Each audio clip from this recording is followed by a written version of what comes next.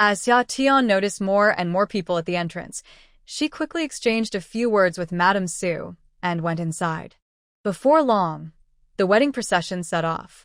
Xia Tian greeted the second madam and secretly took Cui Yun to the entrance of Su's residence to watch the excitement. There were even more people now, and she and Cui Yun didn't dare to go far, so they stayed close to the crowd at the entrance to see the grand event when the wedding party arrived. Cui Yun was worried about her getting pushed, so she held onto her arm tightly to shield her from the crowd.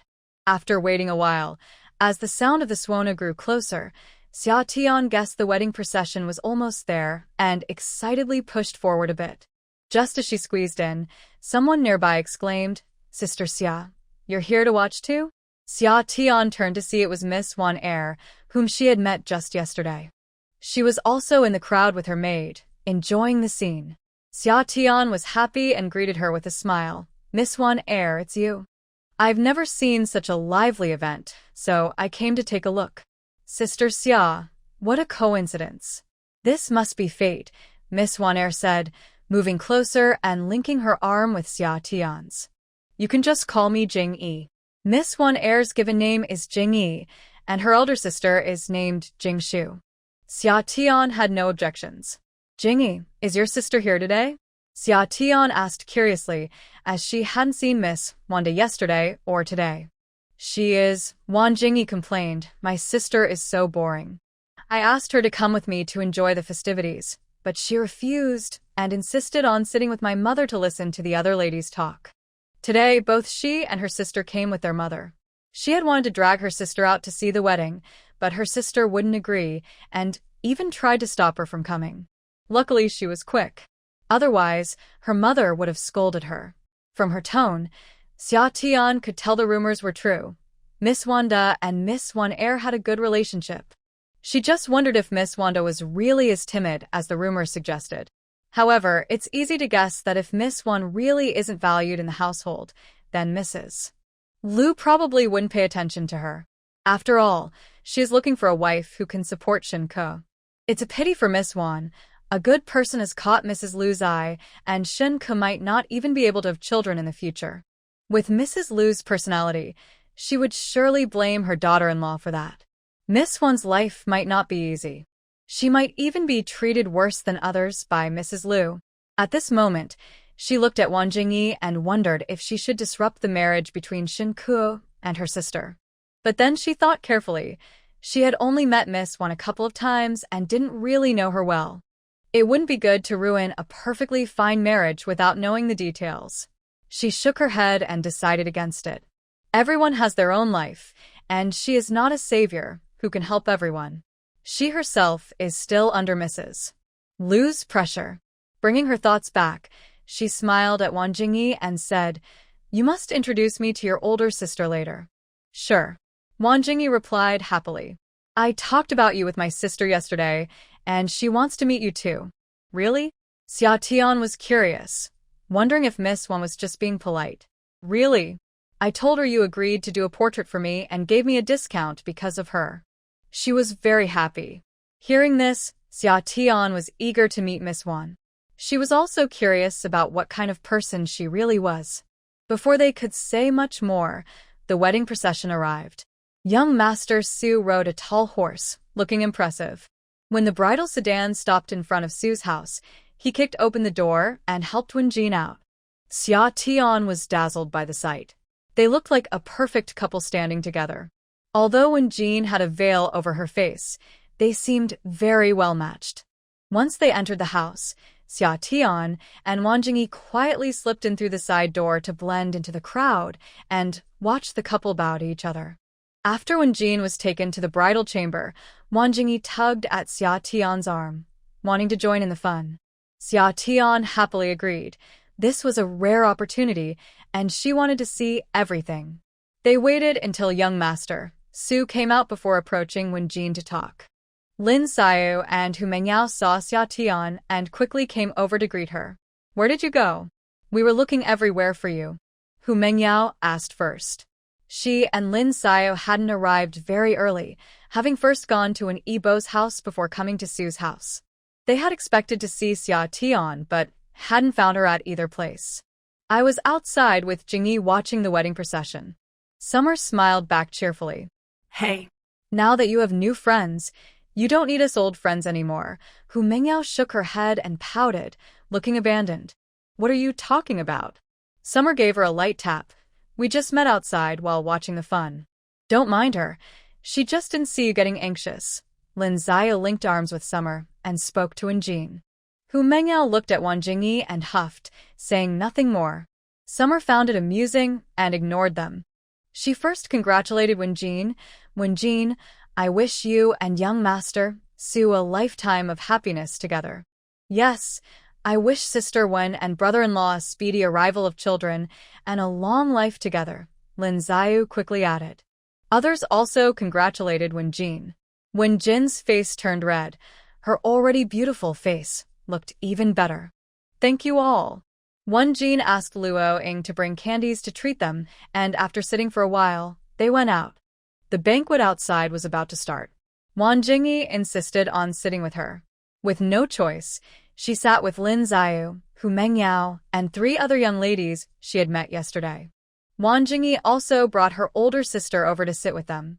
Summer noticed that although Miss Wan seemed gentle on the surface, she was not timid at all. She spoke and acted with grace and reason.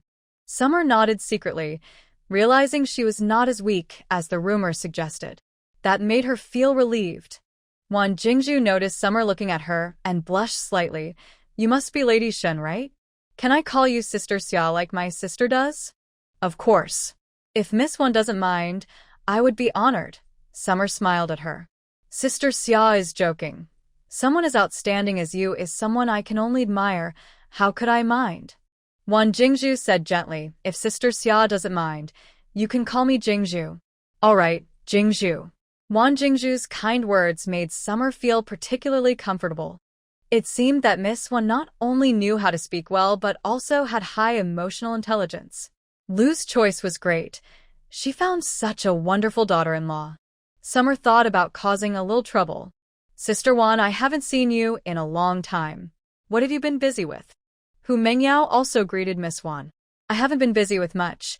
I just don't really like crowds, so I rarely go out. Wang Jingzhu smiled slightly at Hu Mengyao. Summer was secretly amazed.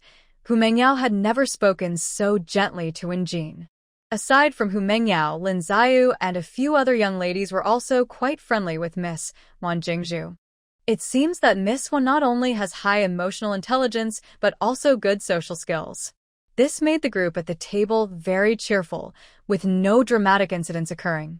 It also allowed her to learn that Wang Jingzhu is someone who enjoys painting and is quite talented at it, giving the two of them a lot to talk about. After the banquet, they felt they could have continued their conversation. After Miss Wan and the others left, Lin Ziyu quietly remarked, You have no idea. Every time I see Sister Wan, I'm afraid to speak loudly, worried I might startle her. Hu Mengyao nodded in agreement. Me too. Sister Wan is just so gentle. Xia Tian, sitting nearby, smiled and nodded. She felt the same way. When talking to Wang Jingzhu, her tone unconsciously became softer. What a pity. Lin Ziyu sighed softly. My mother really likes someone like Sister Wan. She originally wanted to propose for her to be my 5th brother's wife, but unfortunately, she was too late and someone else got to her first. Lin Ziyu has a 5th brother who is still unmarried, around 18 or 19 years old, serving as a squad leader in the Imperial Guard. Her mother always thought that her rough brother was not a good match for Sister Wan and hesitated to propose for fear of rejection.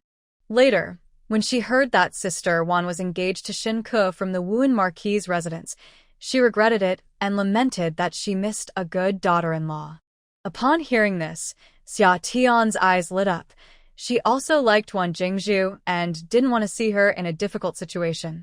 If Wang Jingzhu had a mother-in-law like Lin's, she would surely be much happier. This thought of disrupting the engagement reached its peak. However, Shun Ke's wedding is not until next year, so there is still time to find an opportunity. If it truly doesn't work out, then it's just not meant to be, and she wouldn't push it.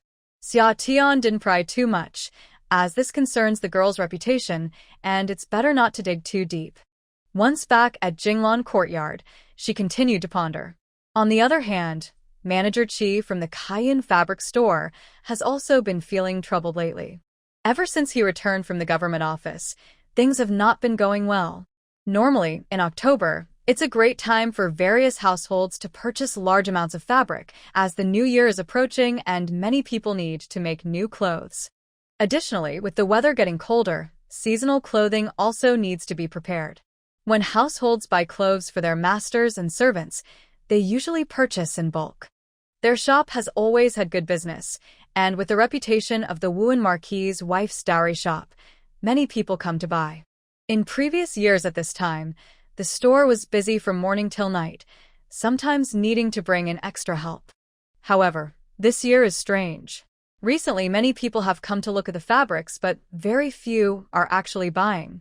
After some inquiries, it turned out that the Shoyu fabric shop on the same street was causing trouble. No matter how much the Cayenne fabric shop charged, they were always 2 coins cheaper. Although wealthy families don't usually mind 2 coins, they buy in bulk, so it adds up. The buyers are the stewards from the households, not the masters, so they naturally want to save a bit. Why not keep the savings for themselves? He thought about lowering his prices, but they would just lower theirs too, making sure to stay cheaper than him. This frustrated him greatly.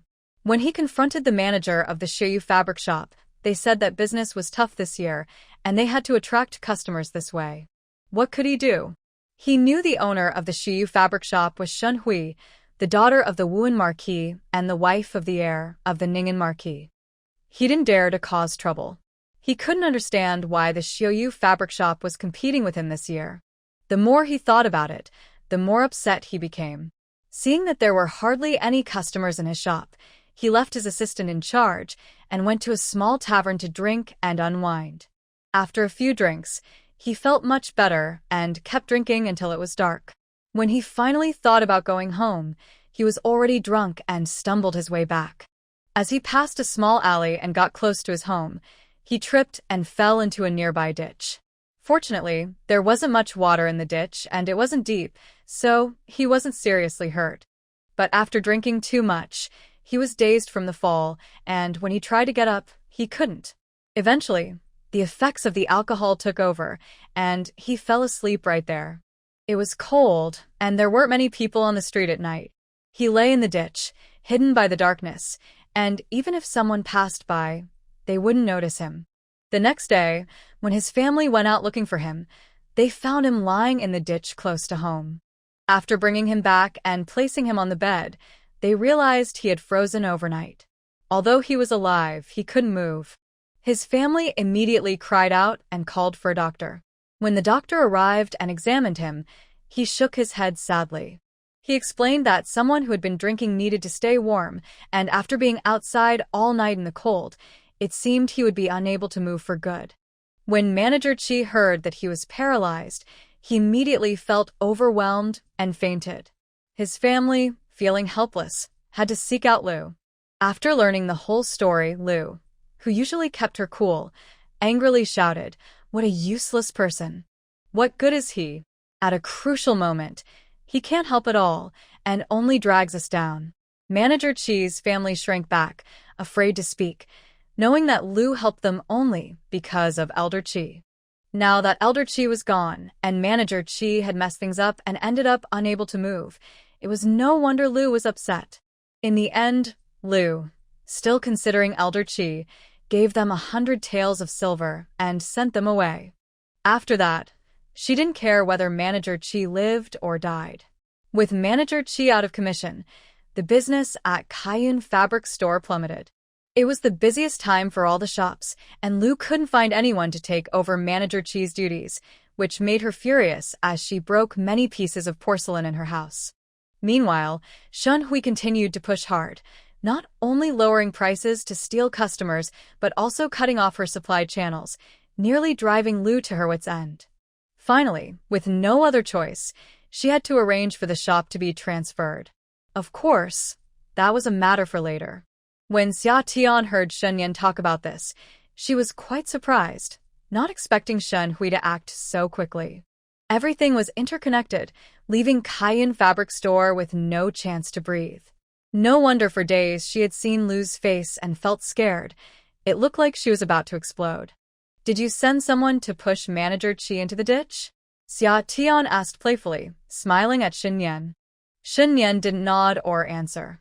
They exchanged a knowing glance, and Xia Tian understood. Laughing, she playfully kissed Xin Yan on the cheek. The next day, she personally cooked a big feast to treat him, making him smile with delight. It was also to celebrate their first successful step in dealing with Liu. When Shen Hui finished her confinement, the Ning and Marquis residence held a full-month banquet, and Xia Tian got to see Shen Hui for the first time since the washing ceremony. Big sister, how is your recovery? After the full-month banquet, Xia Tian deliberately stayed behind, sitting in Shen Hui's room while playing with the baby and asking her. The baby was finally awake this time. After a month, the child had grown plump and was now looking at Xia Tian with wide eyes. I'm completely better, even better than when I had the first two, Shen Hui said with a beaming smile. She thought that after giving birth, she would really need to rest for more than half a year, as the doctor said. To her surprise, after her confinement, she felt almost fully recovered. That's good. You've taken all your medicine on time, right? I have. You said it was serious, so I didn't dare to skip any. She took all 10 pills that Xia Tian gave her without missing a single one. Thankfully, she followed the instructions and the medicine really worked. Otherwise, she didn't know when she would recover. Your health is the most important thing, Xia Tian smiled and quietly thanked her. Sister, thank you for your help with the fabric shop. Don't mention it. Your matters are my matters. No need to be polite, Shen Hui replied decisively. But I haven't had a chance to deal with that Manager Qi yet, and then he got into trouble. Did you know? I know. Don't worry, sister. Manager Qi won't cause any more trouble. Okay, but you should still be careful when going out with my brother, Shen Hui said, understanding without needing to ask more. It was clear that her brother had dealt with Manager Qi quickly this time. Speaking of the medicine, Shen Hui asked curiously, I heard Shen Ke also took your medicine. Did it work? When she heard that Shen Ke had broken her leg, she was quite pleased. Later, she learned that Liu insisted on Xia Tian giving Shen Ke the life-saving medicine. Even though they paid, she felt unhappy about it. Unfortunately, she was still in confinement and couldn't go out. Otherwise, she would have caused some trouble for Liu. It didn't work, Xia Tian chuckled, remembering how Liu's hopeful expression when she invited the doctor to check on Shen Ke a few days later was amusing. When the doctor finished the examination and said that Shen Ke still needed to recover slowly, Liu's face turned dark, and she looked at her as if she wanted to eat her. Is your life-saving medicine really only effective for women who give birth? Shen Hui noticed the baby was sleepy, so she took the little one from Xia Tian's arms and placed her on the bed, gently patting her while asking. Not really, Xia Tian leaned closer and whispered, the medicine I gave Shen Ke was just regular tonic for energy and blood, so of course, it didn't have any effect. Shen Hui was taken aback, but quickly understood, you're quite clever. Most people wouldn't dare to use life-saving medicine to fool others, but she didn't expect Xia Tian to come up with that clever swap.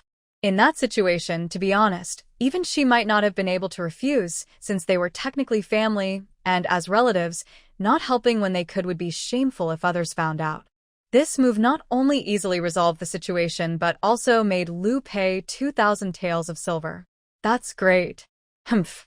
Liu should think about our relationship. Not giving her poison is already kind of me, and now she wants a life-saving medicine. Xia Tian scoffed, having already torn off the mask of civility. Well done. But don't confront her directly. She's very cunning. If you're unsure, you can always discuss it with me. Don't rush in. Shen Hui still worried, fearing Xia Tian might fall into Liu's trap. Don't worry, big sister. I'm not foolish, she replied with a cheerful smile. After chatting a bit longer, Xia Tian went home. The next day, she planned to go to Linglong Alley, but Mrs. Su came to visit her.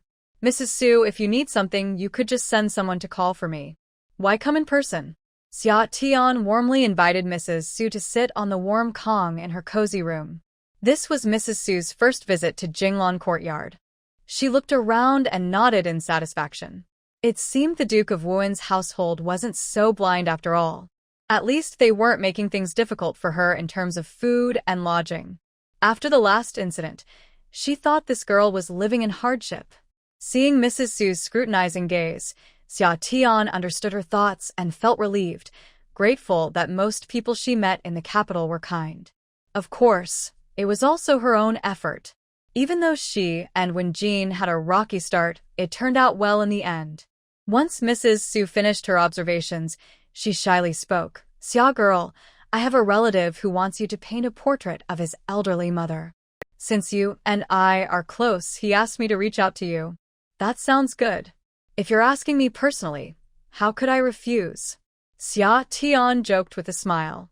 "However, you might need to visit my relative's home," Mrs. Su said, looking a bit troubled. "His mother is seriously ill and can't get out of bed. They want to have a portrait done before she passes so they have something to remember her by.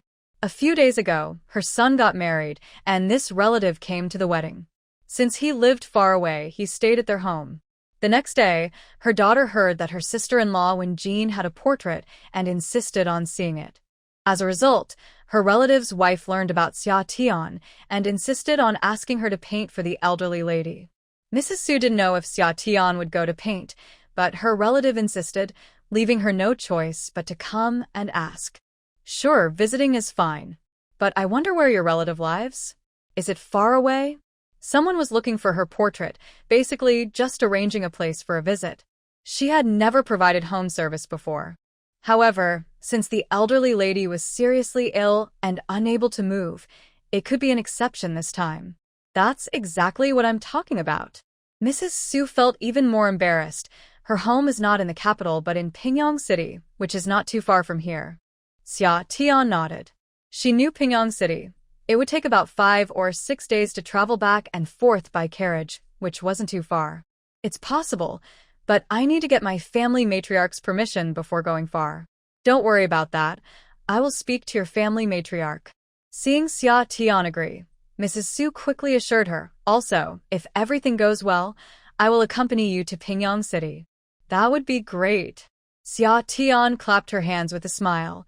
"With Mrs. Su accompanying me, I won't be afraid of traveling far. Asked you for this, so of course I will go with you." She couldn't let a young female guest go to someone else's home alone. "All right, Mrs. Su, just come to pick me up when you're ready. I can leave any time." "Okay, I will go find your family matriarch first.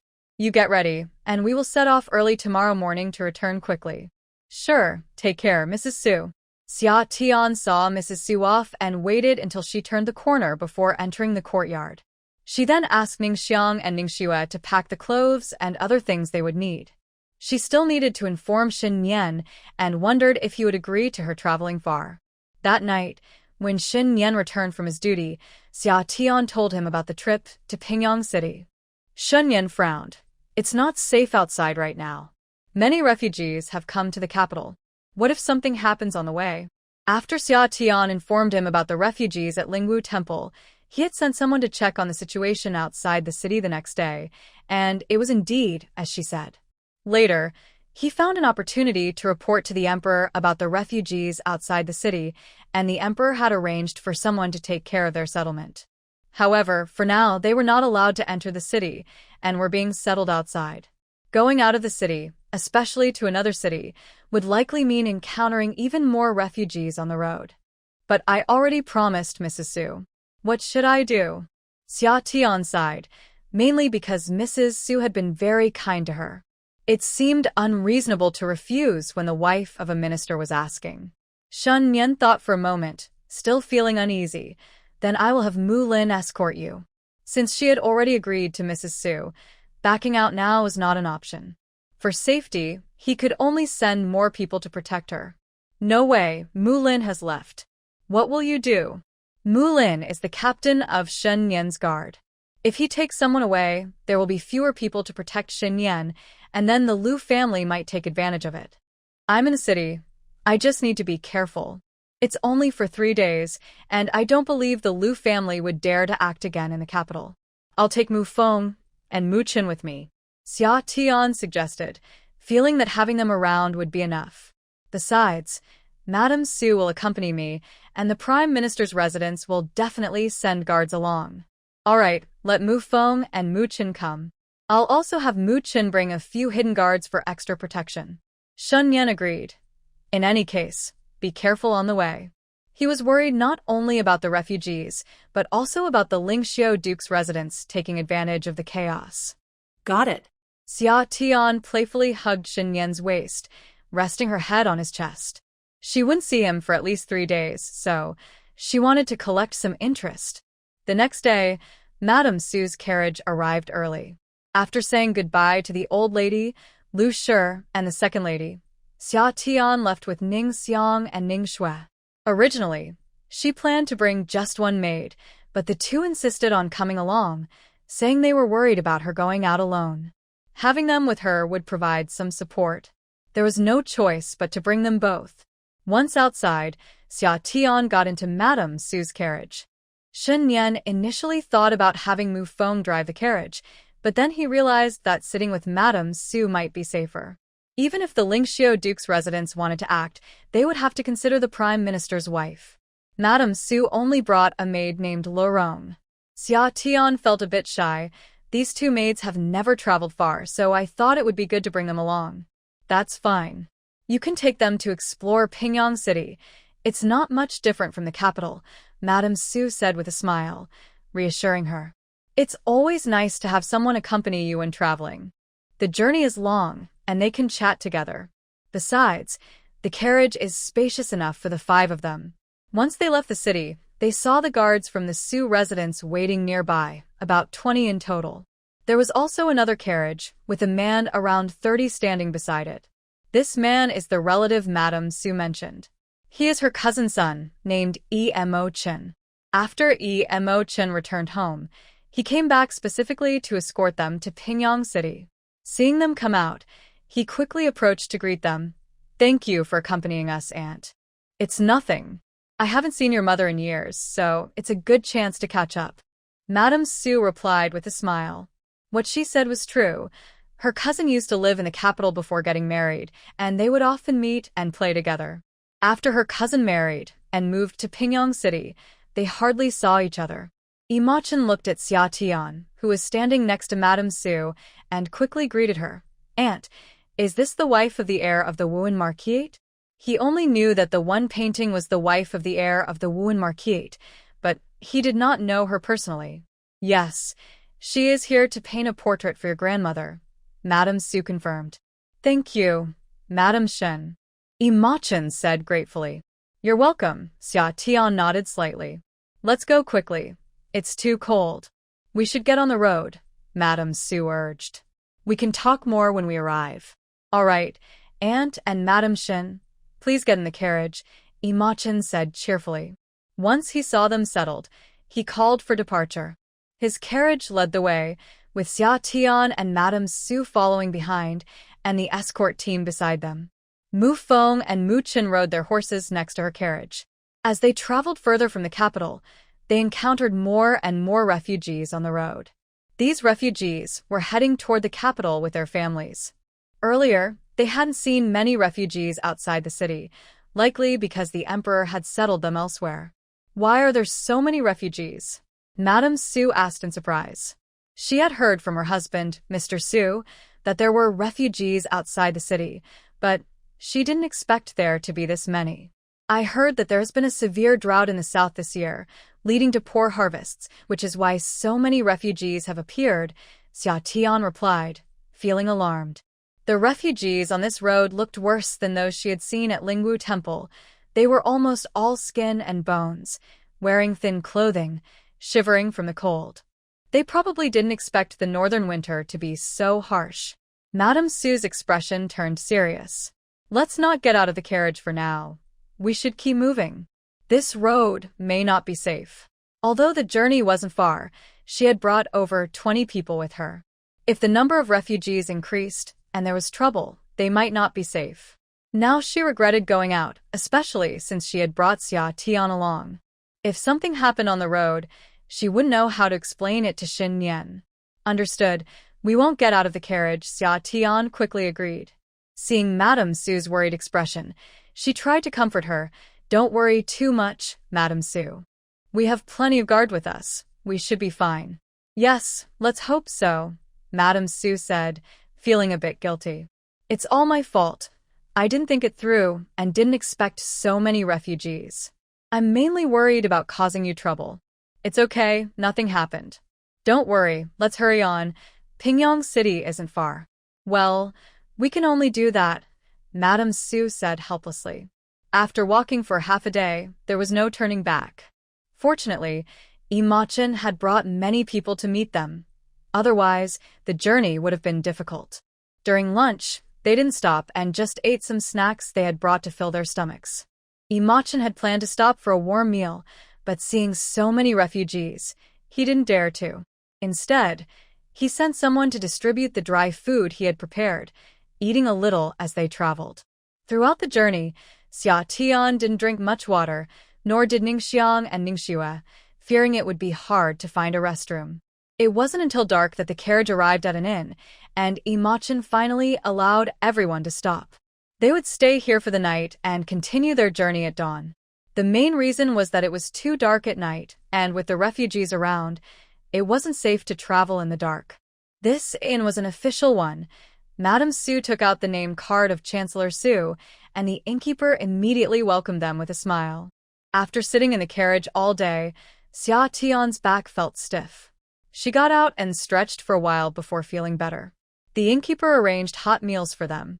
Although the food wasn't great, everyone had gone a whole day without a proper meal and ate quickly, without looking up. After eating and resting, they finally felt alive again.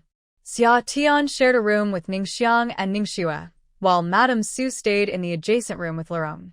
Ningxiang and Ningxue wanted to help Xia Tian with her sore back and legs, but she refused, telling them to rest as well. The next day, as soon as it was light, everyone got up, had breakfast at the inn, and continued their journey. After another day of travel, they finally arrived in Pingyang City as dusk fell. Fortunately, although there were many refugees along the way, nothing serious happened, and they arrived safely. There were also many refugees outside Pingyang City. The government must have received orders from the emperor, as they had set up tents to temporarily shelter the refugees. Xia Tian saw officials serving porridge to the refugees, with a long line in front of the porridge stand. Once they entered Pingyang City, it was a completely different scene. The streets were bustling with people and lively shouts, contrasting sharply with the situation outside the city. It seemed that the city was not affected at all by the refugees outside. When they arrived at Imachin's home, the Yi family had prepared a lavish dinner for them. After exchanging greetings, they were arranged to rest after the meal. After a long day of travel, she was extremely tired. That night, lying in bed, Summer found it hard to sleep. She thought about the homeless people she had seen on the road these past 2 days, especially the small children, which made her feel a bit heavy-hearted. When they passed by, the looks from those homeless people frightened her. Although she felt sorry for the children, she didn't dare to get out of the car to help, fearing that if she did, it might attract more people and lead to trouble. If her good intentions caused harm, that would be a mistake. She also worried about putting herself in danger. After thinking about it for a long time, she finally fell asleep around midnight. The next day, when Ningxiang and Ningxue came to wake her up, she was still a bit groggy. Unfortunately, being at someone else's home, she couldn't sleep in too late without being laughed at. She could only sneak a sip of spring water to boost her spirits, which helped her feel a bit better. Ningxiang and Ningxue also seemed to have not slept well, as they both had dark circles under their eyes. Summer poured a cup of water for each of them, secretly adding a drop of spring water for them to drink. Did you two not sleep well? Yeah, I don't know if it's the bed or what, but I couldn't fall asleep for a long time, Ningxue said while drinking her water. I was worried about the many homeless people we saw on the road, so I stayed up a bit late, Ningxiang said shyly. She had never seen such a scene before, and every time she closed her eyes, that image came to mind, making her uncomfortable and unable to sleep. She also worried about potential dangers on the way back, which kept her tossing and turning. It's okay, don't worry. Today, we will explore Pingyang City, and we will go back tomorrow, Summer reassured them. Okay, I understand, Ningxiang said as she brought over a cloak for Summer to wear.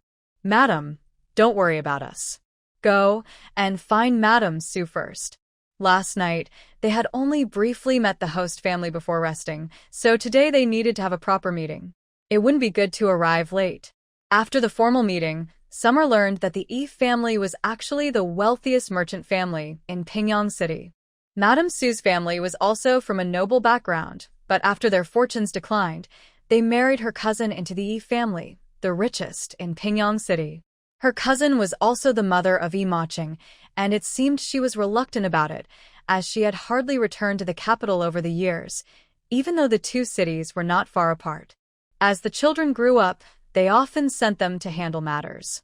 This time, they were to paint a portrait of the Yi family's matriarch, who was Yi Maching's grandmother. Yi Maching's grandmother was also a skilled businesswoman, and together with the Yi family patriarch, they made the family increasingly wealthy. It is said that the Yi family now owns nearly half of the city. It is easy to imagine the position of the elderly lady in the family. Once everyone finished their greetings, they took Summer to meet the elderly lady. The elderly lady is 78 years old this year. Although she is unable to get up due to illness, she is well-groomed, with her hair neatly styled and her face showing little sign of sickness. It is clear that she is well taken care of by her family. I heard that Summer was invited by her grandson to paint her portrait, and she insisted on sitting up to greet her. Yi Maching quickly lifted her and placed her on a chair with thick cushions for support. Summer asked about the requirements for the portrait and carefully noted the elderly lady's features. Seeing that the elderly lady seemed a bit tired after sitting for a while, she quickly took her leave. They had already discussed that she needed to finish the portrait at home before they could receive it, and the Yi family acknowledged this. Since their family also has a shop in the capital and Yi Maching frequently travels between the two cities, there were no issues. Madame Su wanted to catch up with her cousin, so Summer decided to take Ningxiang and Ningxue to explore Pingyang City. Madame Su felt at ease letting her go since she had guards with her. Yi Maching initially wanted to arrange for someone to guide her, but she declined. She was just planning to wander around, and with Mufeng and Muken accompanying her, she felt more comfortable without outsiders. Once they exited the Yi residence, Ningxue excitedly asked, "Madam, where shall we go first?" Setting aside the beggars outside the city, this was her first time traveling far, and it felt quite refreshing. "Let's start by visiting a jewelry store. You two can pick out a few things you like, and I'll pay," Summer said grandly, making Ningxiang and Ningxue laugh joyfully. "Madam, I won't hold back then, so don't regret it later," Ningxiang joked. "Choose whatever you like. I have money," Summer replied. "Then let's hurry before Madam changes her mind," Ningxue urged with a smile. "I want to pick the most expensive one to make Madam feel the pinch." "Yes, pick one for me too," Ningxiang chimed in. Summer smiled as she watched the two of them chat, feeling a bit lighter in her heart. Although she tried to act unconcerned these past few days, she still felt uneasy inside. It seemed that these two girls felt the same way. Otherwise, they wouldn't have trouble sleeping. Mufeng and Muken were a bit better, possibly because they were more accustomed to life and death, so they didn't react as strongly. As they walked and explored, whenever they saw something delicious, they would buy a portion to share and taste together. Now, every time she goes out, there are people around her, making it hard for her to buy things and store them. However, she can't help but want to keep some items, so she can only think of ways to do it secretly. One day, she saw a tall stack of steaming bamboo steamers by the roadside and suddenly came up with a great idea. In the summer, she noticed the steaming steamers on the street, filled with freshly made buns and dumplings. She bought a bun to try, and it tasted delicious. There were many people at the vendor's stall, and others were also buying nearby. She discreetly ran her fingers over a stack of steamers. Except for the top layer, she quickly moved the buns and dumplings from the other steamers into her space. She placed a piece of silver in the empty top steamer and calmly left the stall. She had previously stored items like baskets and sieves made by Xin Nian in Liu family village in her space. The food fit perfectly inside. They left, and the vendor hadn't noticed anything. When he finished selling and took down the top layer of steamers, he was confused, thinking he must have been too busy, and placed an empty steamer on top. It wasn't until he looked at the third layer that he seemed to realize something was wrong and quickly opened the other steamers, only to find them empty. Sweat instantly dripped down his face. Where did his buns and dumplings go? Rubbing his eyes, he carefully checked each one again and finally saw the piece of silver in the second layer of the steamer. Customers waiting at the stall noticed the vendor wasn't selling buns and grumbled, "Boss, are you still selling buns?" Only then did the vendor realize what had happened. He quickly stuffed the silver into his pocket and smiled apologetically at the customers. "Sorry, folks, the buns are all sold out. I got so busy that I forgot." When the customers heard they were sold out, they didn't say anything else and turned to leave. Once the area was clear, the vendor took out the silver again to examine it closely and even bit it to check if it was real. It was genuine. He felt relieved, realizing that this piece of silver was worth more than the few baskets of buns and dumplings. However, he found it strange that he had been at the stall the whole time and hadn't noticed anyone taking anything. What was going on? Was it a ghost? Thinking about this, the vendor shivered. Surely it couldn't be a ghost? And if it was, it must be a kind one, taking things but leaving silver in return. The vendor became lost in his thoughts, trying to figure out who could have done this.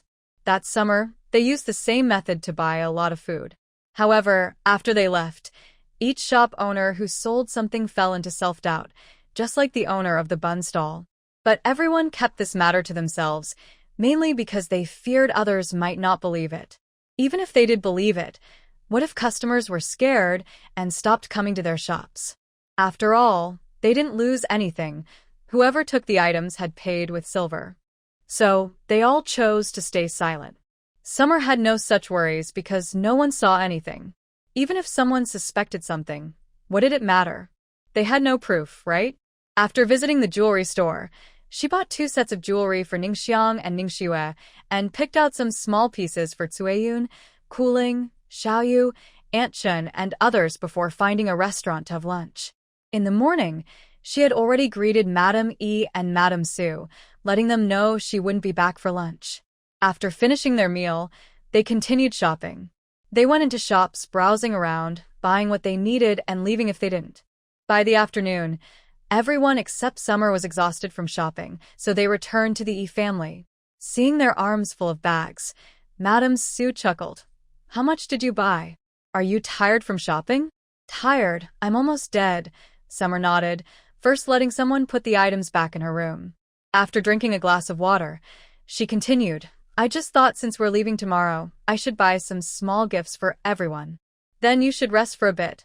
We'll be having dinner soon," Madame Su said before leaving. Summer then opened the bundles with Ningxiang and Ningxue to organize the items. She took out the things she bought for Xin Yan and packed them separately. The rest she let them divide, so it would be easier to give gifts when they returned. During dinner, Madame E shyly said, "Madame Xin, could I ask you to stay another day?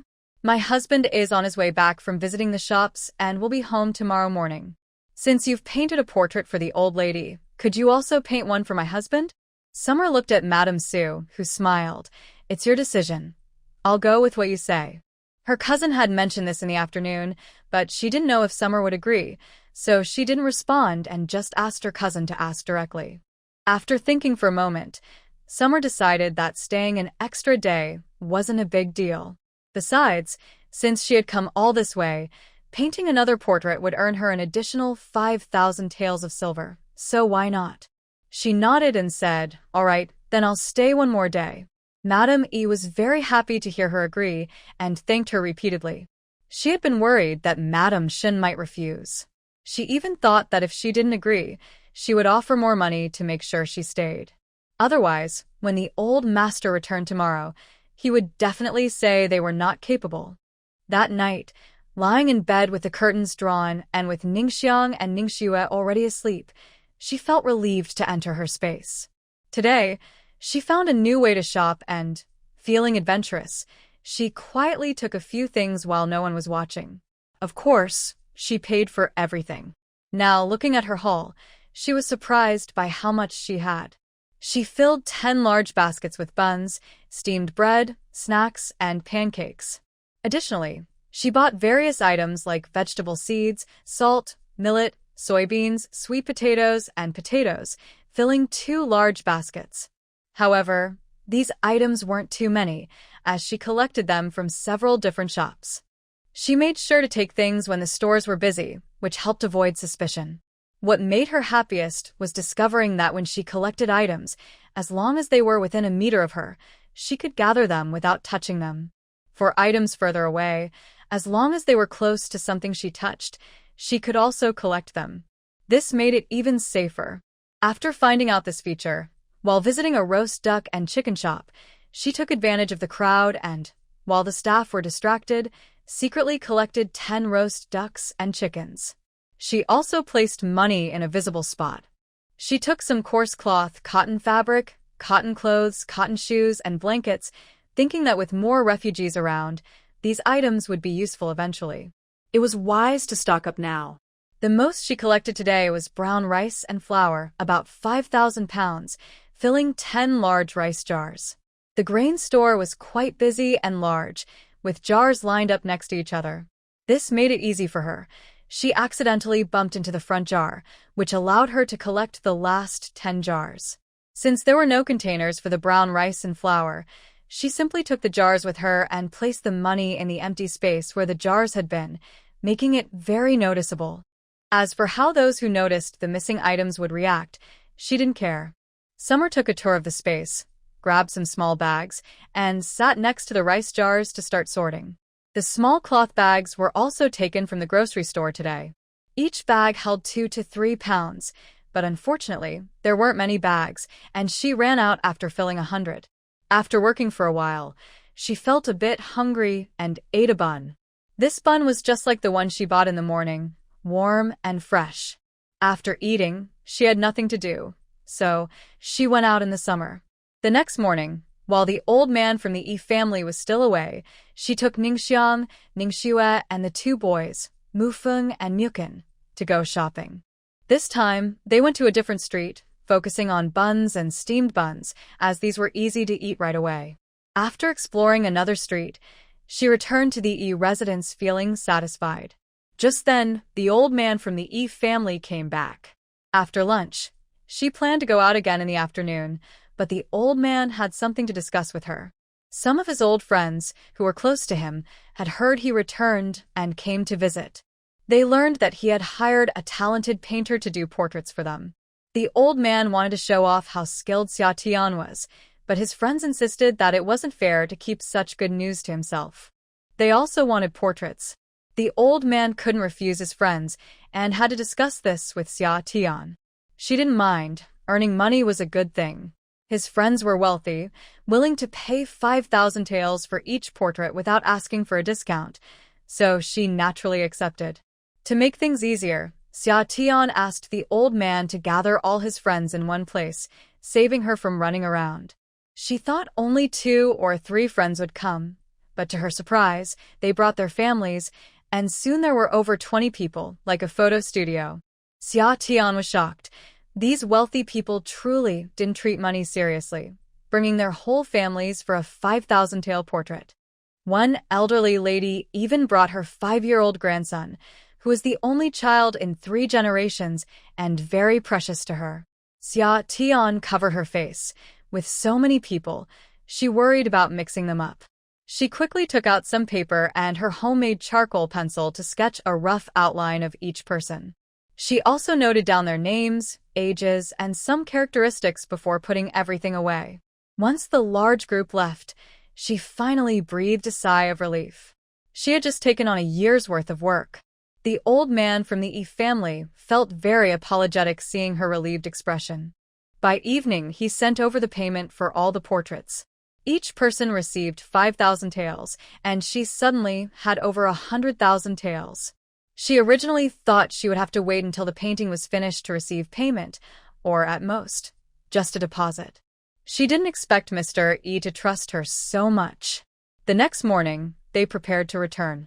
Yi Machin arranged another carriage for her and Mrs. Su so they could rest better on the way. Mrs. Su thought this was a good idea, as they could lie down and rest when they got tired. Otherwise, sitting in a carriage for 2 days would be exhausting. When they left, Mr. E sent them off with many gifts, including silk, snacks, and local specialties from Pingyang City, filling half a carriage. Other old friends also sent gifts, including one friend who had a family tradition of passing down a two-stringed instrument, who sent her a fine arrow. They might have given gifts because of her connection to the Marquis of Wuan, but it didn't stop her from happily accepting them. She didn't expect her trip to Pingyang City to be so rewarding. Once they left Pingyang City, her earlier joy turned heavy when she saw the homeless people on the road. "Madam, it seems there are more homeless people on the road than a few days ago," Ningxue said, looking out through the carriage window. The homeless were walking in small groups, dragging their feet. Summer nodded and sighed. "I see the same. The weather is getting colder. I wonder how many people will freeze." Seeing those people with empty eyes, she felt a pang of sadness. Fortunately, they were not far from the capital or Pingyang City, so there was still hope. "Madam, look at that child, isn't she?" Ningxue started, but then covered her mouth with her hand. Summer looked out the window and saw a woman holding a little girl, about 4 or 5 years old, who seemed unresponsive, whether from hunger or cold. The woman was crying and appeared to be calling her child's name. A man beside her looked sorrowful, and a thin little boy, about 8 or 9 years old, was also wiping his tears. It looked like a family of 4.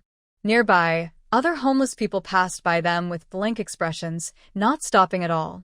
Summer felt a wave of sadness and tapped on the carriage wall. Mu Feng, who had been riding alongside, heard the sound and came over to ask, "Madam, what's wrong?" "Go check on that child," Summer said, pulling out a small cloth bag from under the seat and a porcelain bottle from her sleeve, which she handed to Mu Feng through the window. Understanding, Mu Feng took them, covered them with his cloak, and walked over to the family. "What's wrong with the child?" Mu Feng walked over and squatted down to look at the child in the woman's arms. "It's so cold, the child might freeze, and we have no food left." "Things don't look good," the woman said, starting to cry. Mu Feng touched the child's neck with 2 fingers and felt a pulse. The child was still alive. He took out 2 pills from a porcelain bottle and placed one directly in the child's mouth. "My lord, what are you doing?" the man asked, his voice trembling as he saw Mu Feng's actions. "This medicine will help," Mu Feng said, feeding 1 pill to the child and handing the other to the man. "Give the child another one later." The man wanted to say more, but Mu Feng stopped him. Out of the corner of his eye, he noticed some refugees approaching them. He quickly stuffed a bag hidden in his cloak into the woman's arms, saying, "Hide this well," before standing up and walking back. The woman, quick-witted, understood Mu Feng's intention immediately. Using the child as a cover, she tucked the bag into the child's coat. The man and the little boy saw the woman's actions and quickly crouched down, crying out as well. Some refugees, coming over to see if the kind stranger had given them food, heard the sorrowful cries, glanced over and shook their heads as they walked away, thinking the kind stranger had left because the child was beyond help. Every day on this road, people died, and they had heard many cries of loss. They were already used to it, assuming the earlier crying was due to the child's death. Once the refugees left, the man's family felt relieved. He took the child from the woman's arms, helped her up, and led her to a more secluded spot. When they reached a quiet area, the woman looked around to ensure no one was following before carefully taking the bag from the child's coat. The family huddled together, shielding themselves with their bodies, and the woman opened the bag to take a look. Seeing what was inside, she was so surprised she almost shouted, but then quickly covered her mouth. Inside the bag were not only 2 pounds of brown rice but also 2 steamed buns and 2 meat buns. Now their family had hope. The little girl in the man's arms also woke up. The family embraced, crying and laughing together. After their joy, the man led his family to kneel down, bowing 3 times in gratitude towards the direction where the kind strangers had gone, before standing up to find a sheltered spot to start a fire for hot water. The woman took out 1 meat bun, still warm, broke it in half, and gave each child a piece to eat first. The little boy received half a bun and insisted that his parents take a bite before he started eating. The woman, after taking a bite, began to cry. Their family had run out of food for 2 days, and they had been surviving by drinking hot water. The weather was getting colder, and even though they wore all the clothes they brought from the south, they still felt cold. The southern clothes were not as thick as those needed for the north. Without food, the cold felt even worse. If it weren't for the help from a kind person today, their little girl might not have survived. Now that they had some food, they could save enough to reach the capital. On the carriage, Ning Shui saw Xia Tian take a bag from under the seat and give it to Mu Feng, and she was curious. "Madam, when did you prepare this?" "I had young Master Yi prepare it," Xia Tian replied calmly. After she got on the carriage, she had secretly placed several bags under the seat while Ning Xiang and Ning Shui weren't paying attention. She was worried about encountering such situations on the road and didn't want to explain if she took things out from her space right in front of the two girls. So, she moved a few bags out as soon as she got on the carriage. Besides, those two girls wouldn't think to ask Imachin about it. Once they reached the capital, Imachin would leave, and they probably wouldn't see him again. So, she felt no fear in telling a little lie.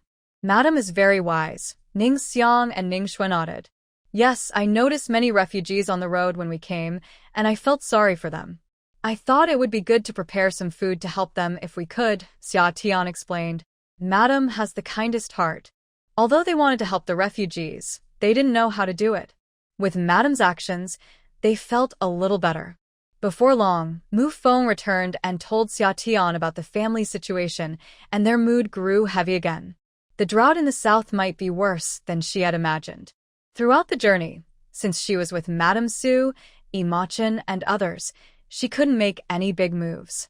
She could only let Mu Feng or Mu Qin take a bag of food to those who were in dire need. Giving food away had to be done discreetly to avoid attracting the attention of other refugees, which could lead to danger. That first night, they stayed at the same inn they had come from. After dinner, Xia Tian asked the innkeeper for help. "Innkeeper, could you have your kitchen make some steamed buns? Are you preparing food for the journey?" The manager asked with doubt. These nobles don't seem to be short on money. Why do they want steamed buns? Steamed buns are made from coarse grains. Can they even eat that? "It's like this," Xia Tian explained to the manager. "I saw many refugees on the road, so I thought it would be good to prepare some food in case they need help. Otherwise, taking food out of the carriage too often might raise suspicion." "I see. You are very kind, madam," the manager said, realizing. "But here at the post station, we usually only prepare fine grains. Would you be willing to use those instead?" The manager was also a kind-hearted person. He had seen the refugees passing by the station and knew their situation. Unfortunately, he was just a small manager and couldn't do much to help. "Of course, that's fine. Please prepare as much as you can," Xia Tian said, giving the manager 15 taels of silver. 10 taels for the steamed buns, and the other 5 are for you and the kitchen staff as a reward. "If it's not enough, come back to me." "That's plenty," the manager replied quickly. With the current rise in grain prices, even if buns cost 3 coins each, he would need over 3,000. He wasn't sure if he could make that many in one night. But for the sake of the 5 taels, he had to make it work. The manager happily took the silver and hurried to call people to start steaming the buns.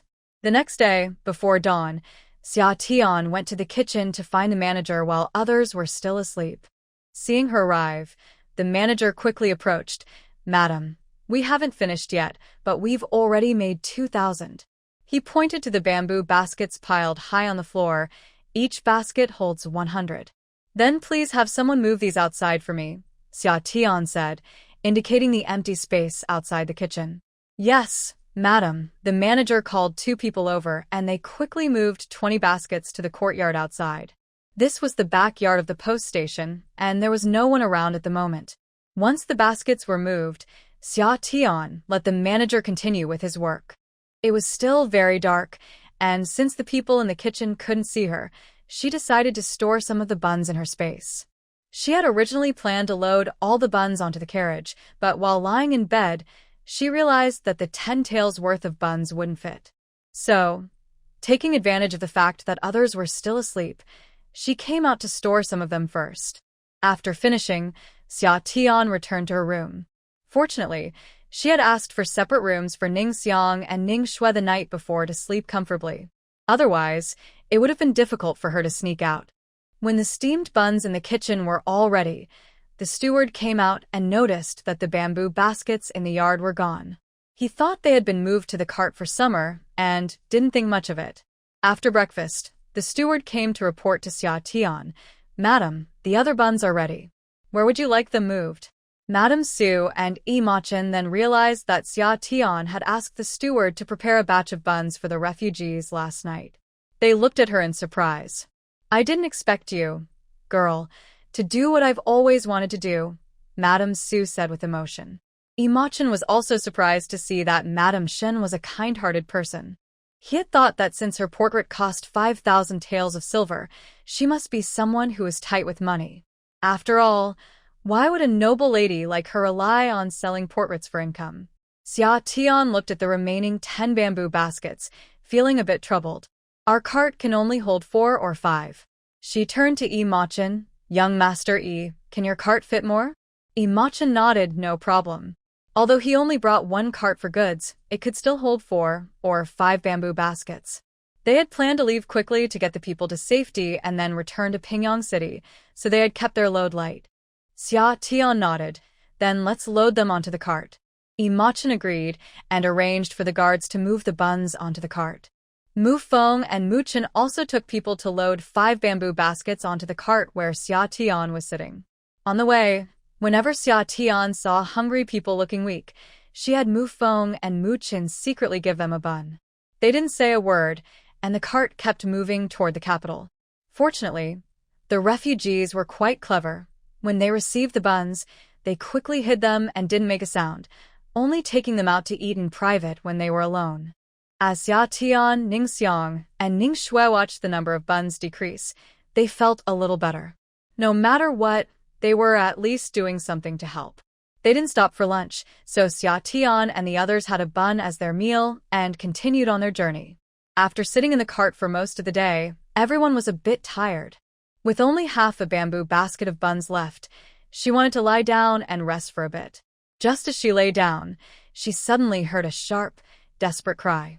Xia Tian quickly sat up and looked out through the gap in the cart window. A woman was sitting by the roadside, holding a little girl in her arms.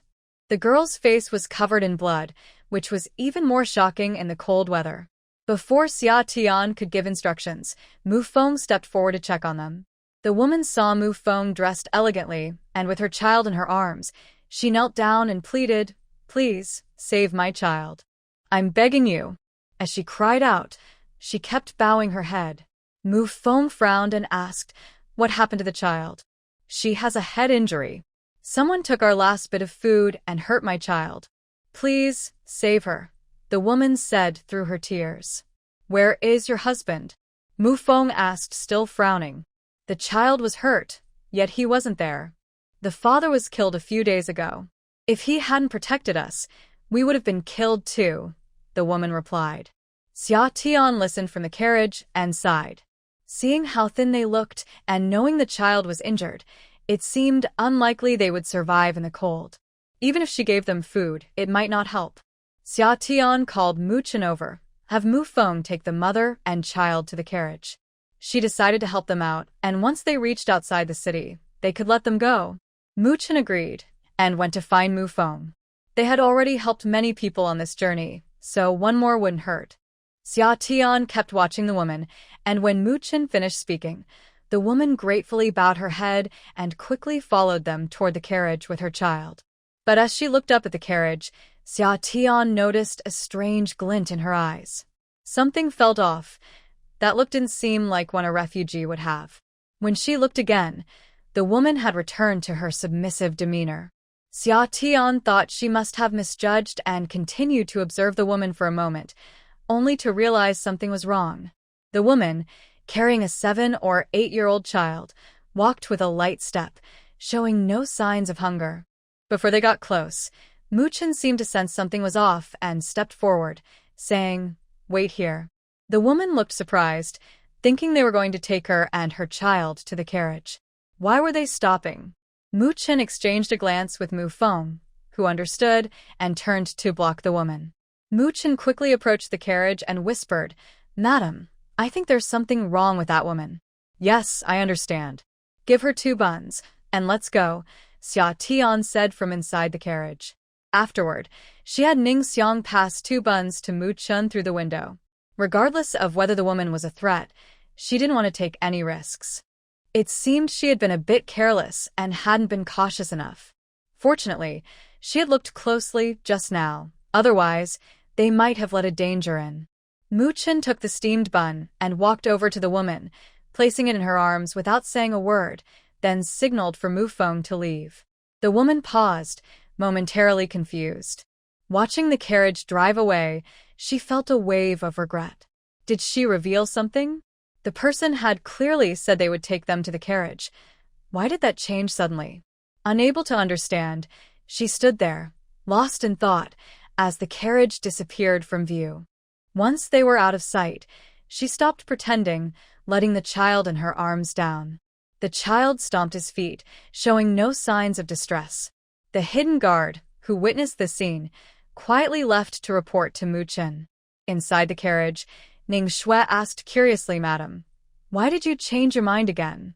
She was surprised when the lady had initially asked Mu Feng to bring the woman to the carriage. Although they often gave buns to the refugees along the way, they had never intended to take anyone with them. Did the lady suddenly find them unworthy? "That woman is suspicious," Xia Tian replied calmly. "Suspicious?" Ning Shui was taken aback. "How did you notice?" She was carrying a child but walked lightly, looking nothing like someone who had been starving. Ning Xiang understood. "I see now. I thought something felt off earlier." She had been watching through the window, sensing something was wrong but unable to pinpoint it. Once the lady explained, it all made sense. "You noticed too?" Ning Shui felt a bit frustrated. She had been watching the woman closely, but hadn't seen anything unusual. "Yeah.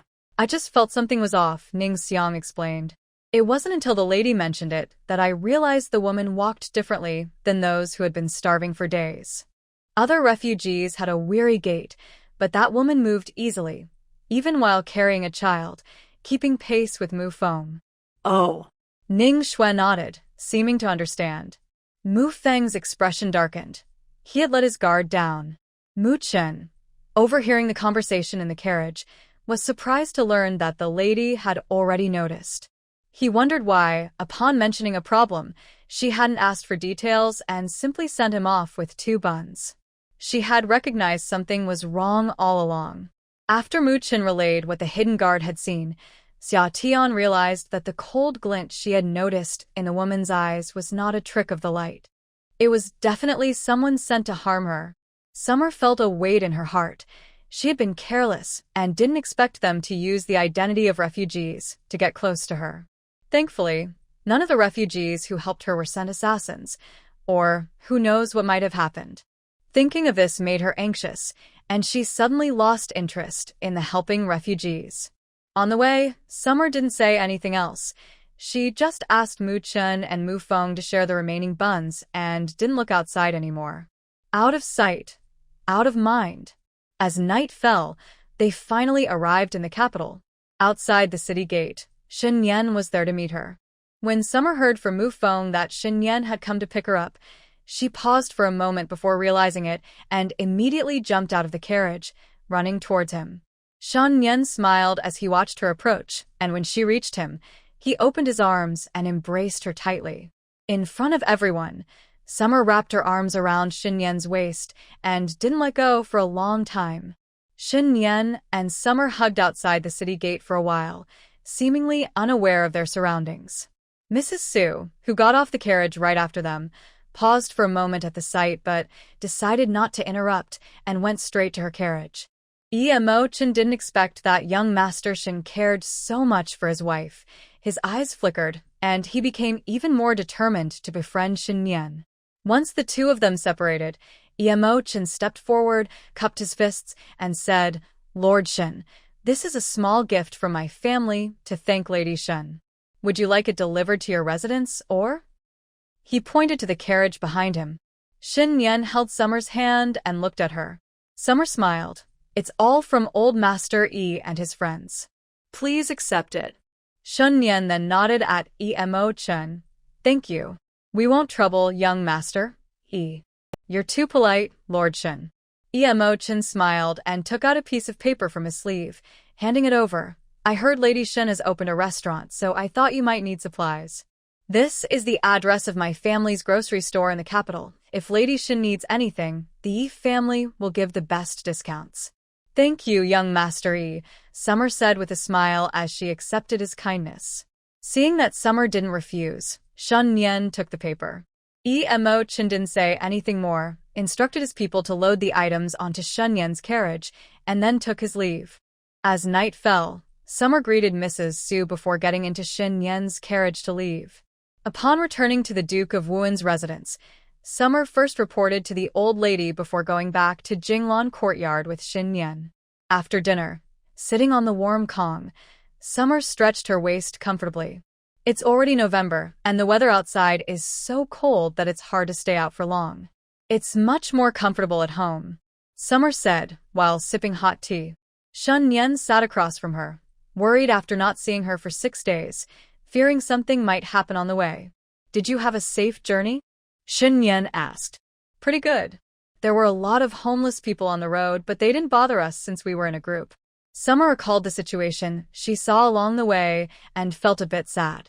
Brother Shen, it seems like there are many more homeless people lately. With the weather getting colder, won't they freeze? She worried that some of them might not make it to the capital. The emperor has already arranged for help, and relief supplies have been sent to the south. Don't worry too much for now. The Ministry of Revenue has been very busy lately, and even he, a deputy minister of the Ministry of War, has been called to assist. I think we should set up some aid stations on the road, like porridge kitchens, so they won't go too hungry. I'll suggest that to the emperor tomorrow. Shun Nian thought it was a good idea. Setting up more aid stations could also ease the pressure of resettlement in the capital. Oh, Brother Shen, I ran into an assassin disguised as a homeless person on the way. Be careful when you go out every day, Summer suddenly remembered. An assassin disguised as a homeless person? Shun Nian frowned and held Summer's hand to examine her closely. You weren't hurt, were you? Why didn't you say anything earlier? I'm fine. I just forgot. Summer quickly reassured him. Before Shun Nian could ask more, she hurriedly explained what happened. Then, with a cheeky smile, she pointed to herself and asked, What do you think? Am I clever? Shun Nian remained silent with a serious expression. Summer leaned in and hugged his waist. Brother Shen, I was wrong. I'll be extra careful from now on. You can trust me, I mean it. Shun Nian paused for a moment before responding with a soft Summer continued to cling to him playfully, then give me a smile. Seeing her watery eyes, Shun Nian couldn't help but smile slightly. Summer changed the subject. Brother Shen, how did you know I was coming back today? He was right there waiting for her at the city gate. I didn't see you come back yesterday, so I thought you would return today. In fact, he had been waiting at the city gate since yesterday, but she hadn't arrived. Summer felt touched. It was nice to have someone waiting for her to come home. She looked up and gently pecked his cheek. With their emotions running high, they decided to rest for the night. A short separation felt like a new beginning. That night, the candle on the table flickered for most of the evening. The next day, Summer woke up feeling sore all over. If it weren't for the spring water, she probably wouldn't have been able to get up at all. After saying her morning greetings, she shared the things she brought back with the old lady and then took a carriage to the palace. She was supposed to have a painting class every 7 days, but because she had gone to Pingyang City, she was already 3 days late. Upon entering the palace, she first apologized to the queen.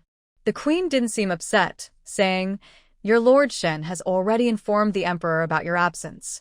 Thank you, Your Majesty, Summer replied gratefully.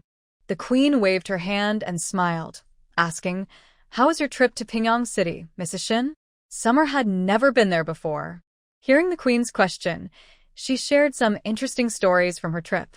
After chatting for a while, she felt much more at ease. Summer took out some small trinkets she bought in Pingyang City, like a spinning top and clay figurines, and placed them on the table. She shyly said, These are just a few little things I got in Pingyang City for the crown prince, the second prince, and the little princesses to enjoy. After all, It seemed wrong to return empty-handed.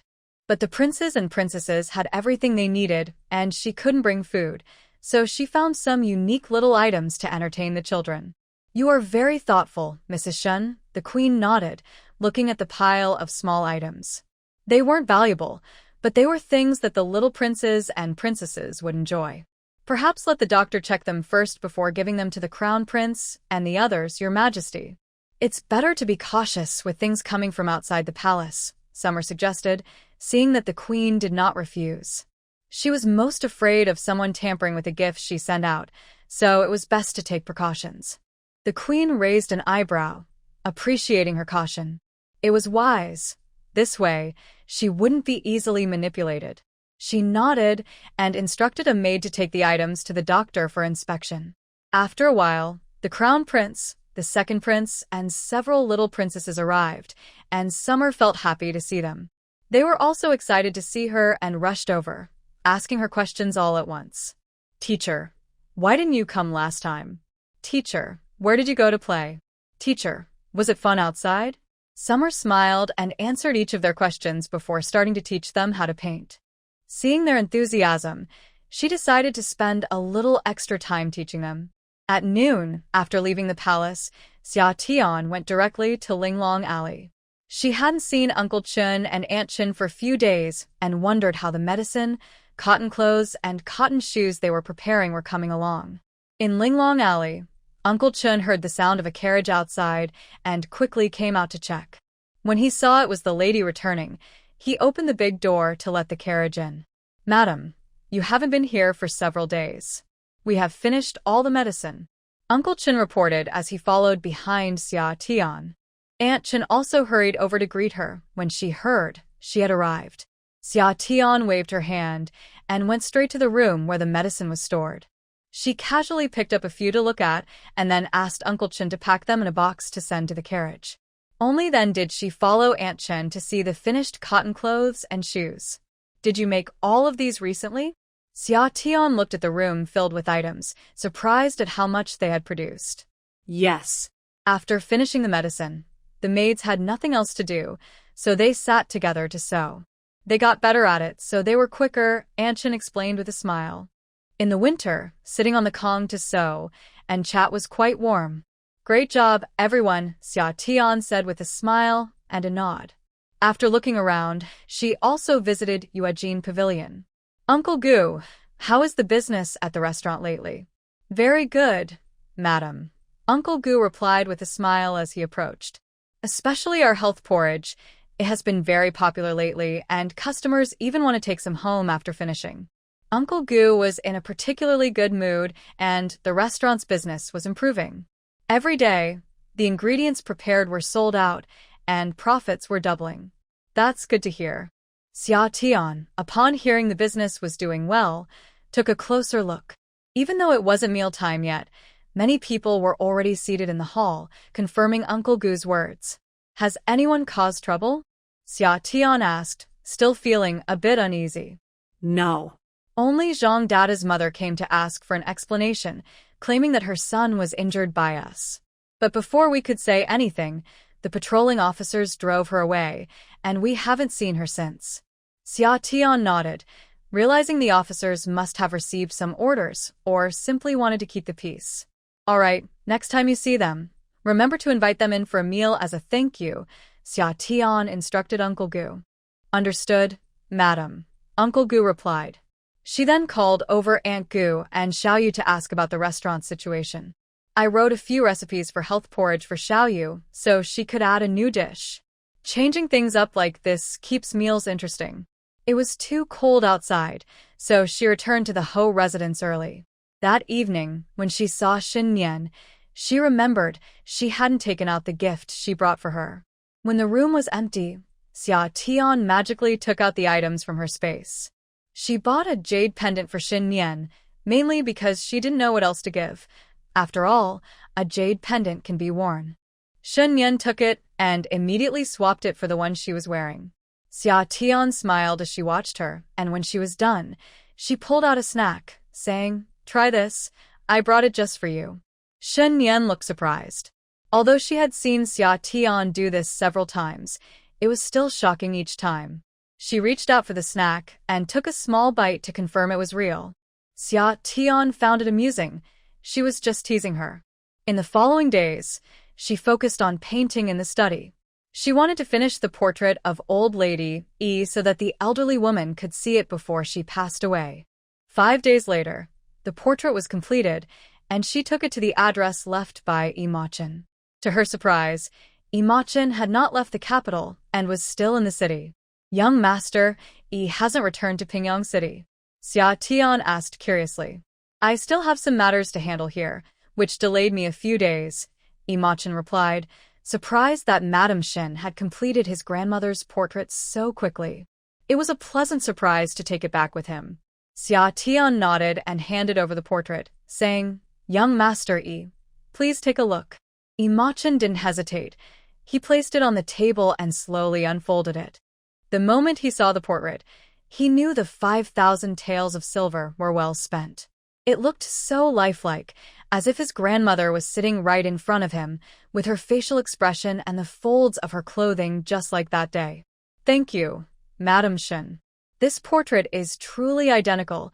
Imachin sincerely expressed his gratitude, realizing that seeing it in person was much more impactful than just hearing about it. No need to be polite. You've already paid for it, Xia Tian replied with a smile. Imachin chuckled. Madame Shen was genuinely straightforward. It seemed he should visit her more often. It would surely be beneficial. Madame Shen, I was serious about the grain and oil shop I mentioned the other day. If you need anything, I will definitely give you the best discount. All right, I trust you, young Master E, Xia Tian readily agreed. I'll come to you directly when I need something in the future. Sounds good. Yimoshan Similet Singereli. The painting was delivered, and Summer was preparing to return home. Recently, many wealthy families began distributing porridge outside the city gates, and the Wuan Marquis's residence was no exception.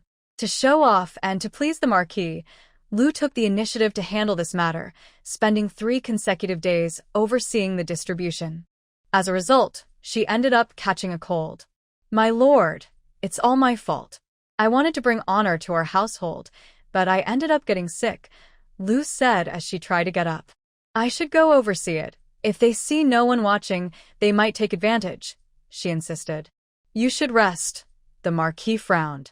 Why go when you're already sick? But I'm worried. Liu's words trailed off. The Marquis waved his hand. I'll send someone else. That works, Liu pretended to think for a moment. How about letting Mian go? As the heir's wife, she would be better suited than others. The Marquis nodded. After all, the Wuan Marquis's residence would eventually be in their hands. It made sense for her to go. Don't worry about it.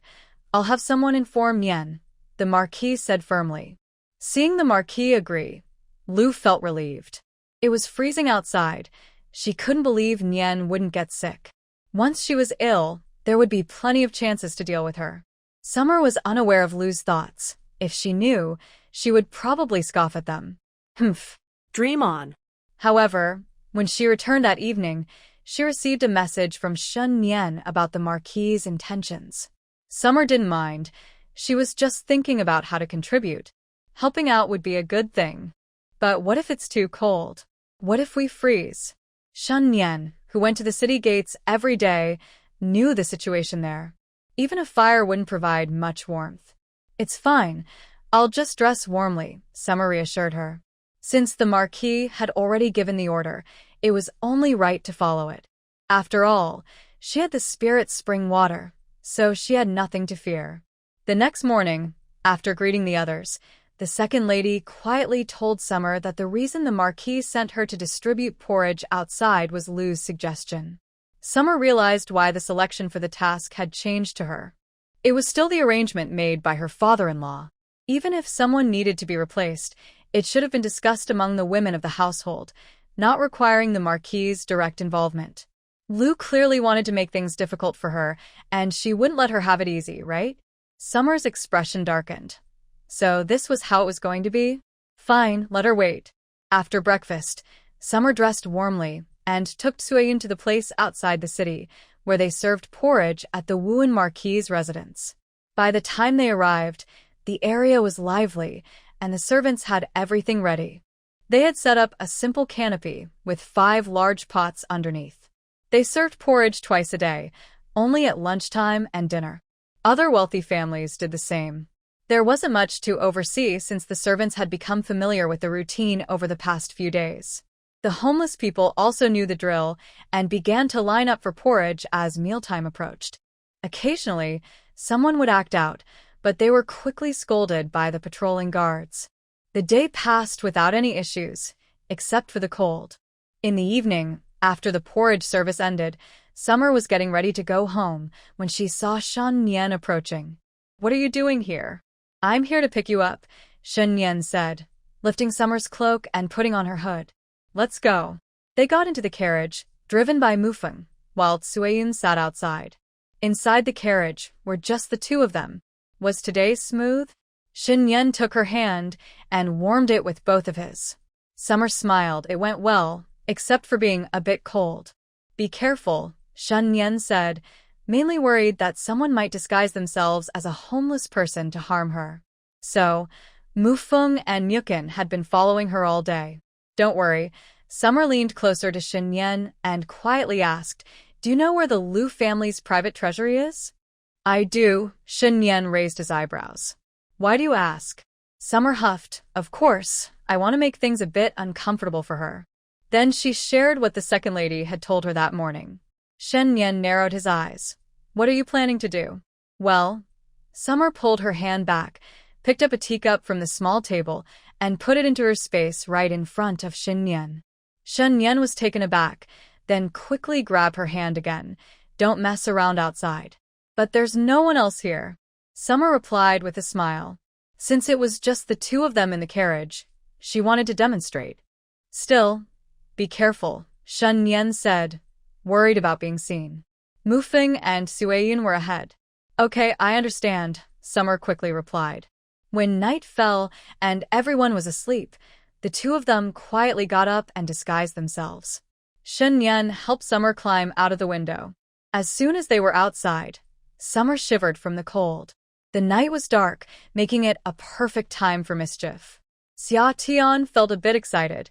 It was her first time sneaking around with Shen Yan. Shen Yan was very familiar with the Hofu and led her to avoid the guards, quickly reaching Liu Shi's Huarui Hall. Liu Shi's private store was located in her courtyard. Shen Yan held Xia Tian and quietly jumped into the yard. All the rooms were dark, and they carefully passed through without waking anyone. When they arrived at the private store, which was a room in the back courtyard, they found a big lock on the door. Xia Tian kept watch while Shen Yan took out a wire and gently picked the lock, which opened easily. The two slipped inside. The room was pitch black, and after a moment, Xia Tian could make out some shapes. Shen Yan, being trained in martial arts, had good night vision and guided Xia Tian to avoid bumping into things. Xia Tian didn't care what was in the private store. She just reached out and collected whatever she saw. Shen Yan was shocked by the sight. It was her first time witnessing such a scene, and as they moved through, items disappeared. After gathering everything, they exited and locked the door again. Shen Yan led Xia Tian back to Jinglan courtyard. Once they were in bed, they found the earlier scene amusing. Shen Yan had never stolen anything before, and she didn't expect her first time to be so thrilling. Xia Tian felt happy thinking about how Liu Shi would react when she discovered her private store had been robbed. Feeling a bit excited, Xia Tian said, "Shenge, I can't wait for dawn to come." Shen Yan pulled Xia Tian closer, saying, "Go to sleep. We need our energy for the show." "I can't sleep. I want to see what good things Liu Shi has stored." "Sleep first. We don't want to be noticed," Shen Yan insisted, holding her tight. It wouldn't be good to light a lamp in the middle of the night and disturb others. Realizing this, Xia Tian settled down and fell asleep in Shen Yan's arms. The next morning during the morning greetings, Xia Tian quietly observed Liu Shi's face. Everything seemed normal, so she guessed Liu Shi hadn't discovered the theft yet. She felt a bit disappointed for missing the drama. But then again, who checks their private store every day? After breakfast, she went to the porridge stall outside the city as usual. By noon, sitting there was getting a bit boring, so she decided to help serve porridge. Today, Ning Shui came along. Since it was cold, she suggested they take turns. Ning Shui helped her by passing bowls and cups. Once they started moving around, it didn't feel so cold anymore. The porridge is made from brown rice. When she sees the children and women, she serves them a little more. Watching them shiver from the cold is heartbreaking. In summer, she sent Mufeng to Linglong Alley to get about 10 sets of cotton clothes and shoes from Aunt Chen. Although the government has set up tents for the refugees outside the capital, these tents, which let in the wind from all sides, are hardly helpful in this freezing weather. A woman came over with a little girl, who looked about 6 or 7 years old, dressed in thin clothes, with her toes sticking out of her shoes. Her hands were covered in frostbite. It was painful for her to see. She scooped 2 bowls of thicker porridge for them and asked, "Do you have anyone else at home?" The woman quickly replied, "Noble person, my husband is in line here." She pointed to the man behind her, who was carefully holding 2 bowls and looking at her. "Noble person, I need to get a bowl for my mother. He can't wait in line while watching the child." The man pointed to an elderly woman holding a baby nearby, worried that she wouldn't believe him. Without saying anything, she filled 2 bowls to the brim for the man. Then she told the woman, "Get another bowl. Isn't your child eating?" The elderly woman was holding a little boy who looked about 2 or 3 years old. "Thank you so much, noble person," the woman said joyfully, repeatedly expressing her gratitude. Recently, those serving porridge only gave half a bowl to the children. Today, this noble person not only filled a whole bowl for her daughter, but also wanted to give some to the younger child. Usually, they wouldn't get a separate bowl. The children would share with the adults. This was truly a kind-hearted, noble person. The woman hurried to get another bowl, and she filled it to the brim again. After thanking her, the family happily went to eat nearby. She handed the spoon to a servant and instructed them to fill the bowls for both children and adults. Then she sat down in the tent, watching the family eat. The adults did not neglect the little girl, and she finished her bowl of porridge. Seeing the family share their meal made her feel much better. She didn't want to help someone who favored boys over girls. Once the family finished eating, she called them over. "Noble person, do you have any instructions?" The woman asked cautiously. "It's nothing important," she smiled. "I just noticed you all are dressed quite lightly. It wouldn't be good for such a small child to get cold. To be honest, we came from the south. During our escape, the weather was quite warm. Although we brought clothes, we didn't expect it to be so cold in the capital. We walked slowly for over 2 months since September, and we ran out of money, so we couldn't buy winter clothes." The woman felt a bit distressed as she spoke. She thought there would be more opportunities in the capital and that her husband would find work to support the family. However, there were too many refugees, and they weren't allowed to enter the city. Fortunately, the local government and some kind people were distributing porridge at the city gate. Otherwise, they might not survive the winter. Xia Tian didn't ask many questions and directly took the woman to the carriage, helping her bring her 2 children along. He gave each child a pair of cotton shoes and a cotton coat, asking her to put them on. The woman was moved to tears. After so many days, she had become somewhat numb to her situation. She never expected to meet such kind people. She quickly pulled her 2 children close and was about to kneel to thank Xia Tian. He stopped her, saying, "I pity the children. I helped you because I saw your family is close." "Thank you, kind sir." The woman wiped her tears. "But I wonder if your family can keep these coats safe. Aside from the man, the rest are elderly and children. I'm worried that if I give you the coats, other refugees might try to take them." The woman confidently replied, "Don't worry. My husband knows some martial arts and can protect us." Xia Tian hadn't expected that. If the man wasn't capable, they probably wouldn't have made it to the capital. "That's good," Xia Tian nodded. "Put the new coats on inside to keep them safe." The woman quickly took off the children's outer clothes, and Xia Tian handed her appropriately sized coats to put on. Although the little boy's coat was still a bit big, it was fine. Once they were dressed, Xia Tian handed over the shoes. The little girl's feet already had frostbite. Xia Tian took out a tube of ointment from his supplies and handed it to the woman, saying, "This is ointment for frostbite. Apply some on the children later. The woman was at a loss for words to express her gratitude. She wiped her eyes and quietly accepted the ointment, tucking into her coat. After changing the children's shoes, Xia Tian took out 3 more cotton coats. These are for the 3 adults. The woman was surprised. She didn't expect the noble person to give not only to the child but also to all 3 of them. Without saying a word, she knelt down and bowed 3 times to Xia Tian. No one could stop her. Noble person, my husband is Fu Gui. He used to work at the escort agency. If you ever need us, just ask. We will repay you even if it means working very hard, the woman said seriously. Xia Tian smiled and nodded. Okay, I remember. Please get up now. Put on your clothes before going out. The woman got dressed, stepped down from the carriage, and handed the clothes to the elderly woman and her husband waiting outside. The man had already heard the conversation in the carriage.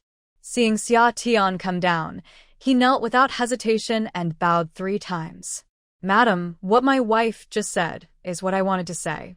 As long as you ask, we will work hard for you, he said. Xia Tian nodded. All right, I understand.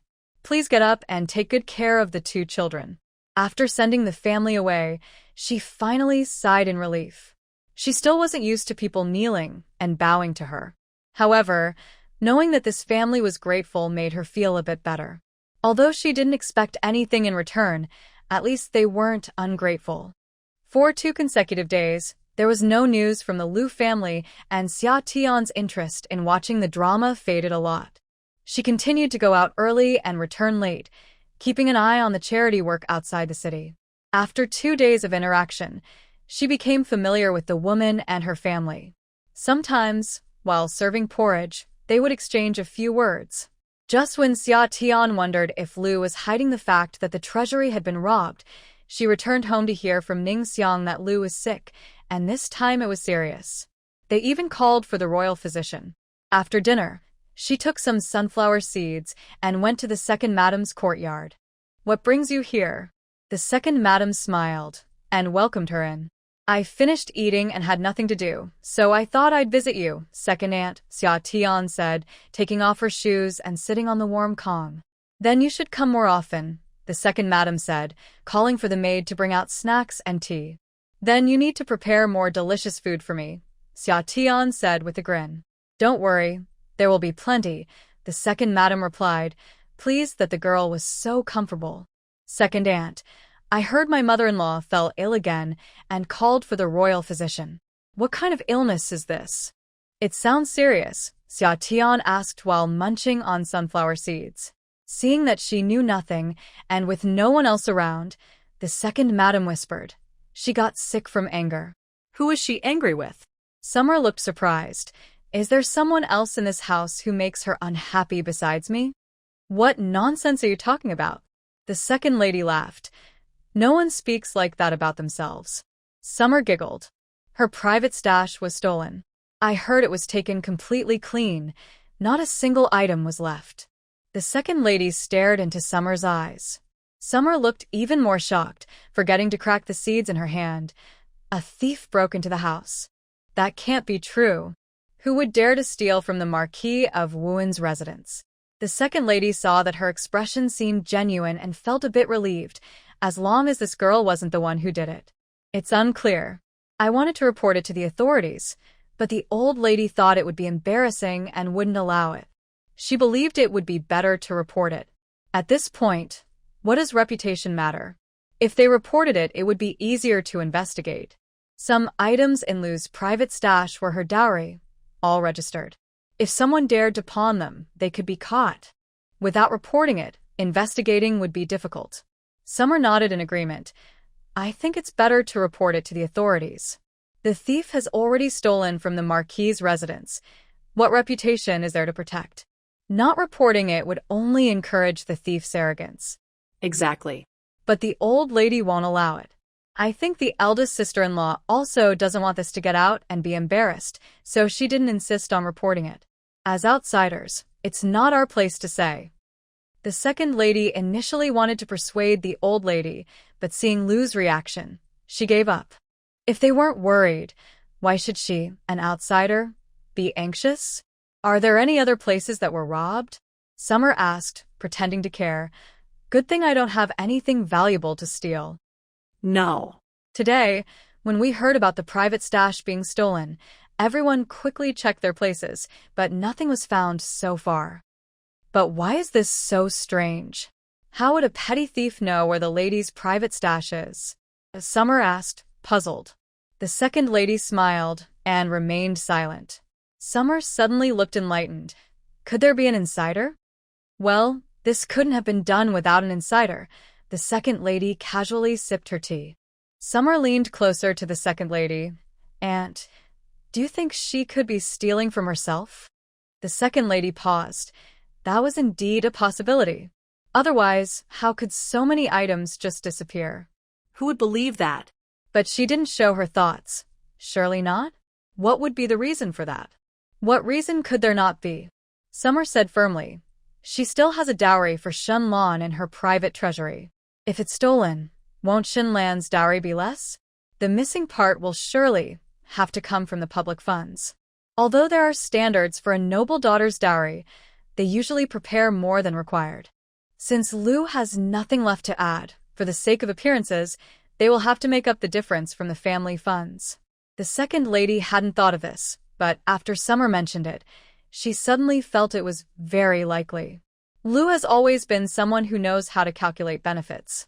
Although she pretends to be kind and generous, she is actually very calculating. Over the years, she must have taken quite a bit for herself while managing the household. If she doesn't want to spend this money, it's not impossible for her to steal from her own treasury. Seeing that the second lady was considering this, Summer sat for a while longer, then noticed it was getting late and returned to Jinglan courtyard. As soon as she entered, she saw Shin Nian sitting on the heated bed in the warm room, leaning back and reading. Where did you go? He had come back late today and hadn't seen her when he returned. I went to chat with the second aunt, Summer said, taking off her shoes and climbing onto the bed. Did you hear? The private treasury at Huarui Hall was robbed. She winked at Shin Nian. Yes, I just heard. Shin Nian replied seriously, glancing at her. I heard from the second aunt that nothing was left behind. The thief is really bold to steal from the Duke of Wuan's residence, Summer said, shaking her head. Indeed. It seems the defenses of the Duke's residence are too weak. Shin Nian nodded in agreement, trying to suppress a laugh. Ningxiang and Ningxue watched the two talk and felt something was off today. Isn't it a good thing that Liu's treasury was robbed? They should be happy. She thought the young master was acting normally, but it was strange that her lady was so calm about it. Summer noticed their gazes and realized something. Clearing her throat, she said seriously, Ningxiang, go get my arrow. Today is a good day, and I'll play a tune to celebrate. Ningxiang agreed and turned to fetch the arrow. Ningxue stifled a laugh, realizing that the lady had been pretending. It made sense. How could she be so calm about such good news? When Ningxiang brought the arrow, Summer adjusted it, got into position, and announced, the next piece is Today is a Good Day, dedicated to everyone. With that, she raised her arm, and a cheerful melody of Today is a Good Day floated out. Shen Nian watched as Summer swayed gently with the music, a smile on his face, and in that moment, she seemed to shine. Ningxiang and Ningxue were also stunned. They didn't expect the arrow to sound so beautiful. The piece was very fitting and matched the mood of the day. The more they watched, the more their lady liked it. When the song ended, Xia Tian smiled and opened her hands toward Shen Nian, saying, Sir, did you enjoy it? Seeing Shen Nian nod without any other reaction, she teased, a reward, sir. Shen Nian chuckled and took her hand, giving it a kiss. Ningxiang and Ningxue, caught off guard by the display of affection, instantly blushed and hurriedly stepped outside. They covered their faces, thinking their young master had been influenced by their lady. Inside, Xia Tian playfully complained, that doesn't count. What about this? Shen Nian lifted her and walked towards the bedroom. Xia Tian wrapped her arms around his neck, smiling. Let's see if I can make you happy. Just don't cry later, he replied. Outside, Ningxiang and Ningxue quickly lowered the curtains and closed the door, instructing others not to disturb them before returning to their own room. Since the young master and lady didn't need their service at night, they felt at ease to rest. In the bedroom, after finishing their conversation, they began to sort through the items taken from Lu's private stash.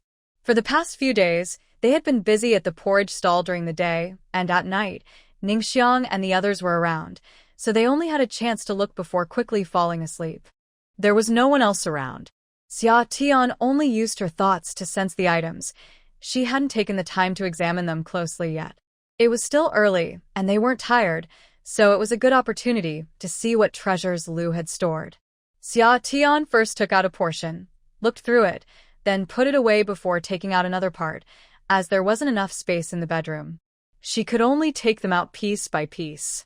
The majority consisted of various silks, satins, and jewelry. There were also 5 large boxes of famous paintings and calligraphy.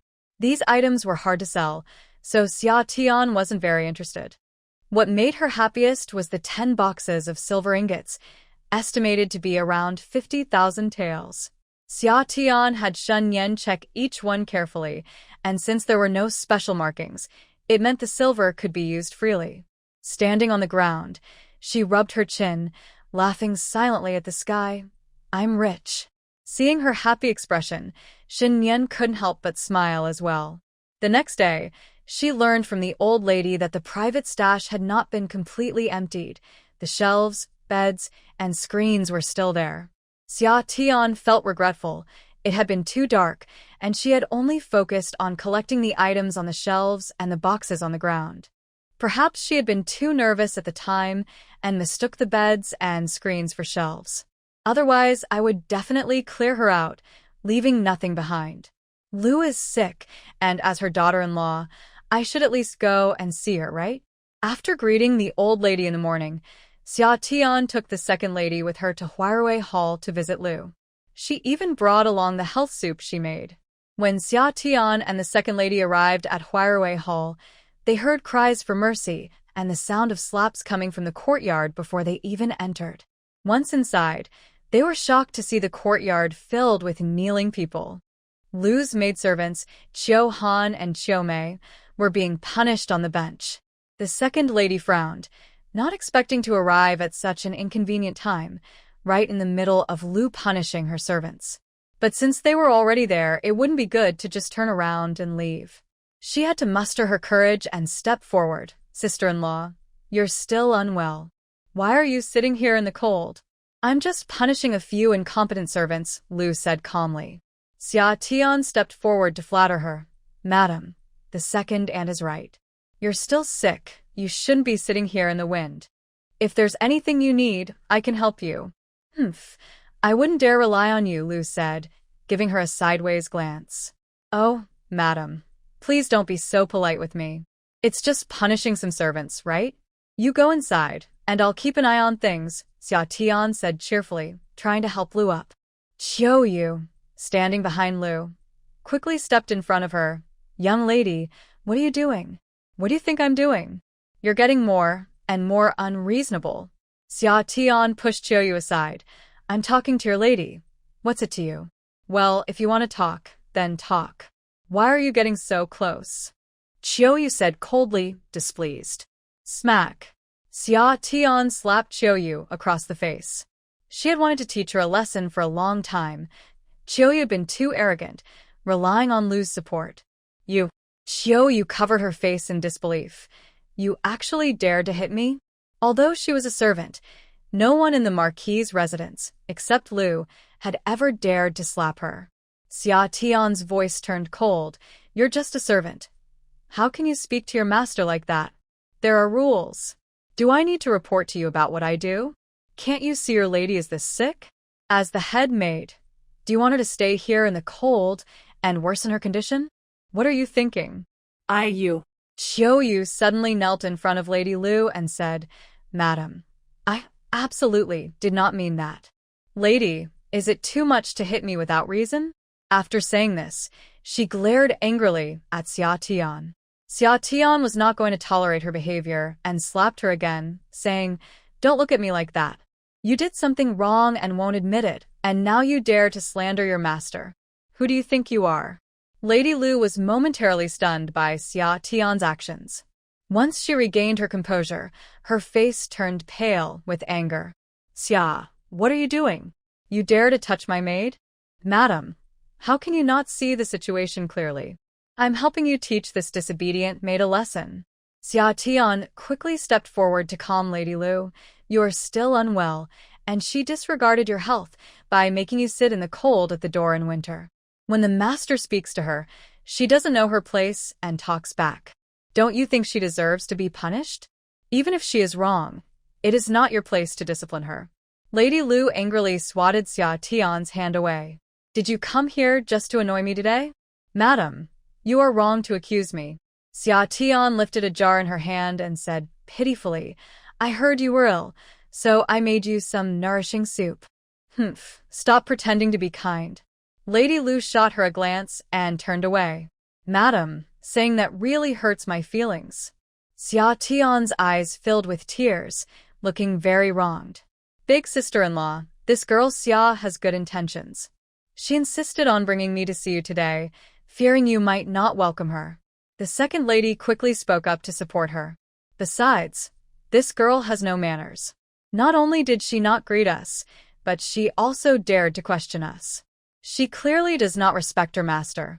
When Qiu Yu entered, she did not greet either of them and stood directly behind Lady Lu. Was she expressing her discontent too? Second sister-in-law, no need to pretend. You are now in charge of the entire Marquis' residence, so, of course, you would find my maid displeasing. Lady Lu said coldly, with a hint of sarcasm. Big sister-in-law, how can you speak like that? The second lady's voice rose in anger. Do you think I want to manage this household? If it weren't for the old lady asking me to, I wouldn't care at all. Really? What kind of person is she? Unable to manage her own household, she blames me for being given the responsibility. If you have any complaints, big sister-in-law, you can go directly to the old lady. There is no need to speak to me like this. The second lady was so angry that she stormed out. I came to see her out of kindness, and this is how she treats me? Does she really think everyone should cater to her every whim? Seeing the second lady leave in anger, Lu turned to Xia Tian and asked, What are you still doing here? I'm just here to visit the lady. Xia Tian smiled. Come on, let me help you inside. I brought you some nourishing soup to try. She pretended to help Lu, but Lu waved her arm, causing the pot in Xia Tian's hand to fall and shatter on the ground. Please don't be upset. I just wanted to check on you. I had no other intentions. If you don't want to drink the soup, that's fine, but why break it? Xia Tian looked at the broken pieces and spilled soup, feeling sad. Get away. Do you really think you're being kind? Lu shouted impatiently. Xia Tian looked like she was about to cry. Lady, I woke up early to make the soup for you. I wanted to show my respect, but I can't believe you think so poorly of me. It really hurts. Lu huffed, no longer needing to pretend since there were no outsiders around. Stop pretending to be nice. Tell me, did you and Shen Yan steal from my private stash? Lady, you can't just accuse people without proof. How could we possibly take so much right under your nose without anyone noticing? Xia Tian replied angrily. Lu was momentarily speechless but insisted. Who else could it be? Maybe it was you who took it yourself? Am I crazy to steal my own things? Lu was so furious that she stood up from her chair, nearly losing her balance. Well, neither the young master nor I would want your private stash. I can't even spend all the money I earn myself, Xia Tian said, feeling even more wronged. I came to see you out of kindness, and yet you accuse me so harshly. Lu, I can't believe you've become like this. You're losing the dignity of a lady of the Marquis' house. A sudden reprimand startled both Lu and Xia Tian. When they turned to see who it was, Lu's already pale face turned even whiter. The person who shouted was none other than Marquis Wuan. He had entered the courtyard before Xia Tian went to assist Lu. Upon entering, he saw Lu raise her hand and break the pot Xia Tian had brought, followed by her accusations against Xia Tian.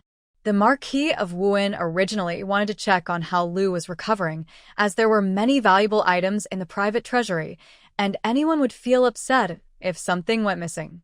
However, as soon as he entered, he heard her speaking carelessly and blaming the theft of the treasury on the leader and the Xia family.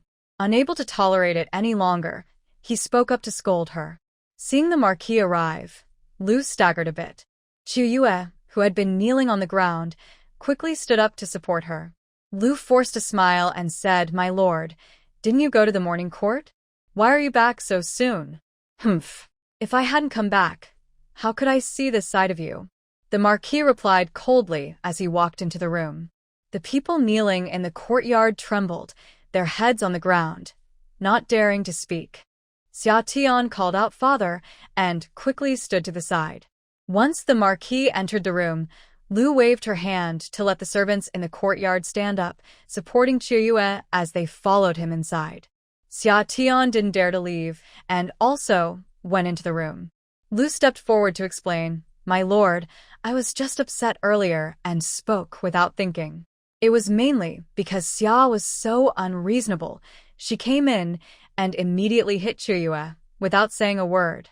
As she spoke, she pulled Chu Yue over to show the Marquis her face, which was red from being slapped by Xia Tian. "They say you should consider the owner before hitting a dog. Xia clearly doesn't respect me as her mother-in-law." Chu Yue stepped forward, looking wronged, and began to sob in agreement with Liu. The Marquis glanced at Chu Yue, noticing her swollen cheeks and the clear mark on her face, and frowned as he turned to Xia Tian. "What happened?" "Father, my second aunt and I came to see the lady, and after just a few words, Chu Yue stopped us and spoke disrespectfully. I couldn't take it anymore and slapped her." "My lord, I didn't do anything wrong. The young lady is wrongfully accusing me." Chu Yue immediately knelt down to plead her case. "Father, I'm not lying." Everyone in the courtyard heard it. "If you don't believe me, ask the lady." Xia Tian explained, "I saw the lady still outside in the cold, so I wanted to help her inside, but Chu Yue stopped me. I don't know what she was thinking." "My lord, Chu Yue was just trying to help me. Who knows what Xia is really thinking?" Liu, wanting to make things difficult for Xia Tian, naturally sided with Chu Yue. Xia Tian didn't tolerate such behavior and quickly recounted the events of their visit to Liu, adding embellishments. Liu was so angry she nearly fainted, pointing at Xia Tian and trembling as she questioned, "You speak so nicely, but last night when I was sick, weren't you playing the lute in your own courtyard? You seem to be in a great mood." Summer's eyes darkened. How did Liu know she played the arrow at Jinglan courtyard last night? Was there a spy? "Father, I went to Pingyang City.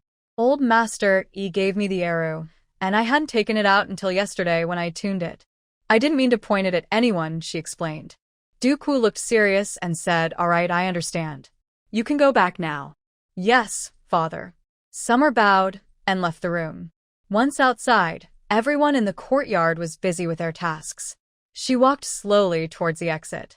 Behind her, she heard Duke Wu's angry voice and Liu's explanations. After leaving the courtyard, Summer paused for a moment before heading to Jinglan courtyard. Inside, no matter how Liu explained, Duke Wu only believed what he saw and heard. Once Duke Wu left, Liu, frustrated, smashed the porcelain in the room, pointing at the door. "That wretched girl. That wretched girl." After a long rant without finishing a single sentence, she suddenly felt dizzy and coughed up blood. Her body swayed, and she nearly fell to the ground. Xiao Yu was startled and rushed over to catch Liu. Since Granny Qi passed away, Xiao Yu had been in charge of Liu's household. Seeing Liu faint, she quickly called for a doctor. When Dr. Chow hurried in and checked Liu's pulse, he sighed in relief. "Madam is fine. It was just stress. Now that she has released that blood, she will feel much better. She just needs to rest, but she must not get angry again." Xiao Yu felt much better after hearing this. When Liu regained consciousness and touched her chest, she noticed the heaviness had lessened. Xiao Yu relayed Dr. Chow's words to Liu, who remained silent with a dark expression. She couldn't let that girl get the best of her. She wouldn't let herself be driven to anger.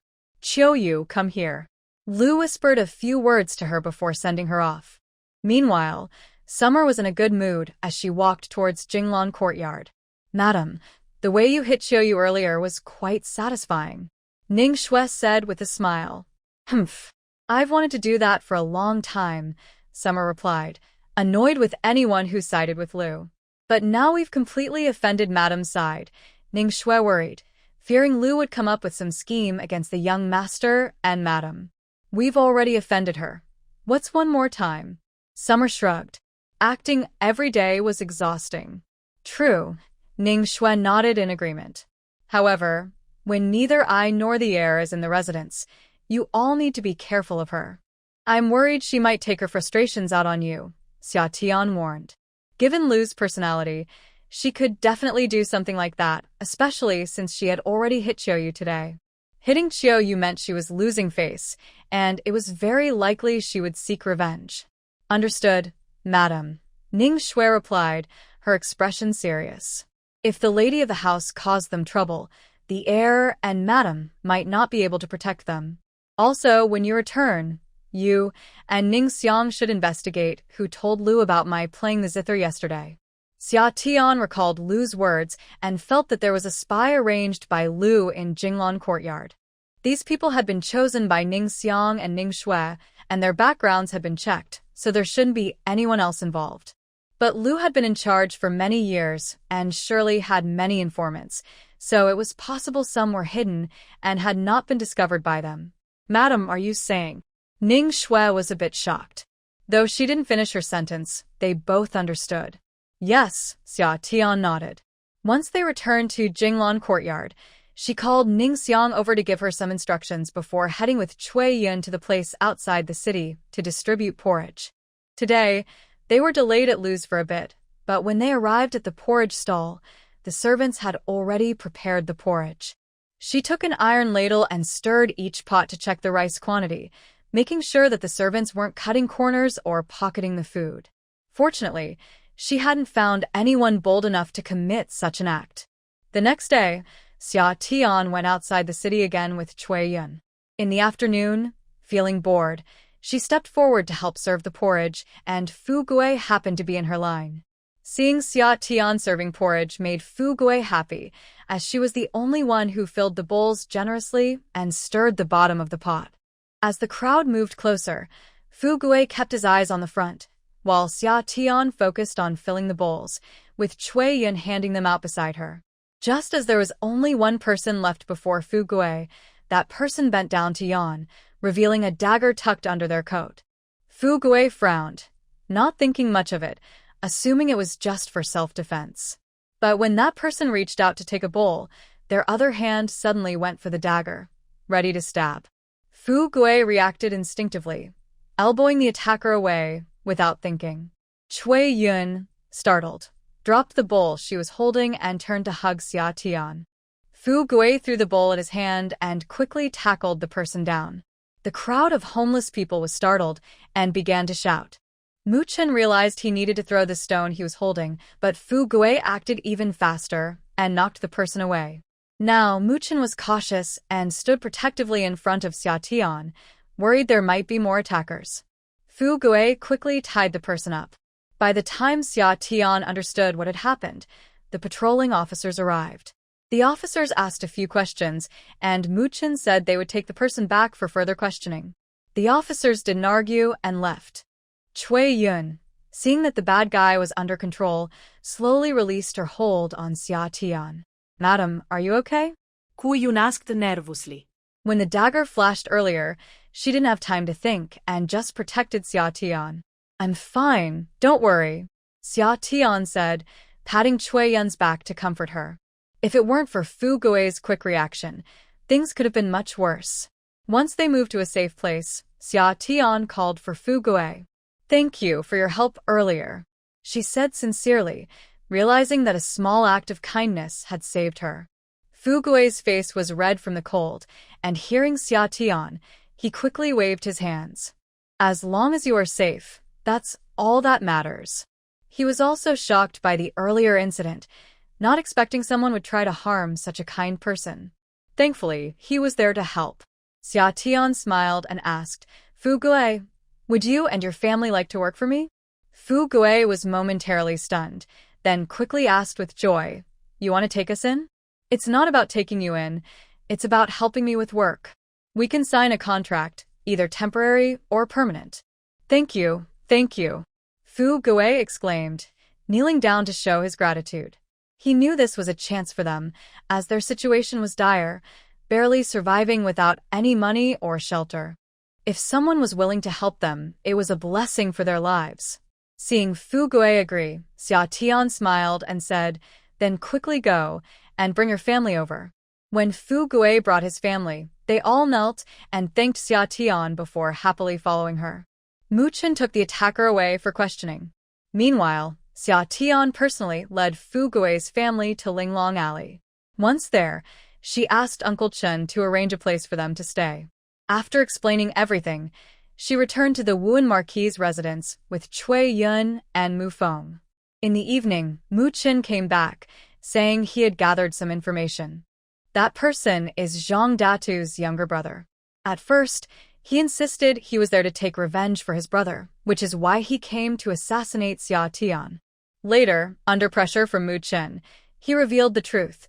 Someone had given him 200 taels of silver to kill, promising to take care of his family whether he succeeded or not, and that they would help him if the authorities caught him. Zhang Dada's brother is also a troublemaker, usually following his brother around, bullying others, and living a life of petty crime. With his brother's leg broken, their family lost its source of income. When someone offered him a large sum of money, he naturally agreed without hesitation.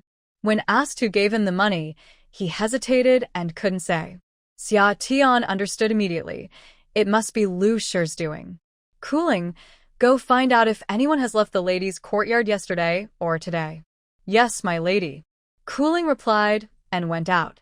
Cooling not only has great cooking skills, but also has a good rapport with people, so she can usually gather the information she needs. Before long, Cooling returned. My lady, Chiu, you went out yesterday afternoon. Xia Tian nodded, confirming her suspicions. Liu Shi was retaliating against her for losing face in front of the Marquis of Wuan yesterday. In the evening, Shen Nian returned and, after hearing about this from Mu Chen, went to find the Marquis of Wuan with a dark expression. The Marquis looked at the documents Shen Nian handed him, opened them, and after a careful read, looked up at him in disbelief. When did you investigate this? Is it true? I've been looking into it since I returned to the capital. There is not a single falsehood. The Marquis held the evidence of corruption from the Lingxiu Duke's residence that Shen Nian had uncovered. He was shocked.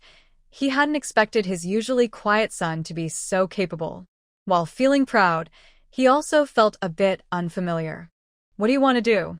If the Emperor found out about this, while the Lingxiu Duke's residence might not face severe consequences, it would still be damaging. Let the censors impeach them during tomorrow's court session, Shen Nian said calmly, as if discussing everyday matters. The Marquis looked at Shen Nian with a complex expression and finally asked, what do you want me to do with this? He understood that Shen Nian was only telling him out of father-son loyalty. Otherwise, Shen Nian could have gone directly to the Emperor. During tomorrow's court session, just don't show favoritism, Shen Nian said, staring directly into the Marquis's eyes. The Marquis paused for a moment and nodded. Shen Nian was worried about him and feared he would speak on behalf of the Lingxiu Duke's residence in court, so she came to greet him in advance. After Shen Nian left, the Marquis of Wuan sat down in his chair, feeling a bit down. After thinking for a while, he opened the drawer and took out a memorial. Meanwhile, Shen Nian returned to Jinglan courtyard. Xia Tian noticed that his expression was fine, so she didn't ask many questions. After they washed up, the two went to bed early to rest.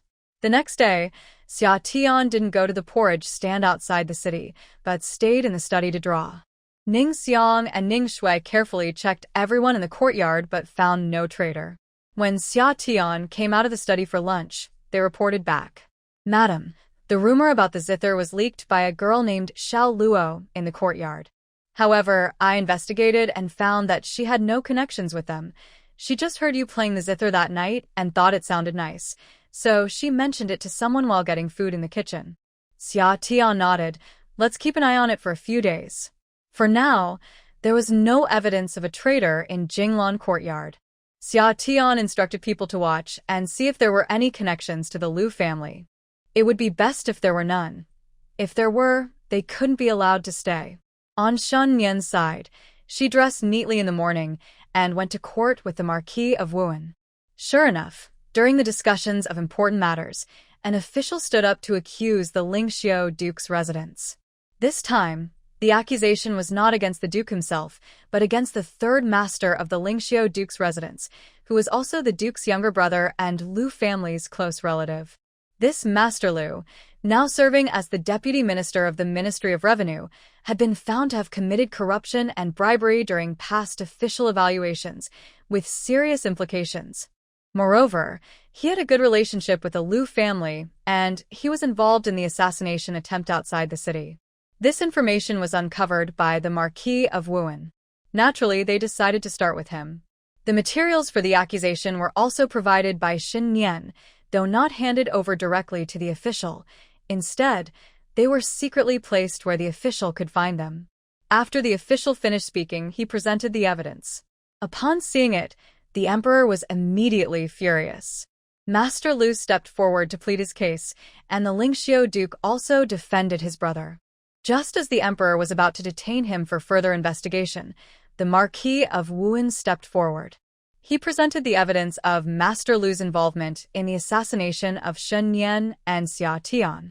Shen Yan was momentarily stunned, not expecting her father to reveal this evidence in court. Although the impeachment letter from the Marquis of Wuhan and the corruption of Minister Liu are not the same, the emperor will not see it that way. Since you dared to send someone to assassinate a current official, what else would you not do? Immediately, he had the official robes taken from him and sent to prison, to be dealt with after an investigation. The Duke of Lingxiu pleaded for him, but was reprimanded by the emperor and told to reflect in isolation for 3 days. The Duke of Lingxiu left the court in despair and confronted the Marquis of Wuhan, questioning him angrily. Marquis of Wuhan, I never expected you would go so far as to not spare your own wife's uncle and add fuel to the fire. The Marquis of Wuhan scoffed. As an uncle, how can he send someone to assassinate his own nephew and still have the right to complain? Even if he is not Liu's biological child, legally, he is still your nephew. Have you spared him? He had discovered this evidence just a few days after it happened. He had held back for 2 months out of respect for the Liu family, but they had become increasingly outrageous, even sending someone to assassinate the Xia family. If it weren't for his guard reporting it, he wouldn't have known. When Shen Yan came to see him last night, he thought they would discuss this matter, but they didn't. Since the leader wanted to impeach Liu San, he naturally had to help. Compared to his own son, what is an uncle? Are you not afraid of hurting my sister's feelings by doing this? The Duke of Lingxiu said painfully. Ha!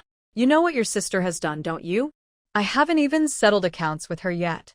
If it weren't for her 3 children, would she still be secure in her position as the Marquise? Is she really that sensitive? The Marquis of Wuhan said dismissively.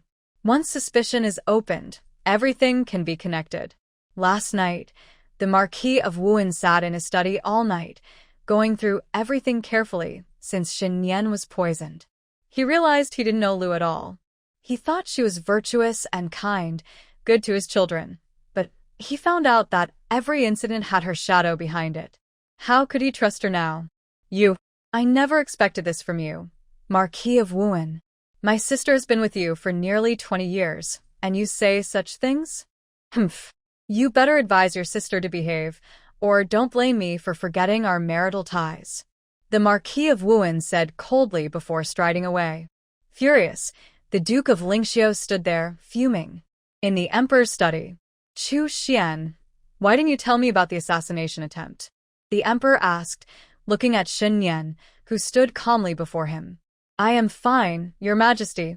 You have so many matters to attend to. How could I trouble you with such a small issue? Xin Yan replied respectfully. In the future, if you have any issues, feel free to ask for my help. It will be easier for me to investigate. The Emperor patted Xin Yan on the shoulder. This companion and his journey have truly been full of challenges. Thank you, Your Majesty, Xin Yan said with a respectful gesture. How are the refugees outside the city? The situation in the south is not looking good, so you need to pay more attention here in the capital. The emperor recalled the reports from southern officials presented during the morning court and felt a headache coming on. They mentioned a food shortage and requested the court to continue providing relief supplies. The south was supposed to be the granary of the great Qian dynasty, and now that it was affected by disaster, it was like losing a source of food while still needing to fill it. How could he manage the distribution? Although the north was less affected, it could only sustain itself, and providing aid to the south was a bit difficult. However, he couldn't ignore it. This was the first major drought since he took the throne. Seeing the emperor rubbing his forehead, Shen Nian understood that he was troubled by the situation in the south and the refugees. He spoke up to comfort him. "Your Majesty, the situation with the refugees outside is manageable. The wealthy families in the city have set up soup kitchens outside, so there are no immediate problems. As long as we get through this winter, things will surely improve when the weather warms up." Yes, but the weather is getting colder, and we must ensure the refugees are settled. Relying on the wealthy families for support is not a long-term solution. The emperor was still worried about the increasing number of refugees and the city's capacity to accommodate them. Moreover, most refugees were heading north, and with the cold weather, there had already been cases of people freezing to death. Understanding the emperor's concerns, Shen Nian suggested, "Your Majesty, regarding the cold weather, why not have the court organize an effort to ask officials and families in the capital who can help to donate old cotton clothes and other items? These can be distributed to the refugees to help them get through the winter." This was something he had heard about during the summer, when someone mentioned preparing many cotton clothes and shoes, but didn't know how to distribute them. He was worried that directly giving them to the refugees might lead to others taking advantage, as it wouldn't be possible to provide everyone with something. So, he thought of this solution. It wouldn't embarrass the wealthy families. After all, it was just a few old clothes, and he believed they would be willing to contribute. The emperor's eyes lit up. Yes, that's a good idea. This way, it wouldn't require funds from the Ministry of Revenue, nor would it upset the officials and wealthy families, and it could temporarily relieve some pressure on the court. The emperor's expression relaxed. "Chu Xian has a good plan. I will arrange for the Ministry of Revenue to handle this right away. Then I will take my leave." "Yes, go ahead." The emperor waved his hand cheerfully, allowing Shen Nian to leave. "Bring the Minister of Revenue and the Minister of Rights to me." As soon as Shen Nian stepped out, he heard the emperor giving the orders. Without any further delay, he returned to his post. Although he was a deputy minister of the Ministry of War, and this matter was not his responsibility, he couldn't bear to see the suffering of the refugees. He also worried that if the refugees gathered together in the cold and without enough food or clothing, it could lead to trouble, which would be a headache for everyone. He hoped this could provide some temporary relief. The emperor acted quickly, and the next day, the Ministry of Revenue issued a donation plan. Not only could people donate clothes, but they could also donate food. Those who donated a certain amount would receive a token from the court, allowing them to be exempt from one labor duty or a certain amount of taxes.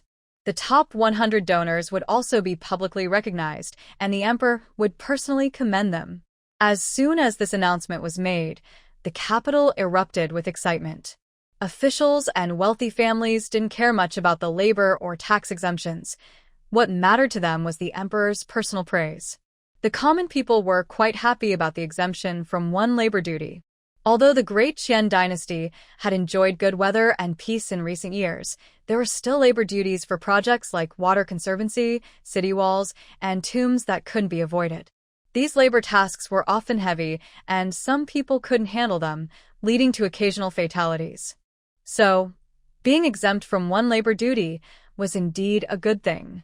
When Xia Tian heard about this from Shen Nian, she was pleased and encouraged others in Jinglan Courtyard to donate any old cotton clothes or shoes they had. She offered to pay them for their donations. Ning Xiang, Ning Shui, and Cui Yan rummaged through their belongings to find old or unused clothes. At first, some were hesitant, but when they heard Xia Tian mention payment, they happily joined in. Soon, people from Lingyun Pavilion also brought their old clothes, and Xia Tian treated everyone equally, giving them appropriate payments. Before long, They had collected over 100 pieces of cotton clothing and shoes. When the Marquis of Wuan heard about her actions, he nodded in appreciation, recognizing her noble demeanor and generous spirit. He then took out 1,000 taels of silver and gave it to Xia Tian to collect clothes from everyone in the Marquis's household. As a result, the Marquis's household donated over 1,000 pieces of clothing. The emperor was pleased and praised the Marquis of Wuan in front of the officials. The Marquis, however, did not take the credit for himself and happily said it was his daughter-in-law's achievement. The emperor looked at Shen Yan and praised, "Madame Shen is indeed a remarkable woman." Shen Yan's eyes sparkled as she stood tall.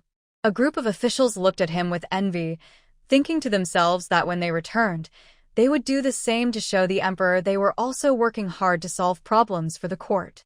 In just a few days, the donated clothing exceeded tens of thousands of pieces, and the Minister of Revenue walked with a spring in his step. Once the clothing was distributed, the pressure on his department eased significantly.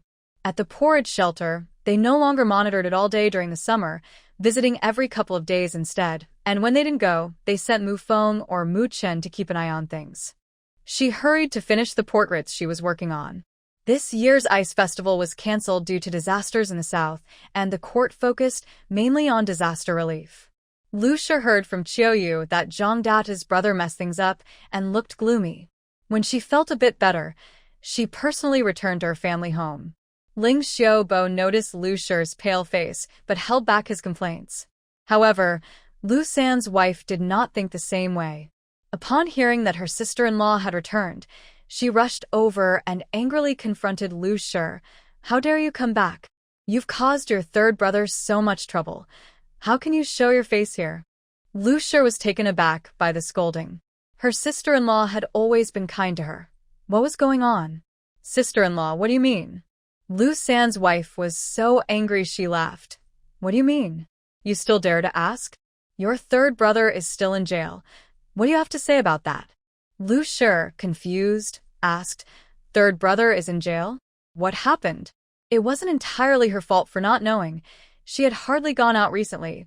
Shen Ke had injured his leg, and Shen Lan hadn't been out either.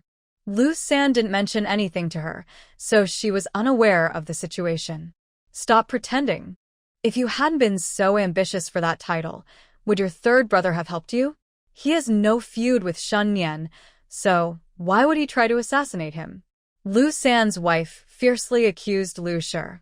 Liu Shi looked incredulously at Ling Xiaobo. "Big brother, is what sister-in-law said true? Is third brother really in jail for trying to assassinate Shen Yan?" It couldn't be true.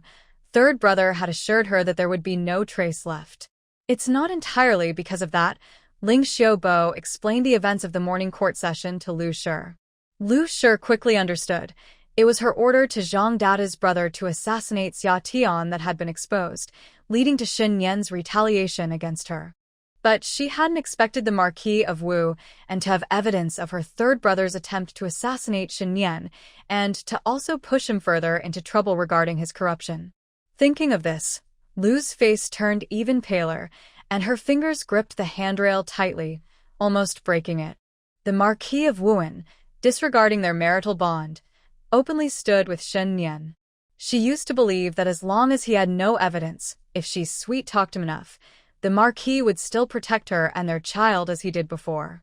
Now it seemed his heart had completely turned toward Shen Yan. Madame Liu San didn't care how Liu felt. She only wanted her husband to return safely. "I don't care if you seek the Marquis's forgiveness or Shen Yan's. Your brother absolutely cannot be in danger, or I will not let this go." She had treated Liu well before because she was not only the Marquis's wife, but also the beloved sister of several brothers. But now, those brothers were either imprisoned or reprimanded for this sister, so how could she, as a sister-in-law, still treat her kindly? After Madame Liu San finished speaking, she left angrily. Ling Xiaobo wanted to comfort this sister, but felt that what Liu San said was quite right. Now only she could seek help from the Marquis or Shen Yan to have a chance for the emperor to be lenient. After all, their family was currently thriving, and there were guards at the border. If he engaged in some private activities regarding corruption, it wouldn't be too serious. At most, he would be dismissed from his position, but it wouldn't be life-threatening. Little sister, your sister-in-law is right. Only you can help your brother now. Liu forced a bitter smile. Elder brother, the Marquis, he no longer protects us like he used to. Otherwise, he wouldn't have presented that evidence during the morning court. But you still have to try. After all, you have been married for so many years. I don't believe he would be so ruthless. Besides, there are Kuer and Lana. He should consider the children's sake. Ling Xiaobo still wanted Liu to seek the Marquis first. As long as he softened, this matter would be easier to handle. All right, I will ask him. Liu replied somewhat dejectedly. She didn't know if her plea would be effective, but she had to try. She couldn't just watch her brother suffer. Liu returned to the Marquis of Wuan's residence, filled with worries, planning how to win back the Marquis's heart. Meanwhile, in the summer, she received a letter brought by someone from Shenyang. After a year, she finally got news from her family. In April, she had sent a letter to Shenyang, but she hadn't received a reply and thought they hadn't received it. Today, she learned that they probably received her letter around August. This was because her letter had been sent directly to Lingxi County. They were no longer in Lingxi County when the letter arrived, and they didn't receive it. Later, it was only when Shenyang had business in the county that he brought the letter back. The letter said that they had moved to the county and hadn't informed old lady Xia, but his uncle, Xia Jingnian, was studying in the county and happened to see it. Eventually, the Xia family found out. In February, Xia Jingnian passed the county exam and became a scholar. Then old lady Xia thought her younger son was doing well and started asking Xia Yang's father, Xia Jing'an, for money to support Xia Jingnian's studies. Xia Jing'an was unwilling, and old lady Xia even caused a scene in the county a couple of times. She threatened that if her second son didn't support Xia Jingnian, she and old man Xia would move to the county and never come back. In the end, Xia Yang had to use Xia Jingnian's future as leverage and gave her 5 taels of silver to send her away. Xia Yang thought that since the county was far away, the Xia family wouldn't come to cause trouble often. After all, if he didn't give them money, they couldn't do anything to him. When he finally settled in Lingxi County and his business was thriving, Xia Jingnian used the excuse that old lady Xia was sick to ask Xia Jing'an and his wife to return to see the old lady one last time. After all, they were his parents, and they couldn't ignore that. Xia Yang was busy with business and couldn't leave. Xia Shi had school, and Xia Chen was a girl whom old lady Xia didn't favor much, so she stayed behind with her sister-in-law to help with the business. Xia Jing'an took Chen Shi back to Xia village. It turned out old lady Xia wasn't sick at all. She just wanted to trick the second family into coming back for money. If they didn't give her money, she wouldn't let them leave. Seeing this, Xia Tian couldn't help but laugh at old lady Xia's shamelessness. Even though they had moved to the county, she still found a way to disturb them. Even showing the agreement signed during the division of the family didn't help. With no other choice, Xia Yang let his parents stay in Xia village for a while. Then, he and his sister-in-law, Sun Maijiao, decided to move the business to the capital. Since moving to the county last September, thanks to Shen Yan's connections with the county magistrate, Xia Yang's food business quickly got on track.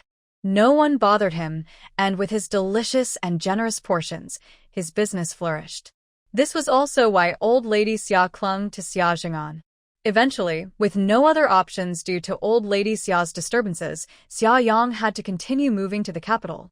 After accumulating wealth for over half a year, Xia Yang decided to rent a larger shop in the capital. When the shops in the capital city opened, Xia Yang returned to Xia family village and paid 20 taels of silver to bring his parents back.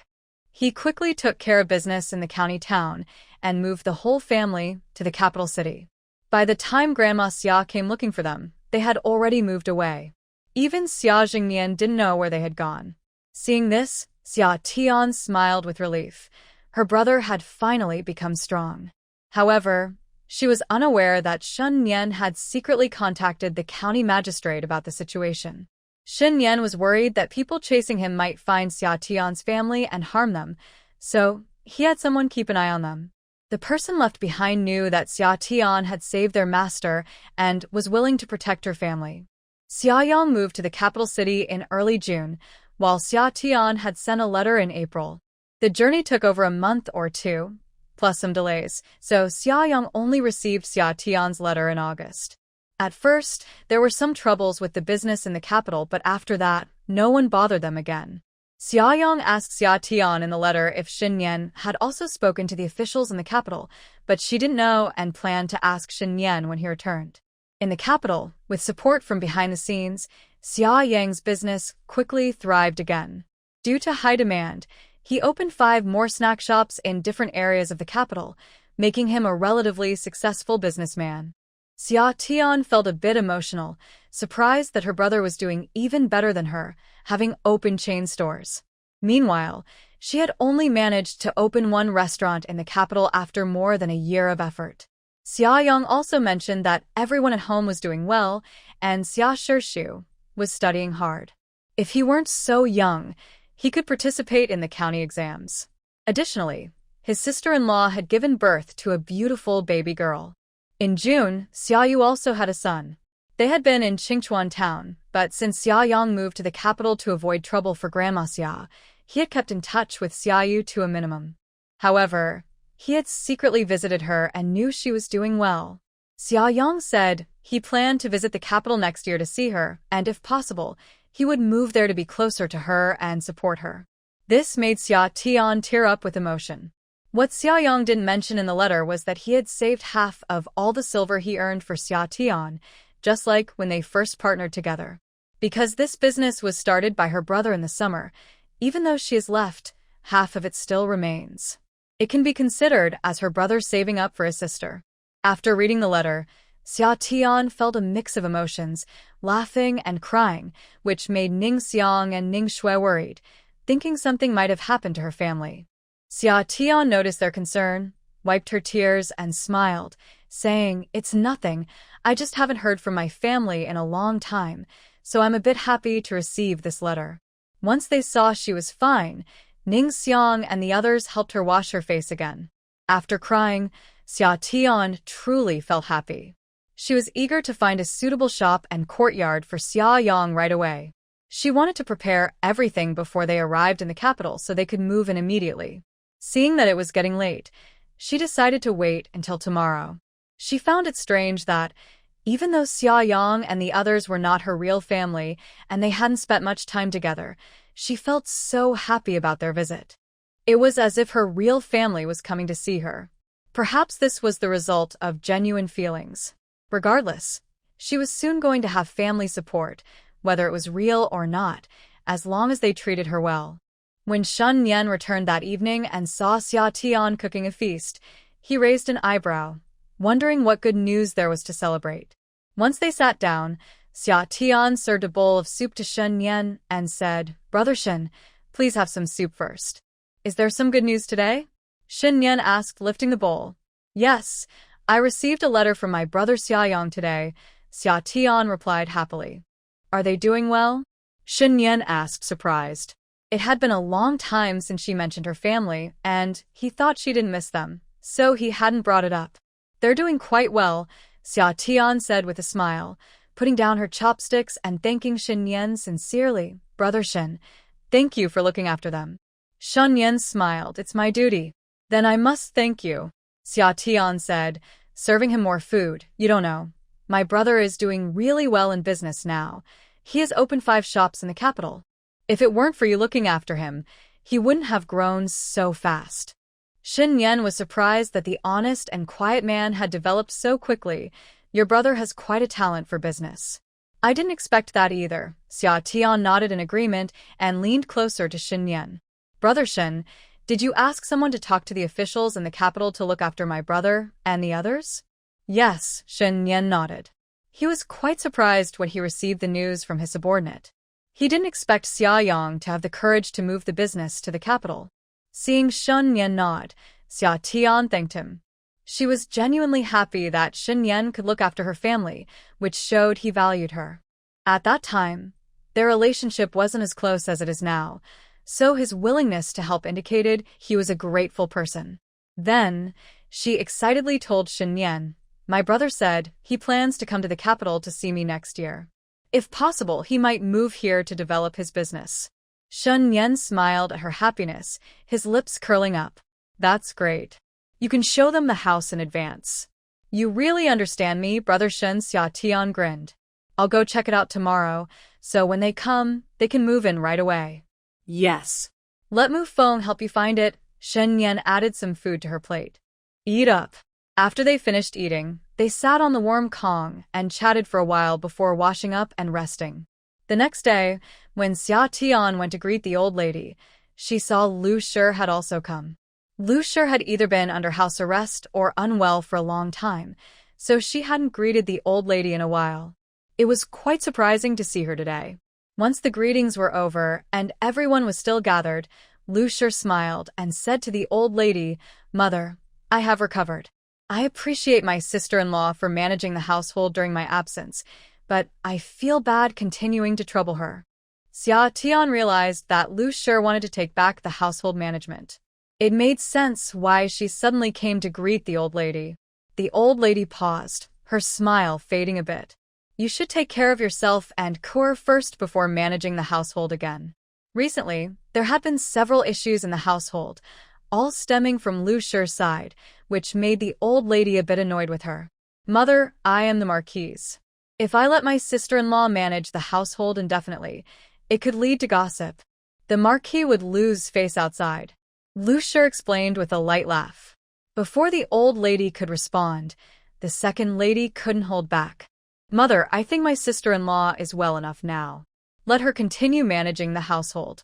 She had no desire to take on that responsibility and thought no one else valued it as much as she did. All right then. The old lady didn't insist anymore and waved her hand, saying, You can arrange it yourselves. I'm tired. Let's all disperse. Liu was right. As the lady of the house, it was best for her to manage things. As long as she was around, they wouldn't be able to cause too much trouble. Seeing that the old lady agreed, Liu followed the second lady to hand over her duties. Xia Tian went back to Jinglan courtyard to have breakfast first. Now that Liu was in charge again, she wondered if there would be any trouble. She reminded the people in Jinglan courtyard to be careful and not to cause any issues. If Liu found something against them, it would be difficult for her to help them out. She originally planned to go out today to show Xiaoyang the courtyard, but decided to wait another day. Remembering she hadn't replied to Xiaoyang yet, she asked someone to bring paper and a pen to write the letter. With the new year approaching, she could also send some gifts. However, she thought about how there were many refugees everywhere, making it hard to deliver gifts. Sitting on the warm Kong, she began to plan what to do next. Soon, Ning Xiang came in to say that the eldest lady had returned. Xia Tian posède, réalising Ning Xiang me enchaîne. She quickly put on her shoes and got ready to greet her. Just as she reached the door, Shen Hui walked in. Big sister, it's almost the end of the year. You must be very busy. Why are you here now? Xia Tian asked while guiding Shen Hui to sit in the warm room. Shen Hui was the wife of the heir of the Ning and Marquis and managed the household, so she should be busy preparing New Year gifts for relatives. She noticed that the second lady had been doing this from morning till night. Even if I'm busy, I still need to come back, Shen Hui said, taking off her cloak and handing it to Ning Xiang. I promised to come and thank you properly after my confinement. But after you went to Pingyang City, the family got busy preparing gifts and dealing with the refugee situation, so it got delayed until now. This time had indeed been hectic for her. Her mother-in-law, the lady of Ning, noticed her struggles and took over caring for the child. Otherwise, she would have been even busier. We're family. There's no need to rush, Xia Tian said, pushing a tea bowl toward Shen Hui. Besides, you've already helped me. Have you forgotten? Shen Hui knew Xia Tian was referring to the matter with Liu's fabric shop and quietly said, Did you hear? Manager Qi has passed away. Xia Tian was surprised. So soon? Manager Qi had only been bedridden for about half a month. She didn't expect him to die so quickly. You might not know, Shen Hui said, taking a sip of tea. He just died, and Liu has already sold his whole family. She's really ruthless. What are they selling them for? Xia Tian asked in surprise. Isn't it true that Granny Qi took the blame for her? Doesn't she have any old feelings left? If it were up to her, She wouldn't just ensure that Granny Qi's family lived well, she would take special care of them. Otherwise, it would be too unfair to Granny Qi, who had died for her. That's why I say she's heartless. Shen Hui scoffed. That woman has no heart at all.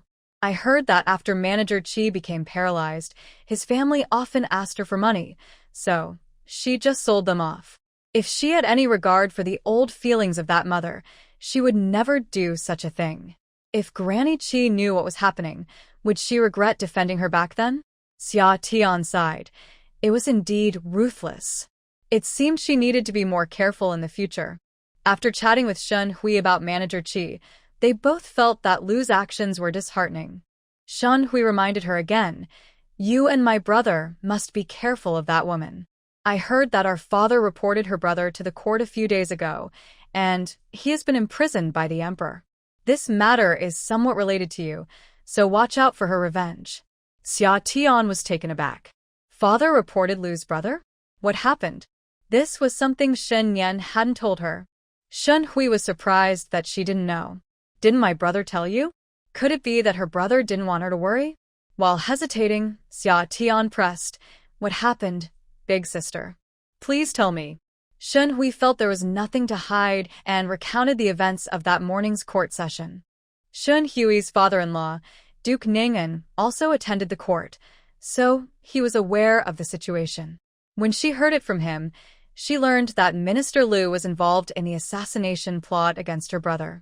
She had been so angry that she wanted to confront Liu, but her husband stopped her. He said that since Duke Wu and had already gathered evidence and reported it to the emperor, they should wait and see the final outcome. If she confronted Liu, there was no guarantee that Liu would admit to anything. So she let it go. After hearing Shen Hui's story, Xia Tian was surprised that Duke Wu and didn't side with Liu this time. She was also a bit worried that the previous incident involving Shen Yan and Shen Ke might come to light. But then she thought, since Duke Wuan chose to stand with Shen Yan, it seemed he still valued his son. No wonder Liu rushed back to her family yesterday. Today she wanted to take over the management rights. It seemed she had no good intentions. In the summer, Xia Tian nodded and assured Shen Hui, "Don't worry, sister. My brother and I have always been careful around her." After saying that, Shen Hui had her things brought in and left first. Her husband was still waiting in the front yard, and with the year-end approaching, she really needed to be home. She had come over this time without the children. Although her mother-in-law was watching them, she still felt uneasy. Xia Tian understood that she was busy and didn't try to keep her longer, so she saw her off. When she returned, she saw a pile of items, including silk, decorations, and jewelry. After reviewing everything, she asked Ning Xiang to register them and store them away. Then she took out paper and pen to write a reply to Xia Yang. At first, she wanted Xia Yang to move to the capital next year. But after hearing Shen Hui's words, she hesitated. After all, there was still Liu Shi, who constantly caused her trouble. If her family came, wouldn't it put them directly in Liu Shi's hands? What if that woman went crazy and took it out on Xia Yang and the others? That would put them in danger. Xia Tian was uncertain, but still wrote a reply. She could let Xia Yang come to visit next year and see how things went before deciding on the move. There was still plenty of time, and who knew what changes might happen in the meantime. Once she had made up her mind, she wrote the letter, sharing her experiences from the past year in the capital and sending her regards to the whole family. As for sending New Year gifts, she decided against it due to the unsafe travel conditions, the many refugees, and the long journey. After finishing the letter, she thought about who to send New Year gifts to. For example, there was Manager Xiao from Yeizhai. They had always worked well together, and most of their profitable orders came from there, so she felt she should show her appreciation. Then there was Manager Bai from Yupin Xian. Although he worked with Shen Yan, he had helped her a lot with her restaurant by introducing Uncle Gu and assisting with grain purchases. She should thank him too. She also considered whether to send gifts to Madame Su, the Empress, the imperial concubine, and the crown prince to maintain good relations. She wasn't sure if she should prepare something special for them, so she decided to ask Shen Yan first. As for her familiar friends like Wen Jin, Lin Sayu, and Hu Mengyao, she thought it would be more reliable to consult the second madam. After pondering for a while without coming to a conclusion, she decided to set it aside for now. After having lunch and taking a nap, she woke up to find it was almost dark. She hadn't realized she had slept for so long. Since Shun Yan had not returned yet, she asked Ning Xiang and Ning Shui to go to her private stock and pick out some fabric. They could start making clothes for the people in her courtyard. She also needed to make more pouches for year-end rewards. In the warm room, everyone started laughing and chatting happily. When Shun Yan returned and had dinner, they all sat in the warm room drinking tea and relaxing. It was then that Xia Tian told him about Shun Hui's visit today. She also asked about Lu's third brother. Shun Yan shared everything without holding back. He had initially thought about not telling her to avoid worrying her, but since she wanted to know, it was fine to share. After all, being cautious about Lu's side was a good thing. After listening, Xia Tian didn't ask more questions. She then asked Shun Yan if he wanted to send New Year gifts to Madame Su, the Empress, and others. Shun Yan thought for a moment and decided it was fine to send something to Madame Su, but he would skip the Empress and others. However, he could send some small gifts to the Crown Prince and the princesses. After all, they were just kids, and it would make them happy. But there was no rush. They could prepare and decide later whether to send them. Xia Tian nodded, agreeing with Shun Yan. Seeing that Xia Tian was preparing end-of-year rewards for the servants at Jinglan Courtyard, Shun Yan handed her the key to his private stash. You can prepare for Lingyun Pavilion too. Just take what you need. Okay. Xia Tian replied readily. Shun Yan was busy and might not think of these things, so it was fine for her to help out. After all, it was just a matter of speaking up. As the year-end approached, there were indeed more chores to handle. The next day, Xia Tian went out again. Although she wasn't in a hurry to bring Xiaoyang to the capital anymore, she could buy the yard and shop in advance. It didn't matter if they weren't used right away. After all, she needed them. She took Cui Yun and Mu Feng with her and went to find Granny Su. Granny Su not only sold servants but also acted as a real estate agent, so she had more information. Over the past year, Xia Tian had dealt with Granny Su several times and found her to be quite honest, so she decided to go to her for help. This way, she wouldn't have to ask around everywhere. After returning from Granny Su, she visited Linglong Alley. The Fu family was getting along well with Uncle Chun and Aunt Chen there. When she arrived, Fu Gui had gone to the restaurant with Yun and the others. Fu Gui's mother and wife were busy making clothes with Aunt Chen. Xia Tian then asked Aunt Chen to buy more fabric. Since it was winter and they had some free time, they might as well make more clothes. She had already donated the clothes she made earlier. Every little bit helped. After all, she wasn't short on money. When Aunt Chen and the others saw her, they all came over to greet her. Madam, we have made a lot of clothes again. You can take them whenever you want. Aunt Chen cheerfully showed her the neatly stacked clothes and shoes. They look good. Summer nodded in satisfaction. Let's not worry about that for now. You take the team and make 2 sets of winter clothes for everyone in the courtyard. The year is ending soon, and everyone needs new clothes for the new year. Aunt Chen was happy to hear Summer's request about making clothes for the people in the courtyard and replied, "Okay, ma'am." Summer looked at the clothes that had been made. If any clothes are too thin, or if someone doesn't have enough to change into, you can give them these first. Also, make 2 extra sets for the 2 children going to school and use better fabric for their clothes. Understood, ma'am, Aunt Chen replied with a smile. Don't worry, for Xiao Zhou and Gu Kong, you already instructed us to use fine cotton for their clothes. And for the Fu family, we also provided them with a set of cotton clothes when they arrived. Everyone has received 2 sets before winter, and the children's cotton clothes are lined with cotton fabric. The others smiled in agreement, knowing that the lady was always generous with food and clothing.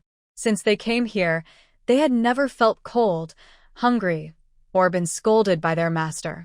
Compared to their previous lives, they now lived like royalty. Summer nodded with a smile, appreciating that Aunt Chen and the others were genuine people, and her kindness towards them was not wasted. Also, for the people at the restaurant, besides preparing clothes for our own staff, make sure to prepare a set for the chef, Accountant Liu, and others. Additionally, have another set of fabric ready for them to take home. The chef, Accountant Liu, and several waitstaff were hired from outside, so giving them a set of clothes and fabric would allow them to provide for their families as well. After arranging everything, Summer visited the Yuejin Pavilion. As the year-end approached, the restaurant was busier than ever. Although prices had slightly increased due to rising costs, many still came to dine. For wealthy patrons, the price hike was hardly a concern. Perhaps because it was winter and the weather was cold, the restaurant health porridge and soups were even more popular. Wealthy students often came to eat almost every day.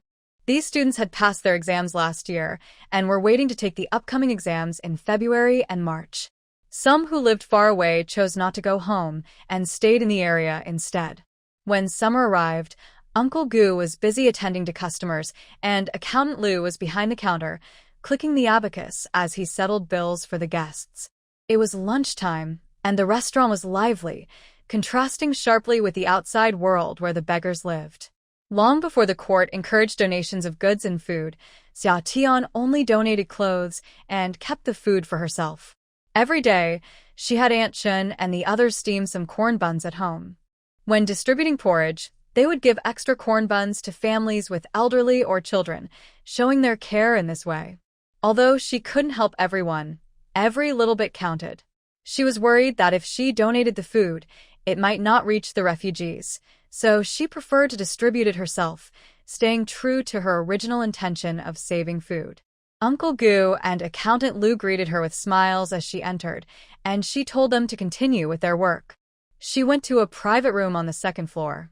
Aunt Gu heard her arrival and quickly brought over a pot of tea. "Madam, have you had lunch yet?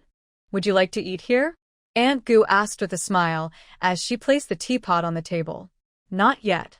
Please prepare a few simple dishes for us." Xia Tian replied. "Of course, madam." Aunt Gu happily went to make arrangements. Before long, she returned with little Yu, bringing 2 plates of snacks for them to enjoy while waiting for the main dishes. There were many guests, so they had to wait a bit for the food to arrive. "Little Yu, are these the new snacks you learned?" Xia Tian asked, looking at the delicate treats on the plate. She hadn't seen these snacks during her last visit, and they weren't from her recipe. "Yes, I made these recently. The guests at the restaurant really like them." "Please try them, madam," little Yu said shyly with a smile. Xia Tian nodded and tasted one, finding it delicious. She praised her with a smile. Ever since little Yu joined the restaurant, she had been mostly in the kitchen, and she truly had a talent for cooking. Xia Tian was delighted, feeling like she had discovered a treasure. Seeing that Xia Tian liked them, little Yu happily went back to help. After finishing her meal, Xia Tian chatted with Uncle Gu for a bit about the restaurant's plans for the end of the year before heading home. The next day, after breakfast, she visited the porridge distribution site outside the city again. It had been a few days since her last visit, and there were many more refugees outside the city. The temporary shelters set up by the court were overcrowded. The number of porridge distribution points had increased, and although they only provided 2 meals a day, the large crowd made the workload heavy. From morning until night, the fire had not gone out, and they were constantly cooking porridge. With at least 3 more months until the weather warmed up, she felt anxious for the court. As she stood in front of the porridge shelter, worried, she suddenly heard a piercing cry nearby.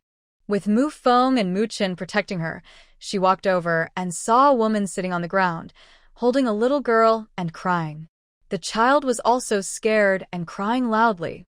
Xia Tian frowned and asked, "What happened?" The woman saw that summer had arrived, quickly wiped her tears, and choked out, "Noble one. They took my steamed bun, and now they want to take my child." She looked terrified, holding her little girl tightly. Summer looked at the group of rough-looking men, who did not seem like they had ever gone hungry. "Who are you?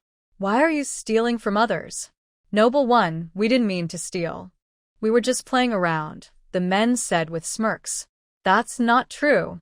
They steal our food every day and harass other girls," an onlooker shouted angrily. "Yes. They steal from us daily and threaten to take our daughters, Or else they'll harm us, another person testified. Summer's face darkened.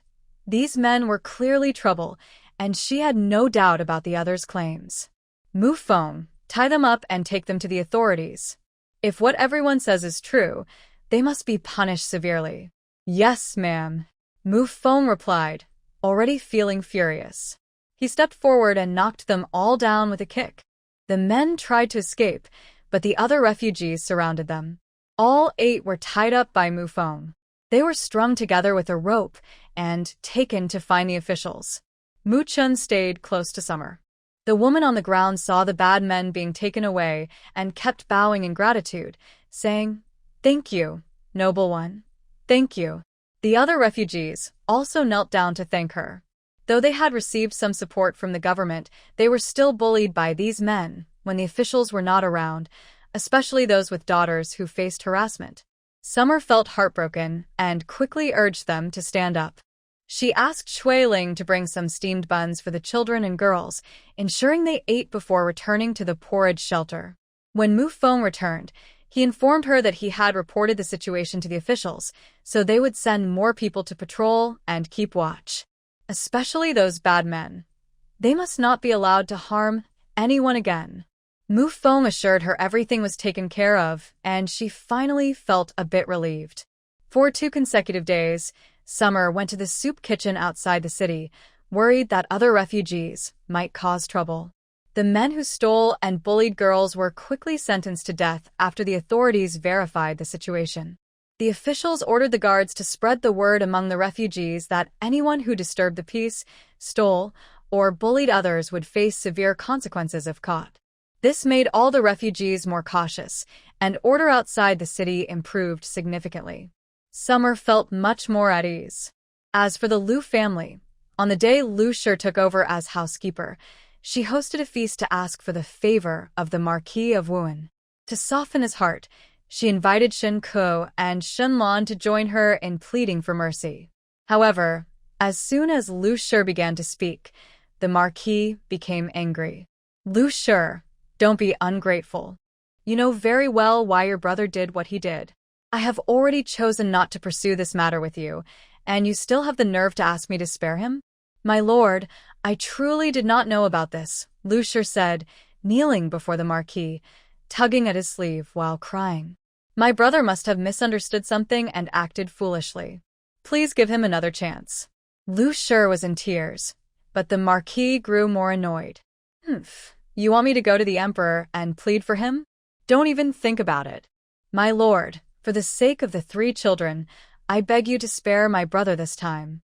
Seeing that the Marquis was resolute, Liu Shi pulled Shen Ke, Shen Lan, and the other children to kneel and plead with him. "Father, he is my uncle. For the children's sake, please let him go this once," Shen Ke said, dragging his injured leg as he pleaded. He knew his uncle was in trouble because of him, so when Liu Shi asked him to come, he had someone carry him over. He didn't want his uncle to face consequences, as his uncle had always supported him.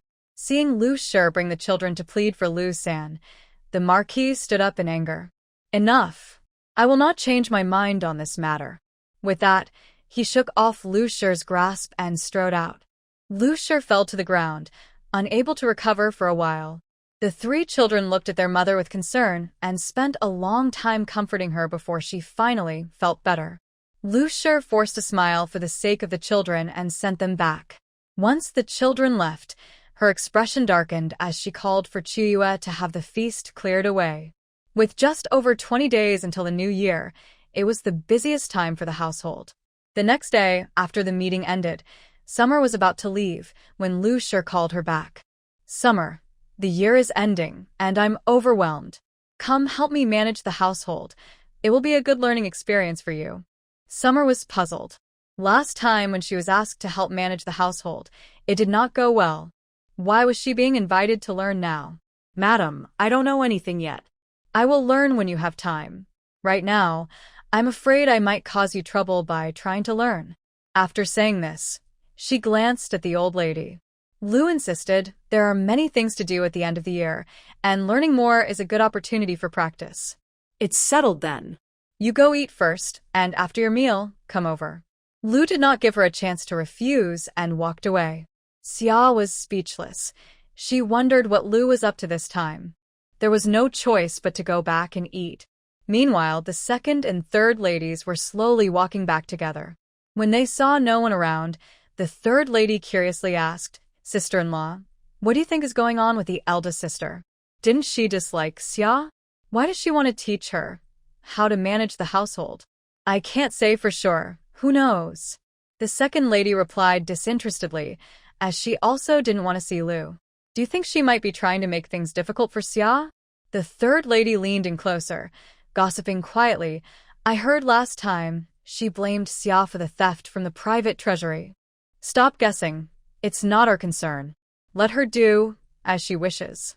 The second lady lightly pushed the third lady away, speaking in a calm tone. "It's just a little chat."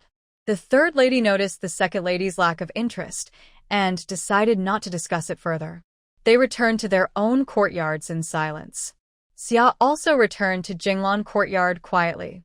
After finishing breakfast and having a cup of tea, she began to tidy up. She dressed warmly, secured her knee pads, and after some delay, slowly went to find Lu. As the year-end approached, there were more tasks in Jinglan courtyard. Ningxiang and Ningxue were busy, so she brought Sueyun along. To prevent any trouble from Lu, she made sure Sueyun was also dressed warmly and wore knee pads. Just in case. When they arrived at the courtyard where Lu was handling affairs, Lu was already waiting. "Xia, if you want to manage the household, you must first follow the rules. I've been here for a while, and you come in so slowly. Is this how you follow the rules?" As soon as Xia entered and greeted her, Lu began to criticize her, leaving her confused. "Madam, you asked me to eat first and then come back. I just finished eating and came right over," Xia explained, feeling exasperated. Was she already looking for faults? Did they not need a few days to adjust? Do you argue back when I say something? It seems you really haven't learned the rules well. Since you are the daughter-in-law of the Wuan Marquis family, you cannot be careless about the rules. Lu spoke sternly, pretending to care for her, then kneel for half an hour to remember your lesson. Xia Tian's face darkened. She hadn't done anything wrong, yet she was being punished to kneel for half an hour under the pretense of breaking the rules. Besides, it was freezing outside. Wouldn't kneeling for that long be dangerous? "Madam, this isn't fair. I haven't done anything wrong, so why must I kneel?" Xia Tian questioned her, with a cold expression. "I'm teaching you the rules. Don't be ungrateful," Lu replied harshly, not giving her a chance to argue. "Qiuyu, keep an eye on the young lady. She is not allowed to get up until the half hour is over." After saying this, Lu left with her group. Xia Tian watched Lu's retreating figure, feeling frustrated. It was clear that she had no intention of pretending to be kind anymore. Just a few days after taking over the household, she was already looking for trouble. Once Lu was gone, Xia Tian entered the hall with Cui Yun.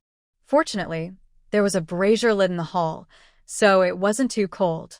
Seeing Xia Tian not kneeling and walking in confidently, Qiuyu asked unhappily, "Young lady, the madam told you to kneel for half an hour. Why did you come in?" "I was looking for a place to kneel," Xia Tian replied matter-of-factly. After walking around the hall, she took the cushion from the chair where Lu had been sitting and placed it in front of the brazier before kneeling down leisurely. "Keep track of the time. I've already knelt, so don't go back and tell the madam I didn't," Xia Tian said while warming her hands by the fire. Qiuyu was speechless. "Young lady, the madam meant for you to kneel outside, not inside.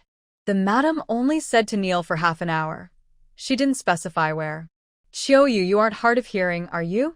Xia Tian said this calmly, not worried at all about Qiuyu reporting her. Qiuyu opened her mouth but ultimately said nothing. The last time Xia Tian had acted without reason and hit her, she was still a bit shaken. Seeing that Qiuyu remained silent and didn't call anyone to report to Lu, Xia Tian thought, "At least you know how to be smart." Cui Yin watched her mistress's actions nervously, fearing that Lu would find out and punish Xia Tian. The half-hour felt like an eternity, and they occasionally glanced at the courtyard door, worried Lu might come back unexpectedly. When the half-hour was finally over, Cui Yun sighed in relief and quickly helped Xia Tian up. After finishing, Xia Tian asked Qiu, "Does the madam have any other instructions?" After a moment, Qiu remembered that Lu hadn't given any other instructions and shook her head. "I'll head back now," Xia Tian said, supporting Cui Yun as they left the room, her knees sore from kneeling. As they passed Qiu, a dark remark came. "Miss Chu, think of Granny Qi. You should know what to say." It wasn't a threat, but a reminder. If she thought of Granny Qi and her family, she would realize that Lu wasn't worth their loyalty. The aim was to plant a seed of doubt in Chuyue's mind, making her question whether she should be so devoted to Lu. Chuyue shivered, looking at Xiatian with a complex expression. Once Xiatian was out of sight, she returned to Uruotang. Seeing her return, Lu asked, "Did Xiasher kneel for half an hour?" "Yes, madam." "She did," Chuyue replied, her eyes flickering, but she didn't mention how Xiatian had knelt. After all, she wasn't deceiving the madam. Xiasher had indeed knelt for half an hour. At least she knows her place. Lu huffed. This was just the beginning, and there was more to come. Daring to act up in front of her, Lu would show her who truly ran the household. After lunch, Xiatian planned to take a nap, but Lu sent someone to call her again. In the courtyard where she handled affairs, upon entering, Xiatian found Lu was not there, just a stack of ledgers on the table. And standing nearby was Chuyue, looking troubled. "Chuyue, where's the madam?" Xiatian asked curiously. "The madam isn't here. She asked me to tell you that today you need to check the accounts in this stack, and she wants to know the results by tomorrow morning." Chuyue relayed Lu's instructions in a flat tone. Xiatian raised an eyebrow. "Is there anything else?" "No," Chuyue replied, lowering her gaze. "That was good. Sueyun, let's take the ledgers and head back," Xiatian said, picking up half the stack. "Yes, madam," Sueyun replied, quickly gathering the remaining ledgers in her arms. Seeing Xiatian take the ledgers, Chuyue grew anxious. "Madam, isn't this inappropriate? The madam meant for her to check the accounts here, not to take the ledgers back." "What's inappropriate?" "The madam didn't specify where to check them. As long as I have the results by tomorrow morning, it's fine," Xiatian said confidently, and without waiting for Chuyue's response, she left. Qiuyu's face looked troubled. The young lady of the air was truly cunning. She always managed to twist the lady's words in a way that made it impossible for her to refute. She stamped her foot and went back to report to Lu Shi. She couldn't keep this from her. If Lu Shi found out, she wouldn't be in a good position either. When Qiuyu returned to Huarui Hall, Lu Shi was sitting on the heated bed in the warm room, drinking tea. "Madam, the young lady of the air took the account books to Jing Lan Courtyard to check them," Qiuyu said. Lu Shi paused for a moment, then finally replied, "All right, I understand. That girl really knows how to take advantage." Seeing Lu Shi's lack of strong reaction, Qiuyu felt relieved. She was afraid Lu Shi would get angry and blame her. In the afternoon, Xia Tian returned to the courtyard, placed the account books on the table, and went to take a nap. When she woke up, she casually flipped through them. These account books were from 5 or 6 years ago, so there was no need to check them. Lu Shi must have brought them out just to trouble her. The final pages of these books recorded the total amounts, and after a quick glance, Xia Tian tossed them aside and took out her unfinished portrait to continue painting.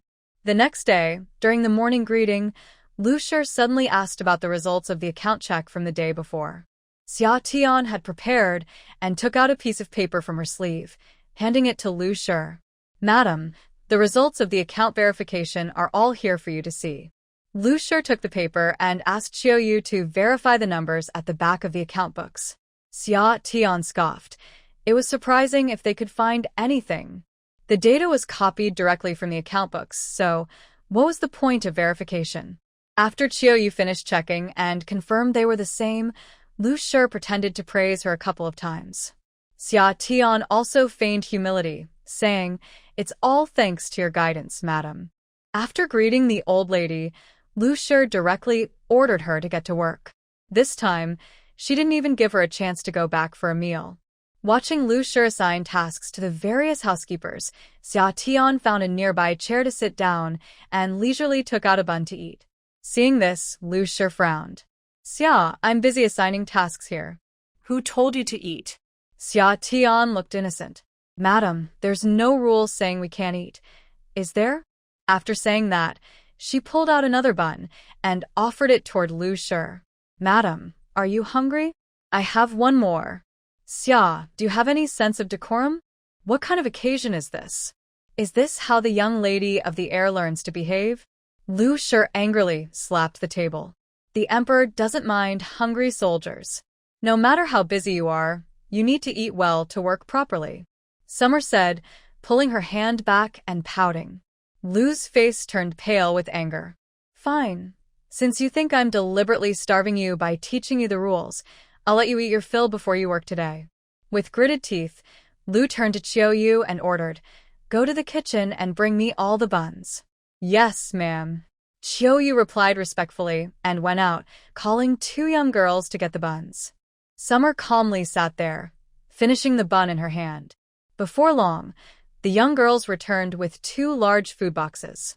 Qiuyu placed the boxes on the table, opened the lids, and then respectfully stepped aside. Liu said darkly, Put them in front of the young lady. Qiuyu brought the boxes over and placed them on the table next to Summer. Eat up. If you don't finish today, you can't go back, Liu said, watching her with interest. The housekeeper, who was listening to the orders, saw the 2 large boxes filled with at least 50 or 60 buns and looked at Summer with a smirk. Summer calmly confirmed, Ma'am, do I really have to finish both boxes? Yes, you must finish them, Liu said firmly. Summer looked at the 2 large boxes of buns and asked again, Ma'am, do I really have to finish them to go back? Aren't you hungry? Go ahead and eat.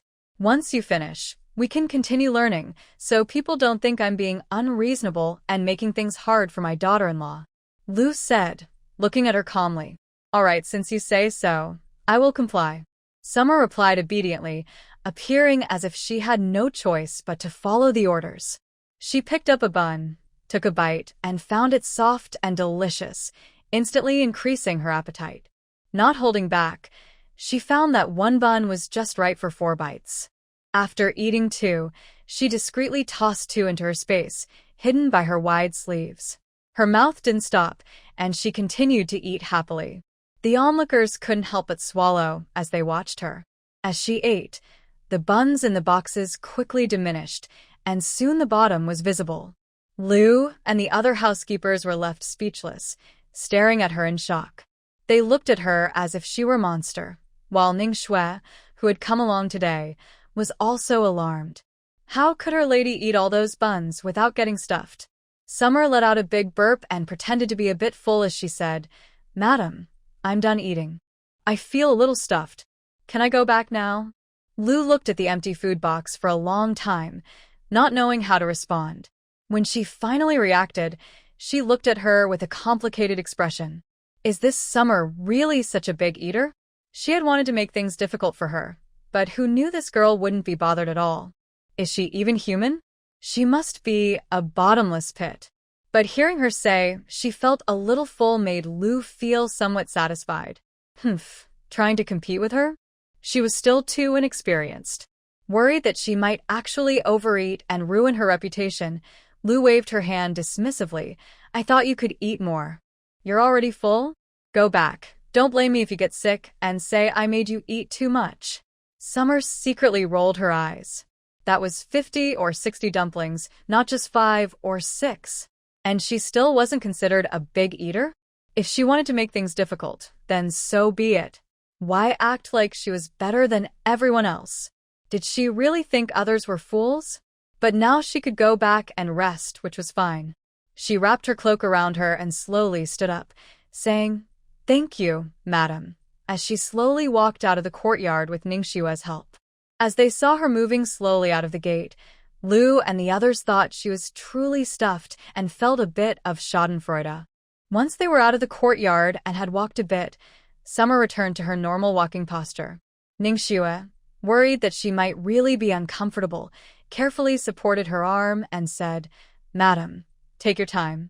You ate so many dumplings, you must feel bloated. Walk slowly, and when we get back, I'll ask the doctor to give you some medicine to help with digestion. Okay. Summer smiled and replied, I'm fine. I'm not too full. How can you not be full? You're too honest. She made you eat all that, and what if you get sick? Ningxue said with concern, starting to complain about Liu. Madam shouldn't treat people like this. How could she make you eat so many dumplings? Keep your voice down. Let's talk when we get back. They were still outside, and if Liu's followers heard them and reported back, neither Ningxue nor Summer would be in a good position. All right, madam, Ningxue said, annoyed, and the two of them slowly walked back to Jinglan courtyard. As soon as they entered the room, Ningxue quickly called out to Ningxiang and Sueyun, hurry, and asked Dr. Chow to come over. The madam is feeling stuffed. Let him check on her. Seeing Ningxue's anxious expression, Sueyun didn't have time to ask anything and quickly ran out. Ningxiang helped Xiaotian sit on the warm kong and then asked what happened. What did you eat too much of? It's because the lady ate a lot of buns and feels too full, Ningxue explained, stamping her foot. Ningxiang was still confused and slapped Ningxue's arm, saying, come on. Be clear. Ningxue pouted and explained how Madame Liu had given Xiaotian 2 large boxes of buns to eat. Ningxiang was shocked and quickly asked, Madam, how do you feel now? I'm fine really, Xiaotian said, seeing the girls worried. She couldn't tell them the whole truth, so she reassured them. Go get 2 empty plates. Cooling hurried to the small kitchen and brought back 2 empty plates. Xiaotian pretended to take buns out of her sleeve and placed them one by one on the plates. After taking out 20, she stopped because the 2 plates were full, and Cooling went to get 2 more. Ningxue watched in amazement as Xiaotian kept pulling buns from her sleeve. After a moment, she reacted, Madam, you didn't finish the buns. Did you hide some? Yeah, there were too many to eat, so I secretly saved some. Xiaotian nodded seriously. That's good. Ningxue patted her chest, relieved. Good thing you're clever. What are you talking about? Ningxiang lightly slapped Ningxue's back, teasingly saying, even if the lady hid some, she still ate a lot. You're too happy too soon. Right. Ningxue smacked her forehead, feeling worried again. Madam, you should drink some hawthorn water to help with digestion. The hawthorn water was just made by Tsueixin. After drinking a few sips, Xiaotian smiled and reassured the girls, I really am fine. I usually eat a lot. You all know that. Those buns are nothing. Madam, you shouldn't joke about your health like this in the future, Ningxiang still worriedly advised her. I understand, don't worry. I know what I'm doing, Xiaotian quickly promised. Before long, Sueyun came with Dr. Chow. Dr. Chow checked Xiaotian's pulse and confirmed she had some indigestion. He prescribed medicine to help her digestion and advised her to watch her diet before leaving. Earlier, she hadn't stopped Ningxue from calling the doctor to confirm that she felt full from eating the buns.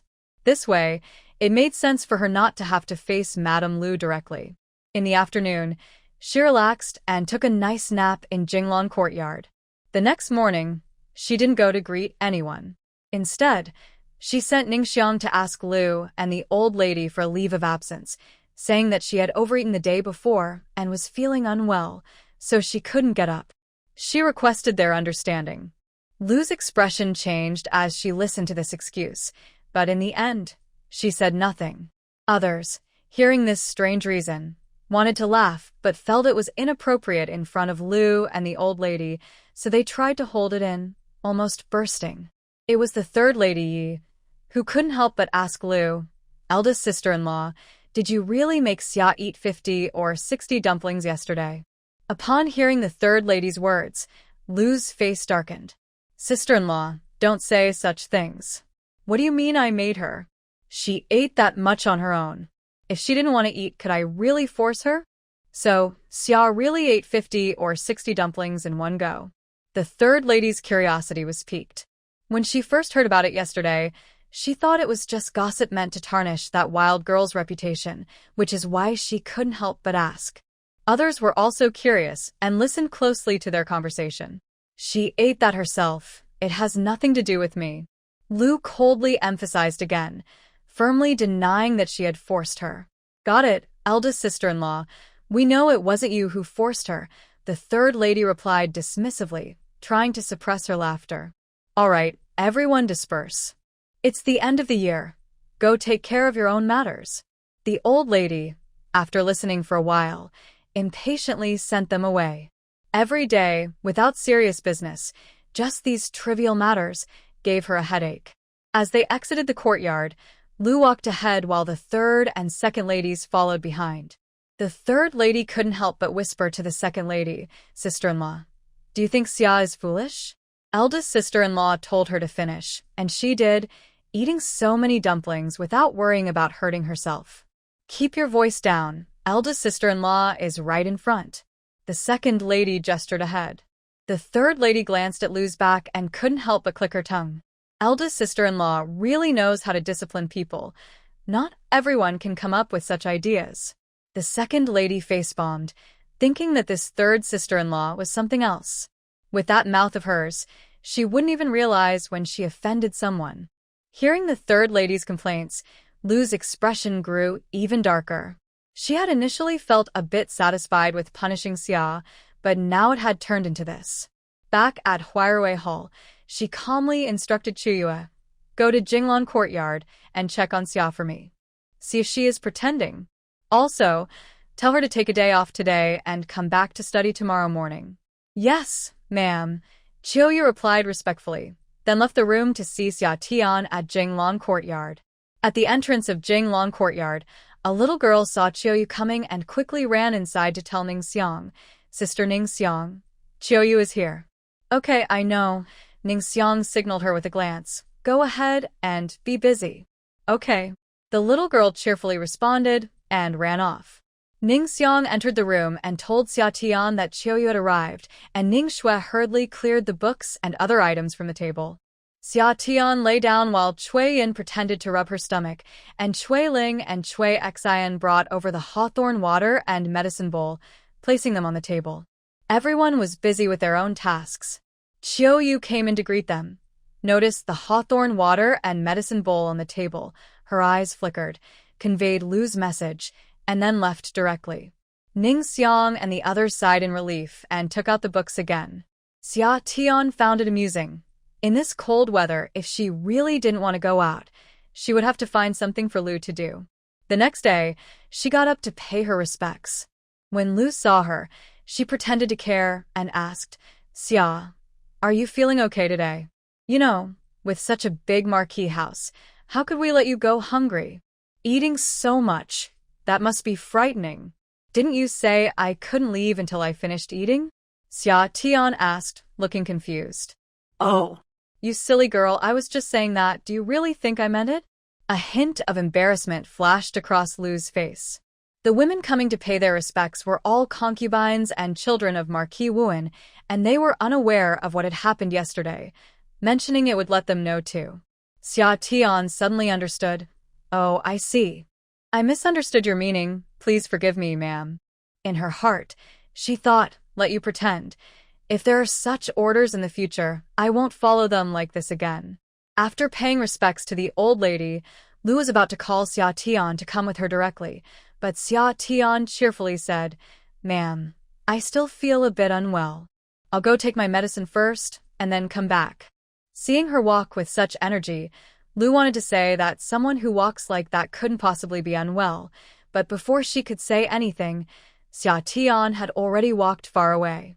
She could only close her mouth in frustration and go handle her affairs. Recently, most of the New Year's gifts from various families had been delivered, and the household needed to prepare for the New Year decorations, finding usable items from last year and replacing those that couldn't be used. There was indeed a lot to do. Having not had a steward for a while, Lu felt particularly tired as she got busy. When one is tired, it's easy to find things to complain about. Xia Tian lingered at Jinglan Courtyard for a while before coming over. As soon as she arrived, Lu handed her an account book and asked her to check last year's inventory and compare it with the records to see what items were still usable. Xia Tian rolled her eyes in frustration. Clearly, this task could be done by the housekeeper, but they insisted she do it. It seemed they couldn't stand to see her relax even a little. When she followed the housekeeper to the storeroom and was asked to take out items one by one according to the account book, the housekeeper was not very cooperative. I say, lady, all these items are in the storeroom, but I can't remember where exactly they are. Why don't you go in and look for yourself? I say, Wang, you're in charge of the storeroom. How can you not know? What do you do all day? The Marquis's household doesn't pay you to do nothing. Xia Tian questioned bluntly. Lady, that's not fair. I manage the storeroom, but with so many items, how can I remember where everything is? If you can't remember, then go find them. I'm not in a hurry. You can take your time. I'll wait right here. Xia Tian calmly had someone bring her a chair to sit at the door and set up a brazier to keep warm. Ning Shui even brought her a pot of tea.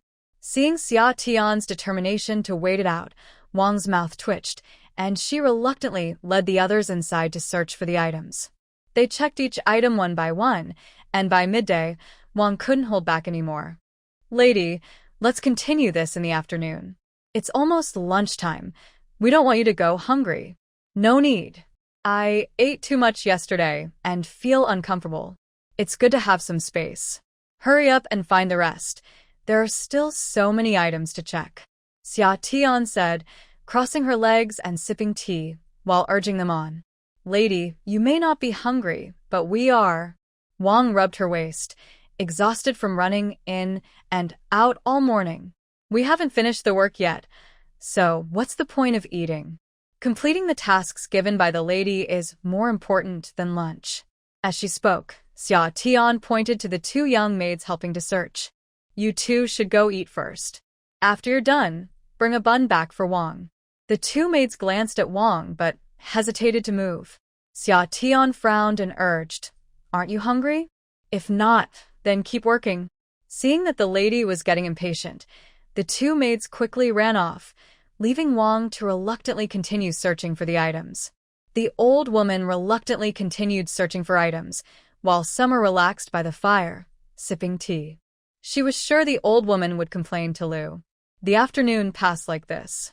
When the old woman, rubbing her sore back, thought it was over, Summer began to check the accounts seriously.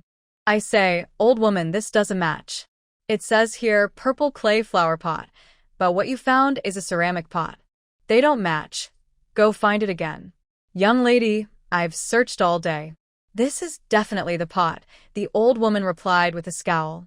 She had spent the whole day searching, and during lunch, the young lady didn't let her rest, only sending two little maids with a dry bun for her, without even a sip of water.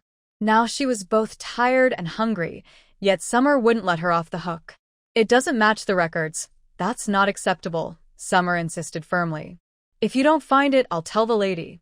This old woman was from Liu's side and usually acted high and mighty because of Liu's support, especially since she managed the storeroom, which had plenty of resources. Seeing Liu causing her trouble made her feel amused.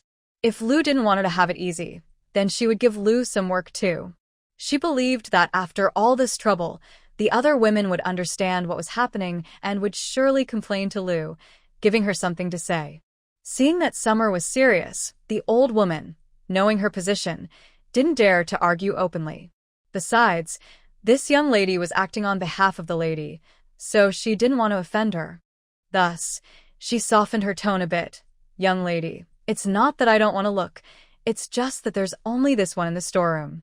How can that be? The accounts are clear. How could there be none? Are you sure you looked carefully, or are you trying to trick me?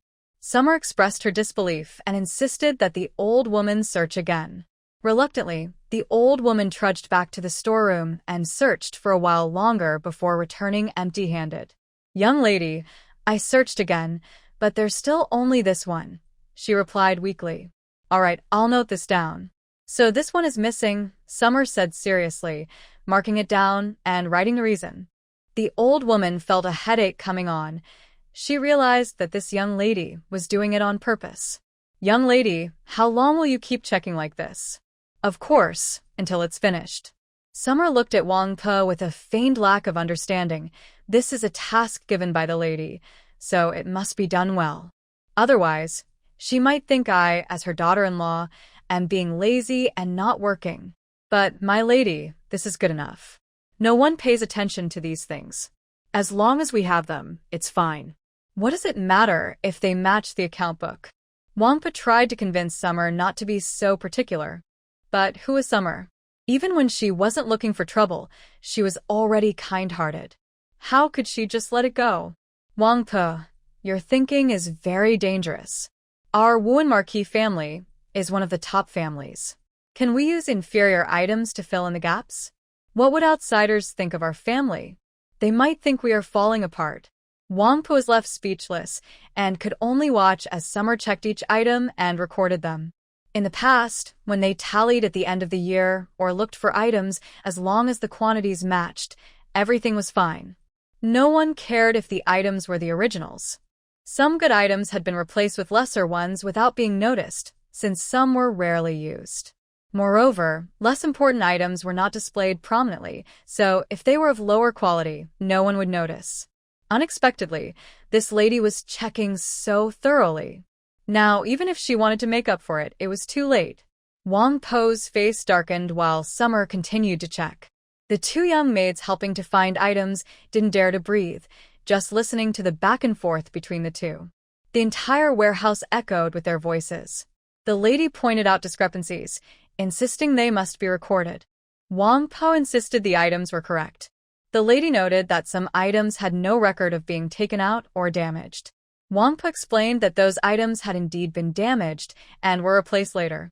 This continued until dinner time, and it still wasn't over. Wang Po started to give up. My lady, you don't need to make this so difficult for me. These items are as they are. If you think something is wrong, let's go talk to the lady. After all, she was on the lady's side.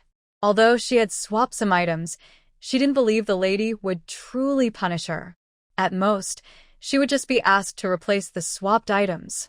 If this lady, who treated every little issue as a big deal, kept investigating, it would surely drive her crazy.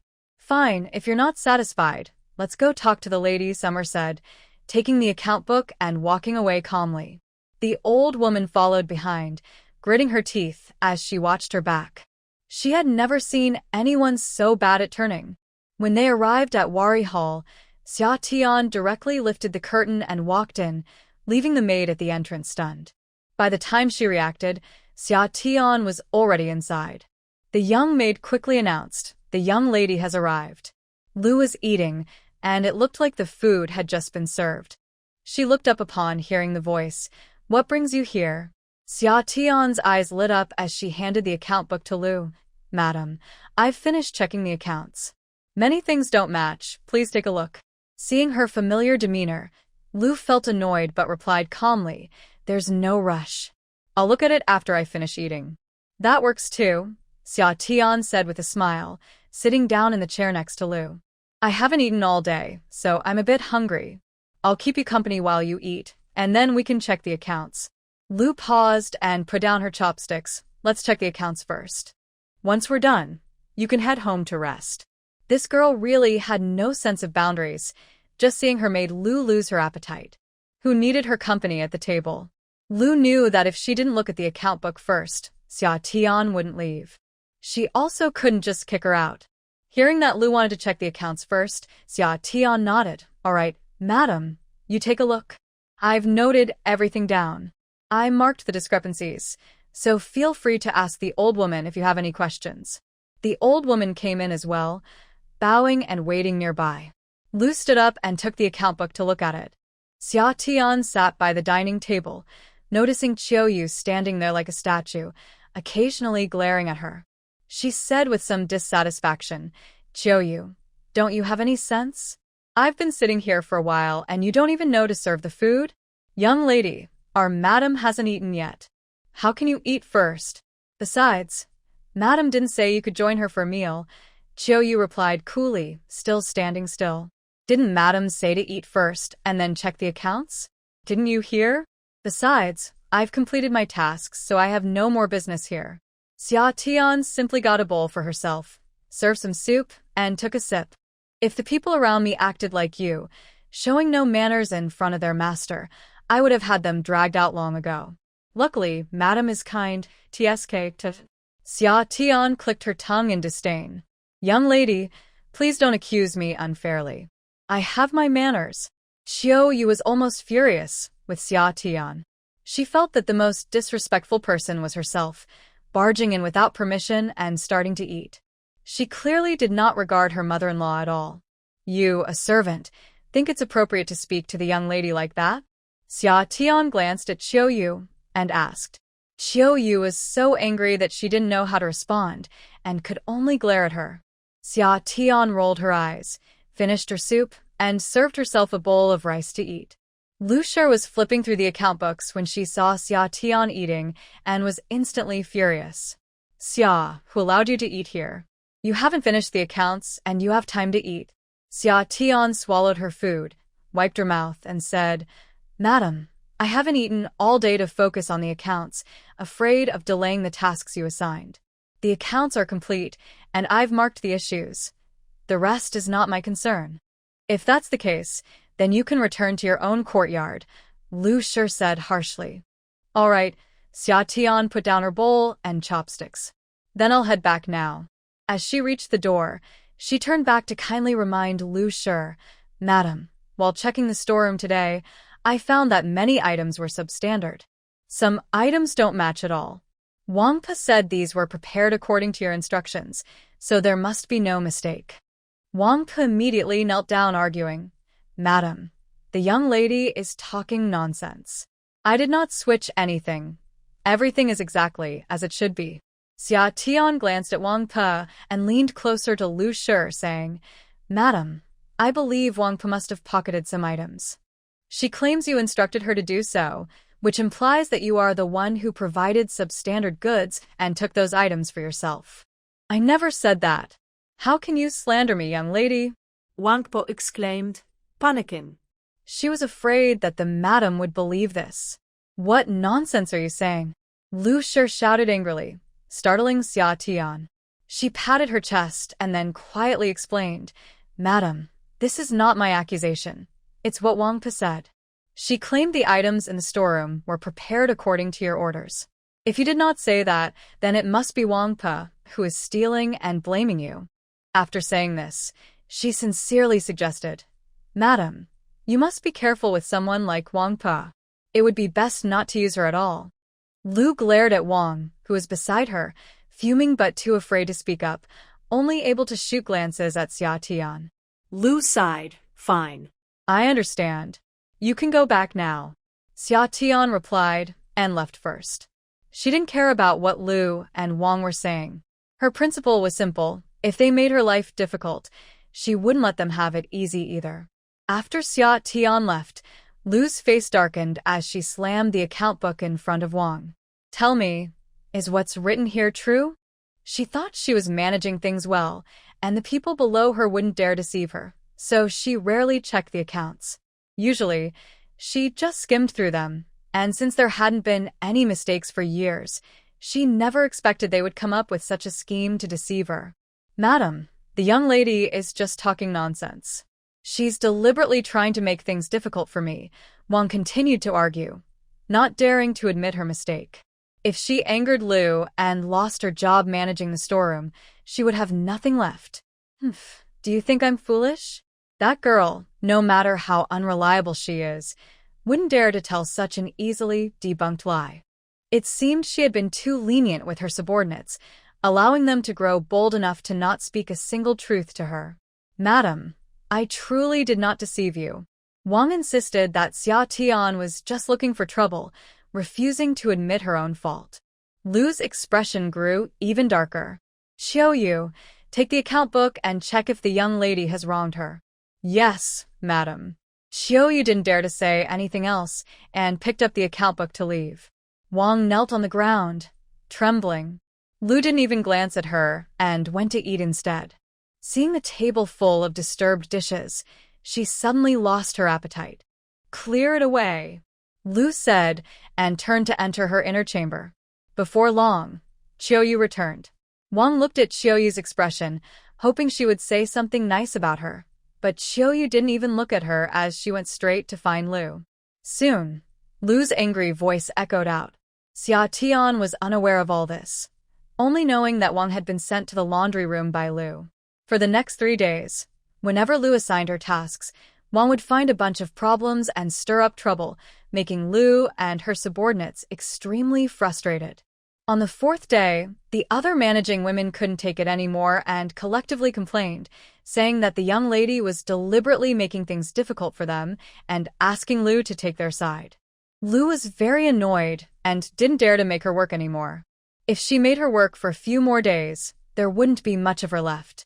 She could only find an excuse to tell Xia Tian to stop dealing with these matters and to focus on her own tasks. Xia Tian was not happy and wanted to go to the old lady to complain. Why should she be stopped from working when she was doing well? She hadn't made any mistakes. In fact, she had even helped find many hidden problems. It wasn't fair to just dismiss her like that. People who didn't know the situation might think she wasn't capable. Liu tried to reason with her, but Xia Tian wouldn't listen. In the end, Liu took out a beautiful set of ruby jewelry that she had prepared for Shenlong and gave it to Xia Tian, saying it was a reward for her hard work and that she didn't need to help anymore. Only then did Xia Tian reluctantly accept the gift and leave. Liu sighed in relief, glad to have sent this troublesome person away. If she kept causing trouble, the others would surely stop listening to her. Moreover, the people she had assigned to work were her own trusted ones. She wondered how that stubborn girl found out about it. Liu had given away a nice set of jewelry and created more problems for herself, which was quite frustrating. When Shenlong heard that her mother had given the jewelry meant for her to Xia Tian, she went to confront Liu. Liu calmed Shenlong down and promised to get her an even better set, which finally made Shenlong stop complaining. Feeling upset, Shenlong asked Dr. Chow for some medicine to help her cope. Meanwhile, Xia Tian returned to Jinglong Courtyard, humming a tune while holding the jewelry Liu had given her. With the New Year just a few days away, she arranged to send New Year gifts to shopkeeper Xiao, shopkeeper Bai, and others. Shopkeepers Xiao and Bai were surprised to receive gifts from Xia Tian and prepared return gifts for her through Mufeng. The gifts for the crown prince and other princes and princesses were small trinkets that she planned to take with her when she went to class. Before she could deliver her gifts, the crown prince, the little prince, and the little princess sent her their New Year gifts. She was quite surprised when the messenger from Marquis Wuan informed her. She hadn't expected the crown prince and the royal children to send her gifts. It seemed she was doing a good job with them. Looking at the pile of gifts, which included silk, jewelry, stationery, and snacks, she guessed that these were prepared by the empress and the favored consorts. Otherwise, how would those little kids know what to prepare for New Year gifts? When the prince delivered the gifts, he specifically emphasized that they were meant for her, making others envious. Xia Tian was very happy to know that someone was thinking of her, especially someone of high status, which helped her gain face in front of the people of the Wuan Marquis' residence.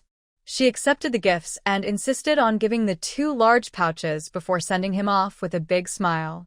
After bringing the items back to Jinglong Courtyard, Xia Tian took out the New Year gifts she had prepared, added a few more things, and then personally drew a cartoon picture for each prince and princess, feeling satisfied with her work.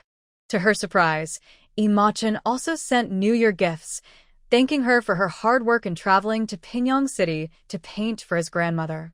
She understood that he wanted to build a good relationship with the Wuan Marquis' residence, so she informed the old lady and prepared appropriate return gifts to send back. She also included the 2 portraits she had completed of Old Master Yi and the 5-year-old child. She hadn't had time to draw the other portraits yet, but she finished these 2 first. Old Master Yi was Imachan's grandfather, so she prioritized his portrait. The 5-year-old child was the only son in 3 generations, and his family likely wished to receive his portrait the most, so she made sure to complete it early. Moreover, he had gifted her a fine arrow. Imachan had been in the capital recently, as the end of the year meant he needed to settle accounts for his shop, so he planned to return to Pingyang City after the new year. Unexpectedly, before he left, he received the 2 completed portraits, which delighted him, and he sent a message to Xia Tian, feeling quite pleased as he prepared to depart. Once Xia Tian finished delivering the New Year gifts, she had nothing much to do. She would occasionally check on the porridge stall, but if she didn't feel like going, she would just paint in Jinglan Courtyard. With Ningxiang and Ningxue helping with the New Year preparations, she didn't have to worry about it.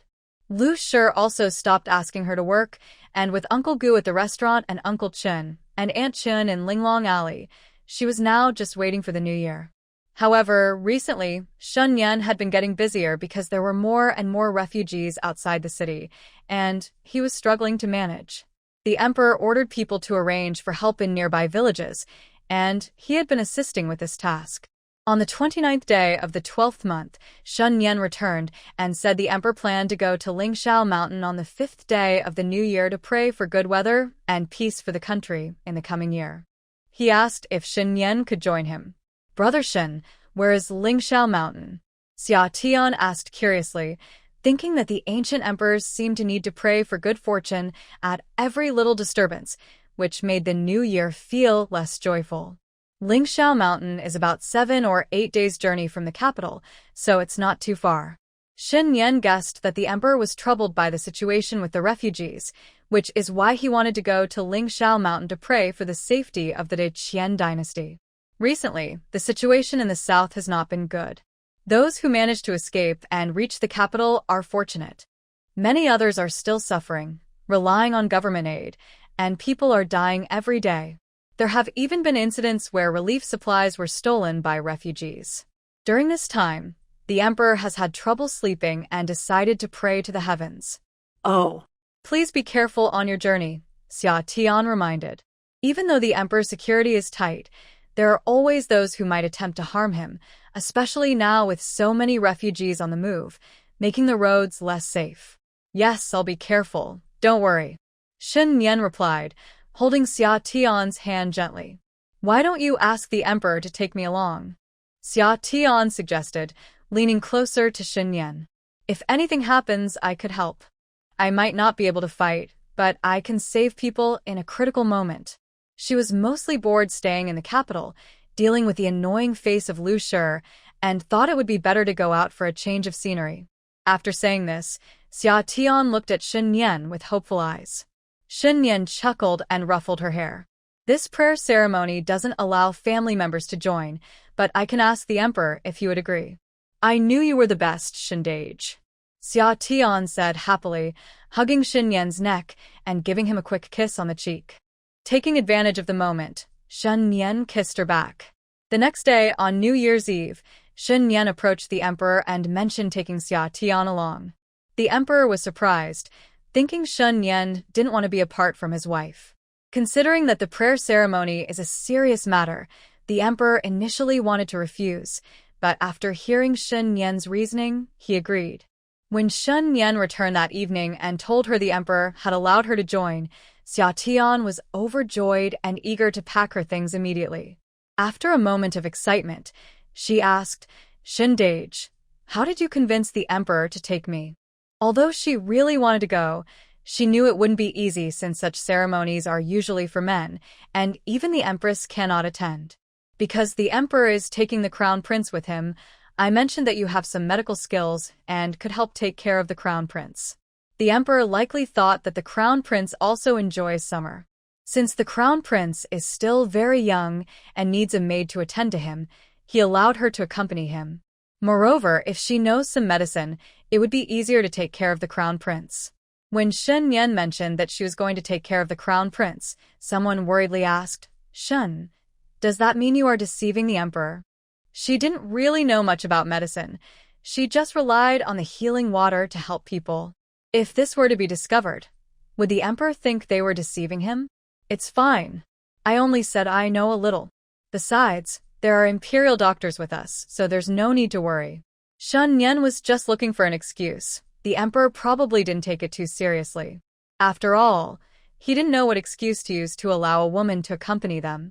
It had never happened before for a woman to go to the sacrificial ceremony. Actually, the emperor thought that having her there in summer would allow him to capture the scene of the ceremony, which would be a significant event for the court. Since she held the title of the imperial painter, it would make sense for her to go along. So when Shen Yan suggested it, the emperor immediately thought of this and agreed without much hesitation. The emperor allowed her to accompany him to Lingshao Mountain for the sacrificial ceremony. During the new year, she had been busy arranging matters at the restaurant. The restaurant would close on the 30th day and planned to reopen on the 8th day of the new year. Now, she was leaving on the 5th day, and the round trip would likely take at least half a month. Since she wouldn't be there when they reopened, she couldn't oversee things. She could only tell Uncle Gu and Xiaoyu to prepare everything in advance and give Xiaoyu a list of new dishes to add when they reopened. She didn't specify where she was going, just that she needed to go far away and might not return for a while, so they should take care of things. Uncle Gu and Xiaoyu assured her that they would take good care of the restaurant until she returned. She also specifically asked the second lady and Shun Hui to look after Ning Xiang and the others while she was away. She was mainly worried that during her absence, Liu Shi might cause trouble for the people at Jinglan Courtyard. She asked Shun Hui to step in just in case the second lady couldn't handle things, as having Shun Hui there would make Liu Shi think twice. After all, she was leaving under the pretense of taking care of the crown prince, so she definitely couldn't take Ning Xiang and the others with her. Otherwise, it would be too noticeable, and if the emperor gets upset, it would be bad for Shun Yan as well. The second lady agreed readily. Thinking of the few servants, Liu should not be so petty. Shun Hui would not refuse either. However, as the older sister, she felt a bit worried. You're a girl. Maybe you shouldn't go? It's tiring to go out like this. Besides, it might not be safe to go out with the emperor. Big sister, don't worry about us, Xia Tian said with a smile. Staying in the house every day is boring. This is a good opportunity. I want to go out and walk around. Shun Hui couldn't understand her thinking but still showed understanding. You have the energy. After a whole day, I just want to stay indoors and not go anywhere. You're busy managing the household and taking care of the children, so your life is quite full. I'm used to running around, and staying in one place for too long makes me uncomfortable. When she used to work hard, it didn't feel like much, but now that she doesn't have to worry about making a living, she finds it hard to adjust to just eating and sleeping every day. All right then. Shun Hui didn't insist further but reminded her, just be careful when you go out, especially since there are many refugees on the road. Don't go alone. If anything happens, let my brother accompany you. Got it, big sister, Xia Tian replied cheerfully. You take care of yourself at home, don't overwork, and please look after the girls in Jinglan Courtyard during this time. Don't worry, I won't let Liu bully them, Shun Hui assured her. She didn't expect Xia Tian to come today, mainly to ask her to look after the girls in Jinglan Courtyard. If she had to worry about the servants, her brother would surely be even more attentive. Shun Hui felt relieved that her brother didn't listen to her and kept this sister-in-law around. Otherwise, she would regret it now. Xia Tian also reminded Ning Xiang and the others to keep a low profile while she was out, to stay in Jinglan Courtyard unless necessary, and to avoid Liu's sight to prevent any trouble. Ning Xiang and Ning Shui were sad to hear she was going out, but to ease her mind, they promised to take good care of the people in Jinglan Courtyard until she returned. Ning Xiang and Ning Shui prepared things for her to take, including clothes, a cloak, and snacks, packing several big bundles. Xia Tian watched them happily as they fussed over how to take care of themselves, feeling a bit sad too, since this was the first time they would be apart for so long after spending so much time together. Fortunately, I will be back in about half a month. The night before I leave, I secretly call Ning Xiang in. Ning Xiang, I will be gone for half a month and can't take you with me. You must be careful about the Liu family during this time. I understand, madam. I will keep a close watch on the people in Jinglan Courtyard. Don't worry, Ning Xiang replies quickly, though she feels reluctant. She knows she shouldn't make her mistress worry about them. Take this. Xia Tian pulls out a porcelain bottle from her sleeve and hands it to Ning Xiang. There are 5 pills inside for emergencies. Make sure to keep it safe. Madam, you should keep this. You and the young master need it more since you will be out. We will stay in Jinglan Courtyard and won't go anywhere, so we won't be in danger, Ning Xiang insists, feeling that such valuable medicine would be wasted on them. Just take it, Xia Tian insists again. I have more. You keep it and help me look after the people in Jinglan Courtyard until I return.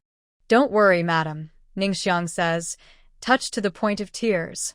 Xia Tian pats her and urges her to go rest. On the 5th day of the 5th month, Xia Tian follows Shen Yan into the palace early in the morning. Since she is responsible for taking care of the crown prince, she is included in his group. The crown prince is happy to see her and instructs the nanny in charge of him to take good care of her during the journey. It makes her laugh and cry at the same time. She didn't expect to need a child to look after her as an adult. However, she is grateful for the crown prince's care. After thanking him, she sits in a carriage behind him. Currently, she is the only one in this carriage. The crown prince's attendants include only 2 eunuchs and the personal nanny, Nanny Yang, who is taking care of him.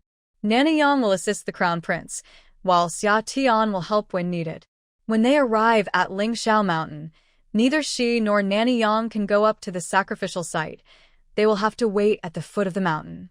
Xia Tian feels a bit regretful when she hears Shen Yan say this. After all, it is a grand event that she cannot witness firsthand, which is indeed a pity. But then she thinks that since she is personally accompanying them, she has still seen grand occasions. This trip includes not only the emperor, the crown prince, and other royal family members, but also all officials of 3rd rank and above. With the Imperial Guard protecting the emperor, the number of people traveling is quite impressive. As the Deputy Minister of War, Shen Yan is also by their side. The emperor has assigned him a small group of soldiers to manage, so he rides alongside the emperor and the crown prince's carriage. Summer secretly looked out through the gap in the carriage window and sometimes caught a glimpse of Shen Yan's back. The Marquis of Wuan and others were traveling together. However, the Marquis was older, so he didn't ride a horse in the cold weather and stayed in the carriage. With a larger group, their pace slowed down. They initially expected to reach the foot of Lingxiao Mountain in 7 or 8 days, but it took them 10 days to arrive at Xinpingshan, which was still a day's journey from Lingxiao Mountain. The large group did not enter the town but set up camp outside. After dinner that night, Summer wanted to rest early. Before she could wash up, she heard a loud, hurried sound of a gong being struck, chaotic and irregular. Then, there was a commotion ahead, and she heard someone shout "Protect the prince," followed by the sounds of horses and people running, which startled Summer. She quickly ran out of the tent to see what was happening, unsure of the situation. Others also came out of their tents, looking around with confused and worried expressions. They exchanged glances, but didn't dare to ask questions, anxiously waiting instead. Summer remembered she needed to protect the prince, so she hurriedly lifted her dress and ran to the prince's tent. If someone was really trying to assassinate him, the prince must not be in any danger. Otherwise, she wouldn't survive either. When she reached the prince's tent, she saw him coming out, heading towards the emperor's tent. 2 eunuchs and Nurse Yang tried to stop him, but the prince insisted on going to see his father. The imperial guards and bodyguards surrounded the prince to ensure his safety. As Summer ran over, she was stopped by the guards and imperial guards. For safety, no one was allowed near the prince. It was only when the prince spoke that they let her through. "Your Highness, are you all right?" As soon as the guards stepped aside, she rushed to the prince's side, asking anxiously. "I'm fine," the prince replied, looking worried. "I'm worried about my father and need to go see him." The prince was determined to go, so everyone followed him to the emperor's tent. When they reached the emperor's tent, they saw 5 ragged people kneeling on the ground, surrounded by imperial guards, while the emperor stood about 10 meters away from them. At that moment, Shen Yan was also standing with a sword in front of the emperor, listening to the kneeling people speak. When he saw Summer approaching, he glanced at her and, seeing she was safe, felt relieved. "I am afraid she might not understand the situation and run around, getting hurt by the guards or the imperial army, thinking she is a bad person." The guards let the prince in, and Xia Tian did not approach further, but stood by listening. The 5 people kneeling on the ground spoke nervously. After listening for a while, Xia Tian pieced together the reason for the incident. It turned out that the 5 people kneeling were villagers from Xiaoan village, under the jurisdiction of Xinping town. A few days ago, officials warned nearby villagers not to go out and wander around. Later, They accidentally overheard the officials saying that a noble from the capital would pass through this area on the way to Lingxiao Mountain. That is why the officials told them to stay in the village, fearing they might accidentally offend the noble. They figured that this noble must be of high status, possibly a high-ranking official, otherwise the officials wouldn't have come to inform them. If a high-ranking official was going to Lingxiao Mountain, he would definitely pass through Xinping Town. So, they took the chance to sneak out and wait here while the officials were not paying attention. They didn't intend to harm anyone. They just wanted to find the noble to ask for help for their village. Since they didn't know when the official would arrive, they came early to wait. As of today, they had been waiting here for 3 days. To catch the official's attention, they brought a gong, hoping to make a commotion so that the official would notice them and come over to ask questions. This way, they would achieve their goal. However, they hadn't considered the possibility that the official they intercepted might not understand the situation and could harm them instead. They were likely driven to desperation and didn't think about the consequences. The emperor frowned, unsure what could have pushed these villagers to resort to such measures to seek help. "What are you doing here?" the emperor asked coldly. The kneeling villagers were so frightened that they didn't know how to respond. "The emperor is asking you a question.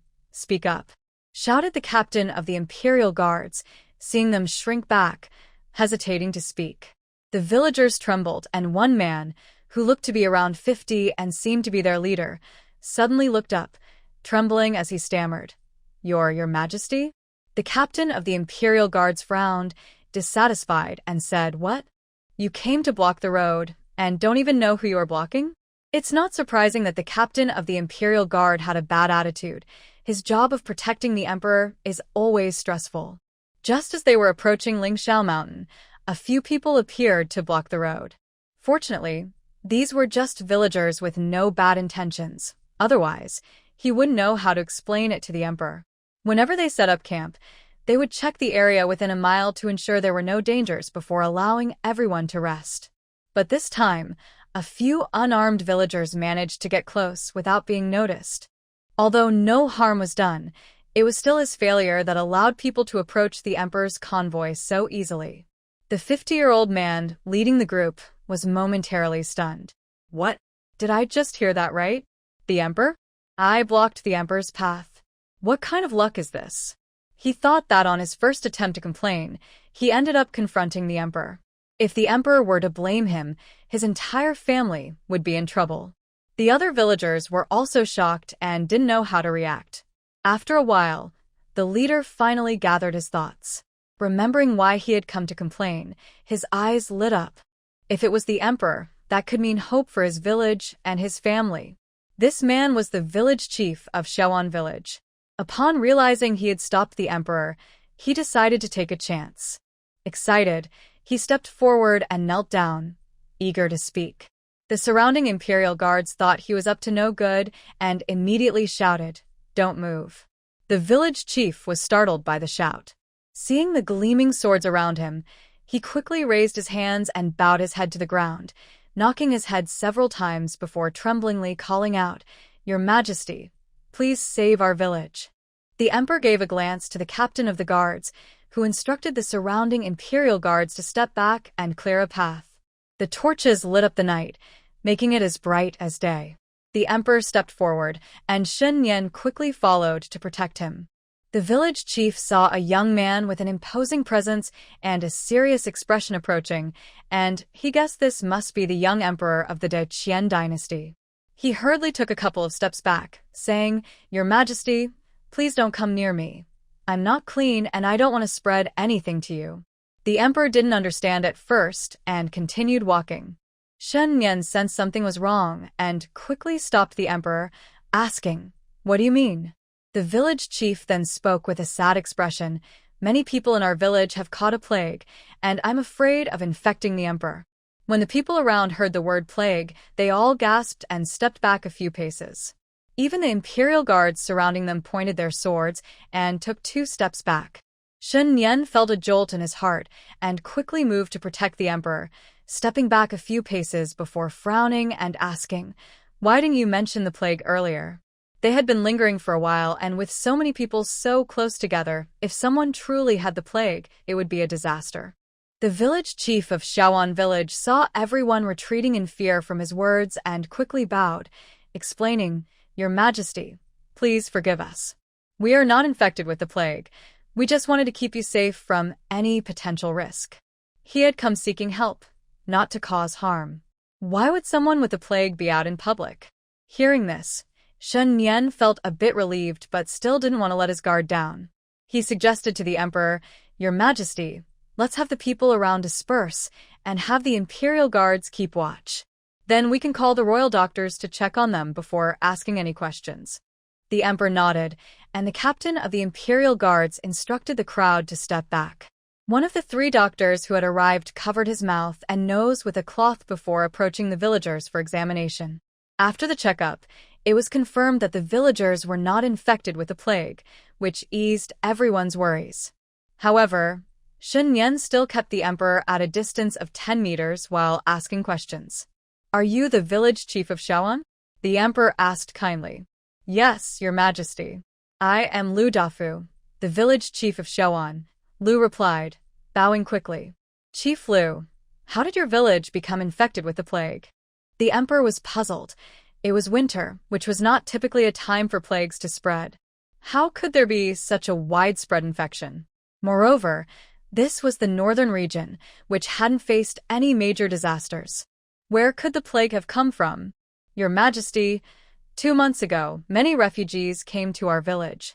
Suddenly, the plague broke out, and some refugees died. Then others in the village started showing symptoms, and now there are hardly any villagers left who are not infected," Chief Lu said, recalling the villagers suffering from the plague and feeling heartbroken. Seeing their chief in despair, the others also looked hopeless. The emperor realized that if the entire village was infected, the situation must be very serious. Frowning with anger, he asked, "What about the officials? Don't they care?" Village Chief Lu, hearing this, became even more upset. "Your Majesty, at first, the county office and the town mayor sent people to check, but when they saw so many people, they sealed off the village. They won't let us in or out, and they won't allow doctors to come in and treat us. We're left to fend for ourselves." This was one of the reasons they had planned to escape and seek help. Today, they managed to come out because 4 days ago, they sneaked away from the mountains while the guards were changing shifts. After enduring hunger and cold for a day, they hid in the mountains for 3 days before finally reaching Your Majesty. The emperor's frown deepened as he listened, and he remained silent for a long time. Shen Nian asked on behalf of the emperor, "How many people in the village are infected now?" "Sir, including the villagers and the refugees, there are currently 546 people in our village, not counting the 35 who have died. Over 80% are infected. There were originally more than 300 villagers in Shaoan village, and nearly 200 refugees had come, making the already small village even more crowded. When the plague broke out, it spread even faster." 80%? Shen Nian gasped. With so many infected, how far were they from the village's complete destruction? It was possible that in the days since village Chief Lu sought help, the infection had already spread throughout the village. How could they save them now? Shen Nian felt a headache coming on, and it was even worse for the emperor. "Bring the Minister of Revenue, the Minister of Personnel, and Prime Minister Su here," the emperor ordered with a dark expression. "Yes, Your Majesty." They quickly went out to summon them. At that moment, Prime Minister Su was waiting outside the tent. The Ministers of Revenue and Personnel were also anxiously waiting for the emperor's summons. They all understood that the emperor would definitely question them about the situation in Shaoan village.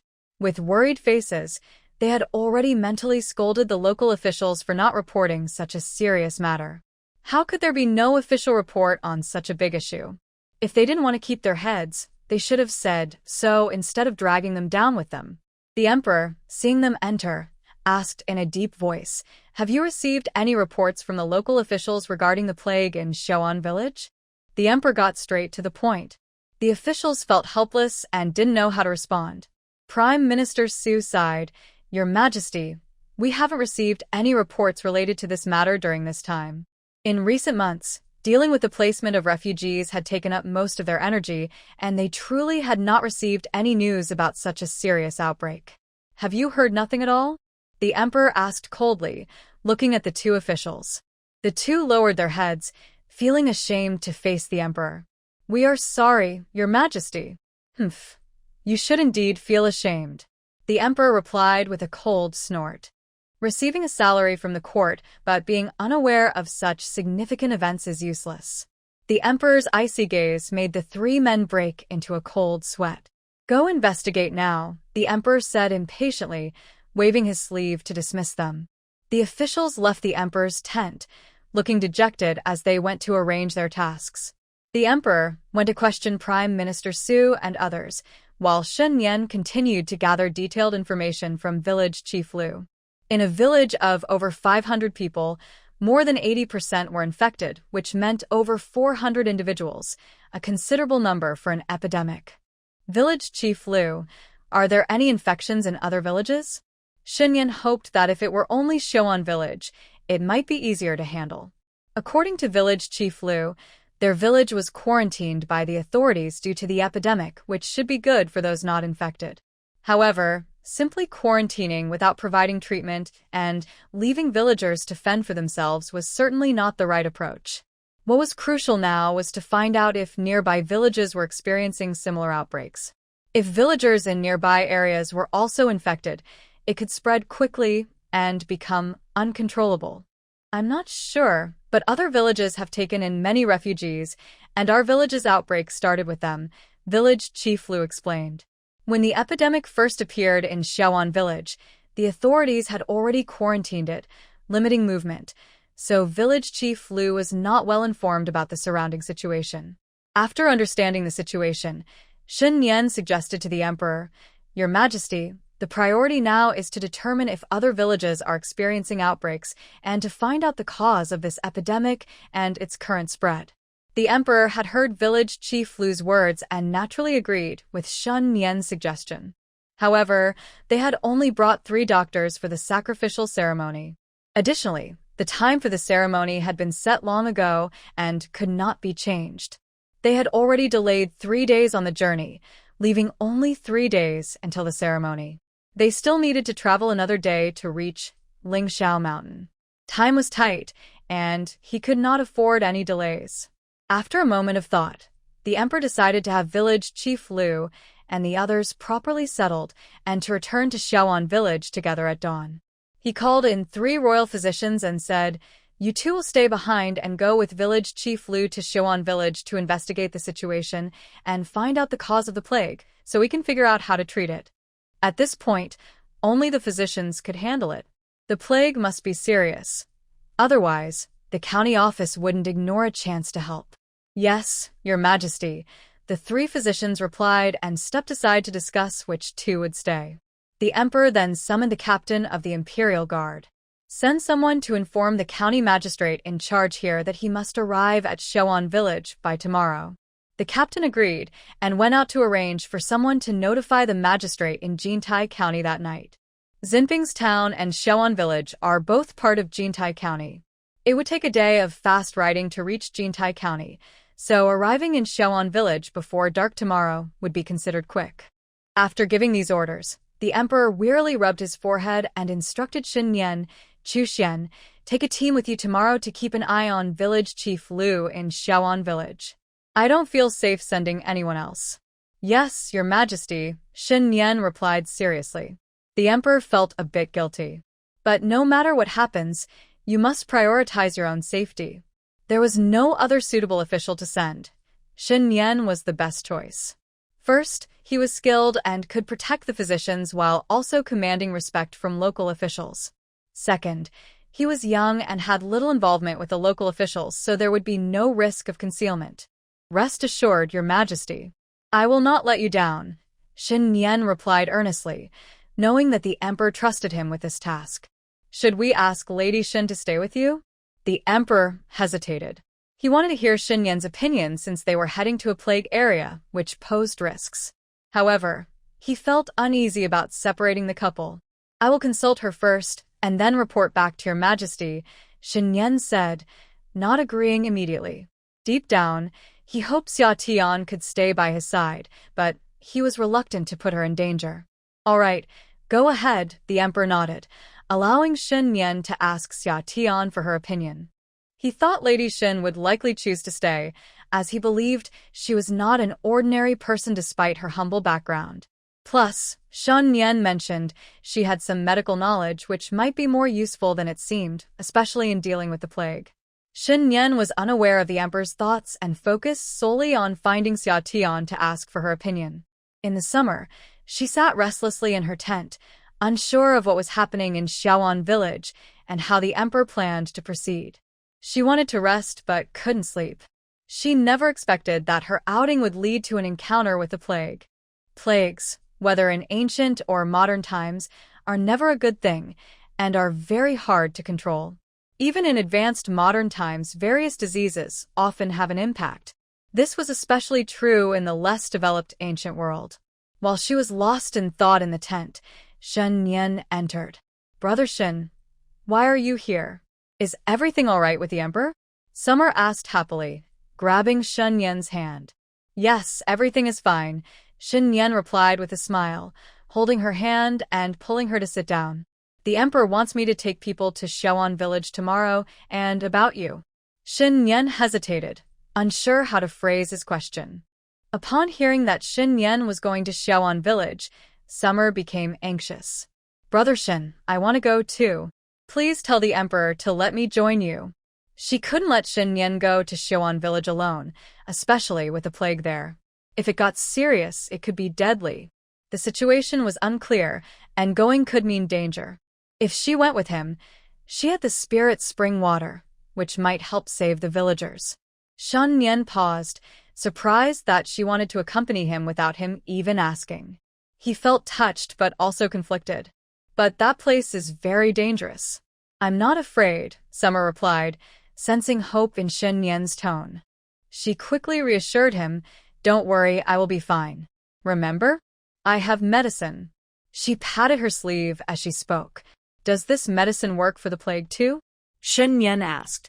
"I'm not sure, but I believe it will be fine," Summer replied, not wanting to sound too confident, but she felt optimistic. After all, this was spirit spring water, and its effects were immediate. Moreover, she noticed that after helping the refugees, her space seemed to have expanded a bit, and the foggy areas around her appeared clearer. It seemed that heaven granted her this spirit spring space to encourage her to do good deeds, not just for herself. Of course, she meant doing good, not repaying grievances or forgiving people like Liu. This was just her personal thought and not necessarily correct. However, she was willing to help the defenseless people when she had the ability to do so. "Okay, I will go tell the emperor. He originally sent me to ask for your opinion." Shen Yan stood up, ready to respond to the emperor. "Why didn't you say so earlier, Brother Shen?" Xia Tian complained. She thought the emperor wouldn't let her go. Shen Yan smiled slightly. "I was just worried about safety over there." "Oh, anyway, the emperor agreed to let me go. So hurry and tell him I agree," Xia Tian urged. She preferred to go with Shen Yan rather than the others. After all, she wasn't familiar with the others, and it felt awkward to be around them. "Okay, I'll go now." As Shen Yan was about to leave, Xia Tian remembered the group surrounding the villagers from Xiaoan village. Although the doctor checked and found no infections, she worried that some might not show symptoms but could still be sick. The emperor was nearby, and if something went wrong, it could be disastrous. She quickly handed Shen Yan a porcelain bottle, saying, "Give one of these pills to the emperor and take one yourself, just in case." Shen Yan understood her concern, hugged her gently, and then left the tent. Xia Tian was momentarily stunned, feeling sweet inside. She remembered the crown prince was also present and quickly took a porcelain bottle to his tent. After all, she had plenty of this medicine, and the doctor wouldn't find anything unusual. Shen Yan returned to the emperor and saw that only Dr. Su and Su were in the tent. He took out the porcelain bottle and poured out 2 pills. "Your Majesty, these are pills my wife prepared for me to protect myself from toxins. Would you like to take one?" Seeing the emperor's puzzled expression, Shen Yan quickly explained, "I thought since you were close to those villagers, it would be wise to take precautions." After saying that, he took 1 pill himself, knowing that even if the emperor trusted him, he wouldn't casually take unknown medicine. Before the emperor could react, Shen Nian had already taken one, and he quickly reached for the other, smiling. "Your Majesty, you haven't taken one yet.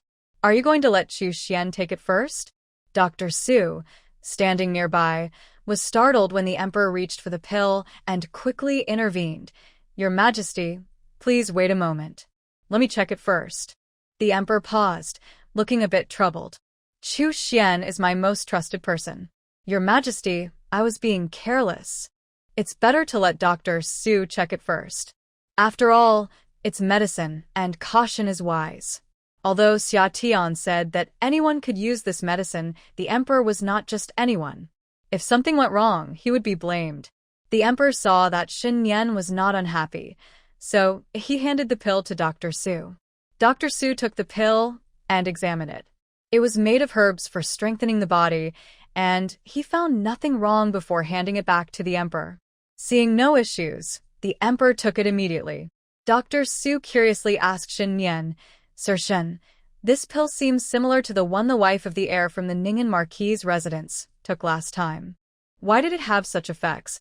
Dr. Su was the same physician who treated Shen Hui during her difficult labor last time. He clearly remembered that the medicine Shen Yan's wife provided was used then, and he was surprised to learn that it also had detoxifying properties. "Have you seen this medicine before, Dr. Su?" the emperor asked with interest. "Yes, Your Majesty," Dr. Su replied, stroking his beard. "Last time, it was also Madame Shen's medicine that saved Sir Shen's sister during her difficult labor." The emperor nodded, realizing there was more to this. Bringing Madame Shen along for the journey to offer sacrifices to heaven seemed to be a wise decision. He thought that she might indeed help with the epidemic. Suddenly, the emperor felt much more confident about treating the epidemic, and his earlier worries faded significantly. Shen Nian then gave each of them a pill, intending for them to take it as a precaution since they were close to the emperor. If they got infected, the emperor could catch it too. Su was surprised that such a valuable pill was given to him, and quickly accepted it with thanks. Dr. Su, reluctant to part with it, carefully took the pill to study it further.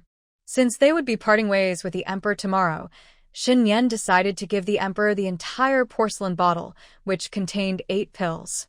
After the one just taken, there were 4 left for the emperor to keep on hand in case of emergencies. The emperor silently accepted it, said nothing, and gave Shen Nian a firm pat on the shoulder, telling him to rest.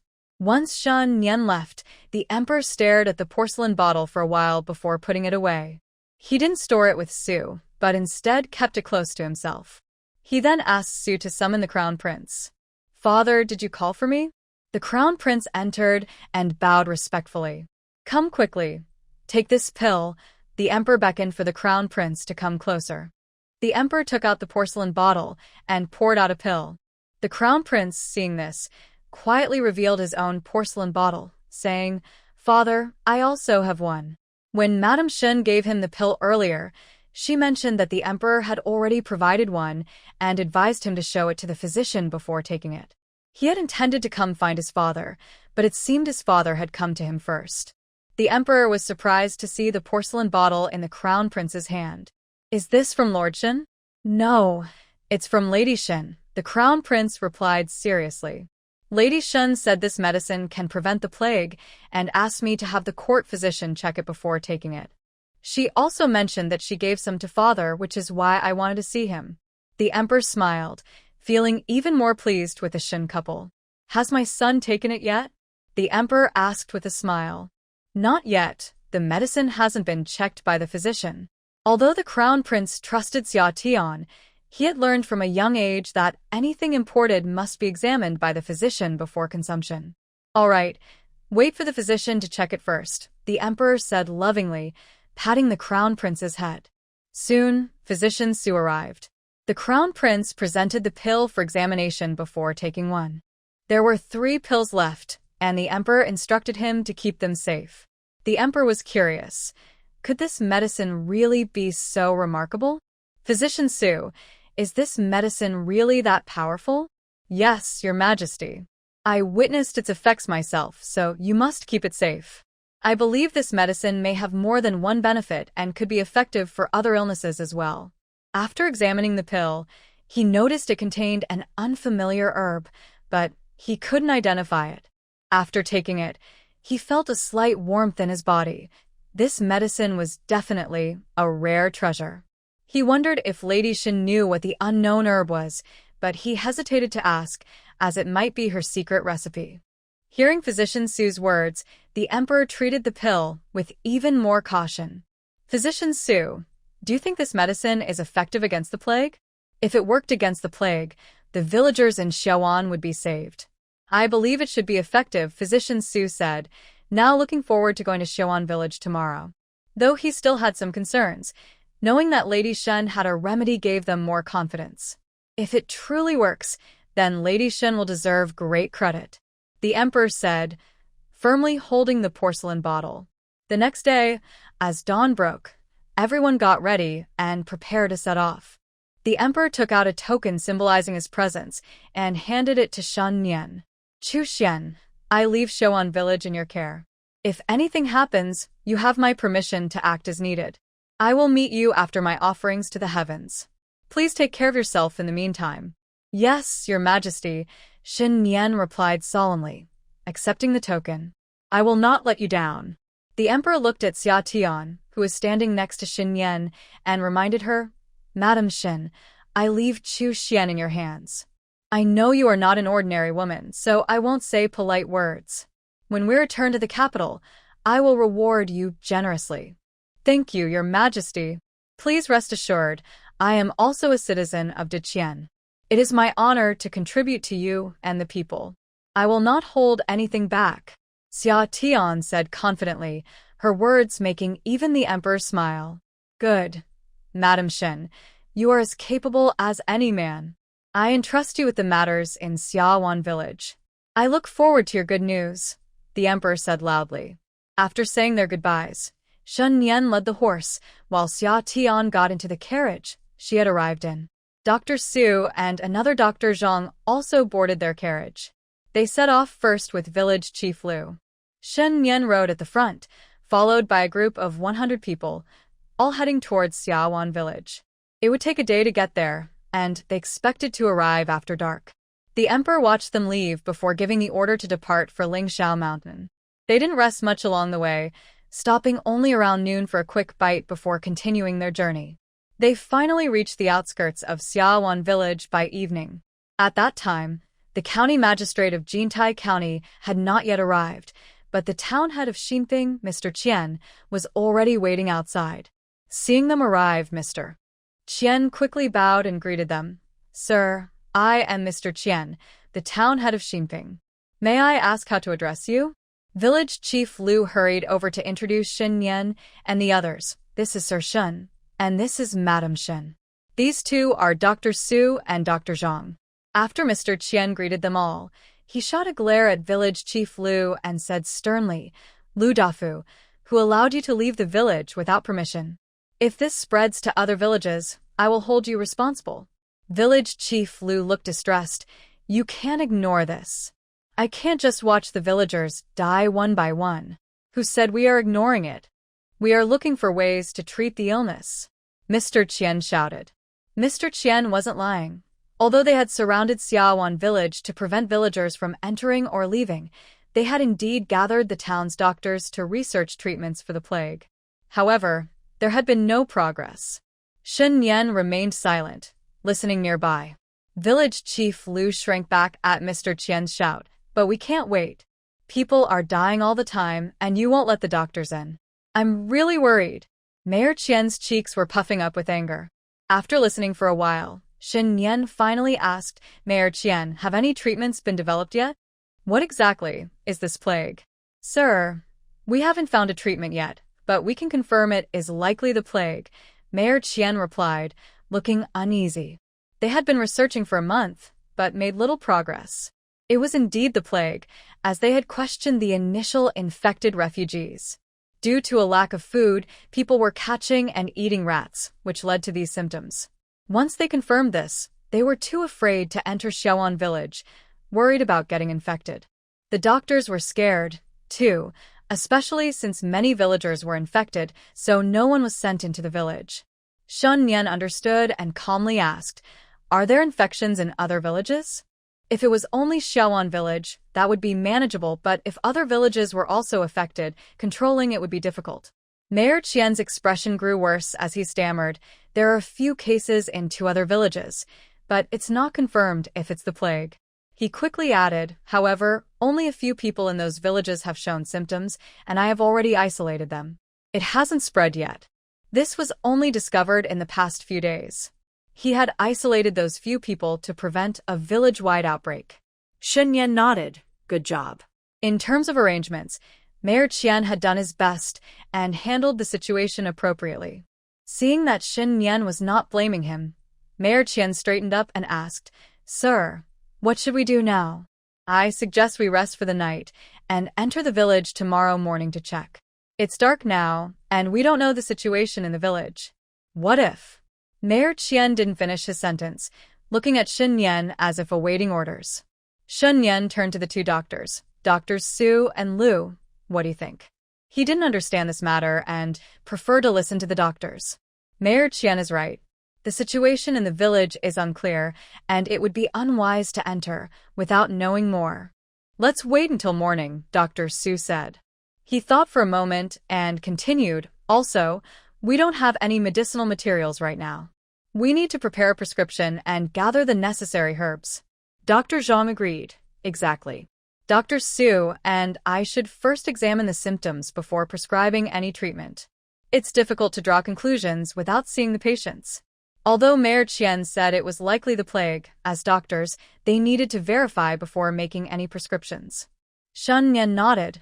"Let's rest tonight and go into the village to check tomorrow morning." They had traveled all day and were tired, so it was best to regain their energy for the next day. While they were talking, Mu Feng and Mu Qian, along with other soldiers, had already set up the tents. Mayor Qian also stayed and shared a tent with village chief Liu and a few others, planning to enter the village together at dawn. After washing up, Xia Tian took out some needle and thread, along with cotton fabric, and made a dozen rough masks to wear when they entered the village the next day. It was late at night when they finally lay down to rest. In the middle of the night, they were awakened by the sound of hooves. It turned out that the county magistrate from Jintai County had arrived with his men. Xia Tian was too lazy to get up, so only Shin Nian went out to take a look before going back to rest.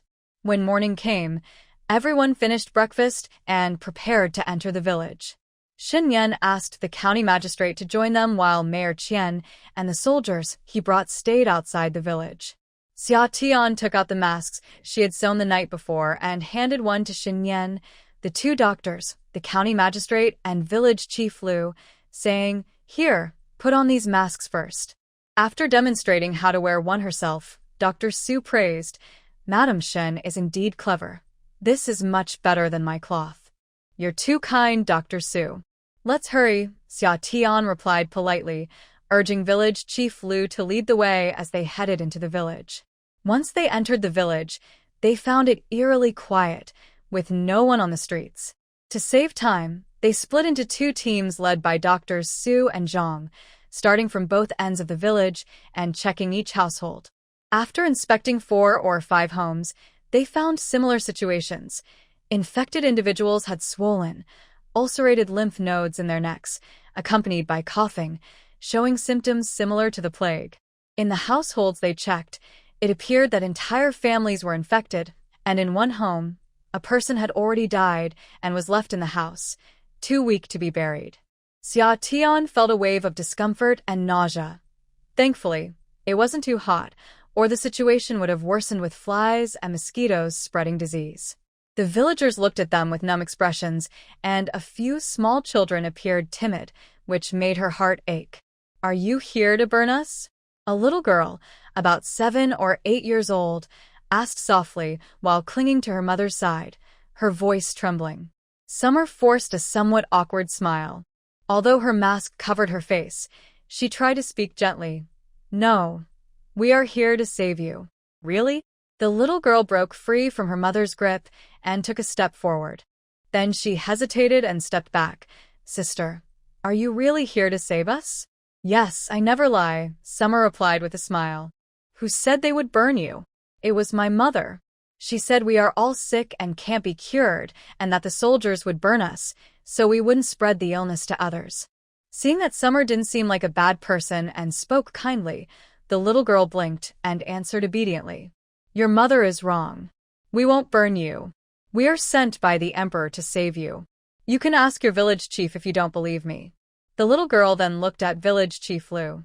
Village chief Liu nodded. That's right. These kind people are sent by the emperor to help us. That's great. Thank you, sister, and everyone. The little girl clearly looked happier. After visiting each house, Doctors Su and Zhang looked serious. There are many infections, and the symptoms are quite severe. We need to prepare the medicine quickly. Shun Yan nodded. Let's go back and study it now. The group immediately left the village, changed their clothes outside, and then discussed their plan. Doctors Su and Zhang drafted a prescription based on the symptoms of the plague and asked Mayor Qian to gather the necessary herbs. Summer suggested Doctors Su and Zhang, treating each of these hundreds of people one by one might not work. Some have very serious symptoms and might not make it in time. Why don't we wait until the herbs are ready, then boil a large pot at the village entrance? I can add a few pills I brought to see how it works. What do you think? This way, she could also keep things discreet and add some spring water to the pot without anyone noticing. Although she had many pills in her space, she couldn't give one to everyone, as that would draw too much attention. After all, who would carry a bunch of pills when they went out? Plus, giving one to each person would make them seem less valuable. Dr. Su said happily, if Madame Shen is willing to help, that would be wonderful. He was confident in the effectiveness of Madame Shen's pills. Since she was willing to provide valuable medicine, the results would likely be good, no matter the prescription. Dr. Su was optimistic, while Mayor Qian felt overwhelmed, as some of the herbs were not available in the town's pharmacies. Since the county magistrate arrived, he had been very low-key. He knew there was an outbreak in the villages under his jurisdiction but had not reported it in time, which could have serious consequences. The town mayor mentioned that there wasn't enough medicine, so he quickly sent someone to the county to buy more, hoping to make up for the shortage. As long as they could control the plague and save lives, that was what mattered. Shun Yan didn't say anything. He just needed to take notes and report to the emperor later.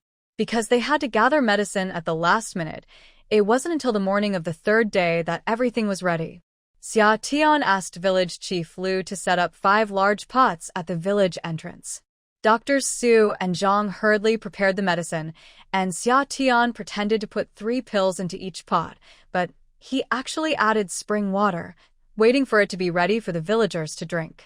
Once the medicine was ready, village chief Liu sent someone to notify the villagers to come and take their medicine. For those who were severely ill and unable to move, others who were not infected helped carry them to ensure they finished their doses. Dr. Zhang, along with some officials, helped the villagers serve the medicine and watched them drink it all. Dr. Su and his team went door to door spreading lime for disinfection. They instructed families with mugwort to burn it and fumigate each house. They couldn't just treat the people, they needed to ensure the environment was free of viruses to prevent reinfection. After everyone in Shouan village, including those who were not infected, had their dose of medicine, it was dark, and Xin Yan and the others finally cleaned up and rested. The next day, they got up early to check how effective the medicine was and if the situation had improved. After inspecting the village, they found that the symptoms of those who had taken the medicine had indeed lessened, and several people looked much better. Dr. Su had prepared a small pot of medicine without spring water yesterday to test Xia Tian's remedy, giving it to 3 infected villagers. Today, he noticed that those 3 still showed the same symptoms, with no improvement. He realized he was right. Madame Shen's pill was indeed a miraculous medicine that worked well against the plague. With just 3 pills in such a large pot of medicine, the results were impressive.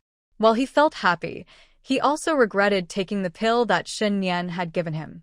If he had saved it, it might have been useful in the future.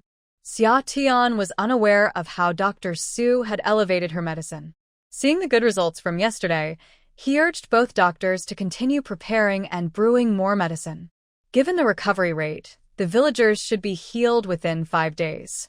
Shen Yan also felt relieved, finally fulfilling the emperor's trust. The county magistrate of Jintai was pleased to see the plague being controlled and actively cooperated. Shen Yan asked him and Mayor Qian to send people, and he arranged for 2 soldiers to accompany them to visit the nearby villages that had taken in refugees. They needed to check which villages had patients showing similar symptoms.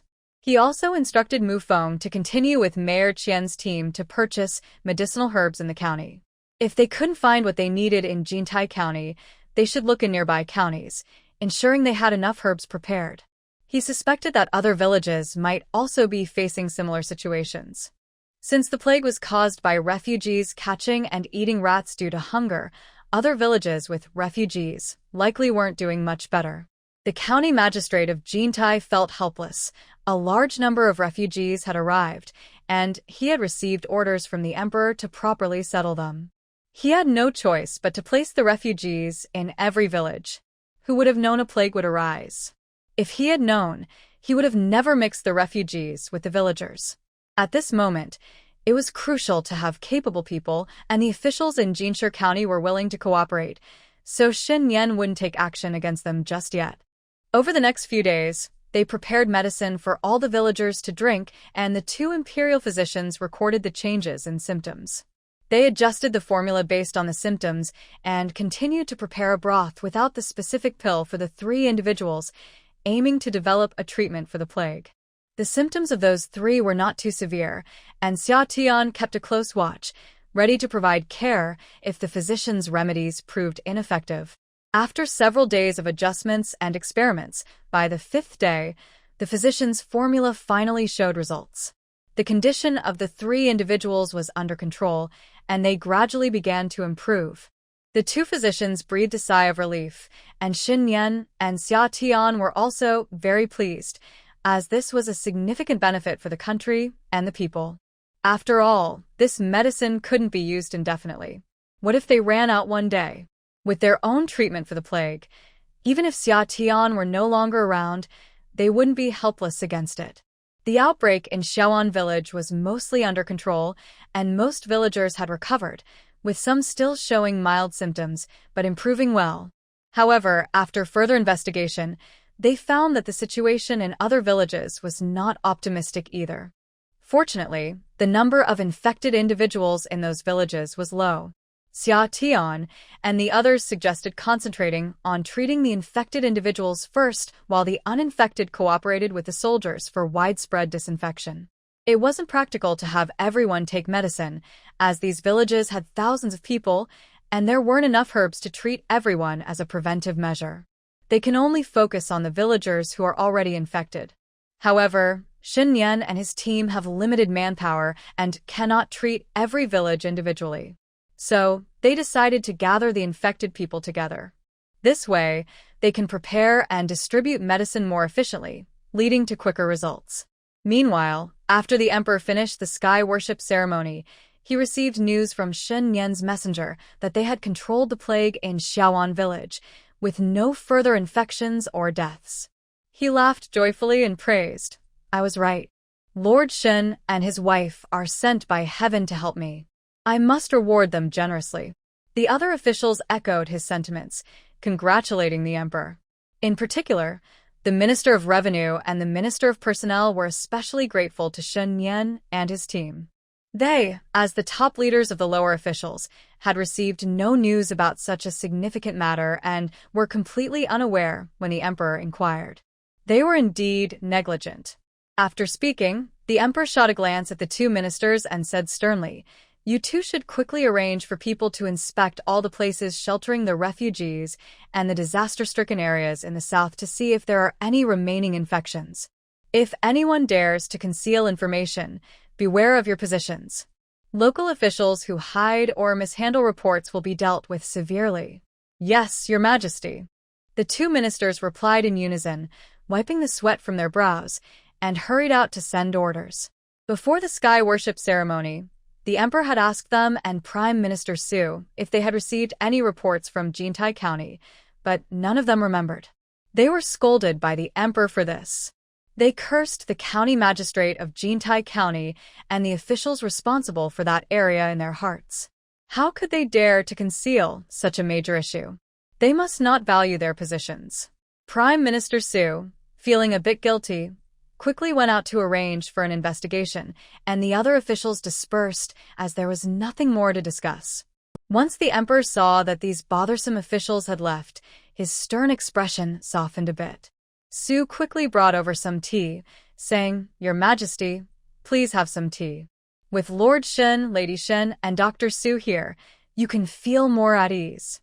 During this time, he had noticed that although the emperor did not show it on the surface, he often tossed and turned at night and had little appetite, indicating that he was also troubled by the plague.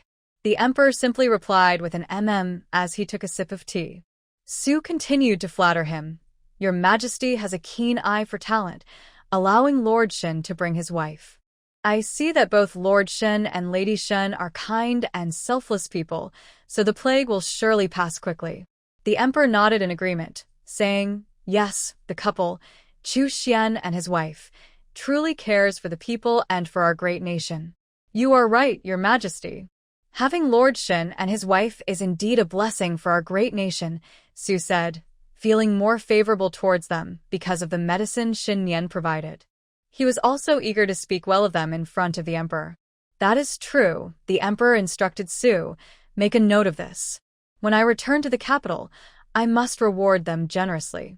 Also, regarding the last donation of clothing, it was Lord Shen's suggestion, and with Lady Shen leading the effort, we quickly gathered enough supplies to keep everyone warm, which helped the court in a critical time. "Yes, Your Majesty, I will remember," Su replied with a smile. Seeing the emperor in a good mood, he cautiously asked, "Your Majesty, I have arranged for some food to be brought in. Please have a bite. You haven't eaten well these past few days. How can your body handle this?" For the past few days, every mention of food made the emperor frown. He could barely manage half a bowl of rice, and it tasted bland to him. "All right, bring it in," the emperor said, feeling hungry after not eating all morning. "Yes." Su responded happily, and quickly went out to have lunch served. After the emperor finished eating, he called other officials together to prepare for their trip to Xinping town. He wanted to wait there for a few days to receive news from Xin Yan and the others. Initially, Chancellor Su and others disagreed, wanting the emperor to return to the capital first. After all, the court needed someone in charge, and they were concerned about the ongoing epidemic in Xinping town and the emperor's safety. However, the emperor insisted on waiting for Xin Yan and the others in Xinping town, so they had no choice but to go there first. They did not enter the town but set up camp between Xinping town and Shaoan village, keeping close enough to receive messages easily. Yet, the emperor could not be away from the capital for too long.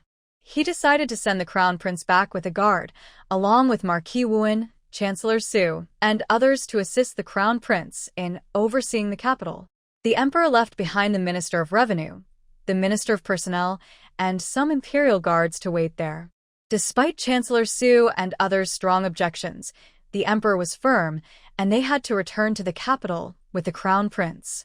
Once the crown prince and the others left, the emperor disguised himself and, along with Su, the captain of the imperial guards and some secret guards, headed to Shaoan village.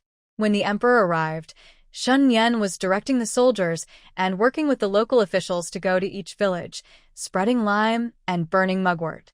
Some villages had only a few infected people, and they wanted to isolate those individuals.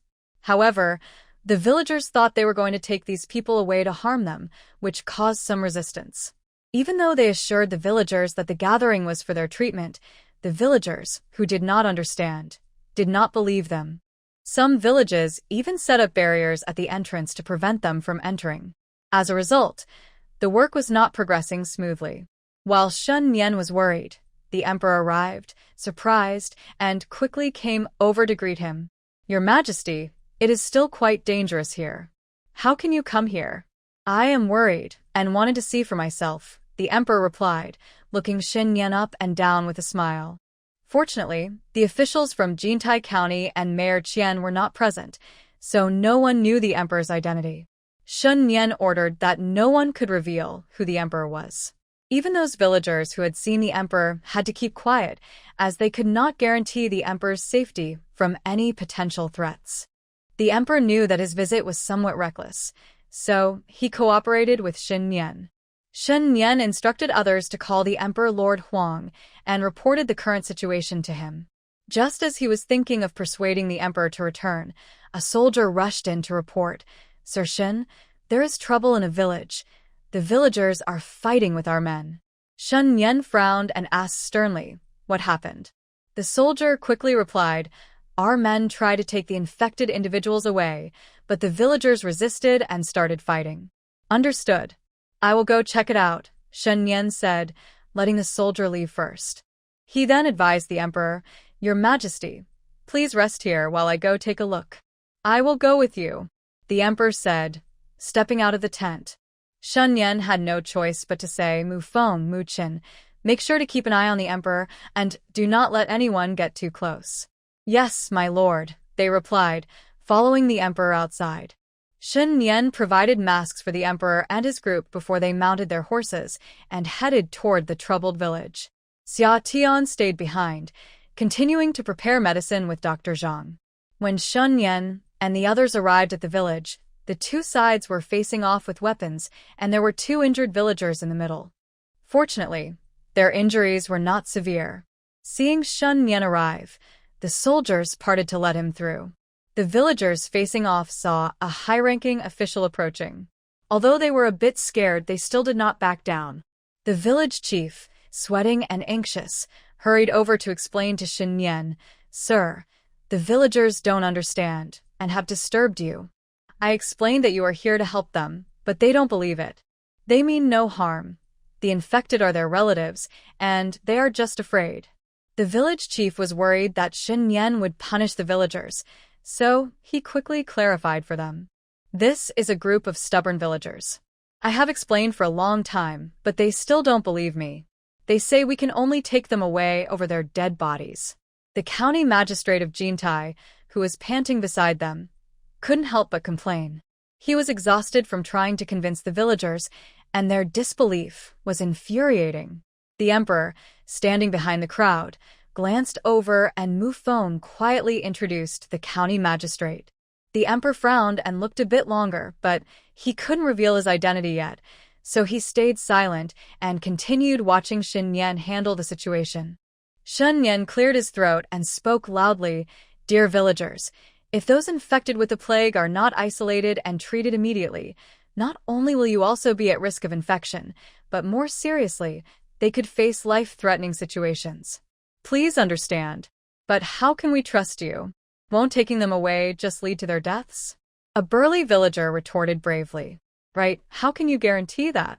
Other villagers chimed in, starting to question him. "You speak nicely, but in the past, when there was a plague, you officials just took people away to burn them. Why should we believe you this time?" "Exactly, if they are going to die anyway, we would rather they die in the village." The villagers argued back, refusing to believe him. Shun Nian raised his hand for silence. "How about this? You choose a few trusted villagers to come with us. We will treat everyone together in Shaoan village. How does that sound?" After Shun Nian spoke, the villagers looked at him suspiciously. "Is that true, sir?" "Of course. I am sent by the emperor specifically to address the plague, and 2 imperial doctors are with me. The villagers in Shaoan who were infected are almost recovered. They can testify. If you don't believe me, you can verify it when we arrive at Shaoan village." Hearing that there would be imperial doctors, the villagers visibly relaxed and whispered among themselves. Finally, the burly man spoke for the villagers. "Then we will go with you. We want to stay with you the whole time." All right. "Let's set off now." Shun Nian agreed quickly. The villagers saw how determined this official was and stepped aside to let the soldiers in to move the infected people. Shun Nian gave Mu Feng a glance, and Mu Feng and Mu Qin quickly protected the emperor and left first. Once everything was ready, Shun Nian rode on horseback to follow, moving the people to the treatment point set up in Shaoan village. For the other villages, the leading officials were instructed to do the same and gather everyone quickly. Xia Tian and Dr. Zhang had prepared the medicine. When the infected villagers arrived, they were hurriedly given the medicine to drink. The villagers who came to watch felt relieved when they saw that treatment was indeed taking place. There was still plenty of medicine, so the accompanying villagers were each given a bowl as well. They arranged for everyone to stay in tents and occasionally checked on their recovery. The emperor saw that everything was running smoothly here and nodded in approval. He decided not to stay and cause any more trouble and returned to the place where he was stationed in Xinping town. Shun Nian felt relieved once the emperor left. Otherwise, he would have to worry about the emperor's safety, fearing that he might miss something and cause a serious problem.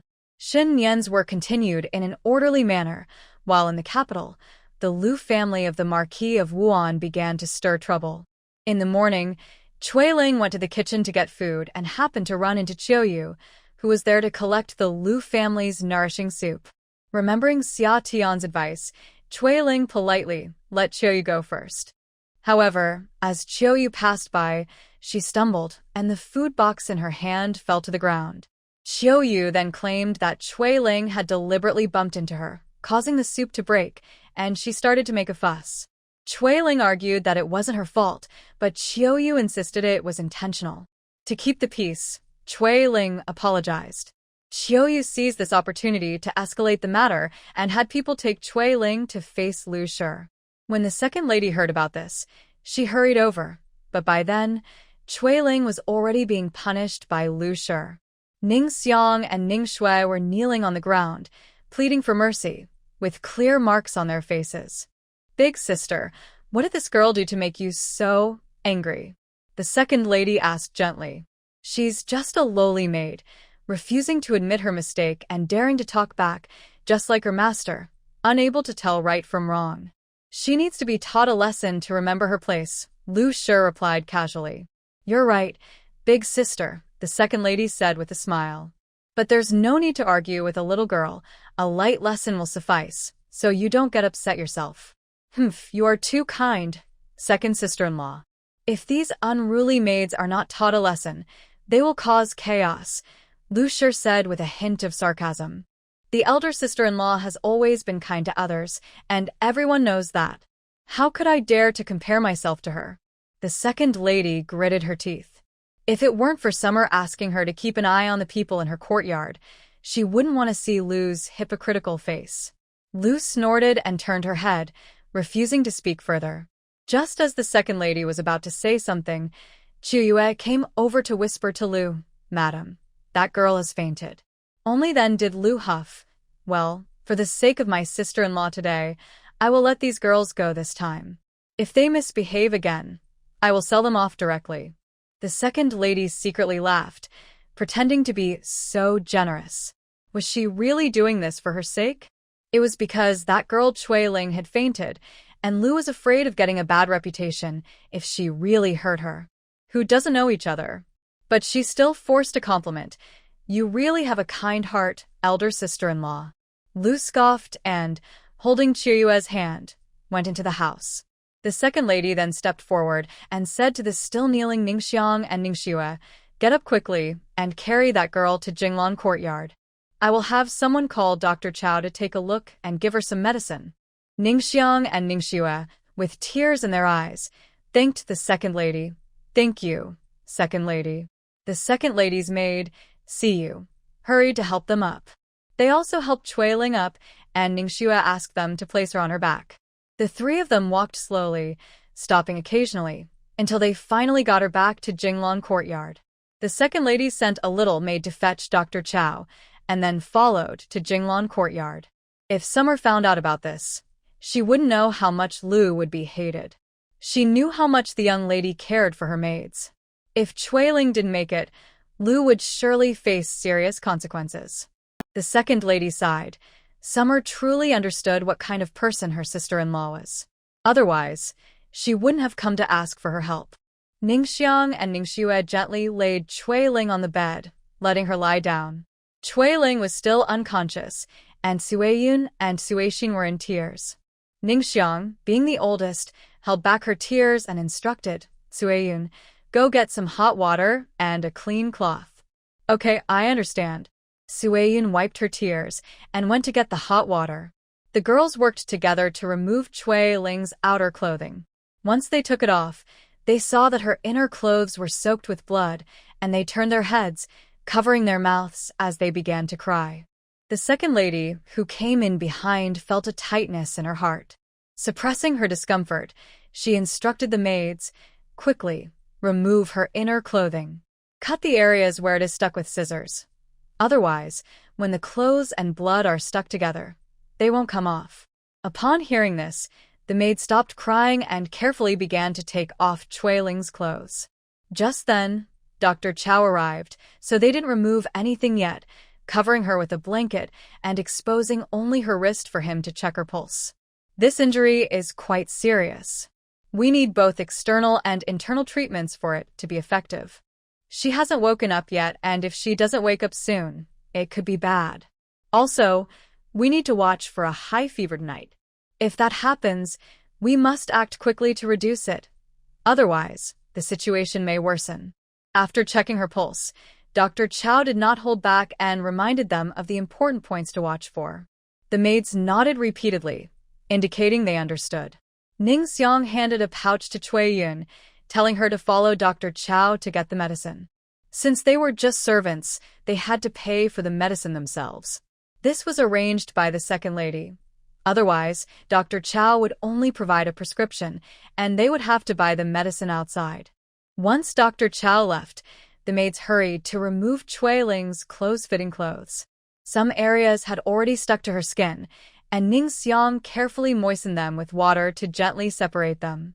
When the clothes were finally off, they saw that Cui Ling's entire back, especially her buttocks and thighs, was a mess of blood and flesh. This made the maids cry uncontrollably. Ning Xiang and Ning Shui held back their tears, using cloths soaked in warm water to wipe away the blood. By the time they cleaned her back, their own clothes were soaked with sweat.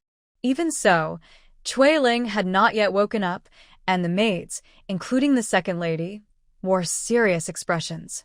Dr. Chow had just said that if she didn't wake up, it could be very concerning. Ning Xiang and Ning Shui changed their clothes, while Cui Yun returned with the medicine, preparing it in the kitchen. Cui Xian took the wound medicine and carefully applied it to Cui Ling's injuries. The second lady sat for a while, noticing there was nothing more she could assist with, and decided to leave. Before leaving, she instructed them to inform her if Cui Ling woke up and to send someone to find her if there were any issues. Ning Xiang gratefully bowed, saying, "Thank you, second lady, for helping us. If you hadn't come today, we don't know what would have happened to Cui Ling. We will remember your kindness, and when Our Lady returns, we will come back to thank you." "Why are you being so polite, my dear?" The second lady smiled.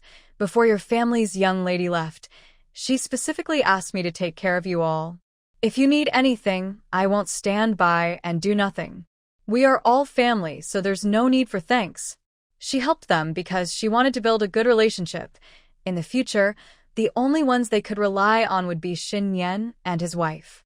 These young girls were also important to Xin Yan and his wife, so helping them was also helping them.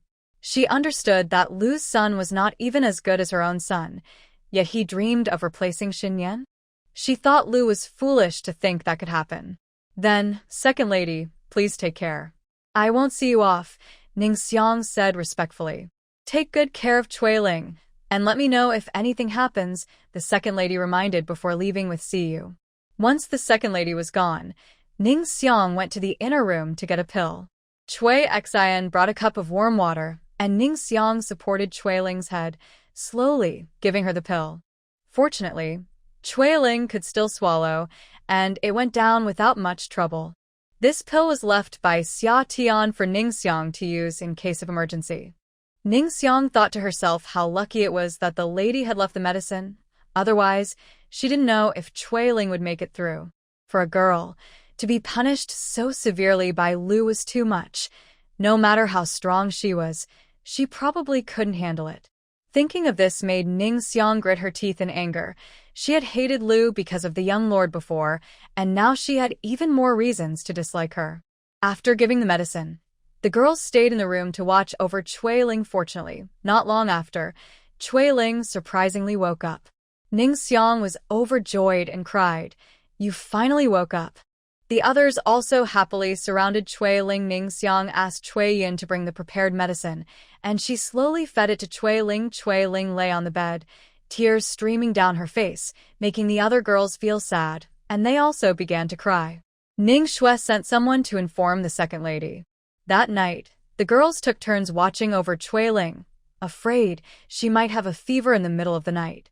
Thanks to the effect of the pill Xia Tian left, Cui Ling did not develop a fever.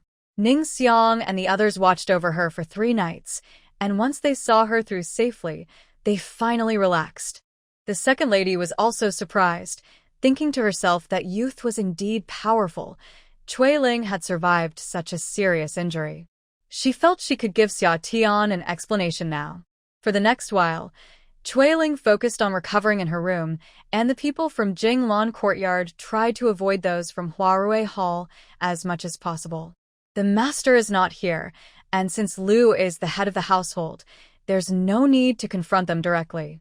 Liu felt relieved seeing the maid behave like a mouse in front of a cat. Her third brother is still locked up, and the Marquis of Wuan has gone with the emperor to Lingshao Mountain for a sacrifice, so she has no place to plead for him. Her sister-in-law from her family is also pressuring her, which has made her feel quite frustrated lately. Liu is thinking about her brother in prison and hoping the Marquis of Wuan returns soon. Meanwhile, Lord Lingxiu is worried as well. This time the emperor did not allow him to accompany him to Lingshao Mountain, showing that the emperor is truly angry with them. While he is trying to help his brother, he is also troubled by his sister. Liu had previously said that as long as she treated the children of the Marquis of Wuan's legitimate wife well, there would be no threat to her, as she is still their biological mother and deserves respect. However, she refused to listen and insisted on competing for the title of heir. If she wanted to compete, she should do it properly, or just let Xin Yan raise them poorly. It would have been easier to deal with if they had taken care of it when they were younger. Instead, she ended up secretly using poison, which could have been fatal, but now it has only caused trouble for her brother. Lord Lingxiu has a bad feeling about his brother's situation. If what his brother did is exposed, the emperor will not let him off easily, especially during this time of disaster in the south. Being revealed now would only make things worse. He is worried about whether his brother can even survive this. Lord Lingxiu is anxious, but with the emperor not in the capital, he cannot take any action. Even when Liu returned home for the new year, her mother, the old lady of the Lingxiu family, scolded her, which has never happened before. It shows that her mother is also upset with her sister over this matter. But she is still her biological sister, and he cannot ignore that, which makes Lord Lingxiu sigh and worry. A few days later, most officials who went to Lingshao Mountain have returned. The crown prince is back too, and Lord Lingxiu is still thinking about how to plead for his brother with the emperor, only to find out that the emperor is ill and cannot meet anyone for now. He has asked Chancellor Su to assist the crown prince with state affairs. Unable to see the emperor, Lord Lingxiu musters the courage to approach the Marquis of Wuan, saying, "My lord, brother-in-law, I'm begging you to help. Please plead with the emperor. After all, my brother is your uncle. Just think of it as doing it for Kuer and the children." Can you do that? Ling Xiaobo did not dare to use emotional appeals with the Liu family and instead brought out Xin Ke and Xin Lan. He knew that the Marquis of Wuan had always cared for the children of his sister, and he hoped that he could speak a good word for them. With Shun Yan's achievements, if the Marquis was willing to plead, the emperor would surely give him some consideration. Upon hearing this, the Marquis of Wuan immediately became displeased and said, "You should find someone else. I have no ability to speak on this matter." How could he ask the emperor to spare the life of the person who attempted to kill his son? He felt he had no face to do so. He realized that Xin Yan was increasingly favored by the emperor, and he could not support another son at such a critical moment. Ling Xiaobo was persistent. When the Marquis refused to agree, he simply refused to leave, which made the Marquis shout at him, "If you have the ability, go speak to the emperor yourself. At most, I won't make things worse." I've already considered our family ties by letting him go. Ling Xiaobo was waiting for this response, smiled, and clasped his hands, saying, "Thank you, brother-in-law." As long as the Marquis did not obstruct him, he believed his third brother's life would be safe. Before leaving, he curiously asked, "What illness does the Emperor have? Why hasn't he attended court since returning?" "No comment," the Marquis replied angrily. They had returned before the Crown Prince and had agreed that the Emperor was back in the capital but was ill and needed to rest for a while. This was to prevent anyone from knowing that the Emperor had returned and could put him in danger. "What about Xin Yan? Why haven't I seen him?" Ling Xiaobo sensed something was off and asked cautiously. "He has been sent by the Emperor to do something," the Marquis replied impatiently. Ling Xiaobo smiled awkwardly, not getting angry, and left without asking more questions. Once back, he sought out officials he was close to gather information. It didn't take long for him to learn what he wanted to know. After pondering for a while, he shared this news with Liu Shi. When Liu Shi received the news from her brother, she was momentarily stunned, unsure of its meaning. It wasn't until she saw Shen Ke's leg, which had not healed well from an injury, that she suddenly understood. With the current outbreak of plague and the rise of refugees on the roads, this was her opportunity. Liu Shi thought that success or failure depended on this one move. If they could never return to the capital, what would she have to fear? Having made up her mind, she immediately arranged for people to prepare. For the time being, she even neglected the few girls in Jinglan Courtyard. She would deal with them later once she succeeded. The Marquis of Wuan was still unaware that Liu Shi was up to something again and was happily praising Xin Yan to the old lady. The old lady was very happy, calling him her good grandson, as if she had never disliked Xin Yan before. If Xia Tian were here, he would definitely make a sarcastic comment about being hypocritical. Unfortunately, they didn't know. The two were still inspecting various villages in Xinping town. The plague had been controlled, and they had been out for almost a month. They couldn't delay any longer, so they decided to return to the capital. Shen Yan was particularly worried about letting the Emperor travel alone, fearing something might happen on the way, so he needed to quickly arrange matters in Xinping town. "Mayor Qian, the plague is under control here, and I will give you the remedy. The rest of the work is up to you and County Magistrate Bai. Make sure to handle the subsequent disinfection properly." County Magistrate Bai was the magistrate of Jintai County. He had returned to the county town a few days ago to deal with other matters. Shen Yan felt that Mayor Qian was more reliable than Magistrate Bai. "I understand. Please rest assured, Lord Shen. I will handle the follow-up work well and report to my superiors in a timely manner," Mayor Qian quickly promised.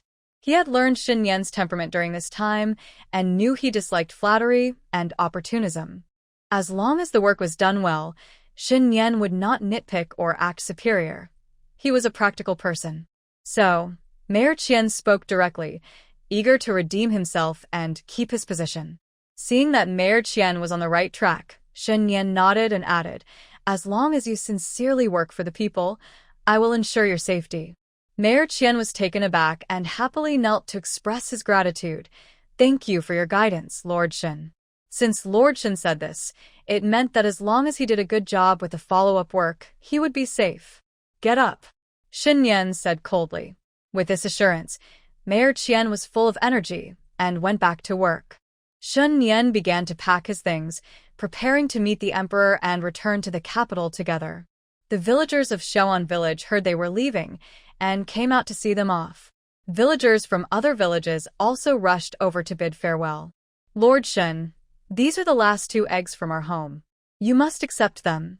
We thank you for saving our lives," said an elderly man in his 70s, trying to hand 2 eggs to Shen Yan. Shen Yan was a bit flustered. He had never encountered such a situation and didn't know how to respond. Xia Tian stepped forward with a smile and gently pushed the eggs back. "Elder, we can't accept your eggs. You should keep them and take care of your health." The old man trembled and refused to take anything back. Summer had no choice but to accept it. Other villagers saw this and followed suit, with one family offering dried vegetables and another giving 2 coarse grain cakes, insisting they accept them. Shen Yan didn't want to take anything, But seeing the villagers' sincere gratitude, Summer decided to discuss it with Xin Yan and agreed to accept the gifts. When they first arrived in Xiaoan village, a shy little girl had asked if they were there to harm her, and now she was tugging at Summer's sleeve, not wanting them to leave. "Big sister, are you really leaving?" The little girl blinked her tear-filled eyes, looking up at her. Summer gently patted the girl's head and smiled, holding her hand. Xiao, big sister has to go now. You must take care of yourself and listen to your mother." "Big sister, Xiao will miss you," the little girl said, her eyes brimming with tears. "Don't worry, I'll come back to see you when I can," Summer reassured her. The little girl nodded, understanding that the big sisters would leave. Although she felt sad, she obediently let go of Summer's sleeve. Watching this thoughtful little girl made Summer's eyes feel a bit misty. During their time there, she hadn't paid much attention to her, as she was busy preparing medicine and treating many patients. She only knew that the little girl often came by, sometimes watching them secretly, and occasionally helping when they were busy. She hadn't realized how much the little girl would miss her. Summer noticed that Xiao was wearing a very thin cotton jacket, and her hands were frostbitten. Although most children in the village were in similar situations, seeing Xiao like this still tugged at her heart. "Xiao, come here, let's go to my tent," Summer said, taking Xiao's hand and leading her. Once inside the tent, Xiao carefully looked around while Summer asked her to wait. The girls stood still, hesitant to move. Summer pretended to search through her bag, but actually took out a set of cotton clothes that Aunt Shen and the others had made. She had quite a few stored away. Finding a set that would fit Xiao, she handed it to her to change into. When Xiao saw the new clothes, her eyes lit up, but then dimmed again as she quietly said, "Big sister, my mother said we shouldn't take any more of your things.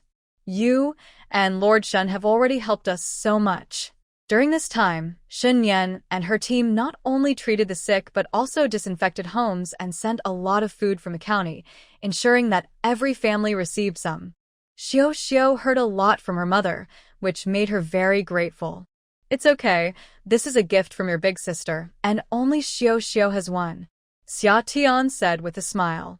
Xiao hesitated for a moment, but couldn't resist Xia Tian's smile and, happily, let her help put on the new cotton coat. Once the new coat was on, Xia Tian put Xiao's old coat over it. Luckily, the old coat was big enough, so it fit perfectly. Xiao wore the warm new coat, touching it here and there, feeling very happy. Xia Tian took out a steamed bun for her to eat. She also brought out a tube of frostbite cream and applied some to Xiao's ankles and hands. "Xiao, keep this cream safe. Every night, let your mother apply it to the frostbite spots on your hands and feet, and it won't itch anymore," Xia Tian said, putting the remaining cream in Xiao's pocket. "Thank you, big sister," Xiao said with a smile, holding the bun. She took a small bite but didn't want to eat it all, saying she wanted to take it home for her mother and father to try. Xiao's family also included her grandparents, parents, and 2 older brothers. She was the youngest child in the family. Although she was a girl, her family treated her very well. Xiao's mother was a gentle woman who loved to smile, which made Xiao cheerful too. Otherwise, a girl her age would be too shy to approach soldiers like them, let alone ask questions. Xia Tian gave Xiao 2 more buns wrapped in paper to take home for her family. After sending Xiao off, Xia Tian started to tidy up her things. Xiao bounced home, holding the buns. Mom, I'm back." "Xiao, where have you been?" "It's almost time for dinner," her mother said, busy in the kitchen. She quickly pulled Xiao over to warm up by the stove. "Mom, I want to see the big sister, and she gave me gifts," Xiao said, handing the paper bag to her mother and lifting her coat to show her. "Look, this is the cotton coat the big sister gave me." Before her mother could look at the contents of the bag, she was drawn to the coat and touched it. "Xiao, did the big sister really give you this?" "Really?" "The big sister said it's a special gift just for me," Xiao proudly showed off to her mother. Xiao's mother knew it was Summer and felt sorry for Xiao, so she gave her a gift and didn't say anything discouraging. She happily patted Xiao's little head and reminded her, "You must not tell your friends about our new clothes. It's a secret, okay?" "I understand, Mom. I'm not silly." If others found out that the big sister gave her new clothes, what would happen if they tried to take them? Her mother taught her that good things should be kept hidden and not shared with others. Then Xiao's mother opened the paper bag and saw 2 steamed buns. She quickly put them away and asked her daughter, Xiao, "Did anyone else see this?" She pointed to the paper bag in her hand. Xiao shook her head. "No, the big sister told me to bring them home for the family. I hid them on the way back so no one knows." Xiao is so good. Her mother praised her with a smile. Xiao rummaged through her pocket. "Mom, the big sister also gave me some ointment for my frostbite. She said you should apply it every night, so it won't itch." Xiao was dressed too warmly and couldn't find it after searching for a while. Her mother helped her and took out a small jar and a piece of silver from her pocket. Xiao's mother was surprised. "Where did this silver come from?" Xiao leaned over to look. "It must be from the big sister. She put it in my pocket." Her mother understood and quickly put everything away. Xiao, you can't tell anyone about the gifts from the big sister, okay?" "I won't, Mom." Xiao promised obediently. Xiao's mother went back inside the house and searched for a pair of insoles. She wanted to thank Mrs. Shun for all her help, so she decided to give her a pair of handmade insoles. Unfortunately, before she reached the village entrance, she ran into some villagers returning. She then learned that they had already left for summer. Xiao's mother stood holding the insoles for a moment before going home. The next day, Village Chief Liu announced that the grain left by Shun Nian was ready for distribution, asking each household to come and collect it. There wasn't much grain, but each family would receive 5 pounds. This was a gift from Shun Nian and her group to thank the villagers, and they couldn't refuse it, so they returned it this way. Worried that the villagers might not accept it, they asked Village Chief Liu to distribute it after they had left. The matters in Xinping town were temporarily settled. After meeting with the emperor, Xin Nian and her group prepared to return to the capital. Xin Nian and the emperor's group tried not to disturb the local officials along the way. After changing their appearances slightly, they began their journey to the capital. It had been over a month since leaving the capital, and it was now early February. The spring examination would start at the beginning of March, leaving less than a month to prepare. Therefore, they tried to travel quickly, without many stops. On the 3rd day of their journey, in the evening, they reached a remote area surrounded by dense woods. The commander of the Imperial Guard had planned to camp after crossing the forest, but after walking for another half an hour, it was completely dark, and they had not yet exited the woods. They had to choose a slightly flat area with a clear view to set up camp. Shun Nian also checked the surroundings with the soldiers and found nothing unusual before returning to the camp. However, they did not dare to relax and arranged for the soldiers to take turns on guard duty every hour to ensure safety. To keep things simple, they did not set up too many tents. Except for a separate tent for the female officer in the summer, even the emperor shared a tent with Su and the commander of the Imperial Guard for close care and protection. Sometimes, Shun Nian would stay in the emperor's tent to let Captain He of the Imperial Guard take a break. By February, there were fewer refugees on the road, likely because they found places to settle down and did not continue toward the capital. However, they occasionally encountered students carrying book boxes heading to the capital for exams. The woods where they camped tonight had a nearby river with clear water, and Summer had gone there to fetch water while preparing dinner. After washing up in the evening, she suddenly needed to use the restroom, so she asked Xin Nian to accompany her. After finishing, they went to the riverbank to wash their hands. Just as she squatted down, they heard a faint rustling sound coming from a distance. Summer could hear it because her senses had sharpened after drinking the spirit spring water, allowing her to detect sounds from nearly 100 meters away.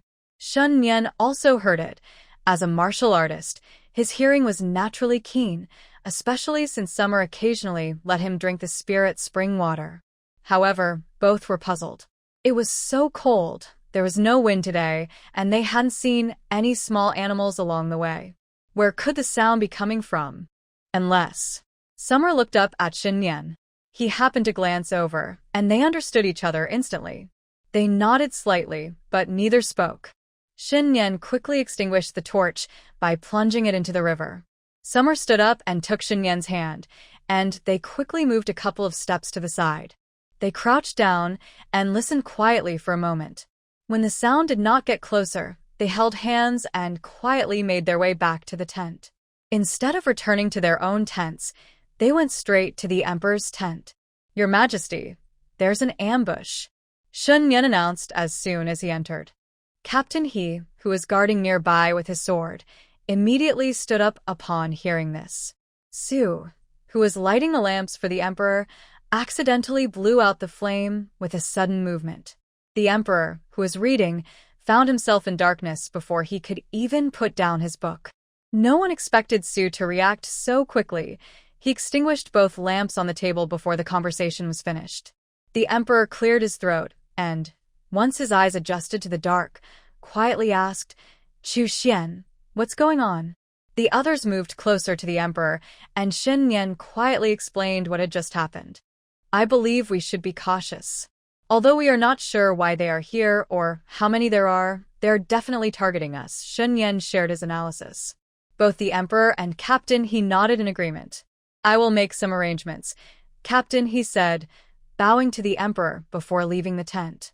He gathered the Imperial Guards and other soldiers surrounding the Emperor's tent, while leaving some hidden in the shadows for emergencies. He also called for the Minister of Revenue, the Minister of Personnel, and Dr. Su to join the Emperor in the tent. The officials were just beginning to understand what was happening. In the dark tent, the atmosphere was tense, and breaths were quickening. "Please have a seat, everyone." The Emperor noticed their anxiety and invited them to sit. Xia Tian remained in the tent, admiring the Emperor's calm demeanor in such a critical moment. It was clear he was not an ordinary person. Despite being young and having few guards, he remained composed, even more so than the older officials. After the Emperor spoke, everyone found a place to sit. There were only 2 stools in the tent, so Su moved a small bed for the officials to sit on. Xia Tian took the other stool. Fortunately, the Emperor's tent looked ordinary from the outside, so it was relatively safe for now. Everyone waited in silence, with only quiet breaths breaking the stillness. Xin Yan stayed close to the Emperor, ready to respond at any moment. After about an hour, the sound of rustling grew louder, indicating that the intruders were getting closer. Both those inside and outside the tent held their breath, waiting quietly. Xia Tian instinctively tightened his grip on the dagger in his hand. She felt more nervous this time than when she was attacked with Shen Yan before, possibly because the Emperor was present, making her think those people were there to harm him. Shen Yan had already drawn his sword, holding it across his chest, and several officials stood up, trying to move further inside the tent to avoid getting in Shen Yan's way if a fight broke out. Inside the tent, beside Shen Yan, there were only the powerless scholars, Mu Feng and Mu Chen guarding the entrance. Before long, a ding sound came from outside, as if a hidden weapon had struck a tree. "Get down," Shen Yan whispered sharply, pulling the Emperor behind him and glancing at Xia Tian. Xia Tian, holding a dagger, crouched down as well. Although the other officials were tense, they instinctively crouched down upon hearing the command. A whistle from an arrow sounded, and outside, the fighting had already begun with loud thuds. Captain He shouted and rushed forward. To his surprise, there were quite a few attackers, about 50, all skilled in combat. Although the Imperial Guard and soldiers numbered around 200, they struggled when the fighting started. The Imperial Guard managed to hold their ground for a while, but the other soldiers could barely fend off a few attacks, and soon over 30 of them were injured. Captain He ordered them to retreat behind the Imperial Guard for protection. Inside the tent, they had no idea what was happening outside and could only wait anxiously. As the fighting drew closer, Xia Tian's heart raced, and she unconsciously moved closer to Xin Yan. Seeing her movement, the Emperor quietly said, "Madam Xin, come stand behind me." Thinking she was scared, he didn't care about any gender norms and invited her over. He couldn't let Madam Xin get hurt while Xin Yan was protecting him. Standing behind him, Shen Yan would not have to worry. Xia Tian stood up and quietly thanked him. "Thank you, Your Majesty." However, she didn't move to stand behind the emperor, just inched closer to Shen Yan. Inside the tent, it was quiet as the fighting outside grew more intense. With the sound of arrows slicing through the air, several arrows struck the tent. The people inside were frightened and quickly stepped back. Shen Yan tightly protected the emperor and moved a few steps further into the tent, but just then, arrows hit the back of the tent. With enemies on both sides, it was no longer safe. The officials looked at Shen Yan, waiting for him to decide. "We can't stay here. We need to get out," Shen Yan said quietly. The tent had no cover, and if they kept shooting arrows, everyone would become a target. They needed to find a place to lean against so they wouldn't be attacked from both sides. "All right," the emperor said calmly. "Everyone gather around. When we go out, don't spread out." "Yes," the officials quickly agreed and moved closer to the emperor, following Shen Yan as they prepared to leave. Mu Feng and Mu Chen held their swords in front to protect them. At that moment, Captain He lifted the curtain and entered. "Your Majesty, we can't stay here. We need to move to another location." Captain He was holding his other arm, looking injured. Shen Yan frowned. "Captain He, are you hurt?" "It's nothing, just a minor injury," Captain He replied, breathing a bit heavily. "There are too many attackers, all skilled fighters, and archers are hiding nearby. We can't hold them off for long. We need to find a safe place to hide." They were cautious because the emperor was with them and couldn't fight like the assassins. Shen Yan took out a porcelain bottle from his pocket and tossed it to Captain He. "Take this medicine." He could tell that Captain He was hurt more than he let on. Captain He caught the bottle without hesitation, poured out a pill, and took it. He knew this medicine could save his life. After taking it, he was about to return the bottle to Shen Yan. Shen Yan said coldly, "You keep it." Captain He withdrew his hand and tucked the bottle away. "Let's go. Follow me outside." Captain He led the way out of the tent.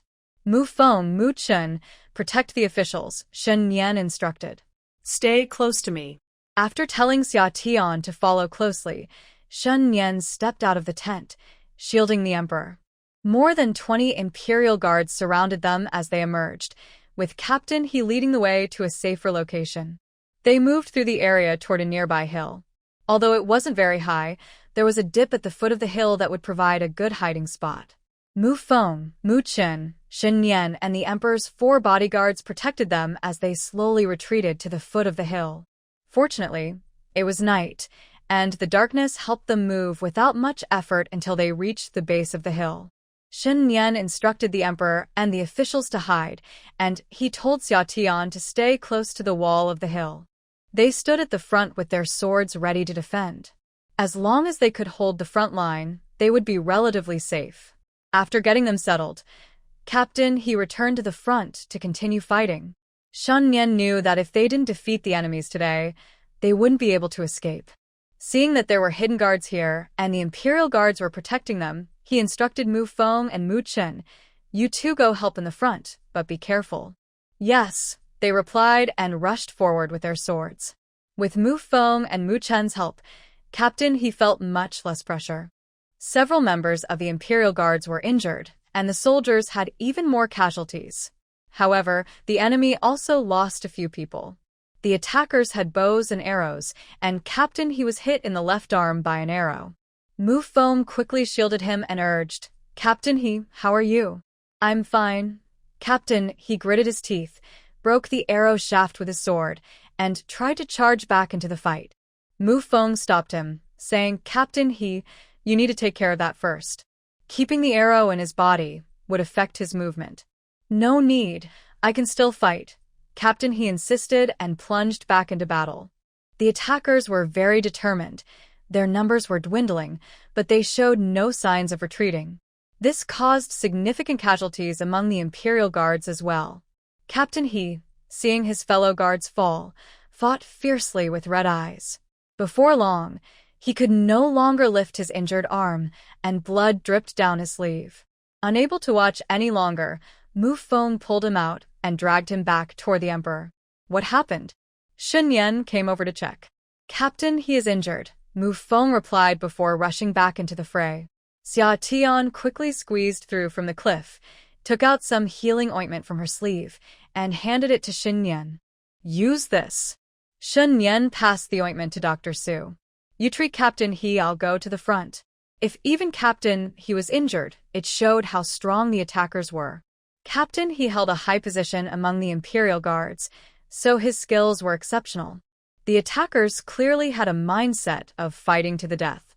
He then reminded everyone, make sure to protect the Emperor.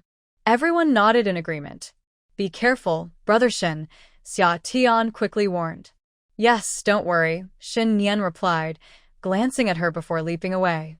Captain He urged Dr. Su to bandage him quickly.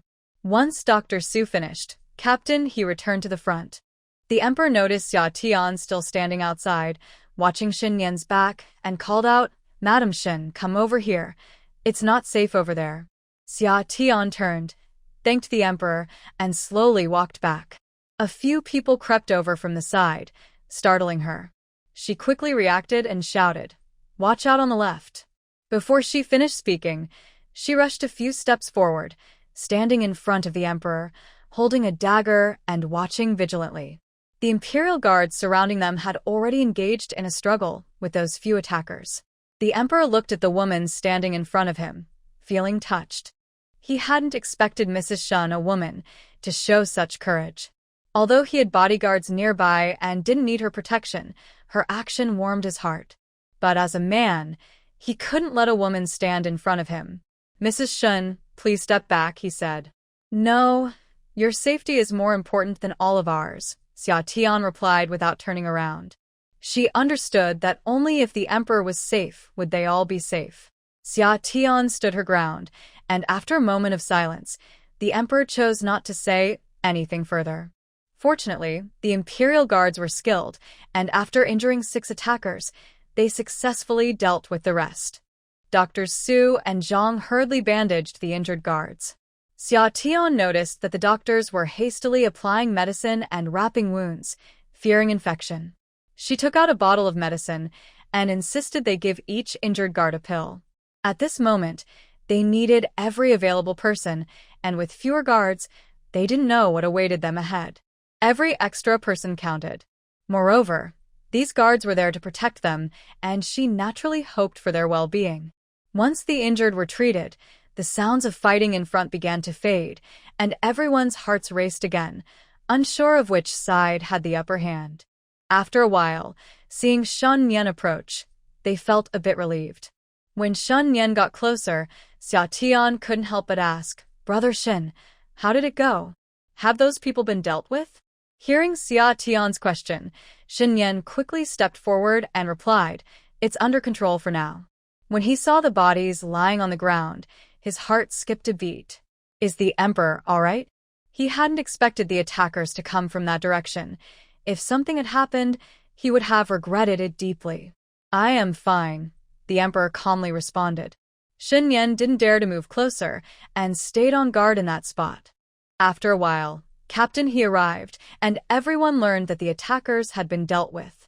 Unfortunately, none were left alive. With the danger past, everyone finally breathed a sigh of relief.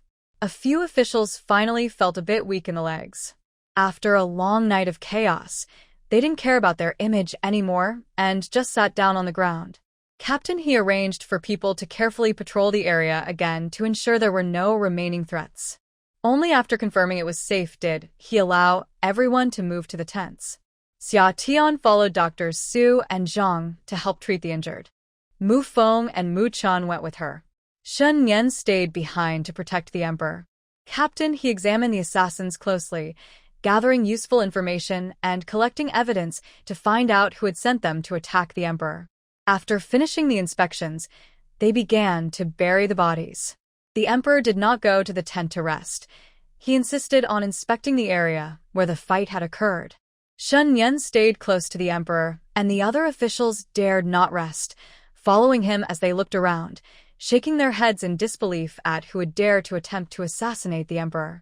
Since the Emperor took the throne, the country had been peaceful with no major disasters, so it was hard to believe there were such reckless individuals.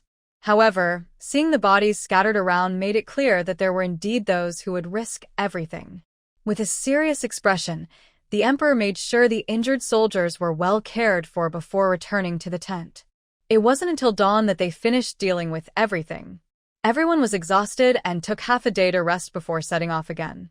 Originally a group of 200, they were now down by 80, with many others injured. Most of the missing were soldiers, while the injured were mostly from the Imperial Guard. The mood was heavy, but they couldn't delay any longer and had to hurry on their journey. With 5 or 6 days of travel ahead, Captain He, wanting to avoid alarming local officials and fearing more accidents, sent someone to the nearest city to bring reinforcements, escorting them back to the capital. Upon returning to the capital, the first thing the emperor did was send people to investigate the assassination attempt. Xia Tian and Shun Nian also returned to the Duke of Wuan's residence. After a month away, returning to Jinglan Courtyard felt comforting. "Madam, you're back." Ning Xiang and the others rushed over when they saw her return. Cui Yun and Cui Ling couldn't hold back their tears upon seeing her. "What happened?" Xia Tian asked, noticing their tearful faces, her heart racing with concern. She wondered if something had happened while she was away. As soon as she asked, the two began to sob, and Ning Xiang and Ning Shui also started wiping their eyes. During this time, they had been anxious and cautious, fearing that the Liu family would find something to use against them.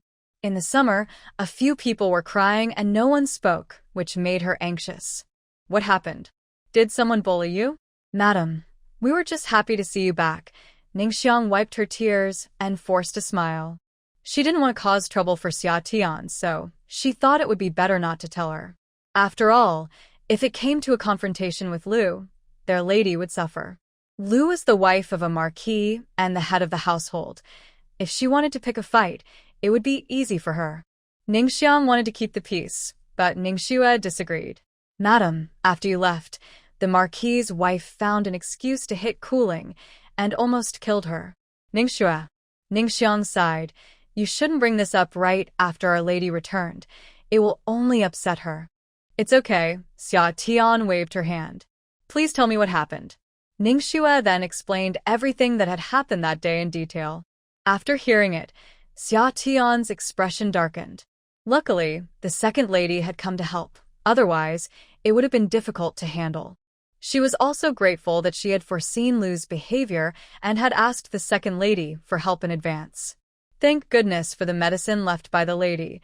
Ning Xiang sighed in relief. "Cooling, come here. Let me see you." Xia Tian pulled Cooling over, wiped her tears with a handkerchief, and lifted her clothing to check.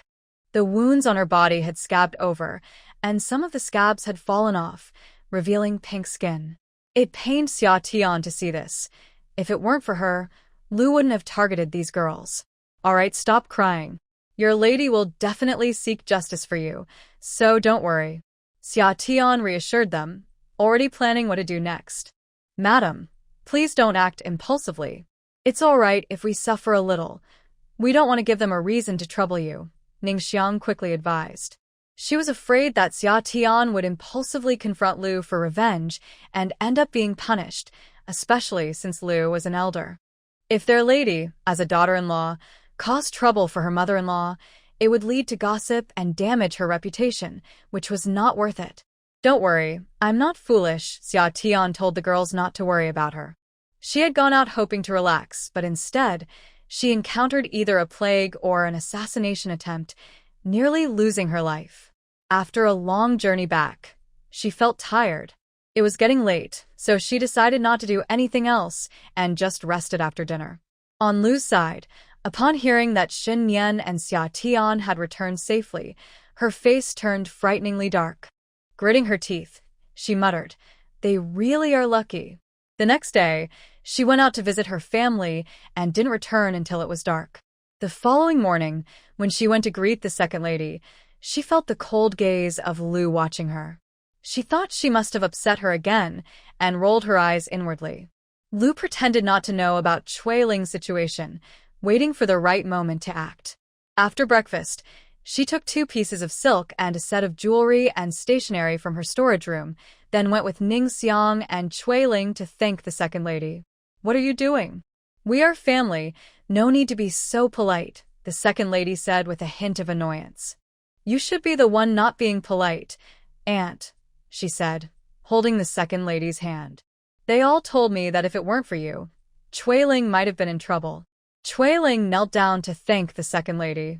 The second lady asked Siyu to help her up quickly, saying, no need to be polite, as long as everyone is fine. After exchanging some pleasantries, she changed the subject, and the spring exam is next month. I'm sure my third brother will be fine, right?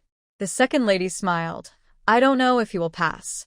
He has been at the academy and only comes back during breaks. Shinrui had passed the exam last autumn, and he was also preparing for the spring exam in March. The second lady was waiting for him to finish, so she could arrange for his marriage. With how hard he works, he will be fine, she said with a smile. Aunt, just wait for him to pass and bring a new bride home. Then I'll take your good wishes, the second lady laughed, amused by her words. She had been busy with this matter and didn't want to disturb Shinrue's studies, so she hadn't told him yet. This was something she had been looking forward to for a long time.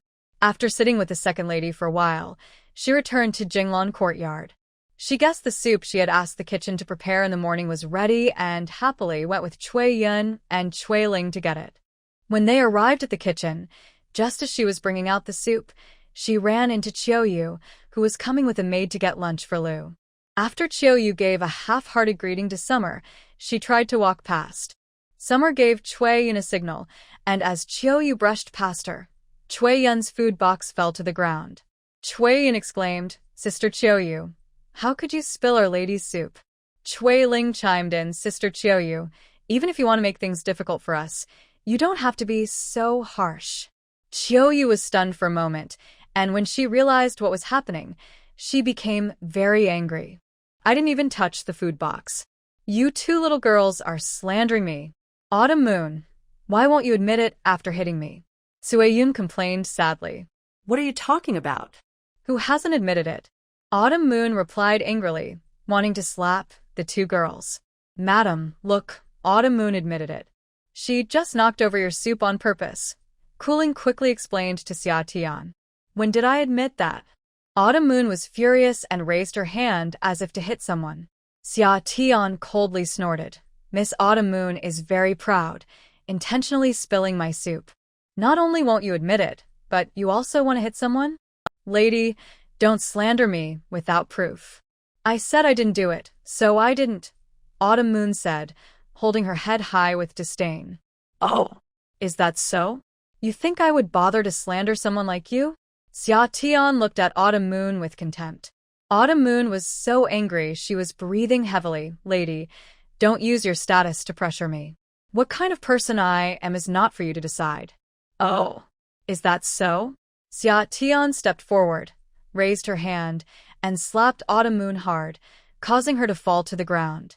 Yes, she came here on purpose to confront her. Early in the morning, she had someone watch Waruatang to see who had come to the kitchen for meals. When she heard it was Autumn Moon, she brought Sueyun and Cooling along to wait for her. Since Autumn Moon used this method to get Cooling punished, she would return the favor in the same way. She didn't dare hit Liu Shi, but she wasn't afraid of a servant. Sueyun was bolder, and Cooling was just the right person to help her vent her anger, which is why she brought them along today.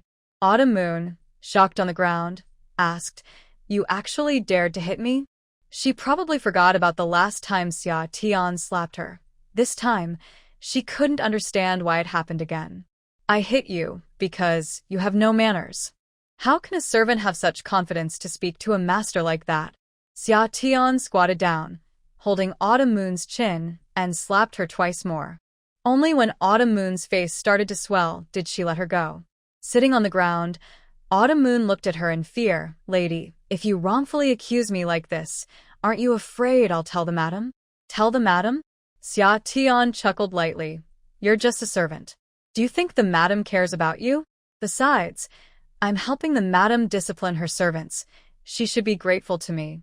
Chiu covered her face, angered by Xia Tian calling her a servant and a lowly person. She blurted out, She's just a farmer's girl who got lucky saving the young master. Does she really think she's turned from a wild chicken into a phoenix? How could she dare to speak to her about rules based on status? She was the personal maid of the lady of the house, and no one had ever dared to treat her this way. Xia Tian initially thought about letting it go after a beating, but since Chiu spoke like that, she decided to show her how a wild chicken could become a phoenix. Bring her here, and let me teach her a lesson, Xia Tian said. Xiu Yun immediately rolled up her sleeves and began to slap Chiu repeatedly. After more than 10 slaps, she finally stopped. Chiu was left dizzy and unable to speak. The little maid who had come with her tried to sneak away to inform Liu Shi, but was stopped by Cui Ling. The people in the kitchen had already hidden away when Xia Tian started hitting, too afraid to come out. They exchanged glances, surprised that the young master's wife was so bold as to hit Chiu, who was usually treated with great respect. They often saw Chiu with her head down, afraid of upsetting her, and she often scolded them. Some felt a sense of relief watching Xia Tian stand up for herself, while others worried that she might have offended the lady of the house by hitting Chiu, essentially striking at the lady's honor.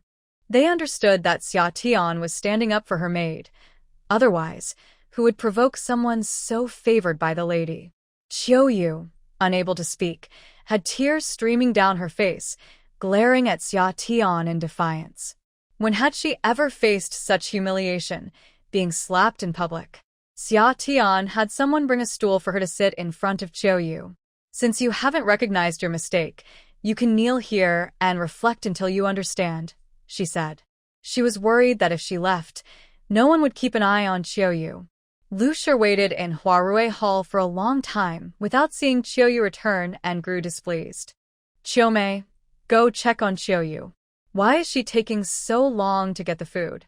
Yes, madam, Chiu replied and went out. Chiu was also a senior maid to Liu Shi and had been punished recently for a theft incident. She had been careful around Liu Shi since then, afraid of upsetting her again. Unlike Chiu, she and Chiu Han and Chiu Mo did not enjoy the same favor. Liu has been sharing important matters with Chiu lately. Since the departure of Granny Chi, she hasn't been as close to them as before. When Chiu arrived at the big kitchen, she was surprised to see Chiu kneeling on the ground. Who would be bold enough to make Chiu kneel? As she stepped further in, she spotted Xia Tian sitting in a shaded area, sipping tea and watching the scene. Chiu hurried over and greeted her. I pay my respects to the young lady. Xia Tian replied in a calm tone. Seeing that the young lady didn't seem inclined to explain, Chiu quickly stated her reason for coming.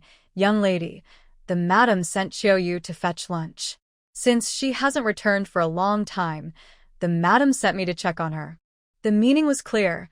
They were sent by the madam to collect lunch, and if Chiu took too long, the madam might get upset. Xia Tian raised her chin slightly. You can go get the madam's lunch. As for Chiu, she probably won't be back for a while. Chiu didn't dare to say anything further. She had already mentioned the madam, yet the young lady still didn't ask Chiu to return. It was better not to provoke her, as it could lead to trouble for herself. She was well aware of the young lady's temperament. Although she usually appeared gentle and calm, if angered, she wouldn't spare even the madam from her wrath. Understood. I will take my leave, Chiu said quietly, then went to the kitchen to retrieve Liu's lunch and headed back.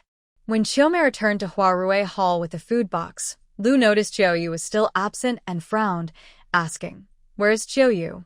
Chiu hesitated, but didn't dare to hide the truth. Chiu is in the big kitchen. What is she doing? Why isn't she back? Liu's tone was somewhat impatient, thinking Chiu must have been delayed by something else, even neglecting the important task of fetching her lunch. Chiu is being punished by the young lady, Chiu said, pausing as she arranged the dishes, speaking hesitantly. Liu, about to eat, slammed her chopsticks on the table. Explain this clearly. What did Chiu do wrong? Chiu, startled, quickly replied, I heard that Chiu broke the young lady's soup and spoke disrespectfully to her, which is why she was punished. She had learned this from a little maid who followed Chiu when she went to fetch the food box. Initially, She felt Qiuyu was somewhat wronged, but after hearing what Qiuyu had said, she thought perhaps she deserved it.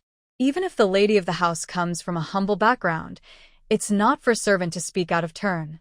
Does she really think that having the lady's protection means she can do whatever she wants and disregard everyone else? A wild girl who doesn't belong here really thinks she can take charge in this mansion? Does she dare to touch my people? Lu said coldly as she stood up. Let's go take a look. She couldn't believe things would turn upside down. Lu, filled with anger, took her maid and servant to the big kitchen. When Xia saw Lu enter, she pretended not to notice and squinted her eyes to rest. She had already expected Lu to come and wasn't afraid of her at all. Lu looked at Qiuyu's swollen face, which resembled a pig's head, and her anger flared up. Xia, you've gotten bold, haven't you? You dare to touch my people? Seeing Lu come to her rescue, Qiuyu began to cry. Her pitiful appearance only fueled Lu's anger. You're useless. She hits you, and you just let her? You're embarrassing me. Xia finally opened her eyes and stood up, expressionless. Madam, you're here. Do you think I've been wronged and want to support me? You. Lu was almost amused by Xia's words. You feel wronged? What happened to Qiuyu's face? Did you have someone hit her? Lu's repeated questions made Xia a bit irritated. Aren't you here to support me? That girl not only spilled my soup but also insulted me, saying I'm just a wild chicken trying to become a phoenix. It's nothing special. Is that so? Lu mocked. So you hit her? Shouldn't I? Xia mimicked Lu's tone, pouting. I only slapped her a few times to make her reflect. That's much kinder than you, who almost beat someone to death. Xia was speaking indirectly, and Lu quickly understood. It seemed this was indeed aimed at her. Have you really lost your mind? Lu pointed at Xia in anger. How dare you speak to me like that? A younger person acting so recklessly, disregarding their elders. Who gave you the courage? Isn't it you who gave me the courage? Xia replied coolly. Your maid speaks to me like that, so I thought that was how things were supposed to be. I learned it from you. Xia was ready to confront Lu today and wouldn't maintain a facade of harmony anymore. If Lu kept looking for trouble, then no one would have it easy. All right, you want to learn from me? Today, I will teach you a lesson, Lu said, trembling with anger.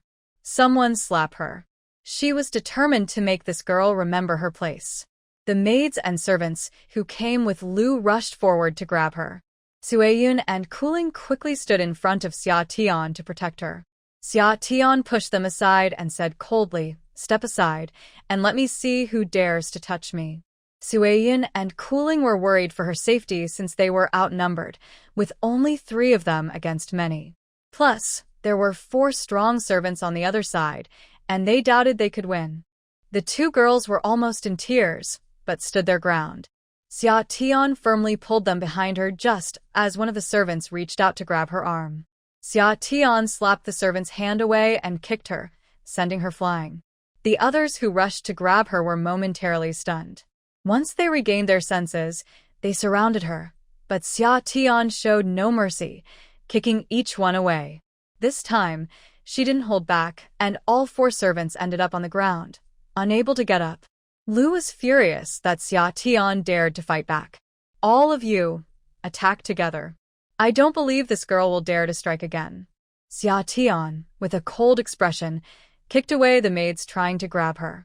Lu saw that her people couldn't even touch Xia Tian's clothes and shouted angrily, Useless. You're all useless. Looking around, she spotted the kitchen staff and commanded, You all, catch her. Whoever captures her today will be rewarded handsomely. Most of the cooks were men, and they hesitated at Lu's words. They didn't dare to approach the young master's wife. After all, if they laid a finger on her, the young master would likely have their lives. They understood that the young master's authority was far greater than Lu's, and they weren't foolish enough to offend her. The young master's wife was someone very important to him. Otherwise, how could she speak so boldly to Lu without any background? Seeing no one move, Lu felt a sharp pain in her chest from anger. With no other options, she kicked the kneeling Qiuyu and ordered, You go, and bring more people. Qiuyue quickly got up and limped away to call for help. Summer gave Chuiling a look and said, "Go call Mu Feng and tell him someone is bullying me. Who wouldn't want to shake someone like that?" Summer raised her chin and looked at Lu with disdain. She wouldn't consider it a win unless she made Lu angry today. Seeing that look in her eyes, Lu was so furious that she struggled to catch her breath, needing to press her hand against her chest several times before feeling better. Before long, Mu Feng arrived, holding a sword and standing beside Summer with a cold expression. Today, he was there to see who dared to touch their lady. "I want to know who is bullying my mother?" Just as Lu was confronting Summer, Shenku walked in, followed by Qiuyu. Summer clicked her tongue twice and said, "I was wondering who gave Miss Qiuyu the courage to speak to me like that. Turns out she has attached herself to fourth brother. No wonder she's so arrogant." Lu didn't immediately catch onto Summer's sarcastic tone. Just as she was about to ask, Summer spoke again. "Madam, if you want Qiuyu to be fourth brother's concubine, you should have said so earlier. That way, I wouldn't have to be so harsh. If I damaged Miss Qiuyu's face, wouldn't fourth brother hate me?" Summer's sarcastic tone infuriated Lu. Once she realized, she immediately retorted, "What nonsense are you talking about?" Everyone in the Duke of Wuan's household knew she despised maids who tried to their masters. How dare they say such things in front of her? Summer had heard about this too. It was said that one year, a maid tried to climb into the Duke's bed while Lu was pregnant. When Lu found out, she beat the maid and sold her. At that time, the Duke had a big argument with Lu, but the old lady suppressed the incident, telling everyone that the maid was unclean, which was why she was sold. Today, Summer deliberately said this to annoy Lu. Lu looked at Shenku as if he were a precious gem, and she would never allow him to fool around with a maid before they were married. "Whether I'm talking nonsense or not, just look and you'll know." Summer gestured for her to look at Shenku and Qiuyu. When Lu turned her head, she saw Qiuyu following Shenku like a dutiful wife, while the people she had asked to call were nowhere in sight. She immediately got angry. "Qiuyu, where are the people you were supposed to call?" When Lu looked over, Qiuyu was lowering her head, covering her face with her hand. From Lu's perspective, it looked like Qiuyu was a wronged little wife. In reality, there was nothing much to it, but because of Summer's comments, Lu found everything suspicious. Qiuyu noticed that Lu's tone was not good, so she quickly walked a few steps closer and replied, "Madam, I intended to go call someone, but I ran into the fourth young master halfway. He said there was no need to call anyone, as he would come to check, so I didn't go to find anyone else." Her explanation seemed to make things worse, almost confirming what Xia Tian had said. However, with so many people around, Lu had to consider her son's feelings, and as for Qiuyu, she could deal with her later. Shenku approached and asked Mother, "Who made you angry?" Earlier on the road, Qiuyu only mentioned that her mother wanted her to find someone, and Shenku understood that someone had upset her, so he came to check. Who else could it be?" Lu huffed, glancing sideways at Xia Tian. Shenku turned and asked, slightly annoyed sister-in-law, "Did you make Mother angry?" "Fourth brother, don't accuse me without reason. Which of your eyes saw me make Madam angry?" Xia Tian replied coolly, looking at Shenku's irritating face. "If it's not you, then who else would be so bold?" Shenku asked sharply. "You are wronging me. Isn't Mother angry because you were with Qiuyu?" Xia Tian continued to provoke. "Me and Qiuyu? What's wrong with us being together? There's no rule against it, is there?" Shenku was confused, wondering if he had done something wrong by being with Qiuyu. Xia Tian tried to suppress a laugh, noticing Lu's increasingly dark expression, and added fuel to the fire. "Madam, did you hear that? Fourth brother is with Qiuyu. It's no wonder this maid dares to speak to me like that. I'm only teaching her a lesson for your sake. If she isn't managed properly, who knows what outrageous things she might do." Xia Tian's feigned concern made Lu feel uncomfortable, as if she had swallowed a fly. She began to doubt if Qiuyu had really tempted her son. Shenku was even more confused by Xia Tian's words and couldn't grasp the situation. He thought his mother was truly angry with him. "Mother, what is wrong with you?" Shenku asked anxiously, noticing her silence and stern gaze. "Be quiet," Liu interrupted, no longer in the mood to scold Xia Tian. With a huff, she said to Xia Tian, "I'll let you off today." With that, she turned and left. Shen Ke quickly followed her, seeing that she had said nothing before leaving. After a long period of rest, Shen Ke's leg has mostly healed, but she still can't walk quickly. Walking slowly is fine. Perhaps because she is young, her recovery has been good, and she hasn't become lame. When the others saw that Liu had left, they slowly got up, helping each other to leave. Mu Feng watched as the lady of the house easily shifted the tension with just a few words and felt like laughing. "Madam, everyone has left. Shall we go back now?" Thank you," Xia Tian replied to Mu Feng. She called him over because she was worried that Liu might summon the guards. If someone foolishly followed Liu's orders to capture her, she might not be able to escape. Having Mu Feng around would provide some protection. "Madam, you're too polite," Mu Feng quickly replied. Each time he came, he got to know the lady of the house better. Mu Feng escorted the three of them to the entrance of Jinglan courtyard and left only after watching them go inside. He needed to inform his master about this situation. Liu was becoming increasingly unreasonable, and he feared that if they were not around one day, the lady of the house might suffer. Liu returned to Huarwei Hall in a huff. She scolded the maids and servants who embarrassed her today and punished them by deducting their wages for 2 months to calm down a bit. Then she called for Qiu Yu and Shen Ke. "Qiu Yu, kneel," Liu said with a dark expression. "Tell me, when did you start trying to the 4th young master?" Qiu Yu was confused. When had she ever tried to him? But she didn't dare to argue and immediately knelt down, bowing her head. "Madam, I haven't. I have never tried to the 4th young master." Qiu Yu soon realized that the lady of the house's earlier ambiguous words were a trap for her. Shen Ke understood why her mother was angry and felt a bit unhappy. "Mother, you can't just believe what my sister-in-law says. When have Qiu Yu and I been together? I don't know anything about it." Seeing that both denied it, Liu confirmed, "Really not? Really not? Mother, you know what kind of person Qiu Yu is. She has always served you diligently. How can you suspect her of trying to your son?" Shen Ke spoke in a blaming tone, causing Liu's previously calmed anger to rise again. If there was truly nothing between them, why would he speak up for Qiu Yu? But Shen Ke was her own son, so she couldn't scold him. "Fine, I understand. You can go back now." Shen Ke thought his mother no longer suspected him and Qiu Yu, so he returned home feeling relieved. As soon as he left, Liu's expression darkened. "Qiu Yu, go kneel in the yard," she said. Qiu Yu felt a bit wronged but didn't dare to argue. She could only obediently go to the yard to kneel. In February, it was still quite cold, and Qiu Yu had already been punished by kneeling for a long time in the summer. Now, kneeling again made her legs feel numb. The maids and servants coming in and out saw that even the most capable Qiu Yu was being punished and dared not make a sound. They tried to walk around quietly. When Xia Tian returned to Jinglan courtyard, she was initially happy, but then wondered if she had acted too impulsively. She had offended Liu a bit too much today and needed to be more careful in the future.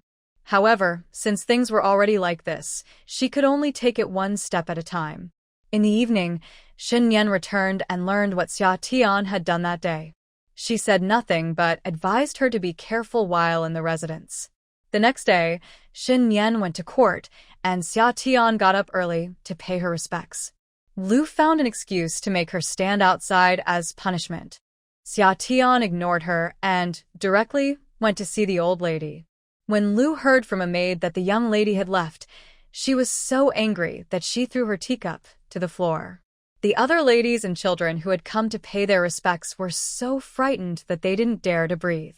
Liu had no mood to scold anyone anymore. She sent the other ladies away and took the young master and young ladies to pay their respects to the old lady. When she arrived, Xia Tian was inside the old lady's room talking with the second lady. The old lady frowned when she saw Liu enter and said, "Liu, you are becoming more and more overbearing as the head of the household. Why didn't you let Xia drink the soup she paid for herself? And you had your maid hit her?" Lu was taken aback and didn't understand what she meant. What do you mean, mother? Lu had just entered and was still trying to grasp the situation when the old lady began questioning her, leaving her a bit confused. Oh, dear sister-in-law, isn't it clear what mother is saying? The third lady, Yi, interjected. Mother is talking about how you had Qiu hit xia for the soup yesterday. The third lady seemed to take pleasure in Lu's discomfort, as Lu had not been as patient with her lately. Naturally, she no longer sought her favor. Seeing the old lady scold Lu, she was happy to watch the drama unfold. What are you talking about, third sister-in-law? When did I have Qiu hit xia for the soup? Lu still didn't understand what was happening. This cannot be blamed on Lu for not understanding.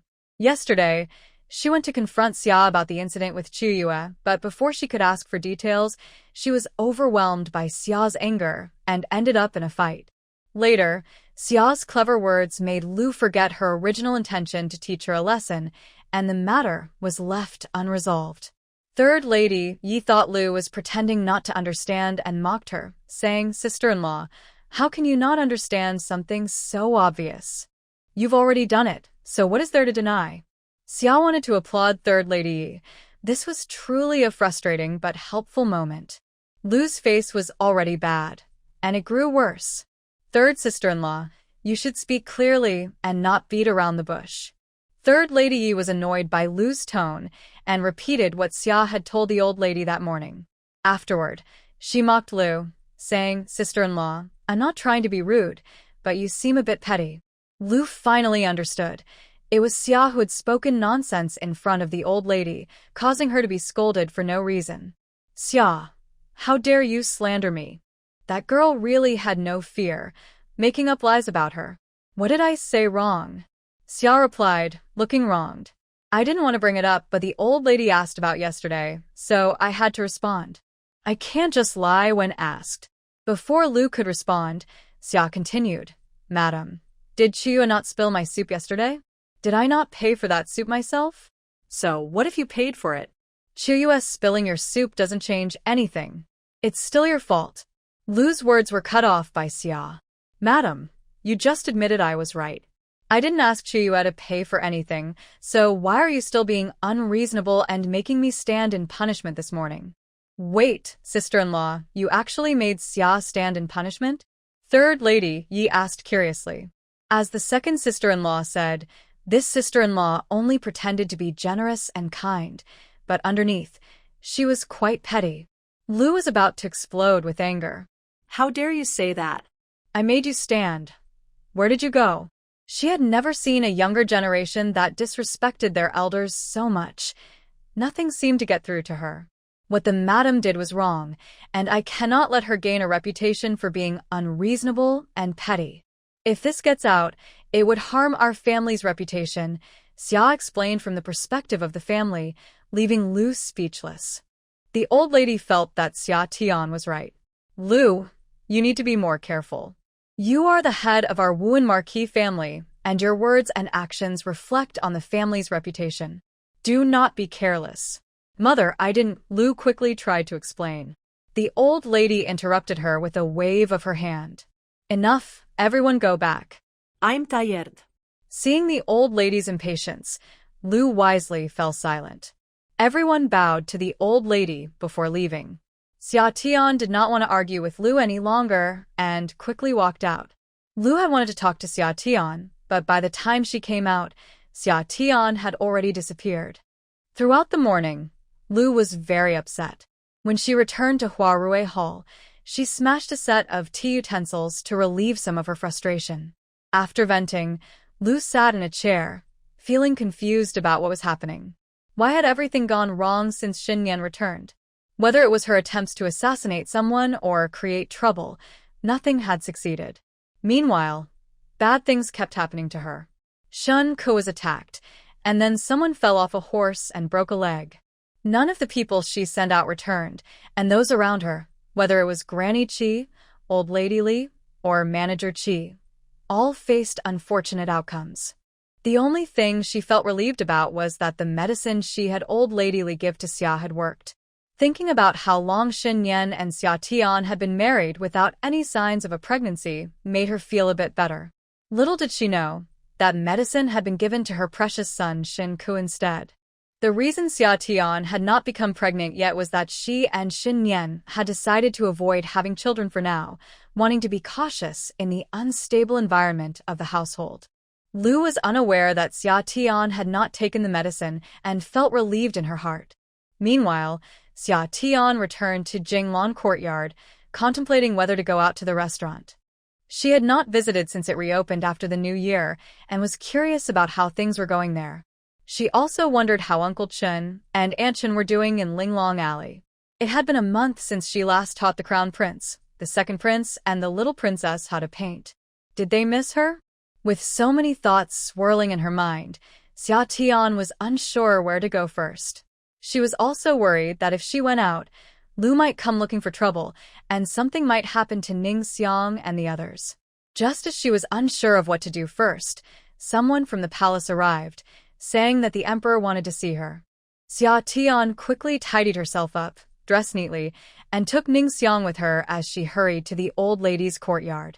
The messenger from the palace was already waiting in the old lady's room. When Xia Tian entered, she saw it was an old acquaintance, Su, who served the emperor. After exchanging greetings, she smiled and asked, "Su, what does the emperor wish to discuss?" "Madam Shen, there's no need to be nervous. Just come with me to the palace. It's something good," Su replied with a smile, keeping the details a mystery. The old lady urged her, "Hurry up. Don't keep Su waiting." Xia Tian was surprised. "Am I going now?"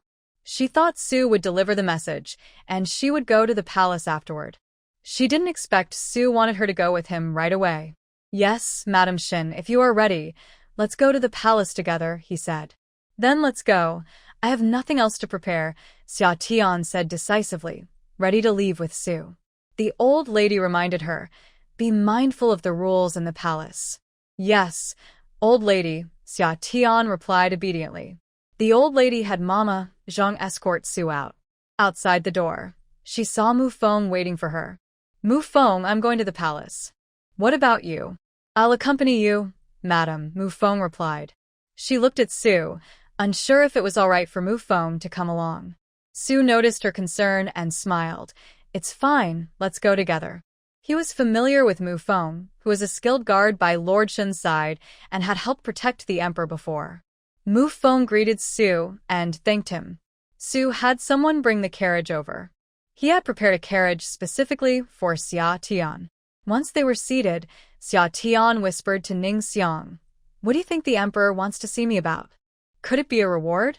She speculated that it might be a reward for her efforts in treating the plague, but usually, rewards were announced at home. Why did she have to go to the palace this time? "Madam, don't guess." Su said it's something good. Ning Xiang replied happily. If the emperor valued her, then the other noble ladies would think twice before causing trouble. Although her lady had not shared what happened during her visit to the emperor, Ning Xiang felt that Xia Tian seemed much more composed after returning. "You're right. It must be something good." There was no need to feel anxious. She actually believed that her guess was correct. Otherwise, why would the emperor summon a woman like her? When the carriage arrived at the palace gate, they did not get out but went straight inside. After getting out of the carriage, they followed Su inside. She had never been here before. At the palace entrance, Su asked her to wait while he went in to announce her arrival. After a short while, Su came out and invited her into the hall. Upon entering, she saw the ministers lined up on both sides and realized this was where the emperor held court. She paused for a moment to calm her nerves before stepping forward and walking straight ahead. It was summer, and her palms were sweaty. She had never been in such a solemn and imposing place and did not dare to look around. Although she appeared calm, she was actually very nervous inside. Fortunately, Su was leading the way, or she wouldn't have known where to stop. When she caught sight of Shen Yan in her peripheral vision, she felt a bit more at ease. As she approached, Su signaled that it was time, and she knelt down to greet the emperor, saying, "Your servant greets your majesty." "Long live the emperor." "Madam Shen, please rise," the emperor's voice came from above. "Thank you, Your Majesty." As she stood up, she felt that if she were nearsighted, she probably wouldn't be able to see the emperor's face clearly. Once she was standing properly, the emperor stated the purpose of her summons. "I have summoned Madame Shen to reward her." He paused for a moment. Of course, the rewards are not just for Madame Shen, but also for Lord Shen, Dr. Su, and Dr. Zhang. Hearing the names mentioned by the emperor, Xia Tian knew her guess was correct. The emperor had summoned her to reward them for curing the plague in Xiaowan village.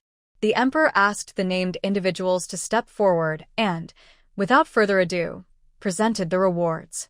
Doctors Su and Zhang were already among the highest-ranked imperial physicians, both at the 7th rank, and there was no possibility for them to be promoted unless there was a vacancy.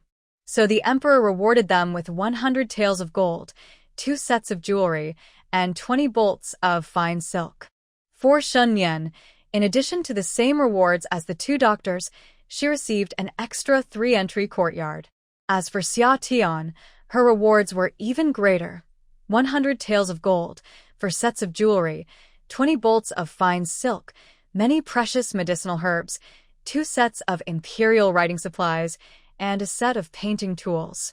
Finally, in front of all the officials, she was granted the title of a 3rd-rank noble lady.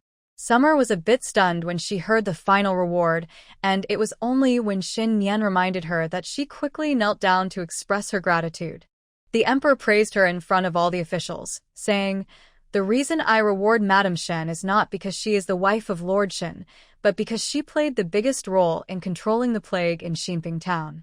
It is thanks to her generous support that the epidemic in Xiaowan village was brought under control, allowing the people to recover. Of course, Madame Shen has also contributed to the issue of the refugees. Everyone should remember that when the refugees lacked warm clothing, she was the first to come up with a quick solution to gather supplies, helping the court in a time of need."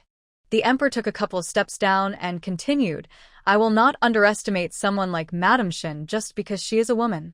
The reason I called her to the palace today is to show everyone that as long as they are citizens of Deqian and contribute to its stability and prosperity, I will never treat them unfairly." The emperor's generous words stirred Summer's emotions. The officials all knelt down and shouted, "Long live the emperor!" Summer felt proud. She had achieved a national-level recognition and was awarded a medal by the highest leader. Most importantly, this title was earned through her own efforts, not through Xin Yan. In the past, this would have felt like a great honor for her family. Unfortunately, her family no longer acknowledged her, and her lineage might have to start anew from her.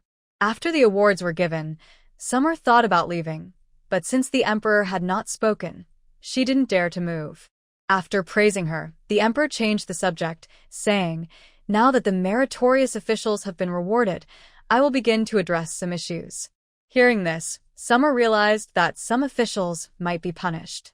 She felt it was inappropriate to stay in the court and quickly glanced at Shen Yan for reassurance.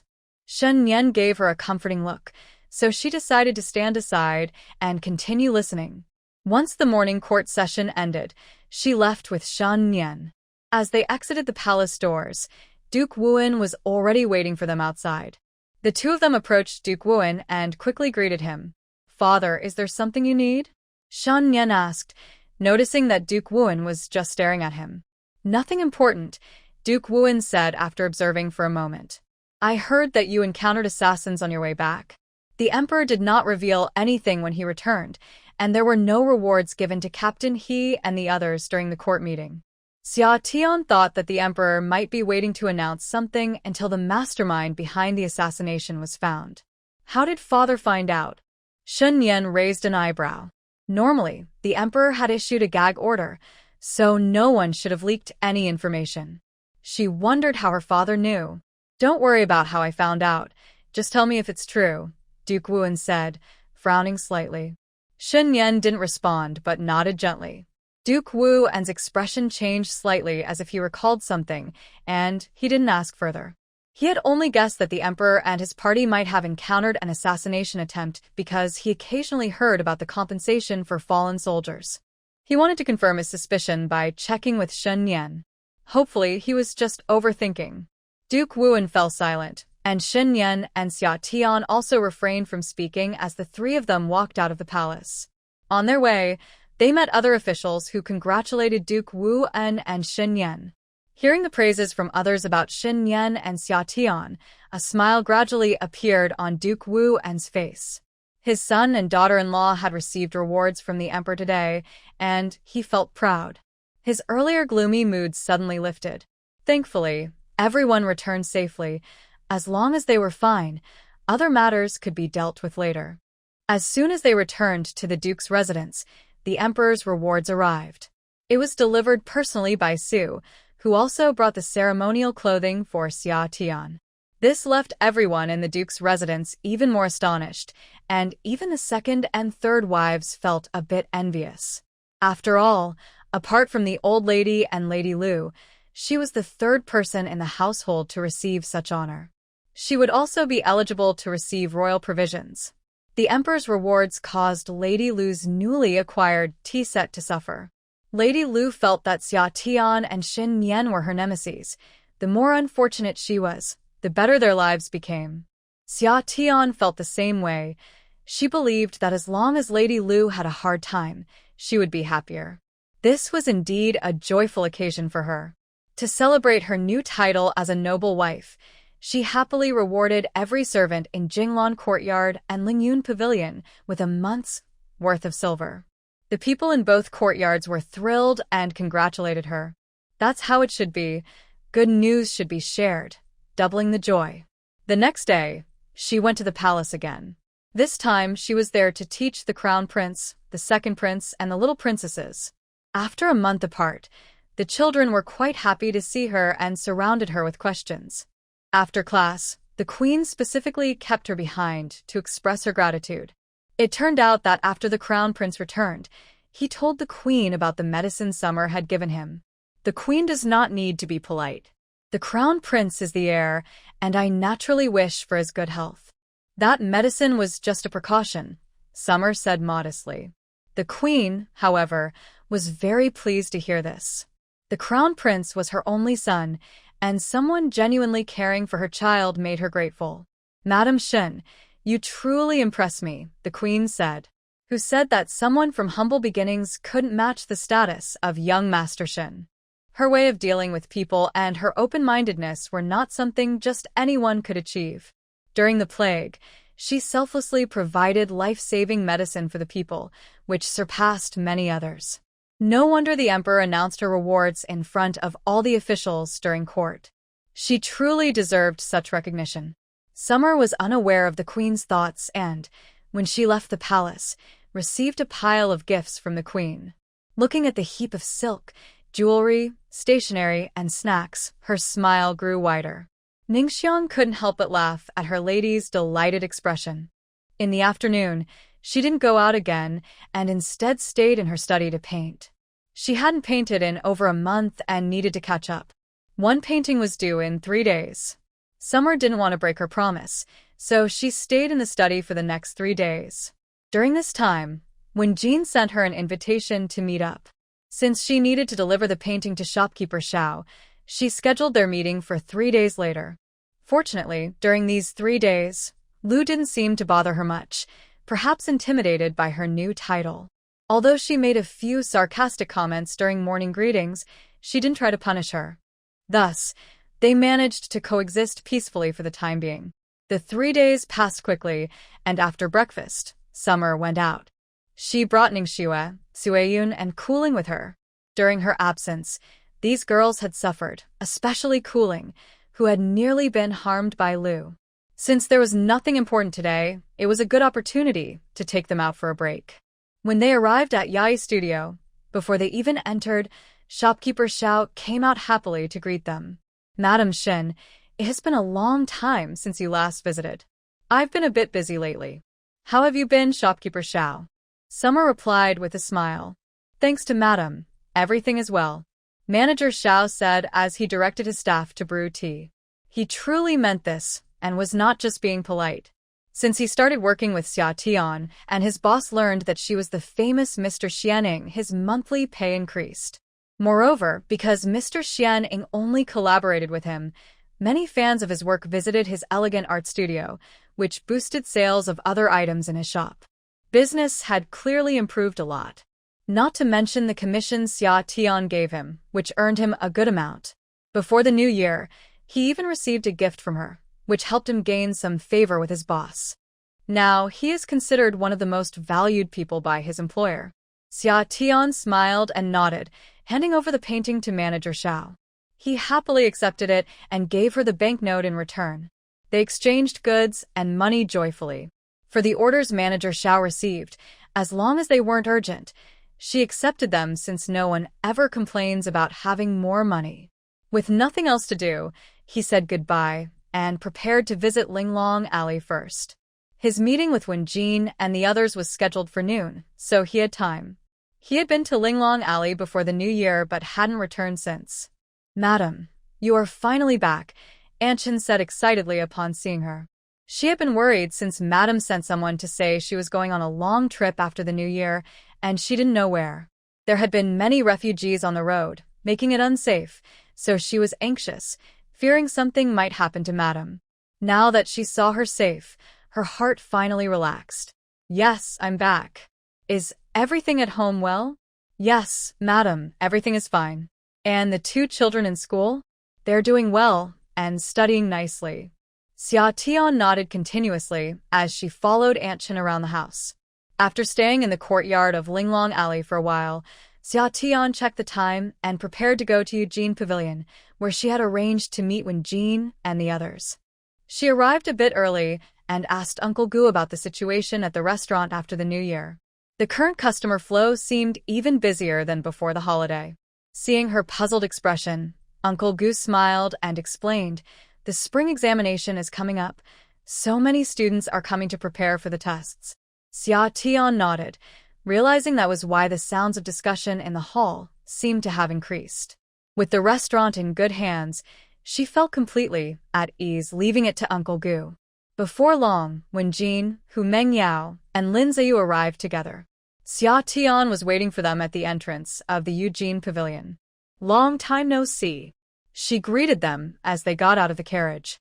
"Wow, you're such a busy person now. It's harder to see you than to see my dad," Hu Mengyao complained as she steadied herself. "Do you forget about us if we don't make plans?" "Of course not." Xia Tian smiled and stepped forward.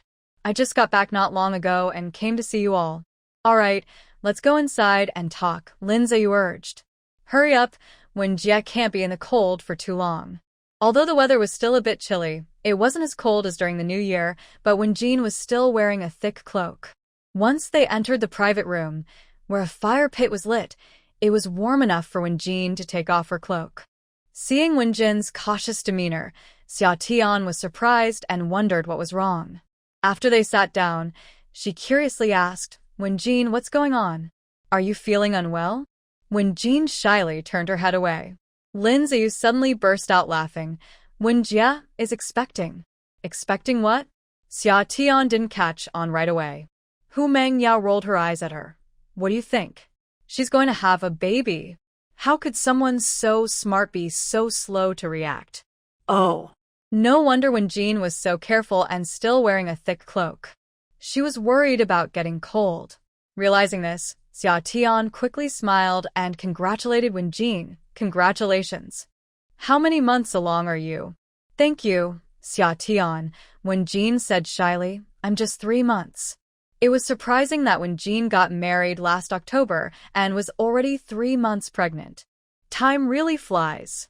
"It's impressive," Xia Tian remarked. Hu Mengyao teased her. "Who's more impressive than you? You quietly accomplished something big, and now you're a lady of the 3rd rank. We can't catch up to you. Why would you want to catch up to me?" "I'm not a high-ranking young master," Xia Tian joked back. "Are you asking for a beating?"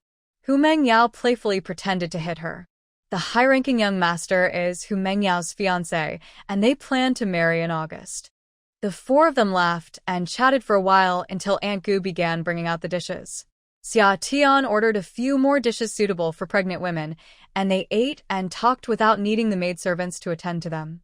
Xia Tian had Ning Shui set up a table for Wenjin and the others maidservants nearby, so they could sit down and enjoy their meal together.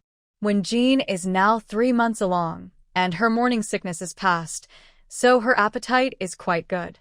Staying at home every day to take care of the baby is a bit boring, so a few of them decided to meet up since they heard that summer is closing in. The last time Xia Tian met with the three of them was on the second day of the Lunar New Year, during Wenjin's grandmother's birthday celebration. I noticed that there seemed to be fewer homeless people outside the city gates since I returned to the capital this month. She had noticed this on the day they came back, and since they were chatting, she casually asked, "The weather has warmed up a bit.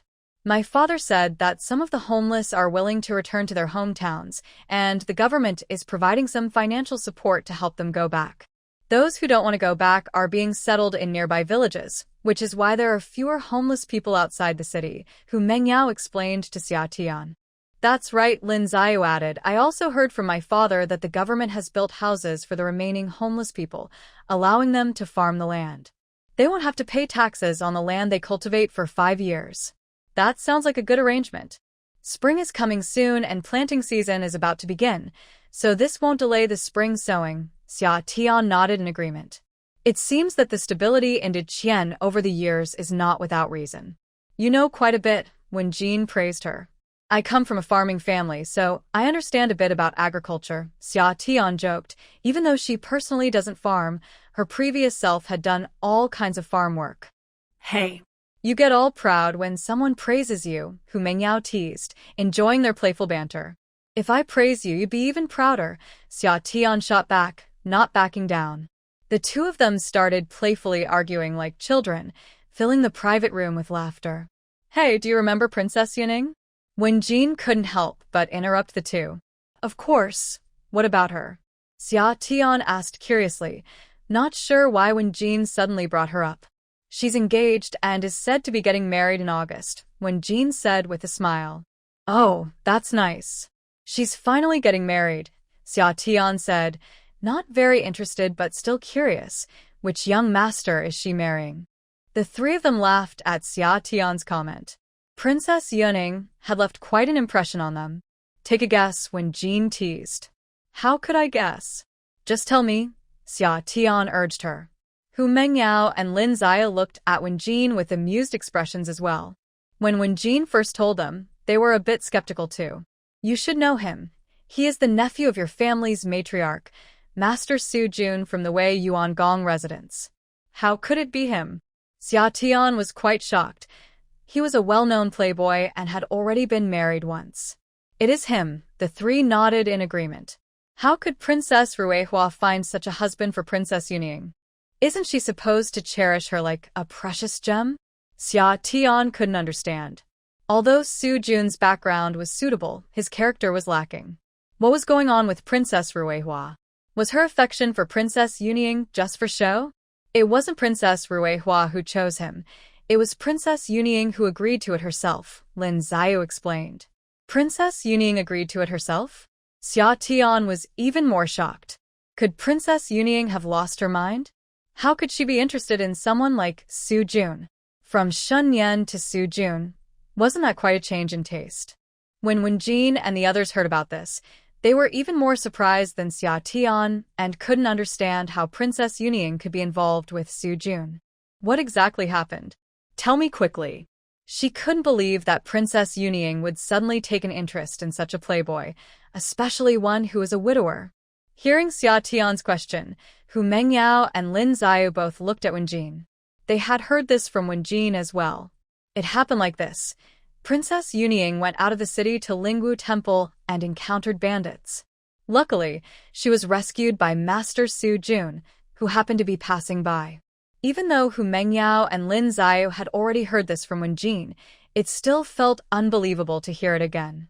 As the three stared at her, Wenjin took a sip of tea and continued.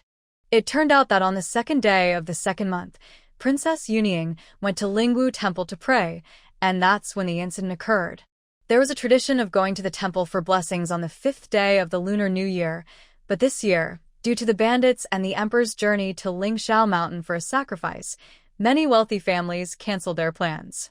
The second day of the second month is also a traditional holiday, and the displaced people outside the capital had been properly settled, so many families thought it was safe to go out. Lingwu Temple became the preferred destination. At that time, Princess Yuning only brought 2 guards and 2 maids. She planned to return early after her prayers to get back to the city before dark. However, since she hadn't been out for a while, she lingered a bit longer in the plum grove on the temple's back mountain, and by the time she came down, it was already late. At that time, Su Jun was out having fun with friends, so he returned quite late. As the two of them walked past a grove of trees, more than 30 refugees suddenly appeared to rob them. The county princess Yuning, walking in front, startled her horse in the chaos and fell out of the carriage. She was immediately caught by the pursuing refugees, while her guards were held back by other refugees. Su Jun, who was following behind, saw this and quickly sent his guards to help. Since there were many refugees and the struggle took some time, Su Jun, as the son of the Wei Yuan Duke, despite his usual carefree attitude, showed great courage in this situation. Seeing that his guards were momentarily occupied, he decided to get off the carriage himself, hoping to rescue the county princess, while the refugee holding her was distracted. Just as he managed to save her, they were spotted by other refugees. In a panic, Su Jun grabbed the county princess and ran into the woods. It was getting dark, and the woods were even darker. In their rush, they both fell down. Fortunately, the pursuing refugees did not notice them rolling down the hill. After searching for a while and realizing they couldn't overpower the guards, they retreated. Unfortunately, Su Jun and the county princess were knocked unconscious when they fell, and they only woke up from the cold in the middle of the night. Not knowing where they were and feeling cold, they huddled together to find a sheltered spot to stay warm until morning. Their guards found them just before dawn. After returning to the capital, the county princess announced that she wanted to marry Su Jun. Princess Ruihua opposed this, saying it was a private matter that didn't need to be made public and not many people knew about it. However, the county princess insisted on marrying Su Jun, and he did not object. In the end, it was settled. Wen Jin learned about it because Princess Ruihua opposed it, and when the county princess went to the empress to complain, the empress was there too, so Wen Jin found out. Xia Tian sighed after hearing all this. It can only be said that fate is a truly mysterious thing. At first, the Liu family tried to use Su Jun to tarnish her reputation, but Shen Yan learned about it beforehand. Then she turned the tables, trying to bring the county princess and Su Jun together, but in the end, she changed her mind and let the county princess go. Unexpectedly, after all the twists and turns, they ended up together in this way. Perhaps this is their destiny. That young man, Su Jun, may be a playboy, but he is quite clever. From his quick decision to help someone in need, he seems to be a person of integrity, not as bad as others say. Perhaps he could really have a good life with Princess Yuning. Others enjoyed gossiping and shared a few thoughts before moving on. After finishing their meal, they decided to explore the streets together since they were already out. Wen Jin had not gone out much lately due to her pregnancy, and although Hu Mengyao and Lin Xiao visited her to chat, she still felt a bit bored. Summer seemed more sensitive because of her pregnancy, and her friends noticed this, so they were happy to keep her company. When they reached a jewelry store, they browsed and each bought a couple of items. Summer also bought 2 pieces for Ning Shui and encouraged them to pick a few for Ning Xiang as well. After a fun afternoon of shopping, they were ready to head home. Just as they stepped outside, a person on horseback came rushing by. Startled, they all stepped back, and if Summer hadn't supported Wen Jin, she might have fallen. Once they regained their balance, Summer noticed Wen Jin looked a bit pale, likely from the scare. She quickly asked Wen Jin, "Are you okay?" It was important to check on her, especially since she was pregnant. Wen Jin held onto Luo Ying's hand and took a moment before saying, "I'm fine." But Summer was still worried and asked the shopkeeper if they could call a doctor. The doctor examined her and said, "This lady is fine. She was just startled and needs to rest for a couple of days." Hearing this, Summer felt relieved. If something happened to Wen Jin's baby because they were out shopping, they would never forgive themselves. The doctor advised against taking any medication, and Summer paid him before he left. Then they remembered the person who had galloped past them. That person hadn't slowed down at all. Angry, Hu Mengyao sent her guard to find out who it was. wanting her father to teach that person a lesson. After checking, the guard returned and said it was an urgent messenger hurrying to the palace, which is why they didn't slow down. A few people heard and stopped their engines. This was an official matter, and if they had been hit, they would have had to accept their bad luck. According to the law, urgent reports are allowed to be delivered on horseback in the streets. Jean rested in the shop for a while. When she felt there was nothing more to do, they got into the carriage and left. Xia Tian, along with Hu Mengyao and Lin Ziyu, took Jean directly to the gate of Prime Minister Su's residence before returning to their own homes. In the following days, Xia Tian stayed home, painting portraits of Lin Ziyu. Lin Ziyu was getting married next month, just 5 days apart from Xin Rui. Since Xin Rui turned 19 after the new year, the second lady was anxious and set the wedding date right after the imperial examination. Regardless of how well he performed, they wanted to finalize the marriage first. The main concern was that the bride was already 17, and the other side was urging them. The second lady was worried that if they didn't get married soon, it might affect Xin Rui's autumn and spring exams. So, they decided to arrange the wedding immediately after the exams to ensure her peace of mind. A few days later, Shen Yan returned with news that the situation in the south was not good.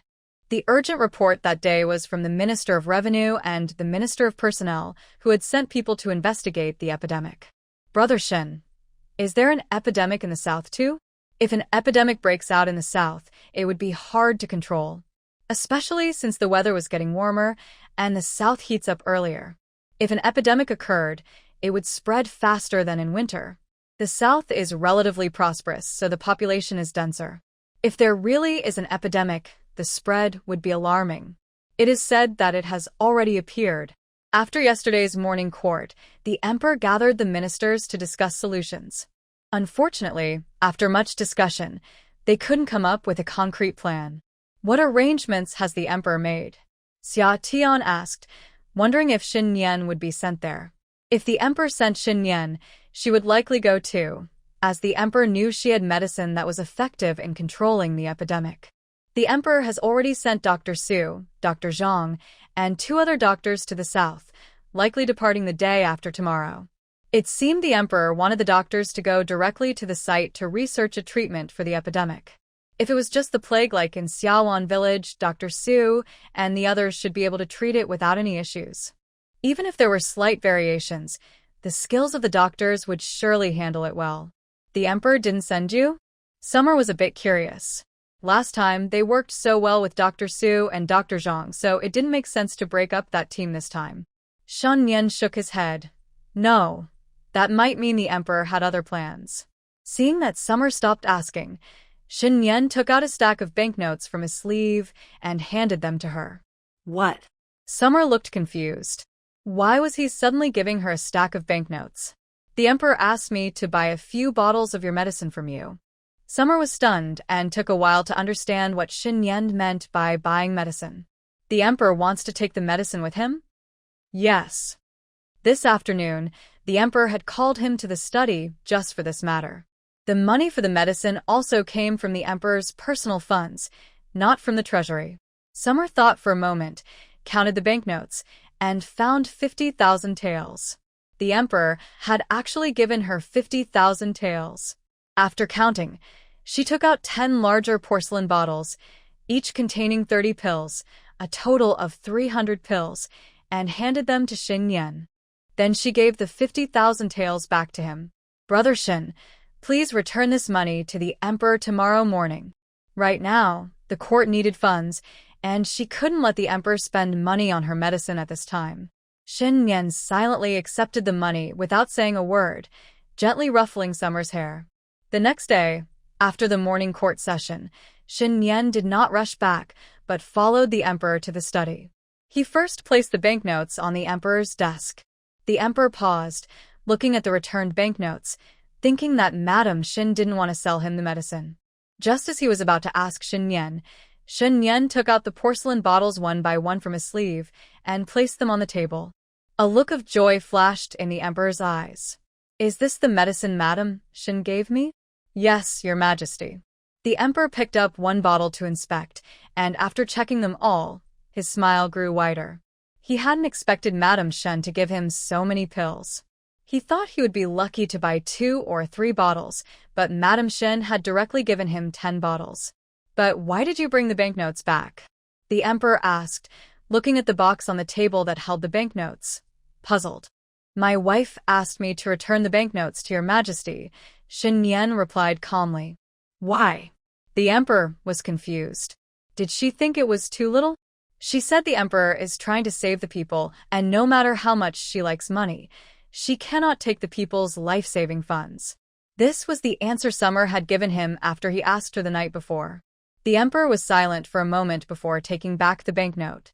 "Thank Lady Xin for me. I will remember her kindness for the people." "Yes, I will deliver your message, your majesty." In the afternoon, the emperor summoned Dr. Su and Dr. Zhang to the study. He instructed them to take the medicine given by Xia Tian and set off for the south the next day to treat the plague.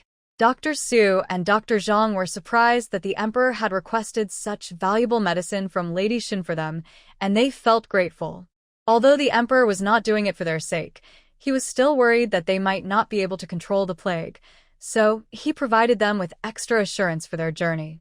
"This medicine has a total of 300 pills. You too must handle it carefully. It can save lives," the emperor advised with concern. "Yes, your majesty. We will not let you down, and will do our best," both officials replied in unison. "Good. I look forward to your good news."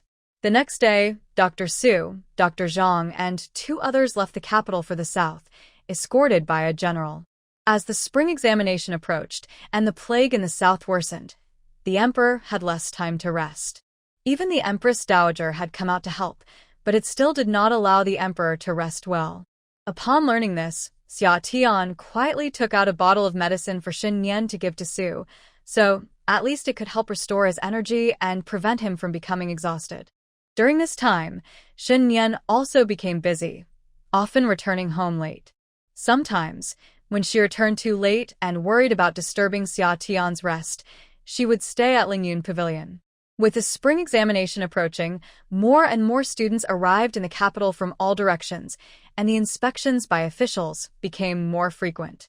Xia Tian had gone out once but did not venture out again, as there were too many people everywhere. It was better to wait until after the spring examination to go out, as there were only a few days left. In these days, Shen Rui also moved back to the Marquis of Wuan's residence to focus on studying in the study. He rarely went out except for occasional gatherings with classmates. The second lady prepared various delicious dishes in the kitchen every day, striving to ensure Shen Rui ate and drank well, so he could face the important spring examination in the best condition. The second lady's support was so thorough that the day before the spring examination, Shen Rui fell ill and began to have stomach issues. This frightened the second lady, and she called for the doctor. After examining him and asking about what he had eaten recently, the doctor concluded that he had eaten too well and too greasy, which caused his stomach discomfort. The doctor prescribed a few remedies for digestive issues and then left. The second lady, while preparing the medicine, felt regret, believing she had caused Shen Rui's illness before the exam.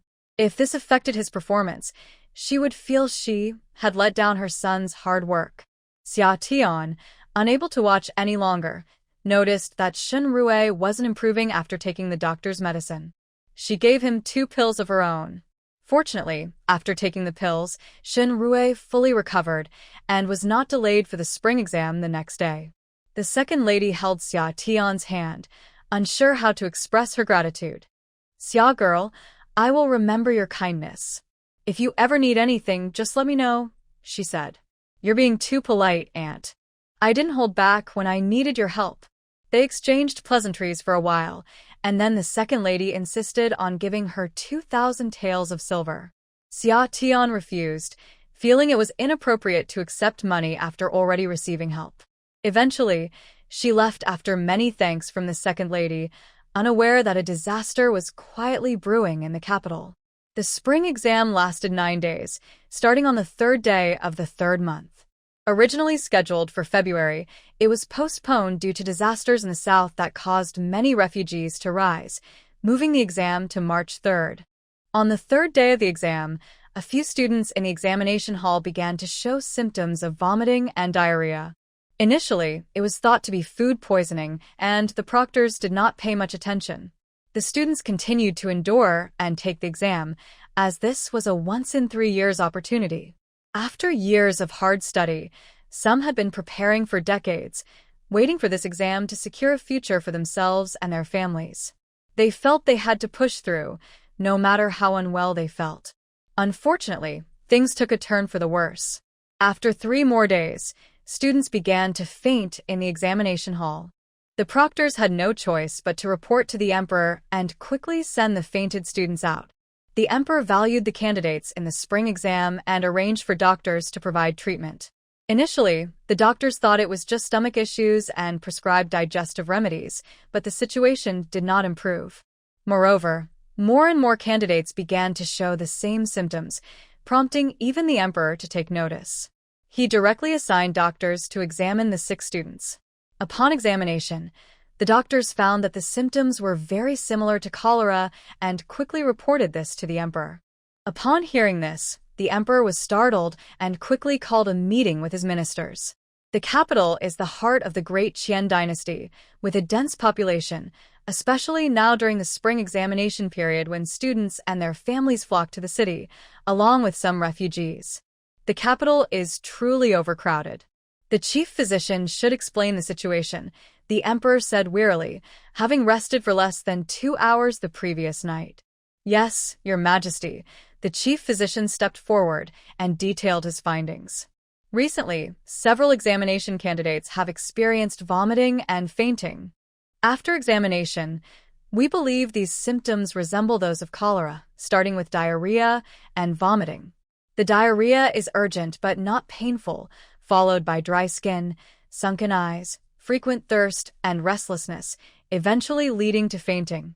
After a brief pause, the chief physician added, "If treatment is not timely, it can lead to death." The ministers listened with serious expressions. Concerned that they might not take it seriously enough, the chief physician emphasized, "If it is confirmed to be cholera, it spreads very quickly." In his heart, the chief physician was already convinced it was cholera, but so far, cases had only been found in the examination hall, and he was unsure if there were similar cases elsewhere in the capital. "Your Majesty, I suggest we quickly investigate if there are other similar symptoms in the city," one minister proposed. The emperor nodded. "Very well. Assign this task to the Minister of Revenue, and it must be done quickly." "Yes, Your Majesty," the Minister of Revenue replied and went out to make arrangements. The other ministers had no better solutions and could only wait for news. The chief physician advised everyone to pay attention to hygiene and avoid crowded places. While the emperor arranged for a city-wide investigation, similar symptoms had already appeared in poor areas, and there were even reports of deaths. However, people thought it was just food poisoning. Many could not afford treatment. Some tried to endure it, while others used simple herbal remedies. Deaths were not taken seriously, and bodies were buried, without much thought. Those who were slightly more concerned sought out doctors, but no one considered it a plague. By the time the Minister of Revenue received the news, 5 or 6 deaths had already been reported in the northern part of the city, where the poor lived. The Minister of Revenue angrily reprimanded the local officials and quickly reported to the emperor. Now the emperor was certain that this was indeed the cholera the chief physician had mentioned. With reports of deaths among the people, it was clear that the illness had been spreading for some time, and the number of infected individuals was likely significant. The emperor rubbed his forehead in pain and instructed Su, "Go find Lord Shen." There was no time to waste. A plague had already appeared in the south, and now the capital was facing cholera. If they waited for the royal physician to develop a suitable remedy, more people would likely get infected. He couldn't take the lives of the common people lightly. So, he had to trouble Shen Yan and his wife once again. It was almost time for the shift change, and Shen Yan was packing up to leave when Su arrived. He didn't trust anyone else and came personally to summon Shen Yan. "Lord Shen, luckily you haven't finished your shift," Su said, wiping the sweat from his forehead.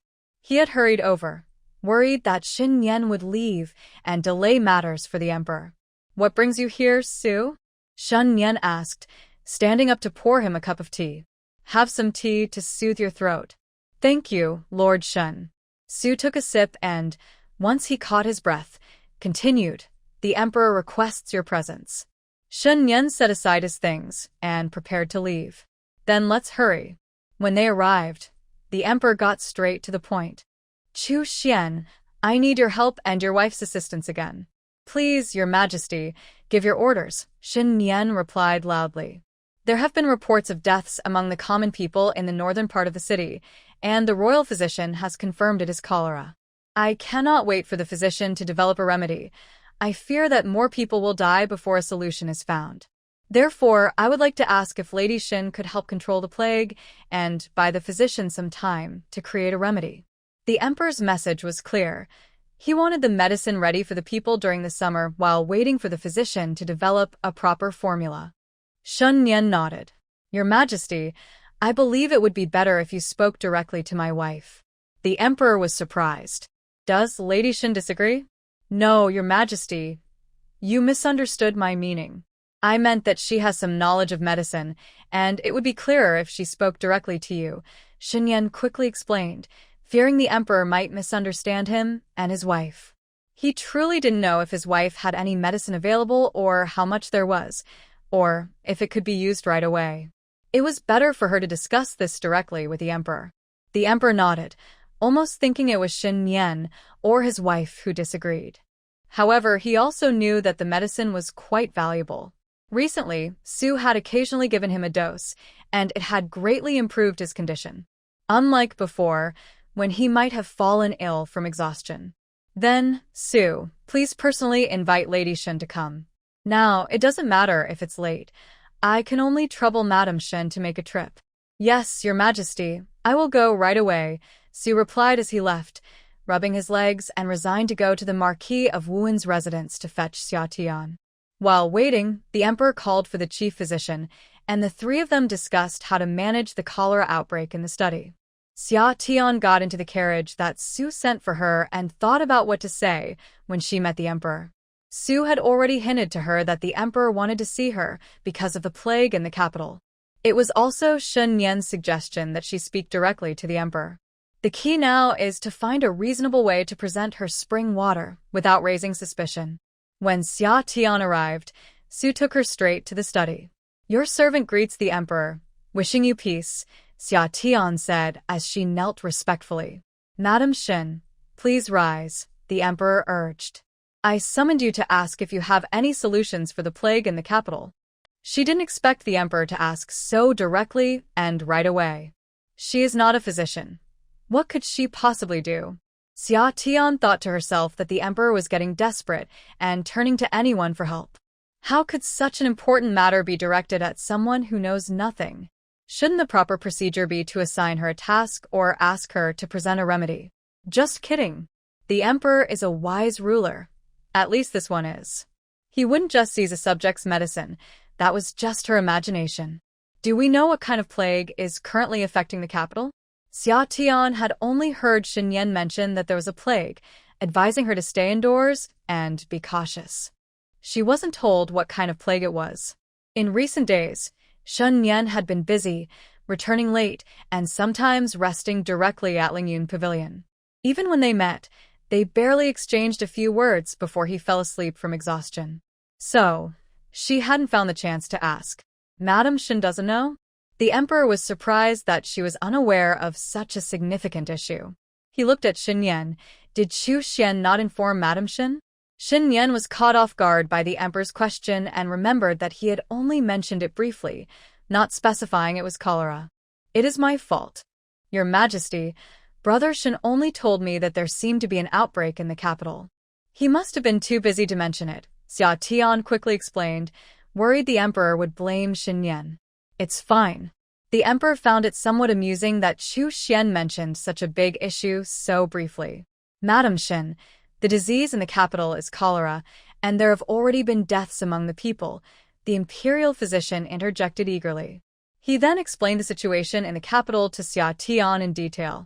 He knew that Madam Shin had a miraculous medicine that could cure many ailments. The emperor also brought out 2 pills for him to study, but they were unsure what ingredients made the medicines so effective. If Madame Shin could provide more medicine for this cholera outbreak, it might be manageable, but they wondered how much she had left, and if it could be made quickly. Cholera. Xia Tian searched her memory. It seemed there had been a cholera outbreak when she was little, but she wasn't sure if it was true. At that time, 2 people showed symptoms, and the whole village was quarantined. Many confused villagers fled to the mountains in the middle of the night, fearing they would be burned to prevent the disease from spreading. Looking back, she remembered being scared because she didn't understand what was happening. Her family was packing to prepare for a possible escape. Later, it turned out it wasn't cholera, and the quarantine was lifted, which relieved everyone. Although she was young then, the memory was vivid. She had felt uneasy about not being able to continue her studies if they had to flee. The emperor and the others fell silent after she spoke a few words, waiting quietly without interrupting her.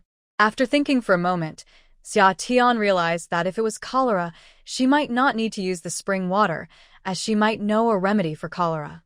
After starting her job, she enjoyed reading various books, including medical texts aimed at ordinary people, and she recalled a remedy for treating or alleviating cholera. Your Majesty, I might have a recipe that can relieve cholera symptoms, but we need to verify if it can cure it, Xia Tian said cautiously, not wanting to sound too confident in case the remedy didn't work. She wasn't a professional doctor. She had only read about the remedy and some precautions. A recipe? You have a recipe? Before the emperor could speak, the imperial physician stood up excitedly.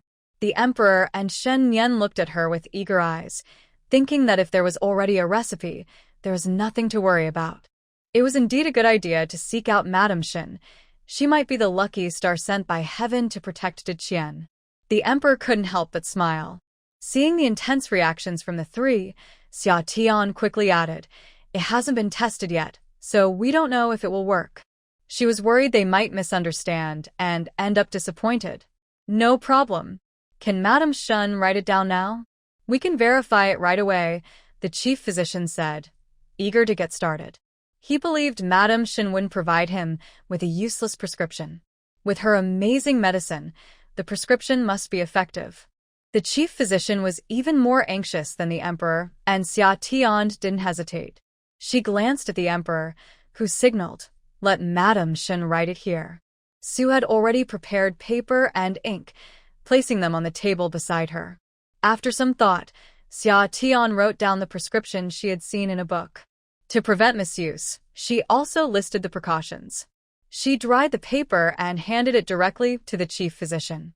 He took it, examined it closely, and nodded repeatedly. The ingredients were indeed for treating cholera symptoms, so it should be fine. "Your Majesty, I will go prepare the medicine now," the chief physician said, eager to leave. "Yes, go ahead," the emperor replied, and the chief physician got ready to exit. Xia Tian quickly called out to him, "Lord Lin, please wait a moment. I'm not finished yet." Lord Lin was a 5th-rank official and was older than her, yet he seemed even more anxious. Hearing Xia Tian call him, Lord Lin pulled back the foot he had already stepped out with and turned to ask, "What else does Madame Shin need?"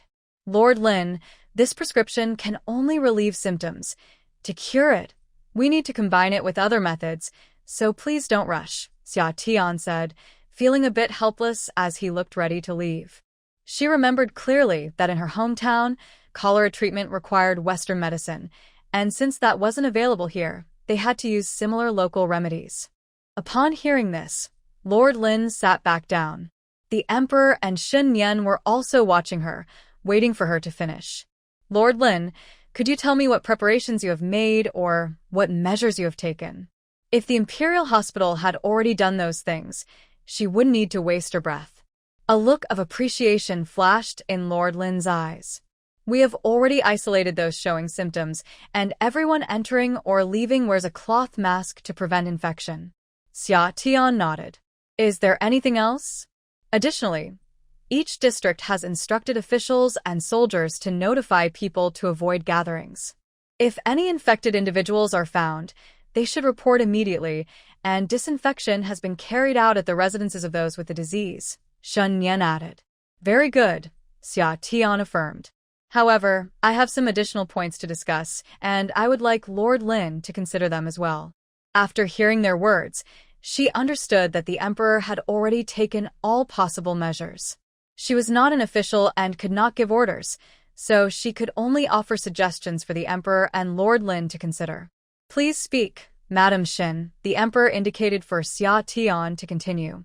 At this moment, they needed her input, so she could say whatever she wanted. I think the arrangements that have already been made are excellent. Xia Tian began by acknowledging the emperor's actions. She then added, cholera is highly contagious and mainly spreads through contaminated water and food. In addition to isolating the sick, I recommend widespread disinfection. Areas that have not yet shown symptoms should also be cleaned and disinfected to maintain hygiene. Imported food and water must be clean, and especially the waste from infected individuals should be handled separately. Xia Tian paused before continuing. Furthermore, those who have come into contact with the sick should also be isolated. Doctors and others entering and exiting should wear masks, and after contact with patients, they should change clothes and use mugwort to fumigate before interacting with others. The best approach is to isolate them completely and avoid going home to prevent spreading the infection to family members. Xia Tian shared some modern methods for disease prevention, noting that given the limited conditions here, they should do as much as they can. One more important point. Patients infected with cholera suffer from severe vomiting and diarrhea, leading to rapid loss of body fluids. It is advisable to supplement with salt and sugar water, which I have already written down in the remedy. Lord Lin, the imperial physician, diligently recorded everything Xia Tian said. Seeing that there were no further additions, he prepared to leave. Xia Tian called out to him again, Lord Lin, please take this medicine first and give it to the more severely affected students. At the very least, they needed to ensure their survival. The spring examination had already been compromised. They could not afford to lose any more lives. Earlier, she heard from Lord Lin that many of the infected candidates came from poor families, likely lacking the means to stay in better accommodations, which is why they were among the first to be infected. The cases discovered in the capital also originated from the impoverished areas in the northern part of the city. Suddenly, in the summer, she remembered that Shun Rui had also been very ill the day before the exam, experiencing severe stomach issues. She wondered if he had caught cholera. Also, at her restaurant, many of the daily customers were students, which could be quite dangerous. Thinking about this made her a bit anxious. Lord Lin took the medicine bottle from Xia Tian, thanked her seriously, and then hurriedly left. The emperor was at a loss for words and handed a token to Shen Yan and Xia Tian, saying, "Take this token. If you need anything, you can come directly to the palace without needing to announce yourselves." "Thank you, Your Majesty," Shen Yan replied, accepting the token, which was only given to the emperor's most trusted individuals. There were probably no more than 3 officials who had such a token. Seeing how much the emperor trusted them, Xia Tian decided to be generous and handed 2 bottles of medicine to Su. "Your Majesty, please keep these 2 bottles for emergencies. I suggest that the palace be cleaned thoroughly and then use mugwort to fumigate for disinfection." She considered Xin Yan and the emperor to be her greatest allies and wanted to protect them. "Also, you can take 1 pill daily, as you meet many officials from outside the palace who might carry illnesses. This medicine has no side effects. It can treat ailments and also refresh the mind, so you can use it with confidence." Xia Tian was eager to strengthen her connections, knowing that in this feudal era, gaining the emperor's favor was not easy. "Thank you, Madam Shen," the emperor said sincerely. He felt increasingly indebted to Xin Yan and Madam Shen and thought it best to settle everything later. As they were about to leave, Xia Tian asked the emperor, "Your Majesty, may I request to join Lord Lin and the others in treating the plague? If the plague spread uncontrollably, it would affect everyone, and she couldn't just sit back. Since she had the ability now, she wanted to contribute, not for any other reason, but to do good deeds." She realized that the more people she helped, the more her own space expanded, and perhaps the appearance of this special space was meant for the people of Deqian. As for what changes might come in the future, she would have to explore that further. "Of course, this is something I would gladly welcome," The emperor replied with a bright smile. How could he refuse such a proactive subordinate? Thank you, Your Majesty, Xia Tian said gratefully as she and Shen Nian left the study. The emperor instructed Su to see them out. By this time, it was completely dark and the palace gates were about to close. With Su accompanying them, their passage was much smoother. When they reached the palace gates, Xia Tian took out a small porcelain bottle and signaled to Shen Nian to give it to Su. Sir Su, this is for you. Sir Su's eyes widened in surprise as he happily accepted it, saying, Thank you, Lord Shen and Lady Shen. The bottle of medicine that Shen Nian gave him was not meant for the emperor, but for his personal use. They both understood the meaning behind it. With a smile, Sir Su saw them off and tucked the medicine bottle into his pocket, slowly returning to the study. In the evening, Xia Tian and Shen Nian left the palace and went straight back to the Marquis's residence. The next morning, she left early to visit Uncle Gu at the restaurant. Uncle Gu, have there been any cases of vomiting and diarrhea at the restaurant recently? She asked directly upon meeting him. Uncle Gu was taken aback, thinking someone had gotten sick from the restaurant's food. He quickly explained, We always prepare the freshest ingredients. No one has gotten sick here. That's not what I meant, Xia Tian clarified. I'm asking because there have been reports of cholera symptoms among students, and many of them come to our restaurant. Uncle Gu's heart raced, and his voice trembled as he spoke. Cholera? Are you saying there is cholera in the capital? Xia Tian nodded. Uncle Gu clearly became anxious, and Xia Tian quickly reassured him, but don't worry, the emperor has asked the royal physicians to find a treatment, and help will arrive soon. Ma'am, you don't know. When I was young, I heard my elders talk about cholera outbreaks. Many people died back then. Cholera spreads quickly, and many didn't realize what was happening until it was too late. Uncle Gu spoke with a hint of fear, even though he hadn't experienced it himself. The stories from his elders had left a lasting impression on him. Hearing about cholera in the capital made him nervous. How was it treated back then? Xia Tian asked, curious about how they managed to control such a large outbreak that had caused many deaths. She hadn't heard Lord Lin mention any past cases. There wasn't really a treatment. I heard that when an entire village got infected, everyone died, and the plague just disappeared afterward, Uncle Gu said in a low voice. Fortunately, their family lived in a neighboring village and avoided the infection. Out of fear, his elders took them away to escape. Eventually, when they could no longer survive, the whole family sold themselves into servitude. He had never lived a comfortable life and understood the struggles of the poor. So, after becoming a manager, he tried his best not to mistreat those in need. Fortunately, their family was lucky and was taken in by the lady. They did not have to suffer the pain of separation from their loved ones. The master was kind and even helped his young son become a good citizen, giving them hope for a better future. Thinking of this, Uncle Gu slowly recovered from his fear. Yes, what was he worried about now? With the lady around, she would surely protect them. After hearing Uncle Gu talk about how people dealt with cholera in the past, Xia Tian fell silent. Indeed, during her childhood experience, she felt helpless as well. That was in a place with better medical conditions, so one can only imagine how difficult it would be in the ancient times with poor healthcare. Uncle Gu, if anyone in the restaurant shows those symptoms, make sure to isolate them first, and try not to come into contact, Xia Tian instructed him. Take this medicine. If someone really shows those symptoms, give them this medicine, 1 or 2 pills will do. She handed him a bottle of medicine.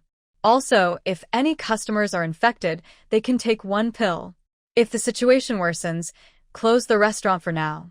You can decide on this, but the priority is to ensure everyone's safety.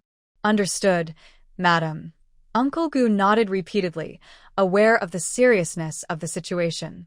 After finishing her instructions, Xia Tian remembered something as she was about to leave. If there are poor students who can't afford meals, charge them a little less. Also, keep a close eye on everyone's condition and let me know if anything happens early. Once she confirmed that Uncle Gu remembered everything, she went to Linglong Alley. She repeated her instructions to Uncle Chun and Aunt Chun before heading to the Imperial Hospital. Starting today, she would accompany Lord Lin to treat patients. Lord Lin was pleased to see her. The Imperial Hospital was in urgent need of help, and with Madame Shin joining, they could treat patients more quickly. Madame Shin, the medicine you gave yesterday has been administered to the students who fell ill. I didn't expect it to work so well. Just one pill started improving their condition, Lord Lin said happily. They had also brewed medicine according to the prescription for those with milder symptoms, but the effects were not as noticeable, though it was good that their conditions did not worsen. That's great, Xia Tian replied with a smile. She was very happy to be able to help. Madam Shin, we have tested your prescription, and it is indeed effective. However, they will need to drink it for a few more days to fully recover. This remedy should indeed be able to treat cholera. The patient has not worsened after taking it, which means it is effective. As long as they continue to take it, they will recover in no time. The key is to drink it with the salt and sugar water, as that enhances the effect. Really? Summer asked excitedly. The remedy being useful made her happier than hearing that her medicine could work immediately, as having the recipe was even more important. If cholera appeared again, everyone could refer to it, and many lives could be saved. Yes, really, Lord Lin said with a smile, stroking his beard. Our Imperial Hospital has decided to prepare this remedy in large quantities and give it to the people in the northern part of the city first to control the source. That's great. Summer eagerly volunteered. Has someone already been arranged for the northern area? If not, I can go there to take charge. Lord Lin was surprised that Madame Shen would want to go to the worst area in the north. Madame Shen, that place has a lot of poor people, and the crowd is quite mixed. It would be better for you to help here, at the Imperial Hospital. Lord Lin was hesitant to let a woman like Madame Shin go to such a dirty and chaotic place. If anything went wrong, he would surely face consequences from Lord Shin. It's okay, Lord Lin. I have experience treating epidemics in Xiaoan village. Besides, I'm going to save lives, not to cause harm. What danger could there be? Summer thought that there would likely be the most patients there, and treating them with the remedy would take too long. If she went, she could secretly add some spring water to speed up the healing process. Also, today was the last day of the spring examination. Once those students came out, the crowd would be even more chaotic. If the healthy ones got infected, they were all the future talents of the Great Qian. If the epidemic was not controlled well, and the returning students brought the disease home, it would be a huge problem. Lord Lin was somewhat swayed by Summer's words. Indeed, if Madame Shin could go, it would relieve a lot of pressure on him. However, he still hesitated to agree immediately and replied cautiously, Madame Shin, I should first discuss this with Lord Shin. If you go there, we must send someone to protect you. Hearing Lord Lin soften his stance, Summer readily agreed. It would be best if Shen Yan could go with her. They could work together and be faster. Lord Lin first went to find Shen Yan. When Shen Yan heard that Summer wanted to go to the northern area, he came to the Imperial Hospital with Lord Lin. You want to go to the north? Shen Yan asked. Yes, there are more patients there. If we can control that area, the other regions will improve too. Summer looked at Shen Yan and blinked. Brother Shen, let's go over there together. You can protect me. Okay. Shen Yan agreed without much thought. Lord Lin felt relieved. With Shen Yan there, he didn't have to worry about Madame Shin's safety. However, the northern part of the city was quite far away, so if they were treating patients there, it would be best to stay overnight. Otherwise, traveling back and forth would waste too much time. Summer understood this and told Lord Lin to prepare enough medicine and pack it properly. Once she got home to organize her things, they could leave right away. After packing, she spoke to Ning Xiang and got ready to go. Madam, aren't you taking us with you? Ning Xue pulled her arm. You shouldn't go. The cholera outbreak there is serious, and it's chaotic. I won't feel safe if you go. Summer explained. They were all young girls, and going to such a dirty place wouldn't help. If they got bullied or caught cholera, it would only create more trouble. No, madam, you must take 2 people with you. Ning Xue held onto her arm tightly.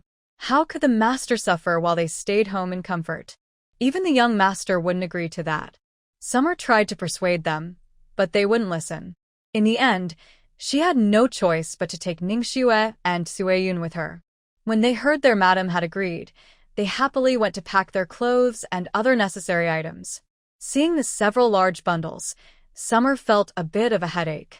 She was going to help people, not on vacation. Why did they need so much? She quickly told them to put back anything unnecessary before they left. Mufeng drove the cart, and Shen Nian had requested a team of about 50 men from the emperor to ride along with Summer to the northern part of the city. Lord Lin sent her a cart full of medicine, with more supplies to follow. This showed how serious the situation in the north was, as the number of infected people was continuously rising. When they arrived in the north, Summer realized the situation was worse than she had imagined. Although the Emperor and Lord Lin had arranged for people to isolate those showing symptoms, there were too many infected individuals, and most patients were still crowded together. Space was limited, and so were the caregivers. Many people lay on the ground, which was only covered with a layer of straw, and no one was there to clean up in time. The volunteer doctors could only serve tea and water, which made Summer frown as she observed the scene. Summer looked at the environment of the quarantine area in the north of the city, frowning continuously. In such conditions, even good people would get sick, let alone those already infected with cholera. There was no proper place for them to stay. Shen Nian simply had the soldiers set up a few tents in the open area near the quarantine site. After arranging their supplies, Summer took out masks for everyone to wear. She changed into the special clothes she had prepared and made sure Ningxue and Chueyin wore theirs as well for easier changing. Carrying a medicine bag, she went to the quarantine area. Shen Nian instructed the soldiers to set up a large pot to prepare the medicine. The support team had already built a stove since they needed to cook for the patients, so there was no need to set up another one. Summer began to brew the medicine according to the quantity and ratio given by Lord Lin. There were currently 56 patients in the quarantine area, along with doctors assigned to care for them and family members who volunteered to help. In total, there were about 70 people. This was confirmed when Shen Nian asked the official in charge of the quarantine. Using a large pot, Summer brewed 3 pots at once, placing 5 bags of medicine in each. Initially planning to add water according to the ratio, she decided to fill the pots completely since there were many people, and she would add spring water later. Brewing the medicine was just a cover. Once the brewing started, Summer assigned 3 soldiers to watch the fire while she and Shen Nian, along with some soldiers, cleaned up the quarantine area. The doctors and family members helping out were relieved to see that the court had sent people to treat them instead of leaving them to fend for themselves, so they cooperated fully. They did whatever Summer instructed. Seeing that the patients were lying on nothing but straw made even Shen Nian uncomfortable. She called over the official responsible for the area and asked, "What's going on? Didn't the court allocate funds for this?" My lord, the funds from the court are barely enough. We have to cover their daily food and hire people to take care of them.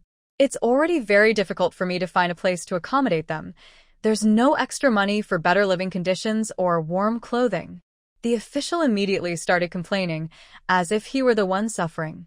This made Shen Nian frown even more. She decided not to argue with the official any further, and turned to instruct Mu Feng to buy some bedding. As for whether the court allocated funds and how much, that's not his concern. Once the expenses are clear, he can simply make a list and go to the emperor. There's no need to waste words with someone at his level. Once the medicine is ready, Xia Tian will take a few doctors, family members, Ningxue, and Chueyin to deliver it to the patients. For those who cannot take the medicine themselves, they will need assistance to help them take it. Shen Yan is mainly responsible for the men, while Xia Tian will take care of the women and children. After the patients finish their medicine, everyone who helped will also drink a bowl. The first day passed like this. On the second day, more than 10 new infected people were brought in. The quarantine area was already overcrowded, and more infected individuals kept arriving. She felt this was not a sustainable solution. If they only treated each case as it arose without addressing the source of the problem, they would be overwhelmed. There was no choice but to keep some people at the quarantine site to continue making medicine. Xia Tian and Shen Yan went door to door to check and disinfect. For households without infections, They advised them to stay home and disinfect daily. They distributed quicklime for them to sprinkle in pigsties, chicken coops, and corners of their homes, and suggested using mugwort to fumigate indoors every day. They prepared a medicinal soup, added some spring water, and had the people drink it. This would at least help ensure that those who were not infected would remain safe. At the quarantine site, new tents were set up to separate severe and mild cases, as well as men, women, and children, to reduce cross-infection. With not enough manpower, Shunyan called in an additional 200 people. At the city gate, the emperor had already ordered that no one could enter or leave until the plague was fully under control. This was a suggestion Xia Tian had made to Xinyan to prevent the spread of infection to other towns.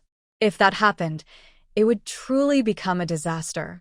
On the third day after arriving in the northern part of the city, the initial group of quarantined individuals had their condition stabilized and were gradually improving.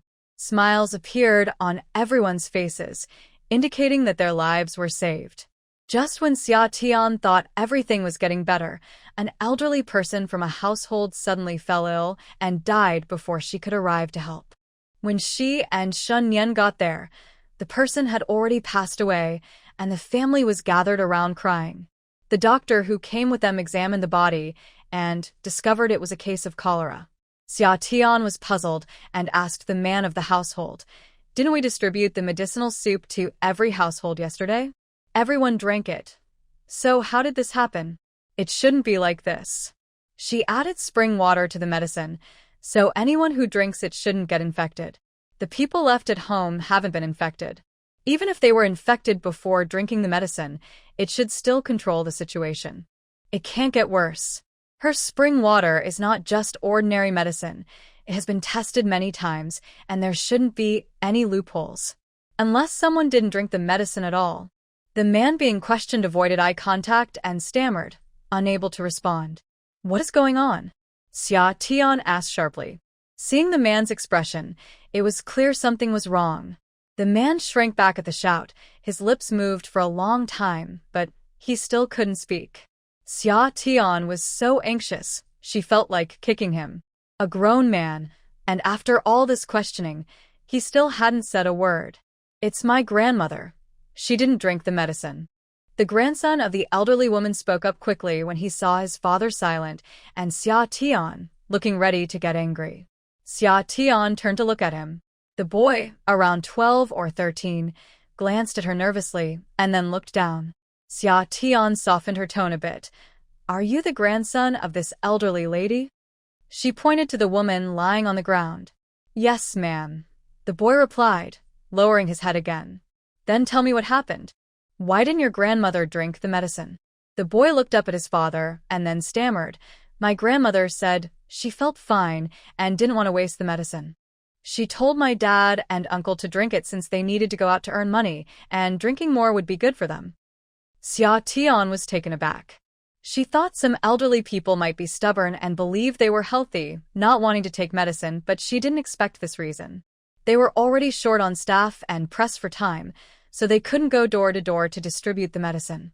Instead, they asked each family to send a representative to a fixed place to collect the medicine based on the number of people in the household. She didn't expect this would create a loophole. These elderly people often thought that saving the good things for the younger generation was helping them, without considering that if they got infected, they could put the whole family at risk. Xia Tian didn't know what else to say. It was too late to blame anyone since the person had already died. However, she emphasized again, since the medicine is distributed per person, everyone must drink it. If someone refuses and causes the plague to spread, it will not only harm themselves but also their family and even their neighbors. Seeing them all staring blankly at her, Xia Tian sighed and asked again, "Do you all understand?" "Remember." The people in the house quickly nodded. Due to the elderly person's sudden death from not taking medicine, Xia Tian and the others adjusted their management approach. Shun Yan also wrote a report to the emperor about this situation. She was worried that other places with outbreaks might have similar issues, making it harder for rescue workers. This case was exposed because the elderly person died unexpectedly. She believed there must be more cases like this. They began to investigate household by household. Indeed, there were other families doing the same, with some even not giving medicine to their daughters. They thought the government-issued medicine was good enough, believing that as long as their daughters stayed indoors, it wouldn't matter if they took the medicine or not. After counting, there were quite a few families like this. Xia Tian was furious and wanted to educate them. Treating cholera, these people were still showing favoritism towards boys. It seemed that all their efforts had been in vain. The medicinal supplies were already limited, and now they were running low again. Shen Yan sent someone to the Thai hospital to find Lord Lin, who urgently allocated another truckload of medicine. To conserve supplies, they tried to give as much medicine as possible to those already sick. When preparing medicine for the healthy citizens, Xia Tian only put 2 packets of medicine in each pot and filled them with water. This time, instead of having each family send a representative for medicine, they scheduled times for everyone in the household to come, drink the medicine on site, and then go back home. If anyone still refused to take the medicine, Shen Yan would have them arrested. Fortunately, this time it went smoothly, and everyone who could come did. For those who had difficulty moving, their family members fetched the medicine, and soldiers accompanied them to ensure they drank it all before returning. Finally, everyone had taken the medicine. However, new problems soon arose. Because of the cholera, everyone was advised to stay at home, but some people disobeyed and climbed over walls to go out. Unfortunately, some of them got infected again. Additionally, some families did not clean properly and their disinfection efforts were half-hearted. They also did not follow guidelines for drinking water and food, leading to various issues. There was no choice. Shen Yan led the soldiers to conduct 2 more rounds of inspections. Later, a few troublemakers were arrested and thrown into jail, which made some of the others calm down. Everyone was exhausted these days, and they fell asleep as soon as their heads hit the pillows. In the northern part of the city, thanks to Xia Tian and Shen Yan, things have been moving in a positive direction, despite some bumps along the way. However, the Wuhan Marquis' residence was the first among all noble families to discover someone infected with cholera. It was Shen Rui's servant. Shen Rui's servant fell ill on the 7th day after Shen Rui's exam. At that time, the Marquis had already communicated the government's measures, so everyone knew that cholera was spreading in the capital. The old lady ordered everyone in the residence to stay put and not wander around, cleaning their own courtyards and burning mugwort for disinfection. No one was allowed to go outside. Upon hearing about cholera, everyone naturally did not want to take any risks with their lives, so they stayed in their own courtyards. Ning Xiang and the others thought this was a good thing, as it meant Liu Shi couldn't come to trouble them, allowing them to live without constant worry. But no one expected that even with such strict precautions, someone would still get infected. When Shen Rui's servant showed symptoms, the second lady immediately thought of Shen Rui. After reflecting, she realized that Shen Rui had shown similar symptoms the day before his exam. She felt weak at the thought that Shen Rui might have already contracted cholera. However, when the doctor came to examine him, he said it was just a stomach issue. Later, after taking some medicine and since the effects were not obvious, he took 2 pills from Xia Tian and then recovered. This is why he did not miss the spring exam the next day. Realizing this, the second lady hurried to find Xia Tian, but when she reached the courtyard door, she remembered that Xia Tian had gone to the hospital to help treat patients. The old lady was furious to learn that cholera had appeared in the residence. Soon after, more people began to show the same symptoms, mostly from Shen Rui's courtyard. This caused panic throughout the entire household. The old lady wanted to confront the second lady, but since there were also infected people in her courtyard, she held back her anger. The second lady was now most worried about Shen Rui, who was taking exams at the academy. She wondered if he had shown any symptoms afterward and how long the medicine from Xia Tian would last. The Wuhan Marquis' residence was in chaos. The Marquis had to go to the hospital with a serious expression to find Lord Lin. Lord Lin, some of my servants are showing cholera symptoms. What should we do? Have they all been isolated? Lord Lin was surprised. This was indeed the first case discovered among the families of the officials. They have been isolated, but now there are already 7 or 8 people infected in the residence. The Marquis of Wuhan felt embarrassed. The emperor had repeatedly asked them to keep their families in check to prevent the spread of the plague. Yet here he was, facing a cholera outbreak at home with 7 additional cases. Although Dr. Lin was shocked, he did not complain and assigned a royal physician to accompany the Marquis to assess the situation. He also made sure to bring the necessary medicine. After examining the patients, the royal physician carefully advised the second lady on some precautions before leaving the medicine behind. The second lady wasted no time and quickly prepared the medicine for the infected individuals to take. Following the Marquis of Wuan's household, other noble families also reported cases of cholera to varying degrees. The outbreak began to spread throughout the entire capital, causing the emperor to worry and lose sleep again. Even the medicine provided by Xia Tian was not effective, and he had developed sores in his mouth. Lord Lin was in the same situation, sporting dark circles under his eyes as he monitored the royal hospital. Since the cholera outbreak in the northern part of the city was under control, the emperor could no longer bear the stress and summoned Xia Tian and Xin Nian back.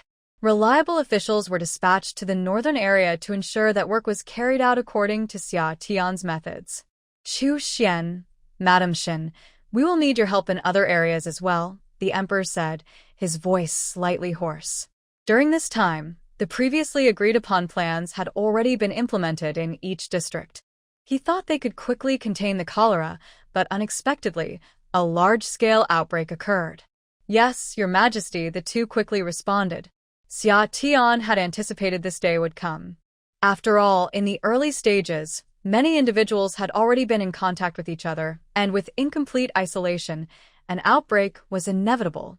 However, the capital was vast, and with such a large population, even dividing the work among 8 people would be overwhelming. Your Majesty, the capital is too large. If we treat each area like the northern district, we might run out of time, Shen Yan said, voicing the current difficulties. The main issue is that some citizens are not very cooperative, which means we have to repeat each task at least 4 or 5 times. The emperor understood Shen Yan's point. After some thought, he handed her a "as if I were present" token. Take this. You can mobilize whatever you need, whether it's people or supplies. It's all up to you. Shen Yan was taken aback, but quickly accepted it with both hands. I will not let Your Majesty down. Xia Tian looked at the "as if I were present" token in Shen Yan's hands and suddenly felt the weight of responsibility on her shoulders. He hasn't left yet, and Lord Lin has come again. Your Majesty, we are running low on medicinal herbs. Recently, we have gathered all the herbs available in the city, yet there is still a shortage. Then quickly allocate from other places and contact the Minister of Revenue, the Emperor instructed. It's useless to ask him now. We can only let the people below find a solution. Your Majesty, we have already allocated everything we could, even involving the herb merchants to search everywhere, Lord Lin replied with a troubled expression. Without herbs, what can he do even if he has the recipe? It's hard to cook without rice. Your Majesty, I can prepare a potion that might work even faster than this recipe, Xia Tian said after hesitating, seeing both their faces frown. She has spring water that can be used directly, but without a suitable excuse, she can only add a little to the medicinal soup secretly each time. Now that there is a shortage of herbs in the capital, to quickly control the cholera, she has to use the spring water. But she is afraid to take it out directly. What if someone with bad intentions finds out? Even though the emperor trusts them now, she still doesn't dare to take risks. Why didn't you say this earlier, Madam Shen? Lord Lin, being impatient, asked loudly upon hearing she could prepare a potion. Shen Yan glanced at her, probably thinking of something, but ultimately didn't say anything. Before Xia Tian could figure out how to explain, Lord Lin spoke again. If there is a faster method, then haven't we wasted time before? Lord Lin had no ill intentions. He was simply thinking this way. After all, he is the chief physician and wants to quickly control the cholera and restore normalcy to the city. Xia Tian was also afraid the emperor would misunderstand that she was hiding something valuable, so she quickly explained, Lord Lin, it's not that I didn't say it sooner, but preparing this potion is quite complicated, and it requires precious herbs, which are not easy to collect. Tell me what herbs are needed, Lord Lin urged. He couldn't believe there were herbs that his medical office couldn't find. I need Tian Shan's snow lotus, 1,000-year ginseng.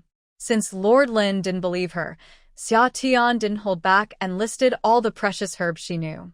After all, she wouldn't be making the potion. She just needed an excuse. The more valuable the herbs she mentioned, the more they would understand the rarity and difficulty of obtaining her potion. This was a clever idea she had just thought of. After Summer finished speaking, Lord Lin's face darkened. No wonder Madame Lin didn't bring it up. Wow, these medicines are really hard to gather. Some herbs he had never seen or heard of before. Just a moment ago, he thought there was a better way to treat cholera, but now, hope turned into despair. Seeing that Lord Lin was silent, the Emperor asked, Lord Lin, does the Imperial Medical Institute have the herbs that Madame Shin mentioned? Your Majesty, the Imperial Medical Institute probably can't even gather half of them, Lord Lin replied, his voice filled with despair. Bring out whatever you have, the Emperor instructed Lord Lin, then turned to Su. Go search my private storehouse. Take out any useful herbs. If there aren't enough, ask the Empress and the Dowager Empress to help gather some. Yes, Your Majesty, Su replied, and went to search the Emperor's private storehouse. Once the Emperor finished giving orders, he looked at Summer. Madame Shin, feel free to prepare the medicine. Let me know what you need, and I will get it for you. Okay, Your Majesty, Summer quickly nodded in agreement. After waiting for half an hour, Lord Lin and Su returned with the herbs she had mentioned, gathering everything they could find. Summer didn't recognize many of them, but fortunately, Lord Lin was there to check each one carefully and even made a list, noting the missing herbs. Summer pretended to be calm as she looked over Lord Lin's list, then went through the herbs again, pretending to check them, before nodding and saying, Your Majesty, I will take these herbs for now, and I will find a way to get the rest. Good. If you need money, just go to the Ministry of Revenue to withdraw it, the Emperor agreed readily. Yes, Your Majesty, Summer replied without hesitation. At this point, it wasn't the time for her to be polite. She took out some spiritual spring water, so it was reasonable for the Emperor to provide some funds. Thinking for a moment, she realized she couldn't quickly prepare the medicine. Lord Lin, I will need at least 3 days to prepare this medicine. During these 3 days, please continue to use that prescription to brew medicine for those who are already infected. 3 days should be enough. If it took longer, she feared the infected might not survive. Don't worry, Madame Shin, Lord Lin said, feeling a spark of hope again at the thought that she would handle the remaining herbs. He believed the herbs he had could last for 3 days. With the issue of the herbs somewhat resolved, the Emperor told Lord Lin, as for how to control the plague moving forward, the Imperial Medical Institute will follow the guidance of Lord Shin and Madame Shin. Lord Lin was surprised but did not oppose. Yes, Your Majesty. Later, I thought about it and realized that the treatment for cholera was also provided by Madame Shin, and she would know best how to prepare the medicine. Once the discussion was over, Xia Tian took his leave from the Emperor, saying, Your Majesty, I will return to prepare the medicine. Before leaving, he felt uneasy and asked Su for paper and a pen. He wrote down some preventive measures discovered in the northern part of the city for Lord Lin to arrange, aiming to minimize infections among the people. The entire capital is so large that everyone needs to be involved to control the situation better. If only a few are busy while the rest of the citizens do not take it seriously, it will not help. Lord Lin hurriedly took the notes Xia Tian wrote and left. Xia Tian and Shen Nian also said their goodbyes and prepared to return to the Marquis of Wuan's residence. Su had someone deliver the herbs to their carriage parked outside the palace gates before they got in. Seeing that it was still early, Xia Tian wanted to visit the Yuejin Pavilion and Linglong Alley first. Shen Nian decided to go along. Given the current situation, he wondered how the tavern was doing and if the people in Linglong Alley were okay. When they arrived at Yuejin Pavilion, they found the tavern's door tightly shut. Xia Tian knocked, but no one answered, so it seemed they had closed for the past few days. He turned the carriage around and headed to Linglong Alley. Linglong Alley, which used to be bustling with people, was much quieter this time. When the carriage arrived at the entrance, Uncle Chen heard the sound and opened the door slightly to look outside. Seeing it was Xia Tian's carriage, He quickly opened the door and stepped out. Shen Yan got down from the carriage first, followed by Xia Tian. This was Shen Yan's first visit to this courtyard, and it was also Uncle Chen's first time meeting the lady's husband. Xia Tian introduced Shen Yan to Uncle Chen, who quickly bowed and greeted them, saying, "Greetings, young master, greetings, madam." Shen Yan nodded. Xia Tian smiled and said, "Uncle Chen, let's go inside and talk." Uncle Chen stepped aside to let them in, and Xia Tian led Shen Yan into the house. Once they were seated, Uncle Chen called Aunt Chen to make tea. When the tea was ready, Xia Tian took a sip and began to ask, "Uncle Chen, is everyone at home well? Is anyone infected?" The thing Xia Tian was most concerned about was whether anyone had been infected, so he asked this right away. "No, madam, please don't worry," Uncle Chen replied carefully.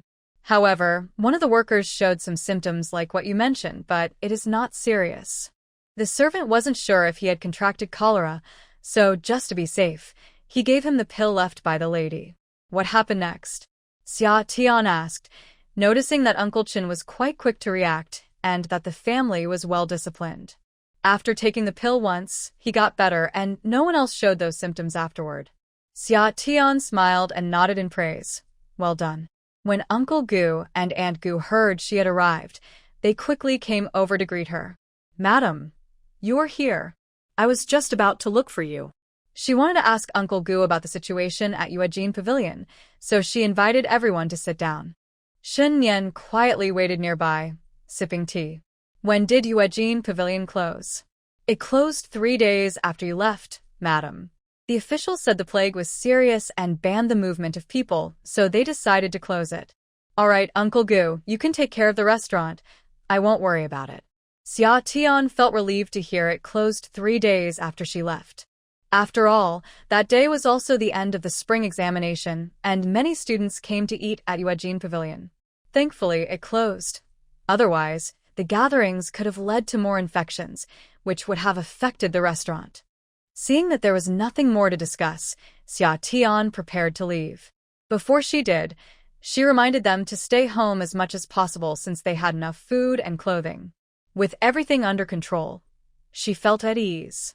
When she was in the north of the city, she had some worries, mainly about the restaurant, fearing Uncle Gu might keep it open for more profit. Now that she had checked and confirmed everyone was fine, she felt relieved.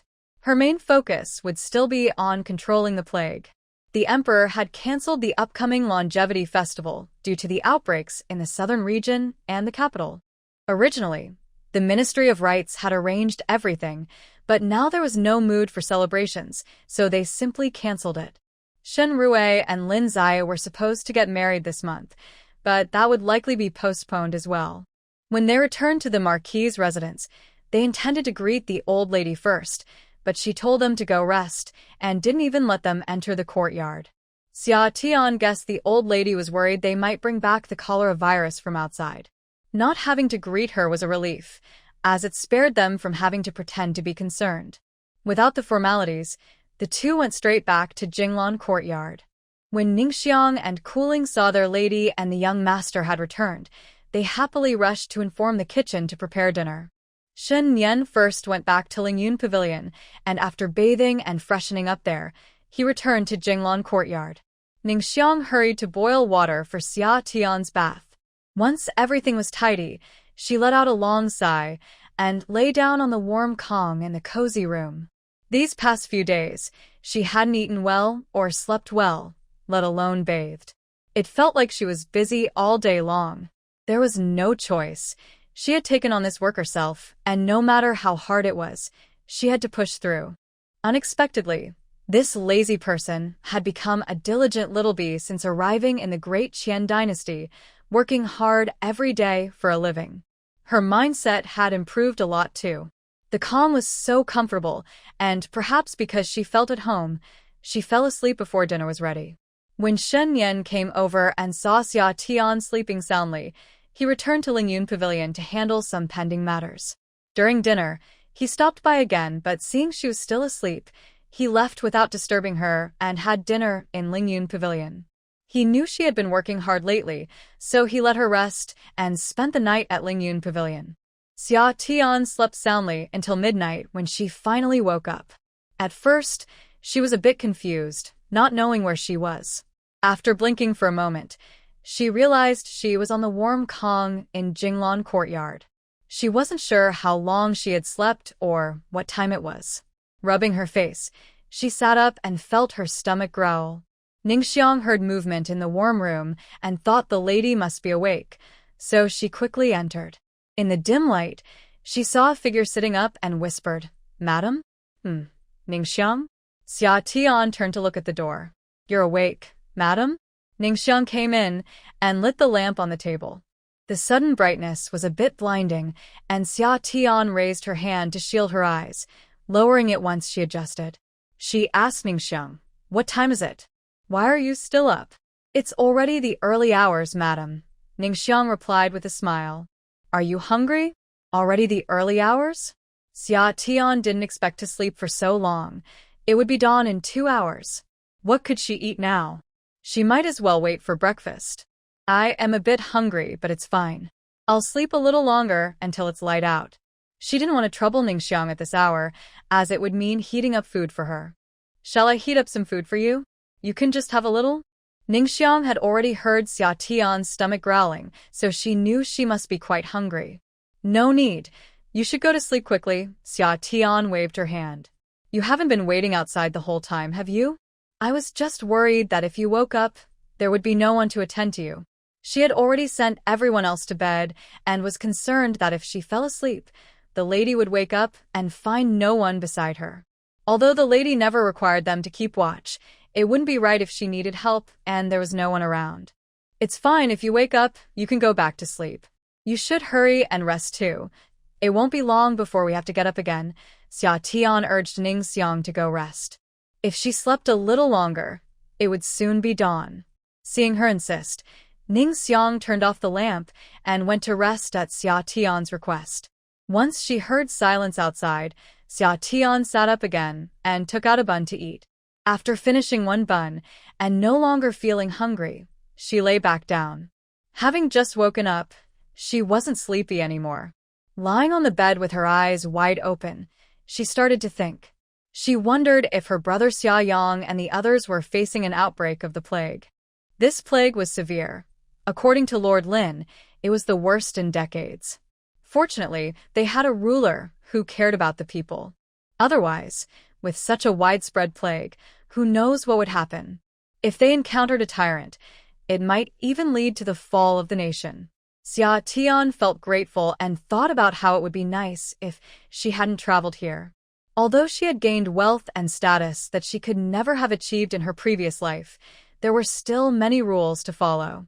With so much money, she didn't even know how to spend it. Thinking about this made her feel a bit gloomy.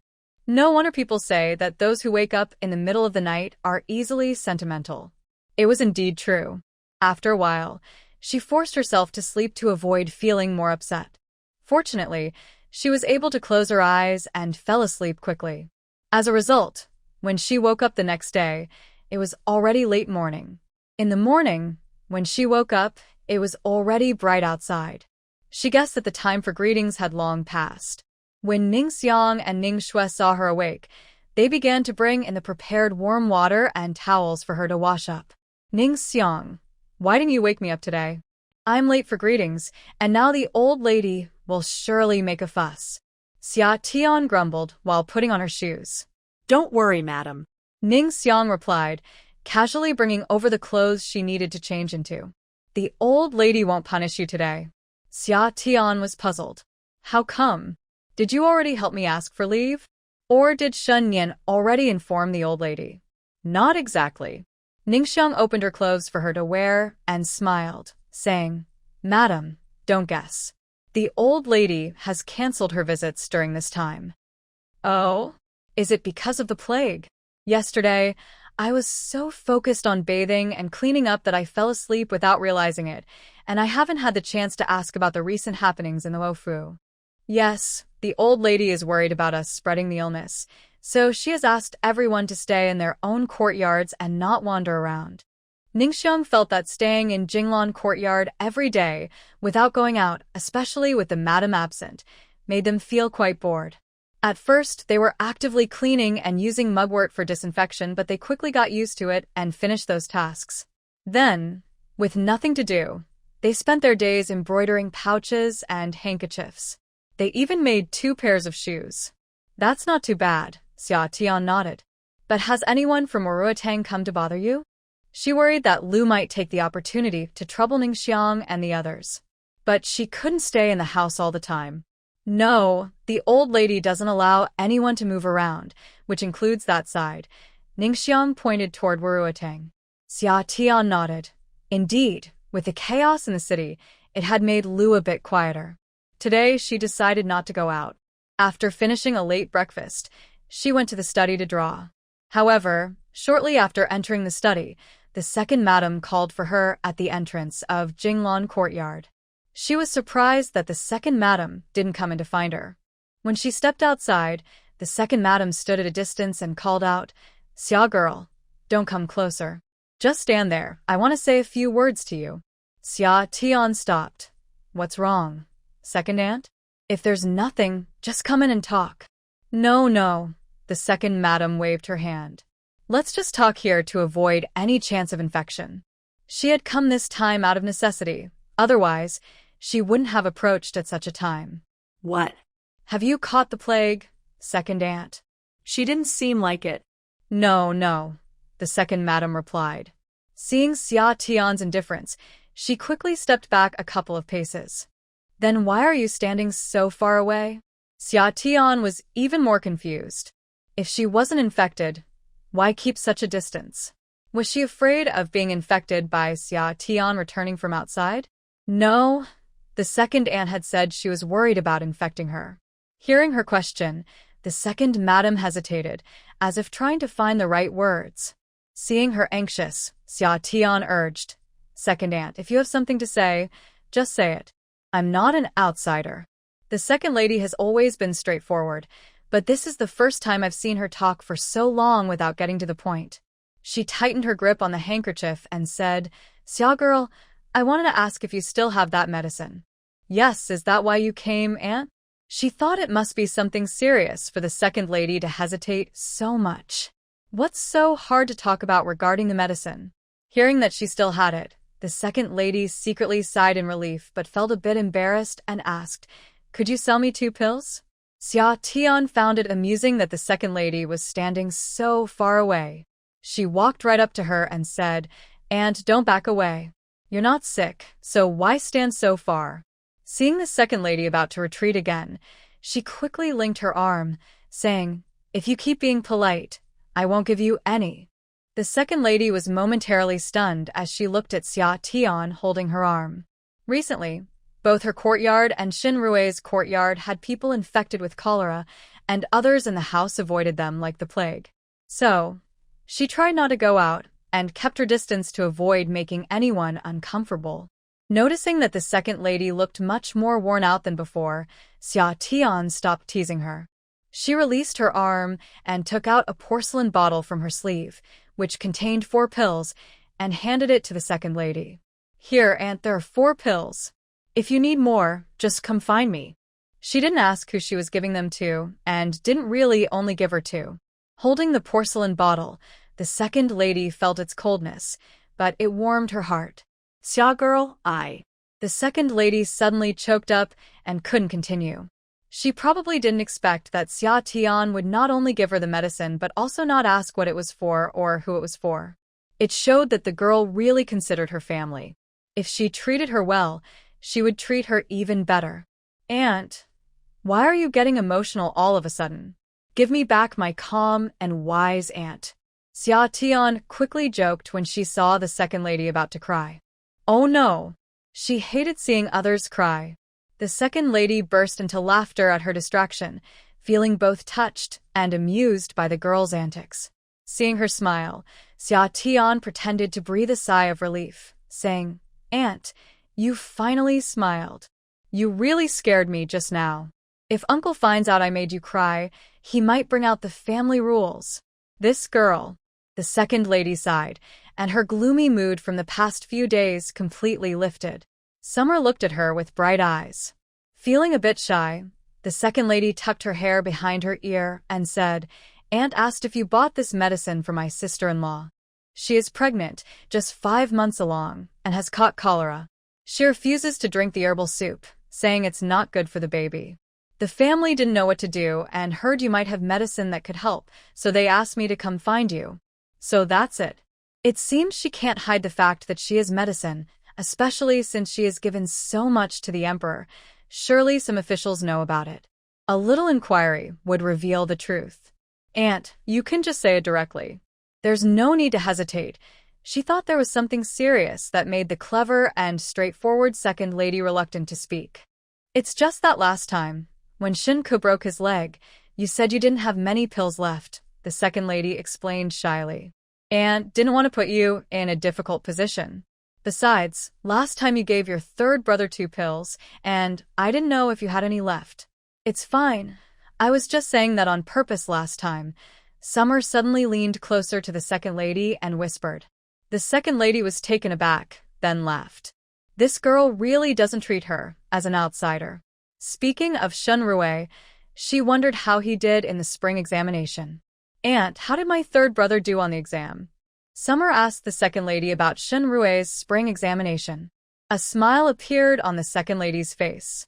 "Your third brother said he did pretty well." Then she changed the subject and took Summer's hand. "Summer, I owe you a big favor. If you hadn't given your third brother that pill, he would have caught cholera by now and wouldn't have been able to take the exam." Thinking back to when Shun Rue's servant first caught cholera, and then more people in the courtyard got infected, it was a terrifying situation. She worried that Shun Rue wouldn't eat or sleep well because of his concerns. This was an epidemic, but luckily, the Marquis of Wuhan brought medicine later, and things gradually improved. When Shun Rue returned after the exam, he said many students in the examination hall had caught cholera, with severe vomiting and diarrhea, and some fainted and were carried out. The exam was a disaster. Whether they could survive was uncertain. When Shun Rue told her about it, it made her heart race. He himself returned home with weak legs. Then she returned to hear that her servant was the first to fall ill in the Marquis's residence, and her face turned pale. Only then did the second lady truly realize the effect of the 2 pills that Xia Tian had given Shun Rue. Without those pills, Shun Rue might have been in serious trouble. How could they even think about the exam? "Aunt, you're too kind. This just shows that Sandy is lucky. He discovered the issue before the exam, and after taking the medicine, he got better right away." "There's nothing to worry about," Xia Tian replied with a smile. The second lady increasingly appreciated her. This girl not only handled things well, but also spoke nicely. By saying that Shun Rue was lucky, she touched the second lady's heart. What mother can resist praise for her son? However, while the second lady was happy, she still wanted to express her gratitude. "You shouldn't downplay your contributions. I know very well what you did. Once this is all over, I'll personally cook for you." "I'll be looking forward to it," Xia Tian said. "Of course. Although my cooking isn't as good as yours, it's still decent." Even if her cooking wasn't the best, she wanted Xia Tian to feel her sincerity. After chatting for a while, the second lady remembered she needed to deliver medicine to her sister-in-law, so she quickly took her leave. Xia Tian watched the hurried figure of the second lady for a moment before returning to Jinglan courtyard. Then she went to the study to work on her painting. Meanwhile, the second lady hurried out with the medicine. At the gate, a carriage was waiting, and when the person inside saw her, he quickly got out. "Second sister, did you get the medicine?" This person was the second lady's younger brother. Their father was a high-ranking official, and she was the second among her sisters. Her brother was 7 or 8 years younger, and was the only son born to their mother later in life. "I got it," the second lady said, quickening her pace. "Here are 4 pills. Hurry and take them back to your wife. Don't delay." Her brother happily took the pills and turned to leave, but suddenly remembered he hadn't given her the money. He quickly turned back, stuffed a handful of silver notes into the second lady's arms, and jumped back into the carriage. The second lady was momentarily taken aback. When she regained her senses, she called after the carriage, "Hey, wait. I haven't finished. You only need to take 2 pills each time." She wasn't sure if he heard her. Inside the carriage, her brother did hear her, but didn't have time to respond. He simply waved his hand out of the window. Seeing this, the second lady chuckled as she walked back. The next day, Xia Tian and Shun Nian went out to the residence granted by the emperor. Yesterday, the valuable medicine obtained from the imperial hospital and the emperor was delivered here by Mufeng. In this courtyard, there are only 2 guards and 2 cleaning women, with no one else around. The area is quiet since it is surrounded by the residences of high-ranking officials. So, after discussing with Shun Nian yesterday, she decided to send the herbs here where there are fewer people, making it easier for her to work discreetly. She needed to maintain appearances. Otherwise, how could she prepare her potions? With too many people at Jinglan Courtyard, it was inconvenient for her to do anything. Today, she went out without bringing any maidservants, just Mufeng driving her and Shun Nian over. Before they arrived, the 2 cleaning women had tidied up the room and lit a charcoal stove, making the place warm. She closed the door and asked them not to disturb her. She took out her painting supplies from her space, set them up, and began to paint. Shin Nian, who was about to read a book nearby, was taken aback, wondering how she could do this. Did she really have a magical bag that could hold anything? Shun Nian was quite curious, and his eyes brightened as he watched her. Summer found it amusing and playfully handed him a steamed bun that was still warm, as if just taken from the steamer. Shun Nian accepted it in surprise. Summer pretended not to notice and focused on her painting. Shin Nian, while eating the bun, watched her paint for the first time, captivated by her concentration. At noon, they stayed in and sent Mufeng away earlier. With no one else around, they felt more relaxed. Summer took out some food she had prepared earlier when she occasionally cooked, just in time for lunch. Shin Nian was much calmer now. He would even accept it if she pulled out a house from her sleeve. After they finished eating, Summer continued painting while Shin Nian read beside her. They stayed like this until evening when Mufeng came to take them back to the residence. The same routine continued on the 3rd day. However, in the afternoon, Summer took some time to pour the spiritual spring water into small porcelain bottles, treating it as her own potion. Otherwise, it would be a problem if she couldn't present anything when it was time for delivery. Shin Nian helped her and curiously asked, "Is this the medicine you gave me to drink?" "Yes, you only need to add a little bit," Summer explained with a smile. "This not only heals, but also strengthens the body. Have you noticed any effects?" Shun Nian raised an eyebrow, as if agreeing. Ever since he got better, he hadn't been sick at all, not even with minor aches or pains. His skills had also improved a lot. Shun Nian nodded and asked, "So, does everyone who takes this medicine feel better?" If that were true, wouldn't this mean that after the plague, everyone would be fine? How could that be? "Taking it once only helps for that time," came the reply. "If one dose could cure all ailments and grant long life, that would be unbelievable. She would never dare to share it then." Shun Nian sighed in relief, clearly thinking the same as Xia Tian. But he was puzzled about why he felt so much stronger after taking it. "Why do I feel?" Shun Nian didn't finish his sentence, but Xia Tian understood. "Brother Shen, are you wondering why you feel like it keeps working for you? You haven't gotten sick again?" Shen Nian nodded. Xia Tian smiled. "That's because I often give it to you in your drinks." Shun Nian paused, realizing that after drinking her water several times, he had indeed felt much more energetic. "So, you added this medicine to the water you served me?" "Yes, not just in the water. Sometimes it's in the soup and the dishes you eat, too. That's why you feel the difference." After a moment, she reassured him, "This has no side effects." Now it made sense. Shin Nian suddenly felt that marrying Xia Tian was the best decision he ever made.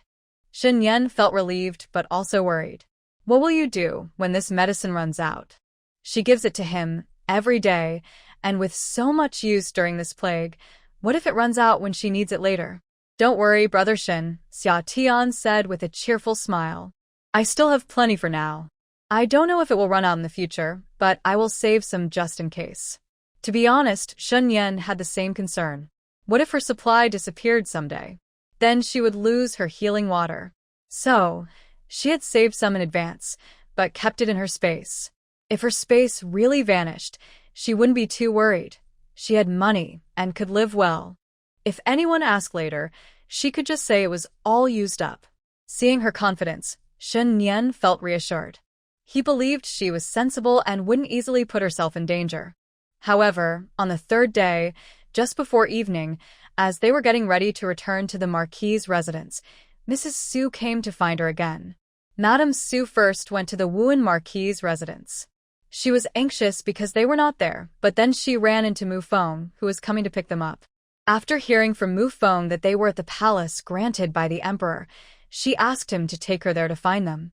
Xia Tian was surprised. Why would Madame Su be looking for her when the whole city was locked down? Could it be to buy medicine? When Madame Su saw her, she didn't even have time for pleasantries. Xia Tian, Wen Jin has contracted cholera. Please help her. Xia Tian was shocked. Wasn't Wen Jin pregnant and rarely going out? How could she get infected? But there was no time to ask. Is it serious? Very serious. She is pregnant and can't take medicine. My husband sent me to find you. So it was Minister Su who asked Madame Su to seek her help. Since Minister Su handled matters in the court, he knew she had medicine for the plague. If Wen Jin was in serious condition, she had to go see her personally. After all, they were friends, and she didn't want anything to happen to her. Let's go quickly, Xia Tian said, pulling Madame Su along. She remembered she hadn't told Shen Yan yet. Brother Shen, you don't have to wait for me. Go back first. I'm going with Madame Su to check on Wen Jin. Without waiting for Shen Yan's reply, she left. Once outside, she didn't let Mu Feng drive. She got into Madame Su's carriage directly. Madame Su was anxious and held onto Xia Tian's hand tightly as if it gave her comfort. The coachman drove quickly and, fortunately, it wasn't far. The streets were empty, and they arrived at Minister Su's residence in less than 15 minutes. After getting out of the carriage, Madame Su hurriedly led her to Wen Jin's courtyard. The maids in the courtyard were wearing cloth wraps on their heads, and when they arrived, young Master Su was anxiously pacing at the gate. Seeing his mother had brought Xia Tian, he quickly came forward to greet them. Madame Su ignored him, and Xia Tian gave a brief nod before following Madame Su inside. Wen Jin was in a semi-unconscious state, with only Luo Ying by her side to care for her. Seeing Wen Jin like this made Xia Tian's hands and feet feel weak. If they were late and something happened to Wen Jin, there would be no way to bring her back. She quickly approached, took out a porcelain bottle, and said, Luo Ying, stop crying and help your young lady sit up. Madame Su hurriedly stepped forward to help, and together with Luo Ying, they propped Wen Jin up, with Luo Ying supporting her. Xia Tian didn't bother with pills. She directly poured a mouthful of spring water into Wen Jin. It was really hard to get any water down, mainly because Wen Jin had her mouth tightly closed. Just a little water would spill out, and it was only when she squeezed her chin that she finally opened up. She squeezed too hard, leaving a mark on Wen Jin's pale chin. After some water was given, they waited a moment, and Wen Jin slowly started to wake up. Xia Tian sighed in relief. They had finally saved her. Madame Su also felt relieved and sat down on the edge of the bed, breathing heavily for a while until she calmed down. Luo Ying saw her young lady awake and couldn't hold back her tears, hugging Wen Jin and starting to cry. She cried for quite a while before finally stopping. She had been really scared. She thought her young lady was going to die this time. If the young lady died, she wouldn't want to live either. Once Madame Su caught her breath, she looked at Wen Jin's pale face and couldn't hold back any longer. You stubborn child, why are you so headstrong? You can have more children in the future if you lose this one, but if you are gone, what will happen to the baby? Really? At her age, she still had to run around, worried all the time. Thinking of this, Madame Su's expression darkened, and seeing her son peeking in at the door made her even angrier. Xia girl, stay with Wen Jin for a bit. I'll be right back. Madame Su stood up quickly, her eyes fierce, and rolled up her sleeves as she left. Xia Tian felt a bit confused. Why did it seem like Madame Su was going to confront someone? She turned to look at Wen Jin in puzzlement. Wen Jin was still a bit weak and just shook her head gently. Luo Ying boldly said, "Madam must be going to teach the young master a lesson." Why? Xia Tian's curiosity was instantly piqued. Since Wen Jin was feeling better, she might as well listen to some gossip. Wen Jin slightly parted her lips but didn't speak. Luo Ying didn't care if her young master would feel embarrassed. It was good for him to get a lesson. After all, Madame Shin was not a stranger. So, she spilled everything about her young master. It turned out that when Jean was pregnant and feeling restless at home, perhaps because she was pregnant, she was more anxious. During this time, a plague had broken out, and she often couldn't sleep and had no appetite. Young Master Su, wanting to cheer her up, secretly went out to find her some good food without telling Madame Su. However, it was unclear if the food was contaminated or if Wen Jin's health was too weak, but she ended up getting sick. Plus, she refused to take medicine after getting infected. Her already weak body couldn't handle it, and after just one day, she ended up in the state they had just seen. Madame Su was startled when she heard young Master Su say that Wen Jin had contracted cholera, thinking there was an outbreak in the household. However, when she learned that Wen Jin had gotten sick from eating food that young Master Su had secretly brought back, she immediately gave him a couple of slaps. But there was nothing to be done. Wen Jin was unwilling to take medicine. Fortunately, Prime Minister Su knew that Xia Tian had some medicine on hand. Otherwise, she would have been very worried.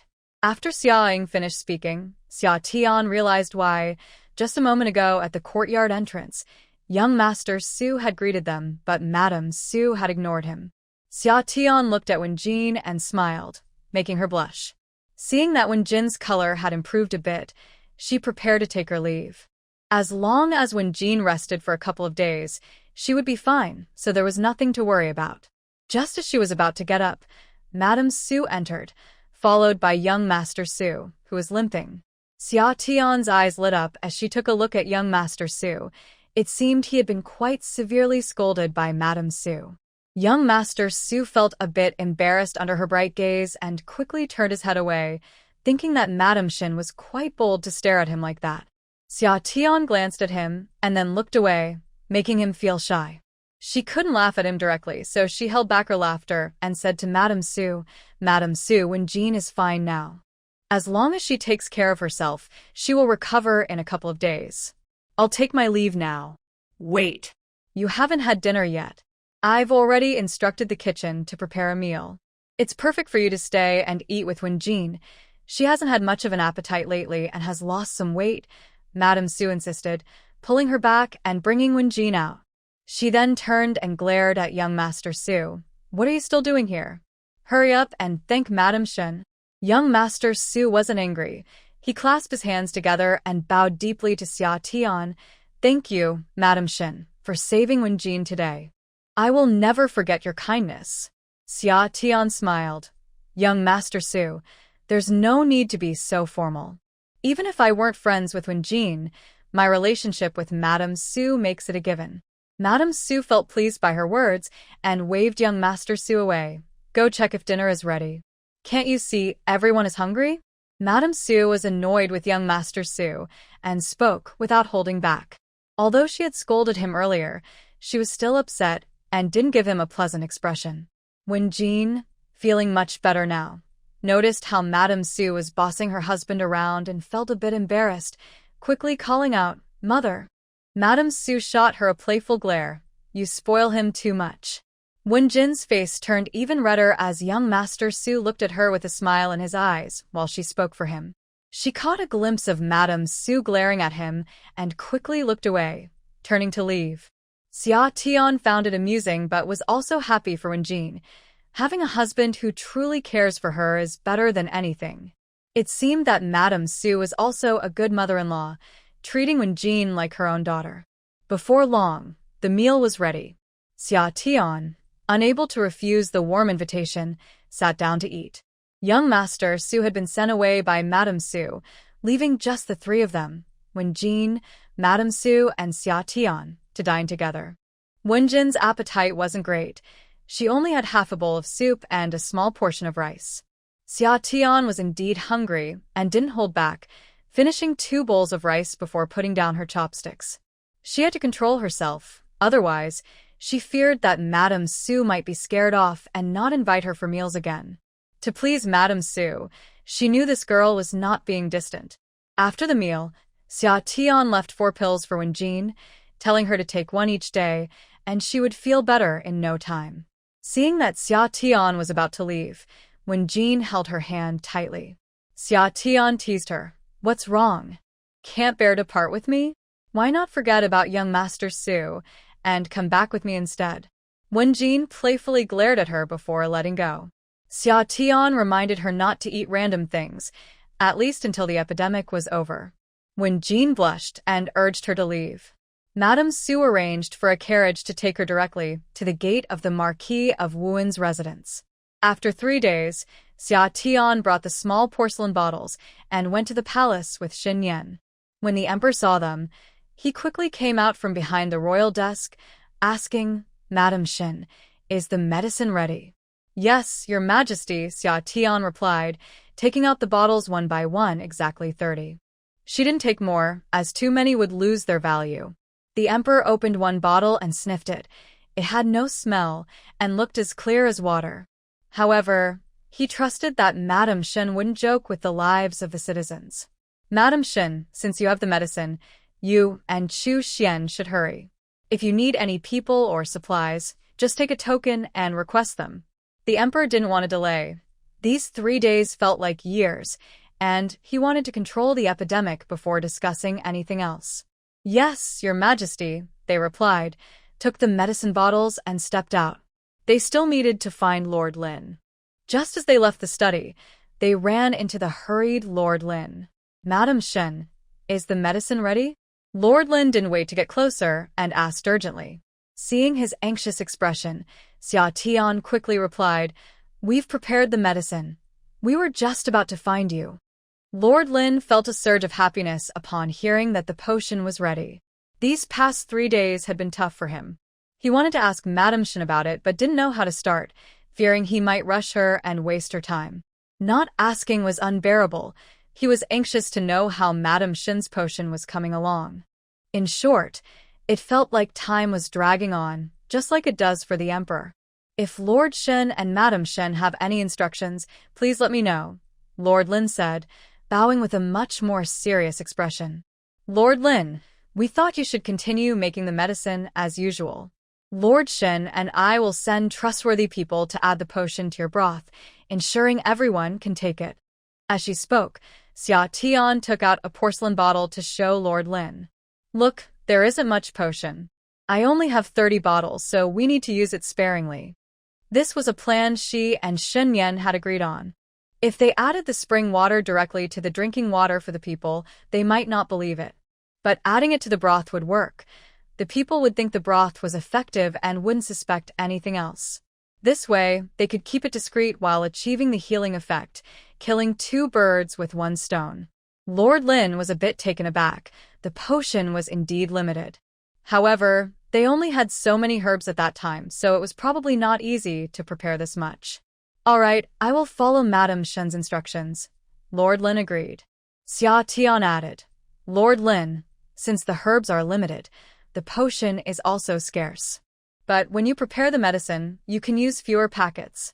We're just using the broth as a cover, but this is something you should keep to yourself." She couldn't help but remind him, wanting to avoid making the people feel misled. At this point, Lord Lin was ready to follow their instructions. Once Lord Lin left, the 2 hurried out of the palace. Shen Yan understood the importance of the potion and didn't dare to hand it over to outsiders, so he called his trusted aides. His trusted aides included Mu Lin, Mu Chun, and Mu Feng. Xia Tian gave each of them a few bottles and explained how to use them before sending them to their assigned locations. With more people delivering at once, they could speed up the process. Since the entire capital was under strict control and the streets were nearly empty, they could move quickly, without any issues. She and Xin Yan were also responsible for several areas and needed to hurry there. This time, they didn't take a carriage. Xin Yan rode a horse with her. In the summer, when I rarely rode horses, after a few rides, my thighs felt like they weren't even mine anymore. Fortunately, we delivered the medicine to the assigned places on time. The effects of the magical spring water were quite noticeable. The next day, everyone started to feel better. When the emperor heard the news from Lord Lin, a long-lost smile returned to his face, and he laughed 3 times, saying, "Good, good, good." Lord Lin also felt much lighter, as expected of Madame Shin. She always delivered on her promises. The people drank the medicinal soup with the magical spring water for 3 days, and all began to improve. Those with milder symptoms had fully recovered. Those with more severe cases also showed significant improvement. In the following 2 days, those who had completely recovered were no longer given medicine. Only those who were still unwell continued to drink it. The number of people taking the medicine decreased significantly, and everyone felt much more relaxed. After 5 days, everyone was well, and the plague was completely under control. Each day, the emperor listened to the continuous updates from Lord Lin and visibly became more spirited. Finally, it seemed that heaven had not abandoned the great Qian. On the 6th day, during the morning court, the emperor praised Xin Yan and Xia Tian repeatedly, even complimenting Lord Wu, and was in high spirits, feeling refreshed throughout the entire court session. This was definitely the proudest moment for the Wuan family. When court ended, all the ministers congratulated him, and his face nearly froze in a smile. Lord Wu was increasingly happy under the praise of his colleagues, walking as if he were floating. The emperor said that once the plague passed, he would reward Xin Yan and Xia Tian well. For the previous incident in Xiaowan village, the emperor had already granted Xia Tian the title of a noble lady. This time, for resolving such a major issue of cholera in the entire capital, the rewards would surely be significant. Shen Yan and Xia Tian did not expect any grand rewards. Mainly, they were relieved that the cholera was resolved, allowing them to go out normally again. Her tavern would also reopen. With the cholera under control, the follow-up tasks were left to Shen Yan and Lord Lin. These days had been busy, running around several places. Although still in the capital, it was quite large, and the constant movement was exhausting. With the problem solved, her mood relaxed, and she resumed her visits to the old lady. However, she inevitably woke up late. By the time she got ready and hurried to the old lady's courtyard, Lu and the second lady had already finished their greetings and were preparing to leave. She was late, so they had to wait a little longer. Xia Tian quickly bowed her head and apologized to the old lady. "I'm sorry, dear lady. I accidentally overslept." "That's all right. You've been working hard for the emperor these days," the lady said kindly. Her gaze softened a lot. Xia Tian felt a shiver. She wasn't used to the lady being so gentle with her. In the past, she was either ignored or met with a cold stare. This was the first time she spoke so softly. "Thank you, dear lady."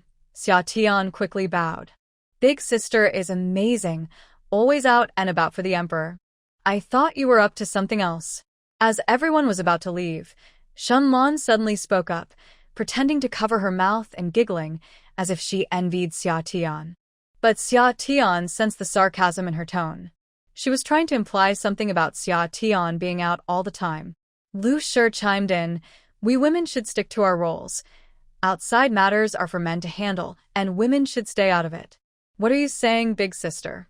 The lady said Xia Tian is working for the emperor. The second lady couldn't help but defend her. Yes. It's a blessing for our family that Xia Tian is valued by the emperor." The third lady, Yi Shi, also spoke up in support. Xia Tian looked up curiously at the third lady. It was the first time she saw her on her side. The third lady felt a bit uncomfortable under her gaze and turned her head away. "What my third aunt means is about big sister's relationship with the emperor." Shenlan deliberately paused, covering her mouth with a handkerchief, looking shocked.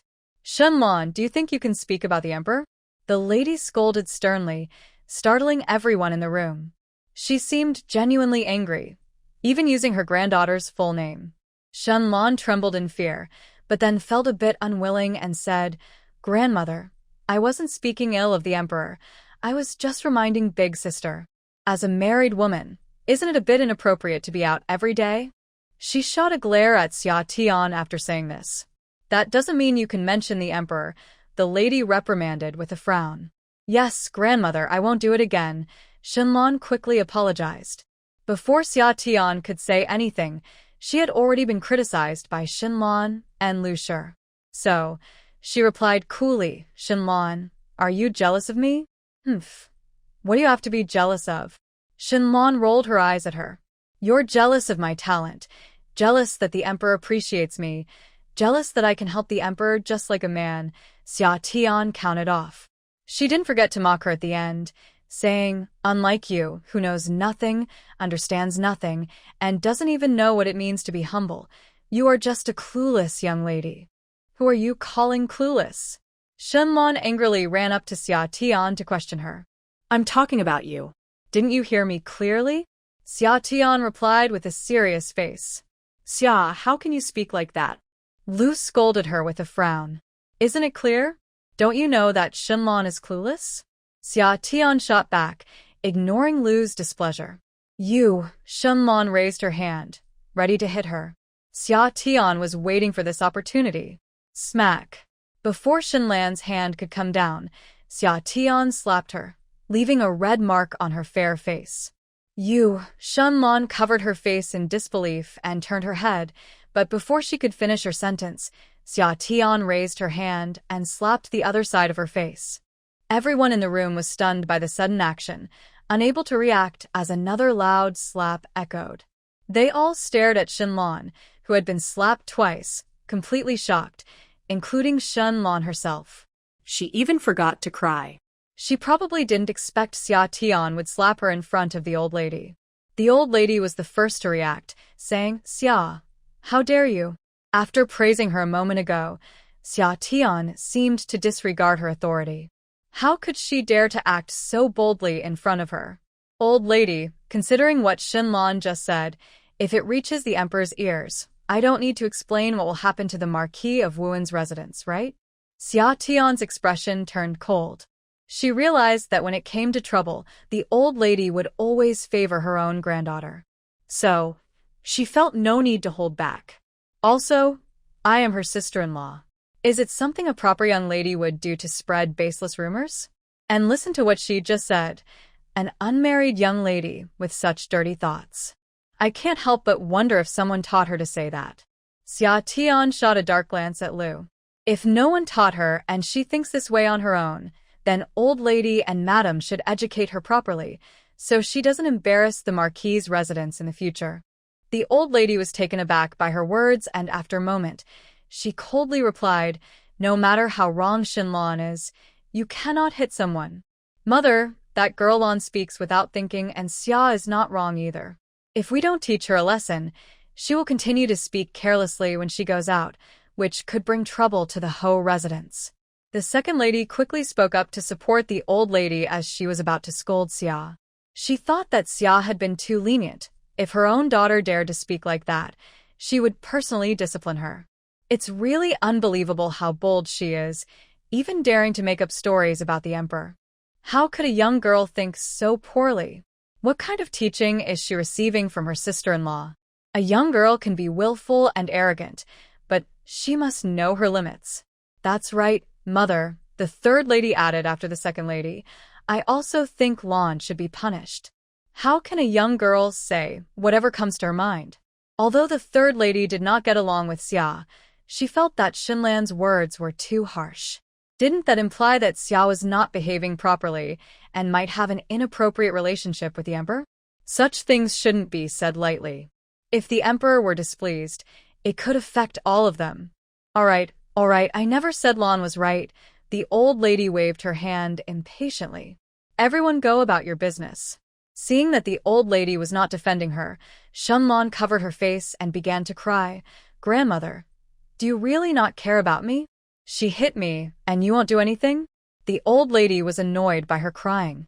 Who told you to speak without thinking? You should be taught a lesson. Lu quickly came over to pull Shenlong away as she noticed the old lady frowning. Mother, my face hurts so much. Aren't you going to help me? Shenlong sobbed, clinging to Lu's sleeve. Lu looked up at Xia's back as she walked ahead, her expression darkening. She couldn't directly confront Xia at that moment, so she just glared at her until she was out of sight. let's go back. I'll help you with your medicine. We can't let you have scars, Liu said gently, taking Shunlan's hand. Shunlan pouted but reluctantly followed Liu back to Huarui Hall. Xia returned to Jinglan courtyard with a gloomy face. Shunlan's words were clearly not spontaneous.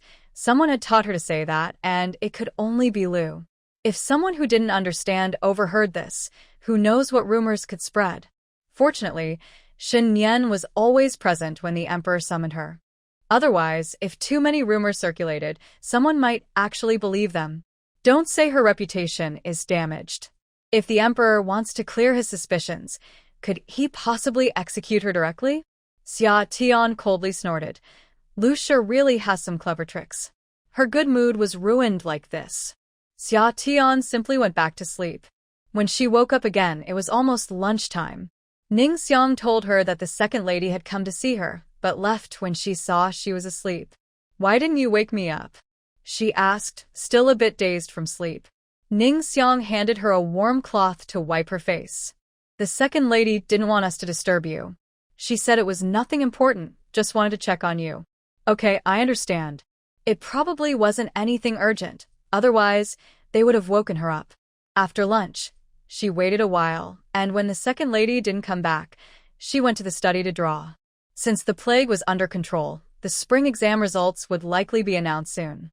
The next morning, during the morning greetings, Shunlan didn't come.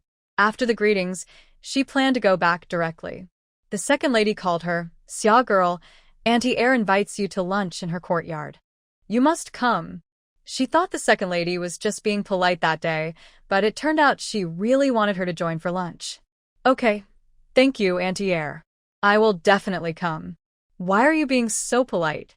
At noon, Xia Tian changed her clothes, brought 2 types of snacks she made, and a box of hairpins that little girls like, and went to the second lady's courtyard. The second lady saw the snacks and teased, Are you worried that Auntie Air's cooking won't be good enough for you? Of course not. I just wanted to try out these new snacks I made and see what you think. Xia Tian laughed as she sat down. This hairpin is for Sister Yenner to play with. I bought it last time because I thought it was pretty. Please don't say anything polite about it. Xia Tian placed the box of hairpins on the table. This time, the second lady didn't refuse, then thank you on behalf of Sister Yenner. She loves hairpins like this and changes them every day. That's great. This hairpin is perfect for someone Yenner's age. It looks so nice. Xia Tian complimented Shen Yan. Shen Yan was only 13 this year, the perfect age for wearing hairpins. All right, Xia girl, please sit for a moment. Auntie Air just has one last soup to finish, and then we can eat. After saying this, the second lady went to the kitchen. After the new year, she had set up a small kitchen in her courtyard to cook nutritious meals for Shun Rui every day. To her surprise, when the second lady said she would cook herself, she really meant it. Soon, the meal was ready, and the second lady invited her to sit down and eat.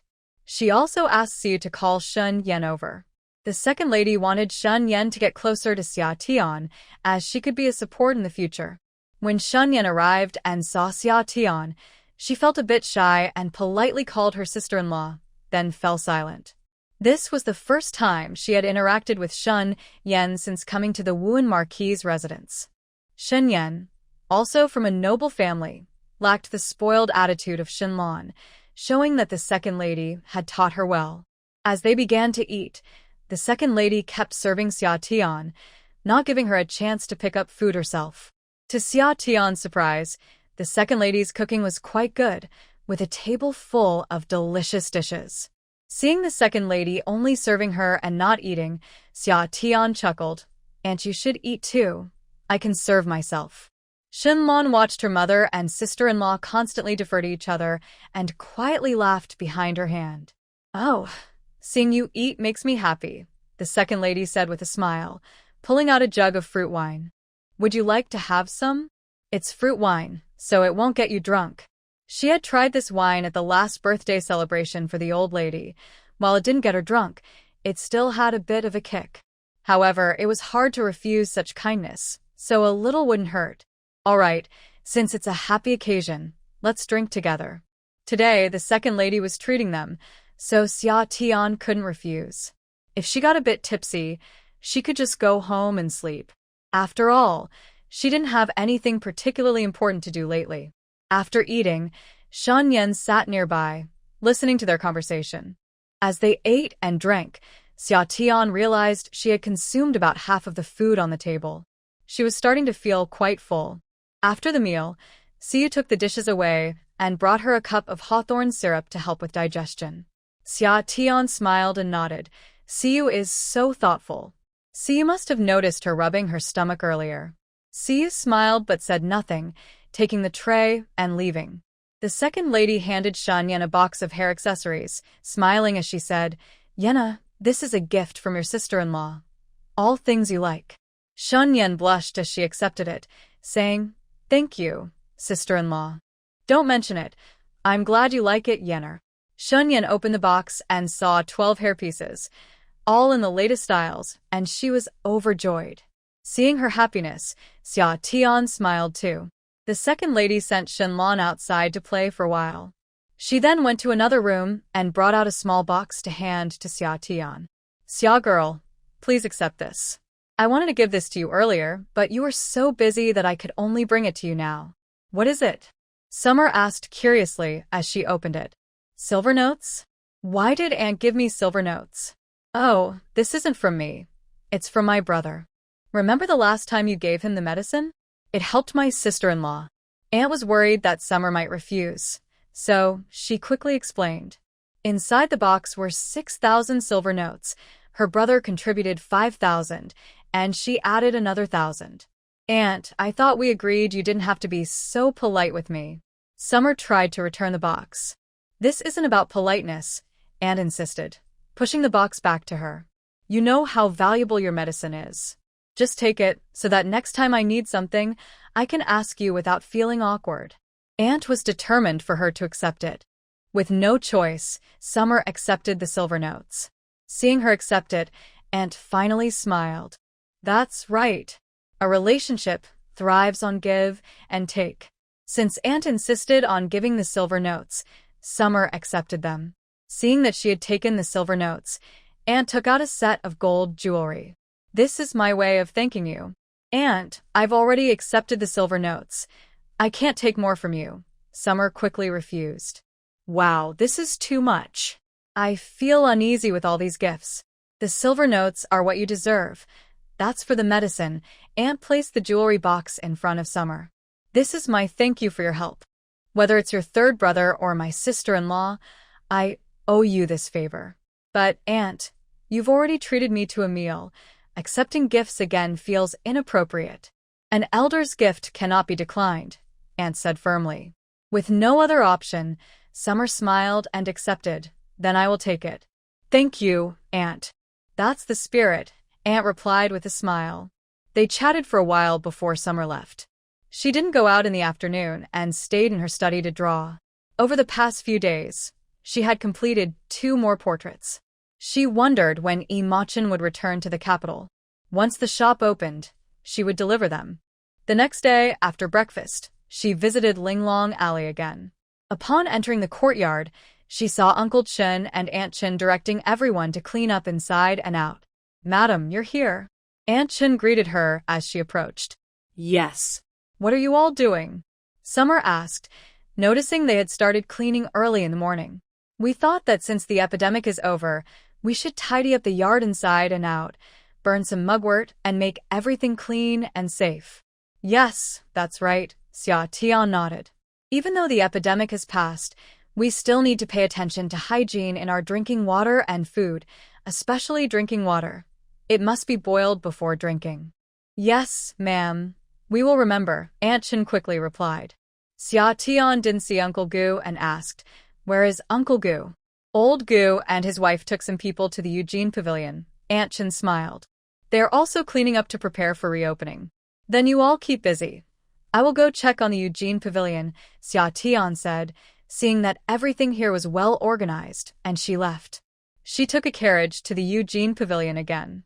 Some shops along the way were already open, while others were still cleaning up, but all had their doors open. Only a few shops had their doors closed.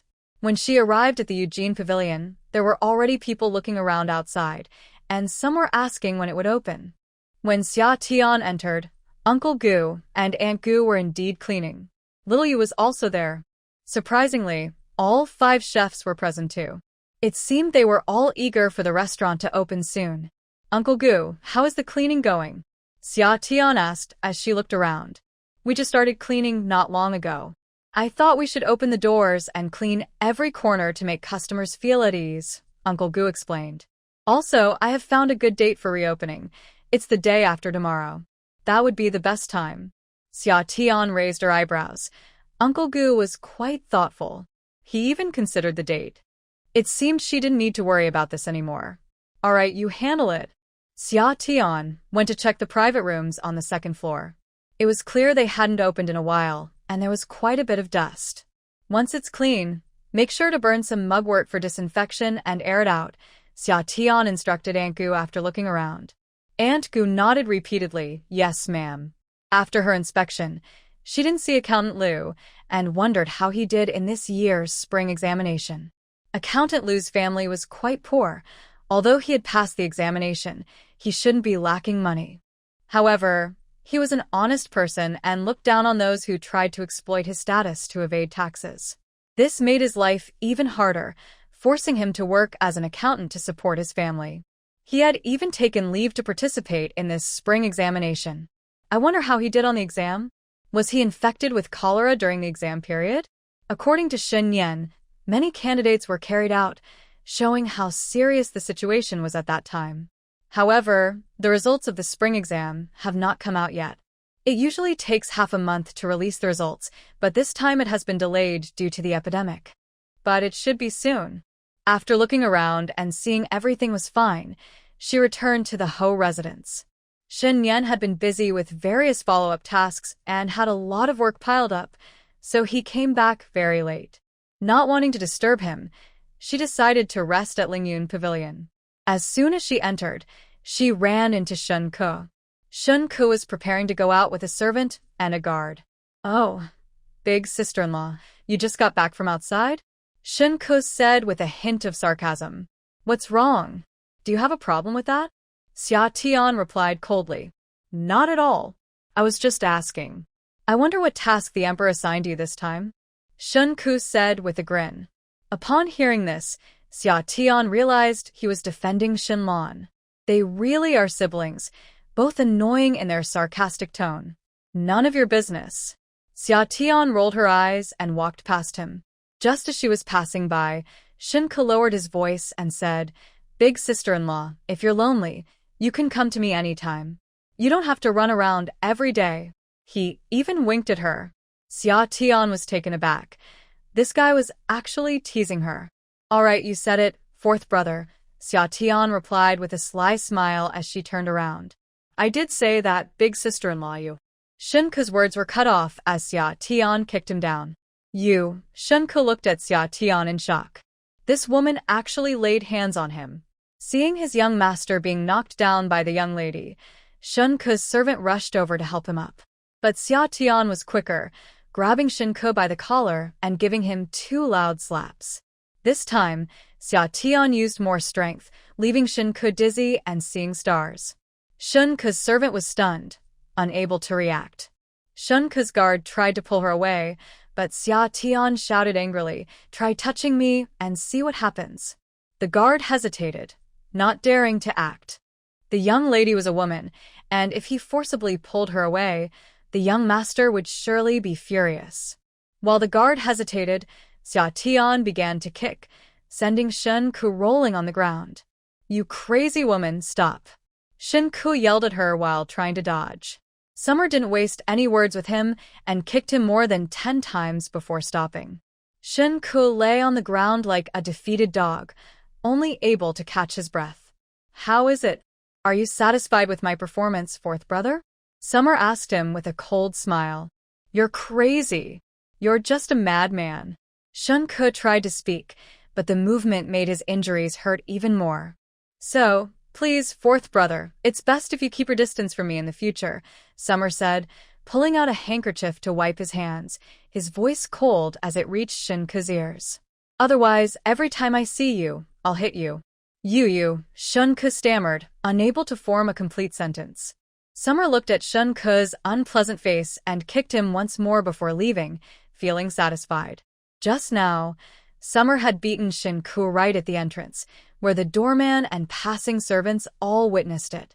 Before long, Liu Shi found out. Shun-ke had planned to go out, but now, with a bruised face and aching body, he couldn't leave. His servant and guard waited until the young lady left before daring to help him. As soon as they helped him up, Shun-ke slapped each of them in anger, saying, "Are you both dead? You see me getting beaten and don't help? Young master, that's the young lady. There's a difference between men and women. We can't hit her." The guard replied with a pained expression. "Can't hit her? Then why don't you use your feet?" Shun-ke yelled in frustration. That woman was really ruthless. She had beaten him so badly that every part of him hurt. Shun-ke was filled with anger, but had no one else to vent it on, so he took it out on his servant and guard. Unfortunately, he had been beaten too hard by Summer, and every movement caused him pain, so he could only curse as they helped him back. Liu Shi was shocked when she heard from the servants that Shun-ke had been beaten by the young lady and couldn't regain her composure for a long time. After thinking for a while, she couldn't understand how Shun-ke got involved in this. What exactly happened? Explain clearly. Why did the young lady hit fourth young master? Liu Shi said, slamming her hand on the table in anger. I don't know what happened either. Fourth young master was about to go out when the young lady returned, and he stopped her to talk. I don't know what they said, but then the young lady hit fourth young master, the doorman reported. He had been too far away to hear their conversation, only seeing them exchange a few words before the young lady acted. Then fourth young master was beaten, without the chance to fight back. Liu Shi waved him away.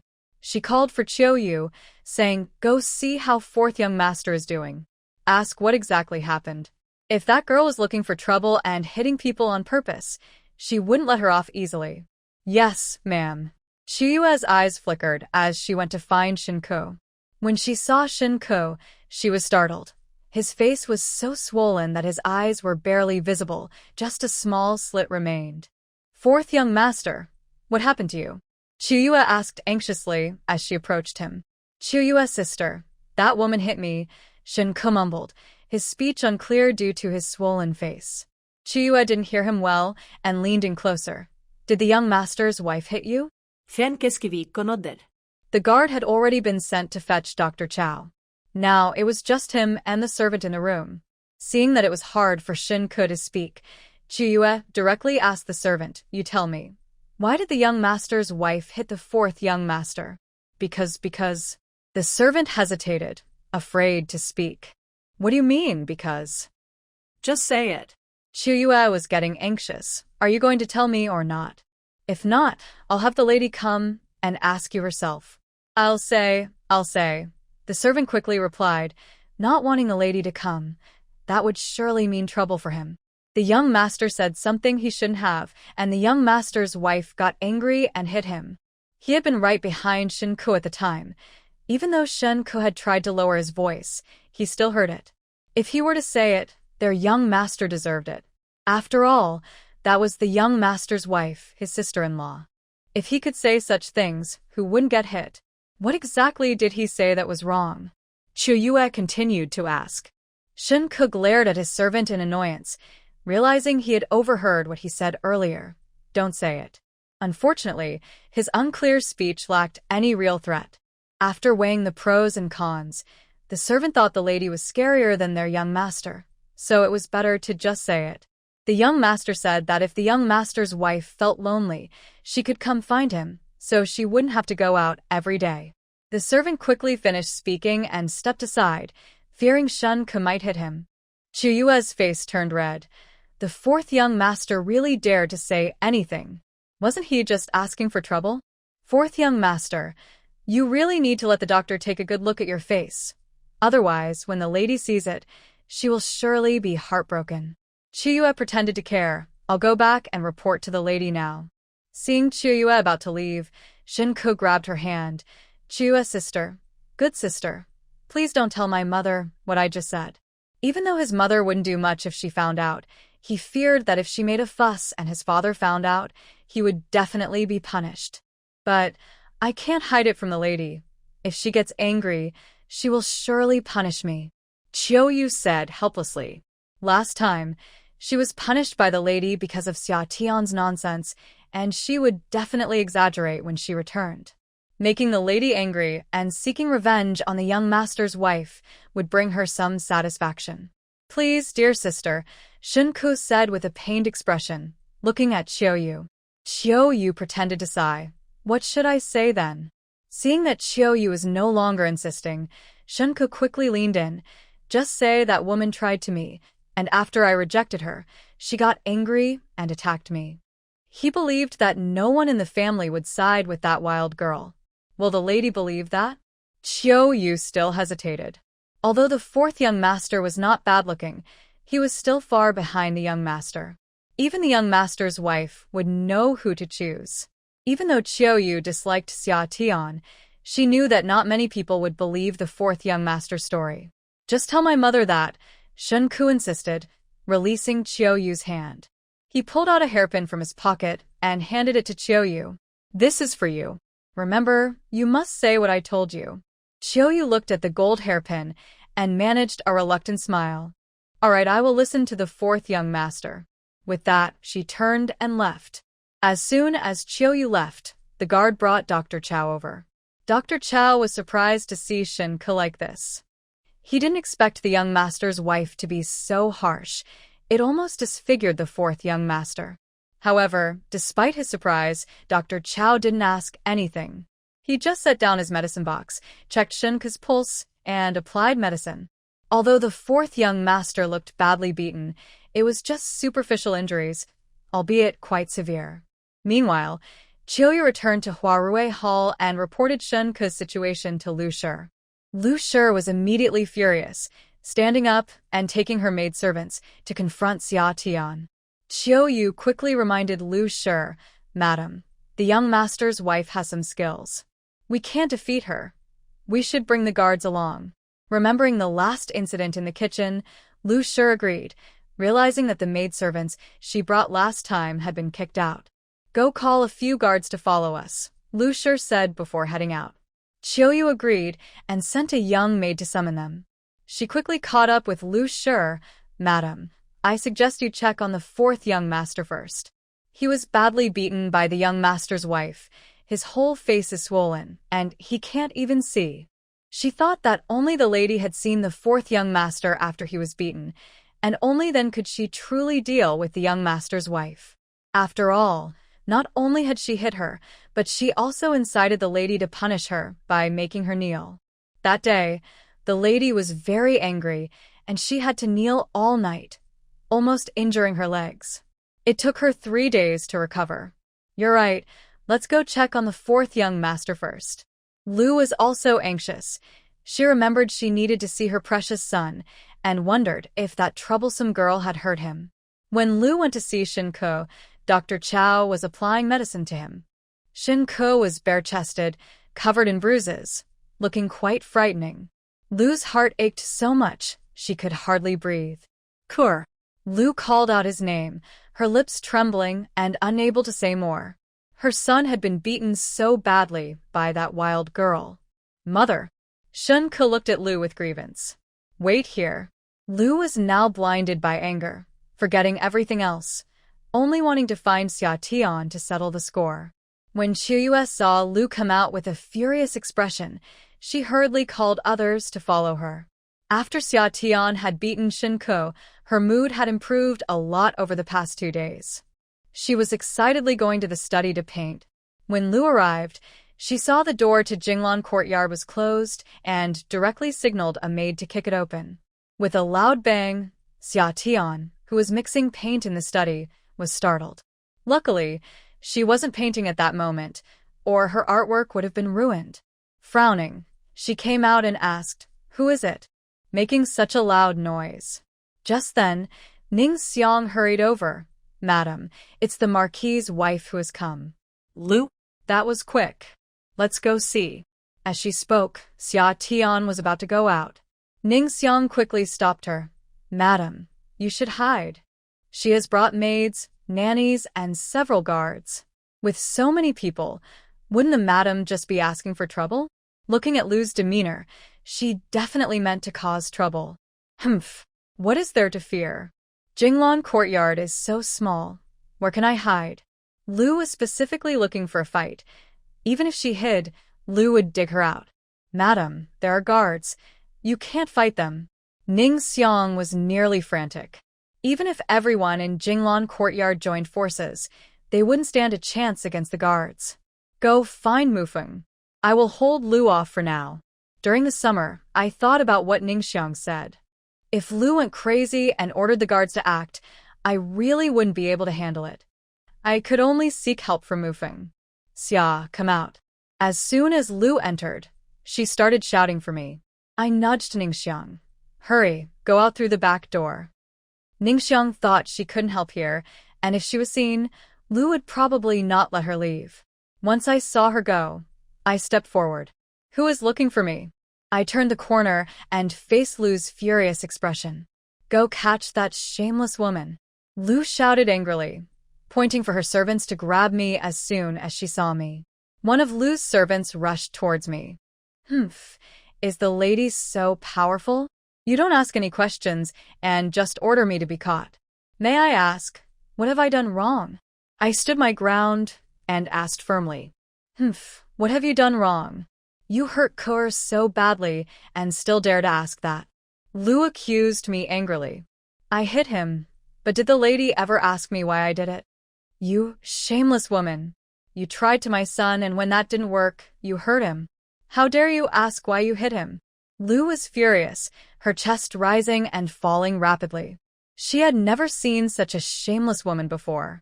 "Did I him?" I scoffed. "Have you looked at what your son is like? With his disgusting appearance, if I didn't throw up, it would be a sign of my strong will. Seducing him? My Shen Yan is far superior to your son in looks, character, knowledge, and status. No one wants him, and you think I would him? Am I blind?" I let it all out without holding back. I never expected Shen Ke would dare to turn things around and blame me. Lu's face turned pale with anger. You shameless woman. I will fight you today." Lu, losing her reason in anger, rolled up her sleeves and charged at me. "You better think carefully before you act," I said coldly. "Shen Ke is misbehaving and even teasing his sister-in-law. If you act today, I will make sure your precious son is known throughout the capital." "Humph, what evidence do you have to prove you didn't him?" Lu mocked. "Evidence? I don't need any. I just need to report to the emperor. Let's see if the emperor believes me or him." The summer's confident words made Lu hesitate for a moment, filled with anger. How good can your reputation be? Being teased by a younger relative doesn't seem glamorous at all. What woman would not hide such an incident? How could she dare to cause a scene in front of the emperor? Lu didn't believe there was a woman in the world who didn't care about her reputation. "Bring her to me," Lu ordered, stepping back and signaling the maid beside her. No matter what, she had to teach this woman a lesson to ease her anger. The maid rushed forward at Lu's command. Ning Xue and Sueyun quickly stepped in front of Xia Tian. Unfortunately, they were easily pushed aside by Lu's maids. Seeing her friends being pulled around, Xia Tian kicked one of the maids away. "Touch me again, and you'll regret it," Xia Tian warned coldly to the maid on the ground. Lu waved her hand, calling her guards. "You all, capture her. Who dares to touch me? I am the wife of a third-rank noble, appointed by the emperor." Mu Feng had not arrived yet, so she had to bluff and intimidate Lu. Lu's thoughts were unknown, but surely the guards would think twice. "And remember, before you act, I am the wife of the heir. If you touch me today, the heir will not let you off easily." Xia Tian noticed the guards hesitating slightly. She pressed on. "If you touch me, don't think the lady can protect you. There's also the old lady and the marquis in this household. The heir can easily deal with you." Xia Tian silently prayed for Mu Feng to arrive quickly, fearing that Lu and the guards would react before she could escape. She couldn't just disappear in front of everyone. "Let's see who dares to touch my heir's wife," she thought, just as Mu Feng arrived. Xia Tian sighed in relief. Despite appearing calm, she felt a bit anxious inside. She feared Lu might act without restraint. As expected, seeing Mu Feng arrive, Lu wasted no time and ordered her guards to act. Mu Feng protected Xia Tian, and a fight broke out with Lu's guards. One of Lu's maids, noticing Mu Feng was occupied, tried to grab Xia Tian. Ning Xue and the others quickly blocked her. Xia Tian approached Lu with a stern face and whispered, "Madam, if you don't stop, Shen Ke's leg might never heal." Lu was shocked. "How dare you?" That's hard to say. I'm sorry, but I can't assist with that." Lu was frightened by her gaze and stepped back repeatedly. She no longer doubted what Chiyue said. This woman could really become violent. The people she brought were now lying on the ground, moaning in pain, leaving only herself. Lu, feeling scared, took 2 steps back and hurriedly left through the door, as if chased by wolves. Xia looked at Lu's retreating figure, her eyes flickering. "Mufeng, throw them all out." Since Lu had left, why should they stay on her territory? Ningxiang and Ningxue quickly gathered around. "Madam, are you okay?" "I'm fine, let's go back inside." She had lost the mood to continue painting. After Lu left, she went straight to the old lady's courtyard. "Mother, you must stand up for Kur. Xia beat her so badly she can't get out of bed. When I went to reason with her, she hurt everyone I brought with me." Lu complained to the old lady, squeezing out a couple of tears when she spoke of her distress. She couldn't believe the old lady, who cared so much for Kur, would stand by and do nothing upon hearing that Kur was hurt. What happened? Why did Xia beat Kur? The old lady was a bit anxious and angry. She was trying to Kur, and when Kur refused, she beat her. Lu recounted what Chiyue had told her. The old lady, who had been worried, immediately calmed down upon hearing this. Why would Xia try to Kur? Lu was trying to create trouble for Xia but failed to come up with a believable excuse. The excuse sounded false and hard to believe. Seeing the old lady, who had been worried about Kur, suddenly relax and lose her urgency, Lu felt flustered. "Mother, Xia has always behaved inappropriately and goes out every day without saying where she goes. It's not surprising that she could try to Kur." The implication was that Xia was not a person who followed rules. If she could hit someone, she could certainly do something inappropriate. "Lu, is this what Kur said?" The old lady looked at her. She knew Xia well enough to believe she could hurt someone, but she didn't believe she would try to anyone. "Yes, Kur said so," Lu replied anxiously. "Mother, don't you believe what Kur says?" To her surprise, even the old lady seemed to favor that wild girl. "Mother, if Xia had nothing to hide, why would she hit people? Clearly, she must have done something shameful and is trying to cover it up. I'm just sorry for my Kur, who has been troubled by that crazy woman," Lu said tearfully, looking very pitiful. "People who don't know might think Shin Ke is dead." "Mujin, go get Xia and Kur," the old lady ordered. "And bring Kur's servant too." Actually, she already knew about the fight earlier. But when she heard that Lu went to trouble Xia, she didn't intervene. The old lady thought, how much harm can a woman really do? No matter how strong, it's still a woman with limited strength. How badly could she hurt Shin Ke? Besides, Xia is currently favored by the emperor and is at her peak. She shouldn't be wronged. With such a major issue as the plague, the rewards later will be significant. This was all told to the old lady by the Marquis of Wuan. Seeing that the old lady had sent someone to find Xia and Shen Ke, Lu stopped talking and quietly waited. She believed that when the old lady saw Shen Ke like this, she would feel even more heartbroken than herself. The old lady loves her Kur the most. Before long, Shen Ke arrived first, limping and with a bruised face. The old lady almost didn't recognize her. "Is this Kur? How could she be hurt like this?" The old lady was shocked and speechless for a moment. If it was Xia who did this, then it's no wonder Lu went to confront her. Anyone would be upset. She thought it would be just a few scratches, not something so serious. It seems she didn't know Xia well enough. "Kur, is that you? Come here, so I can see you," the old lady called out. Shun Ke limped over and called out, "Grandmother." As she spoke, it seemed to aggravate her pain, and she winced. The old lady, who had been slightly skeptical, instantly believed her. "Oh, dear. How could Xia be so harsh?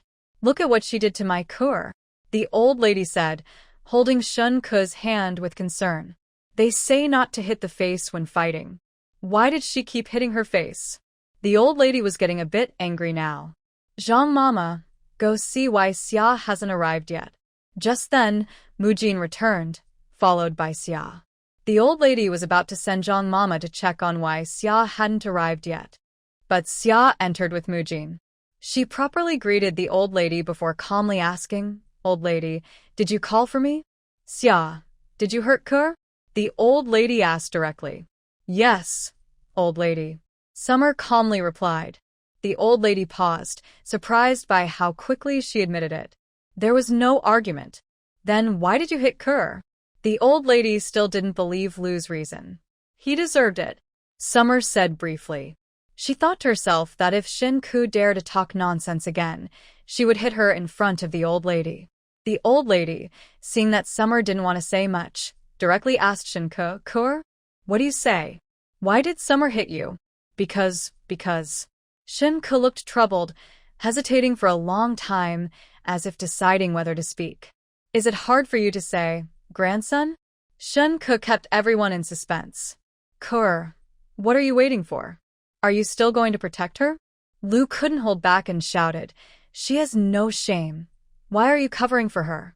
Summer narrowed her eyes at Lu, realizing they were indeed mother and son, both skilled at turning things around. "I have not lost my shame. Please clarify, madam." Summer's tone remained steady. "You hit someone because you couldn't charm Ke? Is that something to be proud of?" Lu retorted. "I admit to hitting, but I do not admit to charming anyone. Not admitting it doesn't mean you haven't done it." "Enough. Let Ke speak," the old lady shouted in anger. Their back and forth was getting on her nerves. Once both were quiet, she turned to Shin Ku. "Ke, speak freely with your grandmother here." Summer rolled her eyes secretly, as if she had threatened Shin Ku. Shun Ke looked at Lu, and then at Summer. Feeling embarrassed, he finally spoke, "Grandmother, today I was about to go out when my sister-in-law returned. I just greeted her, and didn't think much of it. When she got close, she whispered for me to find her tonight. I thought to myself that I wasn't close with my sister-in-law, and even if she needed something, she shouldn't call a man to meet her at night. So I refused, and then she just kicked me down." Shun Ku ended with some anger. It seemed like he was really saying that she bullied him. Clap, clap, clap. Summer clapped her hands. "Wonderful. Fourth brother, you told it so well. If you went to a tea house to tell stories, you'd surely earn a lot." "What do you mean?" Shun Ku asked her with a serious face.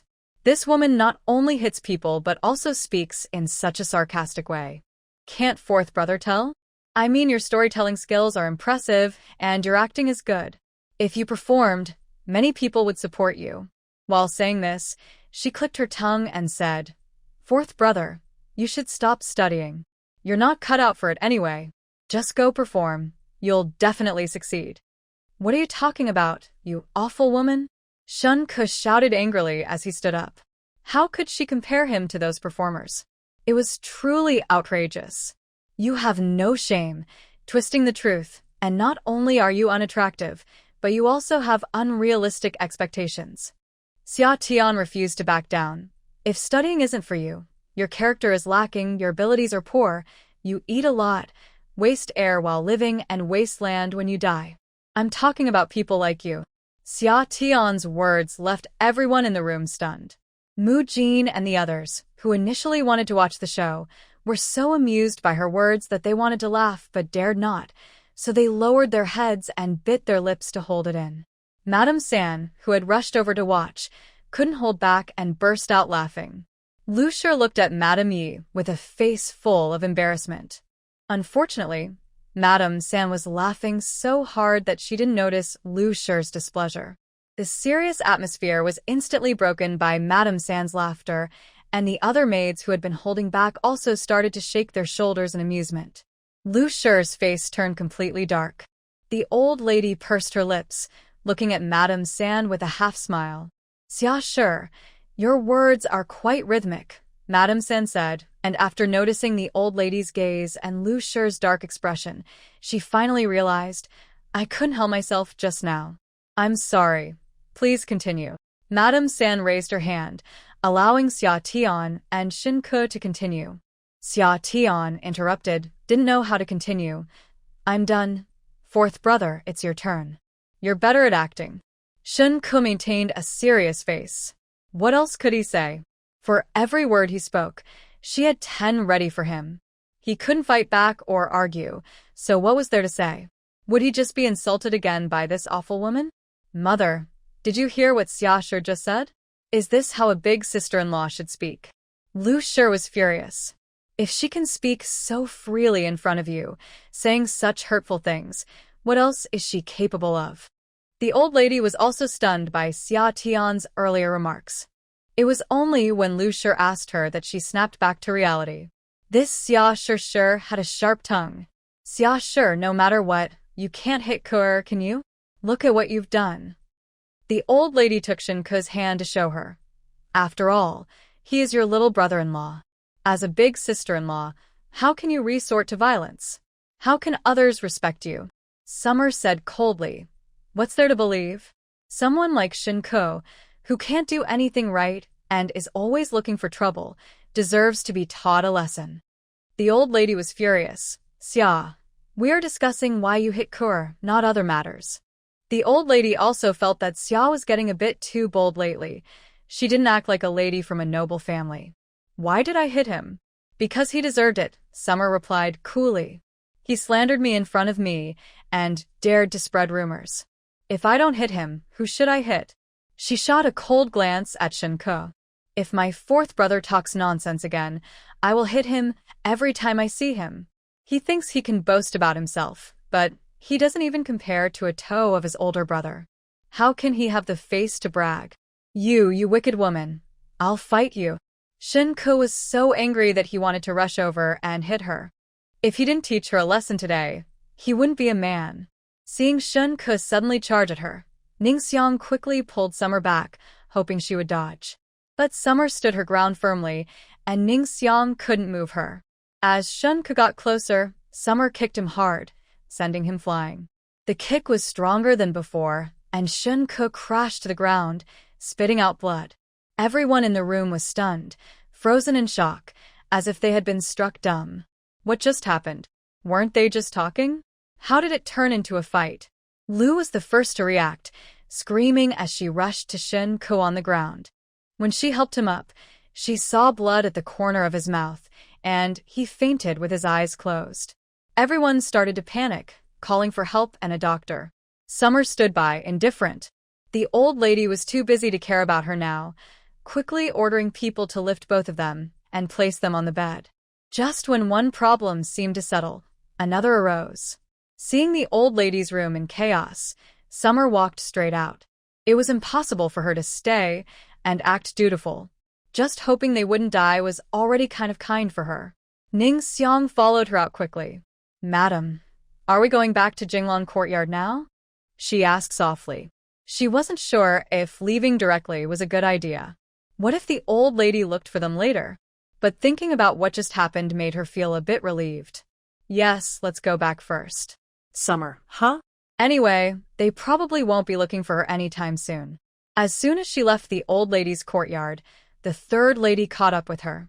"Summer, are you just going to walk away like that? Aren't you worried the old lady will cause trouble for you later?" "If she does, I'll just come back." Summer shrugged, indifferent. Ansan saw it too. They didn't want to talk nicely. So, what's the point of staying? She noticed that the third lady had defended her a couple of times, which was a nice gesture. As long as others didn't start trouble, she usually wouldn't either. "Summer, in the past, I may have been blind to some things. Please forgive me this once, and from now on, I will stand by you," the third lady said, showing her willingness to bend. Summer raised an eyebrow. "Since Aunt San is willing to make peace, I, as a younger one, won't hold a grudge. I may have wronged you before, so please don't take it to heart." She hadn't expected the third lady to come out just to say this. It seemed that someone close to the second lady couldn't be too bad. Since the third lady wanted to clear the air, she was happy to do so. In truth, she didn't have any real conflict with the third lady. It was just that the third lady often looked down on her background and mocked her for it. There hadn't been any real harm done. In the Marquis of Wuan's residence, she couldn't afford to make enemies everywhere. Dealing with the Liu family was already troublesome enough. "All right, Summer, I like your straightforwardness," the third lady said, waving her hand. "Your second aunt often tells me how wonderful you are, and I never took it seriously. But I've seen what you've done these days, and honestly, that's not something just anyone can achieve. I admire you." Now that the third lady had let go of her grievances, she had become quite chatty, sharing everything. Summer sighed. It seemed the third lady, though fond of small advantages, was quite straightforward and open-hearted. "You're too kind, Aunt San," Summer smiled. "If you don't have anything else, I'll be heading back now. This day has been filled with fighting and arguing, and I'm quite hungry." "All right, no problem." The third lady waved her hand. Then she added quietly, "But you should still be careful of your sister-in-law. She has a very deep mind." Today, Summer had openly embarrassed Liu, so she would definitely retaliate even more fiercely later. This sister-in-law was not someone to take lightly. "Got it. Thank you for the warning, Aunt San," Summer said, bowing slightly before leaving with Ningxiang. "Madam, why did the third lady suddenly change her attitude?" Ningxiang is quite surprising. She used to always target the ladies, but now she is taking the initiative to make peace. "Actually, I don't have any real conflict with the third lady. We just exchanged some words and don't think highly of each other," Xia Tian explained to Ningxiang. Ningxiang nodded in agreement. "That's true. The third lady isn't a bad person. Although she can be loud in the house, I haven't heard of her actually bullying anyone. She just has a way of offending people with her words." Xia Tian thought Ningxiang's description of the third lady was quite accurate. It really was just her words that caused trouble. As they talked, they arrived at Jinglan Courtyard. The maids, servants, and guards that Mu Feng had thrown out were already gone, likely taken away. It was almost dinner time, so Xia Tian decided to wait for her meal in the warm room. She wondered if Shen Yan would come home early today. Just then, Shen Yan returned. Wow. "You're back so early today?"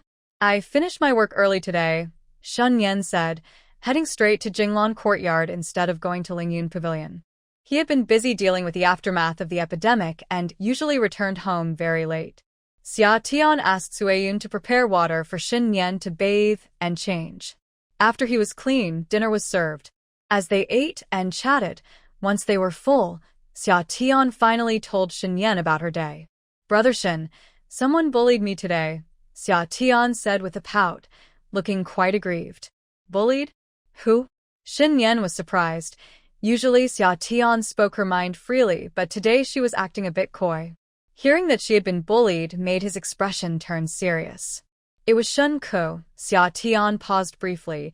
"He teased me today and twisted the truth, claiming I was flirting with him." She recounted their conversation at the gate without holding back, even mimicking Shun Ko's expression at the time. Shun Yan's face darkened immediately. "I'm going to find him." "Wait, don't go yet. It's too late today."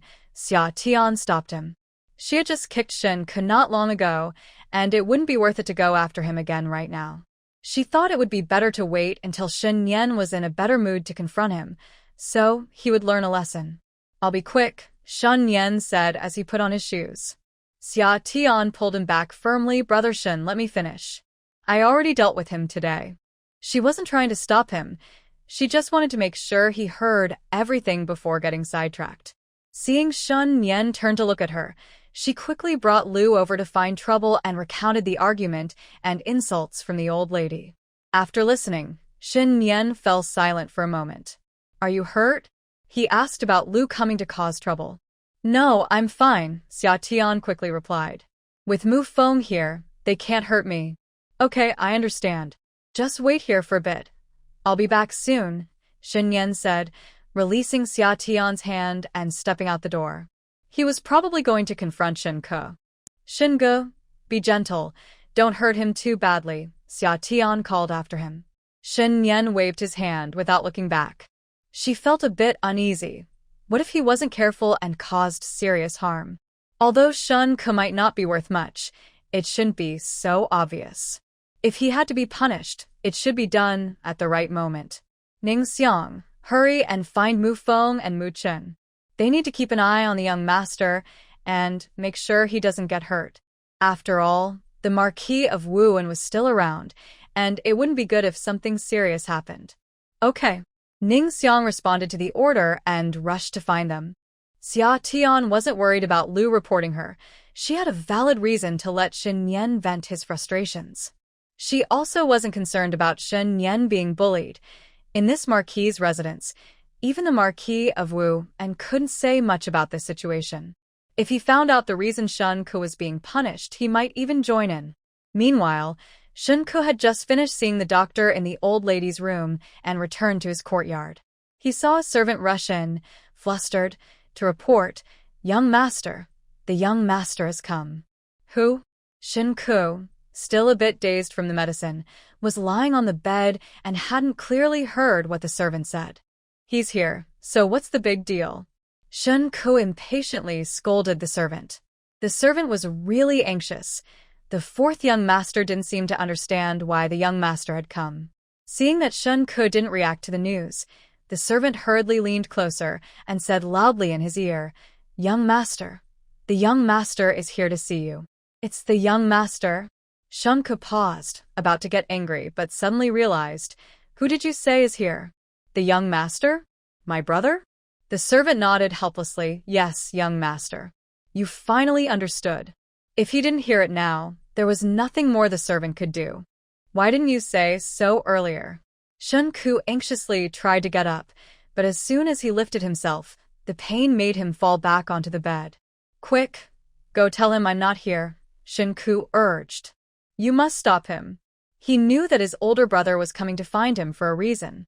It was definitely because his sister-in-law had said something bad about him. If his brother came in, he would surely be in big trouble. "How can I stop the young master?" the servant mumbled. But he didn't dare go against his young master, so he had to go along with it.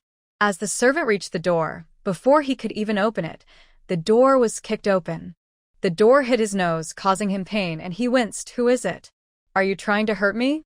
Once the pain subsided, he realized it was Shen Yan. He quickly knelt down and bowed his head. "Young master, please forgive me. I didn't know it was you." Shen Yan didn't even glance at the servant and went straight to Shen Ke, who was frozen in place. Shen Yan grabbed Shen Ke by the collar and threw him to the ground. "Big brother, please listen to me," Shen Ke pleaded through the pain. "I was just joking with my sister-in-law." Shen Yan didn't respond and started to hit him. Shen Ke cried out for help. The servant, kneeling on the ground, was so scared that he felt weak. Once he regained his senses, he rushed over to protect Shen Ke, pleading with Shen Yan, "Young master, please spare our young master this time.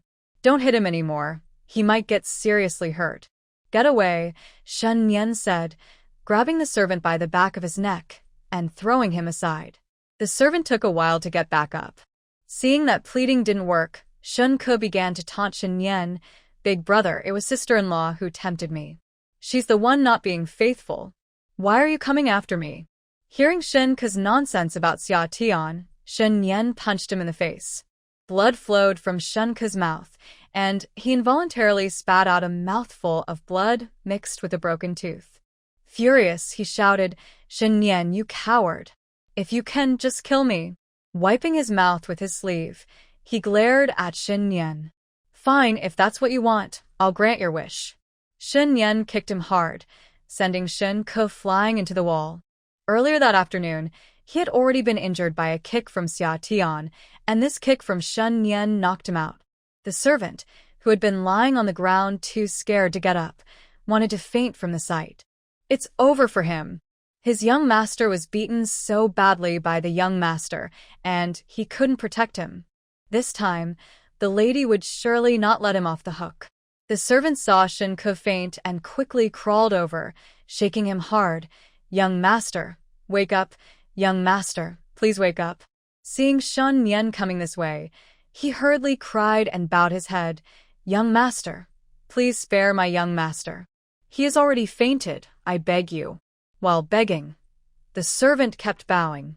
Shun Nian remained indifferent, walked over, and directly lifted Shen Ke, then slammed him down onto the ground. The servant gasped and shut his eyes, trembling all over, as if he was the one who had fallen. Shen Ke was jolted awake by the fall. Seeing Shun Nian standing over him, looking down, he shrank back in fear but then remembered something and straightened his neck defiantly. "Shen Nian, you scoundrel! You don't even know you've been cheated on, yet you strut around like a peacock. You're just a coward. If you have the guts, kill me." Shun Ke glared at Shen Nian. "Go on, hit me. If you can, kill me today."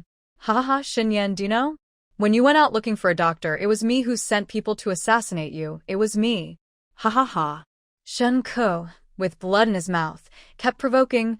"Too bad you survived. Otherwise, the grass on your grave would be taller than a person. Ha ha ha."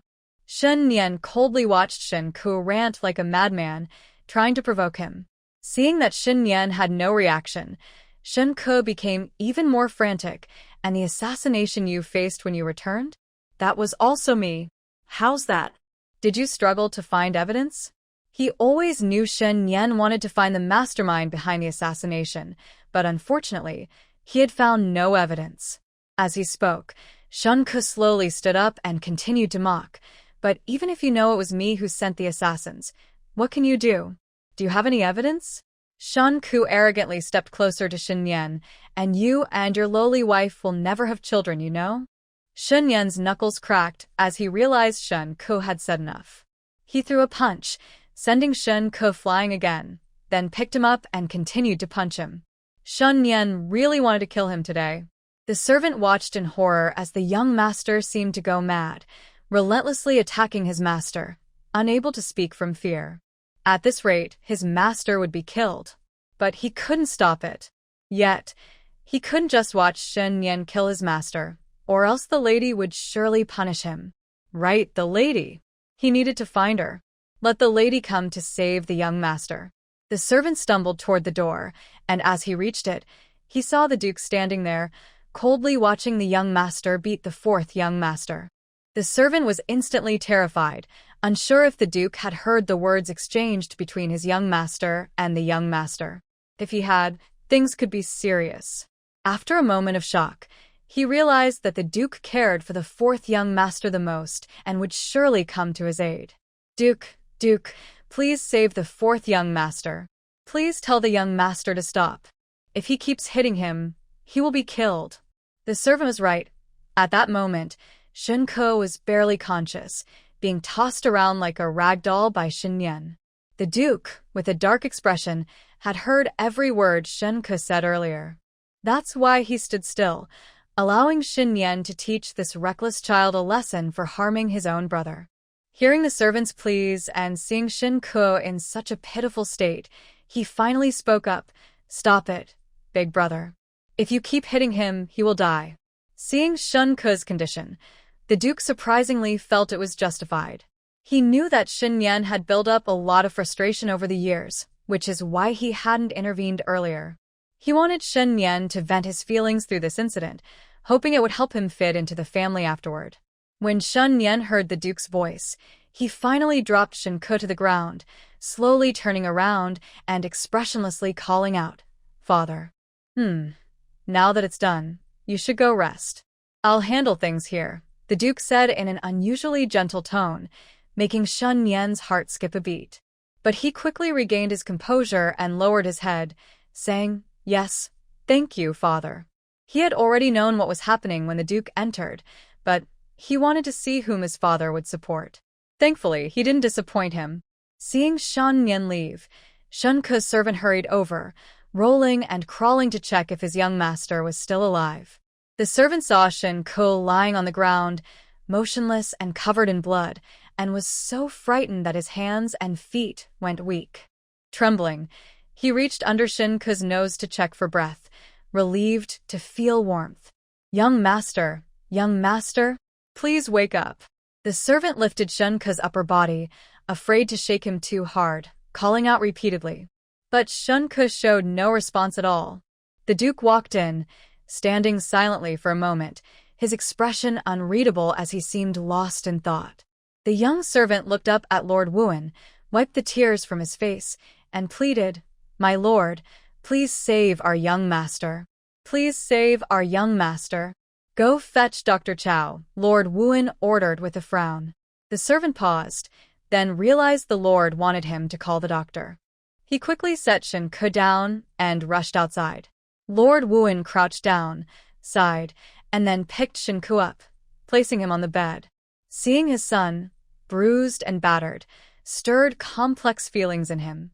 He had always thought that although this son was a bit mischievous and not the best at studying, he had a kind heart and treated his brothers with respect. He never expected that he was like a hungry wolf, even harming his own older brother. No wonder the eldest had changed his attitude towards the fourth brother since returning. He had thought it was due to the influence of Lady Lu, which caused their relationship to grow distant. He had assumed that Shunke's previous injury was caused by the eldest brother's mischief, not realizing that Shunke had actually intended to harm his older brother. It would be a lie to say he wasn't disappointed in this son. Once, when the eldest was gravely poisoned and healing seemed impossible, he had even petitioned the emperor to make the fourth son the heir of the Wuan family. Now, he wondered if the eldest would be even more disappointed in him if he knew about this situation. As Lord Wuan stood by Shunke's bed, reflecting on his failures as a father, Lady Lu arrived. When Lady Lu heard from the servants that the heir had gone to find the fourth young master, she sensed trouble and hurried over. However, by the time she received the news, Shen Mian had already left. Otherwise, she would have arrived sooner. Lady Lu rushed into the room, not seeing Shen Mian but finding Lord Wuan standing by Shunke's bed. She approached anxiously. "My lord, is Kerr all right? I heard the heir came to see him." Lord Wuan remained silent. Lady Lu quickly walked to Shunke's bedside and gasped at his bloodied face. "Ah!" she exclaimed, rushing to him. Kuar. "How are you, Kerr?" Lady Lu called out anxiously. Seeing he did not respond, she turned to Lord Wuan, her voice trembling. "My lord, what happened to Kerr? How did he end up like this?" He had seemed fine when he returned to the courtyard in the afternoon. Although he had some injuries, they were minor and not this serious. How could he be so badly hurt in such a short time? Lord Wuan looked at Lady Lu with a stern expression, his face emotionless. Lady Lu was puzzled, wondering what had happened. Why was the lord silent? Taking a glance at Shunke and then at the Marquis of Wuan, she suddenly felt a surge of anger towards him. She exclaimed, "My lord, you should say something. What happened to Kerr? Did the heir do this? What is going on?" Seeing her son in such a state, and he remains indifferent? Lu was crying and received no response. Shunke remained unconscious, and Lu felt anxious. "Qiuyu, hurry and call the doctor." As Qiuyu went to fetch the doctor, Lu stopped questioning the Marquis and held Shunke in her arms, gently wiping the blood off his face with a handkerchief. Looking at her son, who was still unconscious, Lu's heart ached. If Shen Mian was responsible, she would not let him off easily. After a while, Qiuyu returned with Shunke's servant. "Madam, Dr. Chow has arrived," Qiuyu said softly. Lu quickly wiped her tears, placed Shunke on the bed, and said, "Dr. Chow, please take a look at the fourth young master." Dr. Chow approached with his medicine box. This was his third visit today to treat the fourth young master. Though he had bruises and injuries from the first examination, they were all external wounds. The second time, in the old lady's room, he had been severely injured and had coughed up blood after being kicked by the heir's wife. Unexpectedly, after just a short time, the fourth young master was now barely conscious. Although his life was not in danger, it would likely take months for him to recover. Dr. Chow sighed, "Madam, the fourth young master has serious internal injuries. He may need to rest for half a year to recover properly." "Half a year?" Lu exclaimed sharply. Dr. Chow nodded. This was his conservative estimate. Even if the fourth young master recovered, he probably wouldn't be the same as before. He needed proper care, or it could affect his health long term. Hearing from the servant that the fourth young master had just been beaten again by the heir, it seemed the heir had shown some restraint. Otherwise, the fourth young master would have been in worse condition. Upon hearing that recovery would take half a year, Lu's anger flared up. "My lord, this was done by Xinyan, right? If you won't take action, I will." With a fierce expression, Lu was ready to confront Xinyan. "I advise you to wait until the fourth young master wakes up and ask him what happened before confronting the eldest," the Marquis of Wuan said.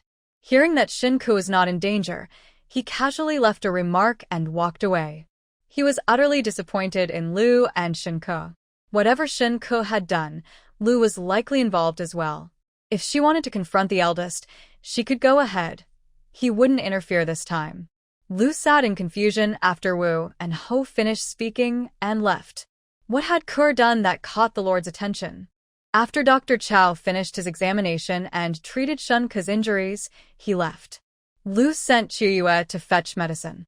Then she turned to Shunku's servant, "Come here. Why did the heir hit the fourth young master today?" The servant replied nervously, "It was about the heir's wife." Lu nodded, thinking this matched her suspicions. Otherwise, there would be no reason for Shun Yan to hit anyone. What did the Lord mean by what he said earlier? The servant stammered, afraid to speak. "Speak quickly. If you don't explain today, I'll make you pay," Lu said angrily. The servant, frightened by Lu, knelt down and said, "Madam, the young master told the heir that the assassination he faced while seeking a doctor was arranged by him. He also said that the heir and his wife would never have children again." Lu gasped. Was this child foolish? How could he say such things? Before she could process what she'd just heard, the servant continued. The young master also said that the assassination the heir faced upon returning was also arranged by him. The servant felt despair, following such a reckless master. They had done wrong, and now the heir had come to confront them. Why not just admit mistakes and seek forgiveness? Instead, he boldly revealed all his misdeeds. Did he not care about his future? If the heir inherited the Wu and Ho residence, it would be strange if they weren't kicked out. Moreover, as the heir's position grew, how could their young master compete without the Lord's protection? Given the situation today, it seemed the Lord must have heard everything the young master said. Otherwise, he wouldn't have allowed the heir to beat the fourth young master so severely. Hearing the servant's words, Lu felt hopeless as she sat on the ground. Shun Ke had already revealed everything he did to Xinyan, and she felt a wave of exhaustion. She wondered if her lifelong ambition to fight for the heir's position was worth it.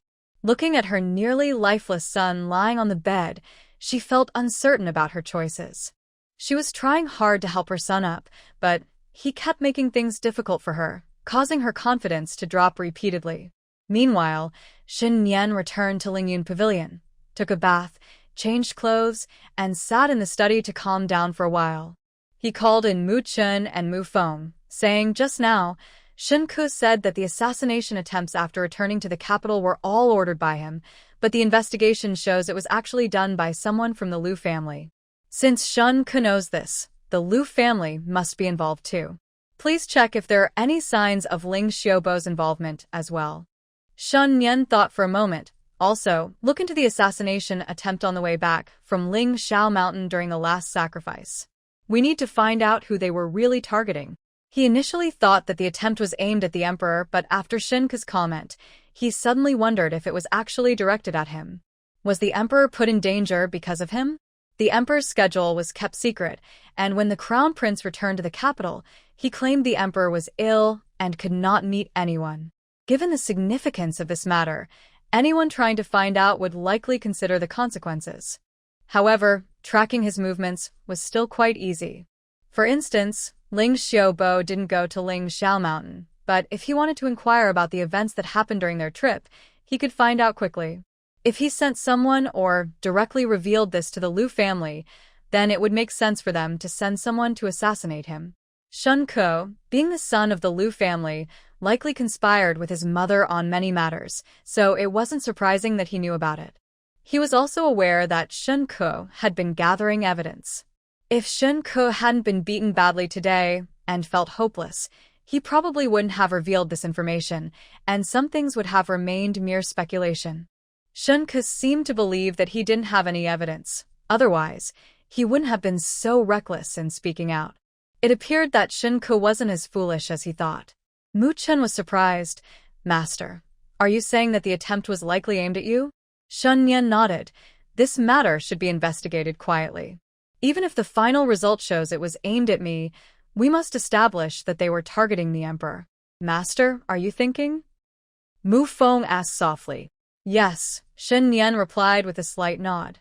If this was indeed carried out by the Liu family or Shen Ke, it was essential to confirm that they were there to assassinate the emperor.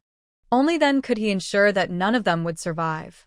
Seeing the two about to leave, Shen Yan stopped them. Also, check if Ling Xiaobo and the Liu family had any contact after the crown prince returned to the capital and before our assassination attempt. If Ling Xiaobo and Liu Shi met, then his whereabouts must have been told to Liu Shi by Ling Xiaobo. Since everyone is involved, let's pull them all in. No one can escape now. Mu Feng and Mu Chun exchanged glances, understanding Shen Yan's thoughts, and nodded before leaving. Earlier, when their master dealt with the fourth young master, they were outside, stopping the guards and the servants from Shen Ke's courtyard, preventing them from informing Liu Shi. It's possible that a hidden guard saw the young master visiting the fourth young master and informed Wu Enho. However, Wu Enho arrived just in time to hear clearly the rebellious words Shen Ke had spoken. It was also a chance for the Marquis to see what kind of person his son, whom he valued, really was. After Shen Yan finished arranging things, he sat for a moment before heading to Jinglan courtyard.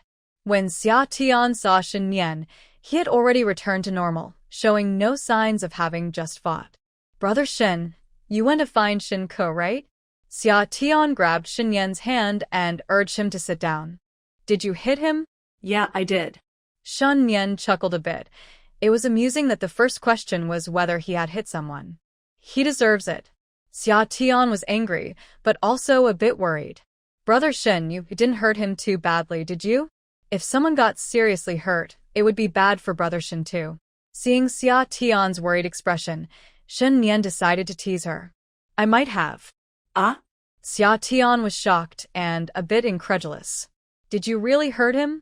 Shen Yan didn't seem like someone who would go too far. Noticing her alarm, Shen Yan quickly reassured her. I'm just joking. Xia Tian patted her chest. You scared me. Realizing Shen Yan was looking at her, she felt that her earlier comment might have been misunderstood. Brother Shen, I'm not worried about Shen Ke's well-being. I'm worried that if you hurt him, it might affect you later. Shen Yan held her hand. I understand. In that moment, seeing Xia Tian worry about him, he felt truly lucky to have met her and that she had saved his life. If he had met her, he might have ended up, as Shen Ke said, with grass taller than a person on his grave. Xia Tian noticed Shen Yan had fallen silent, gently gazing at her, making her feel a bit shy. Do you think Liu Shi will come looking for trouble again? After hitting her son, she definitely wouldn't let it go easily. I'm not sure. Shen Yan shook his head. But my father already knows about this. Shen Yan's tone was calm, but it startled Xia Tian. The Marquis knows? What should we do? Is the Lord really going to hold them accountable? It's fine. Shen Yan quickly summarized what had happened when he saw her worrying again. Xia Tian was even more surprised. Are you saying that Lord Wu heard about the assassination attempt on you from Shen Ke? Shen Yan nodded, unsure how Lord Wu had arrived at that moment. But it was indeed a timely arrival. Xia Tian realized that Lord Wu must have heard someone say that the heir was causing trouble for the fourth young master and was likely worried about Shen Ke, so he went to check. As a result, he overheard things he shouldn't have, which might have disappointed him in Shen Ke. Otherwise, when he saw Shen Yan beating Shen Ke so badly, he wouldn't have let it continue and would have stopped him.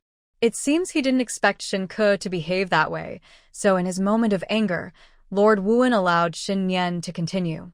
Fortunately, Shen Yan didn't kill him. If he had, Lord Wu's sense of debt towards Shen Yan would have been erased.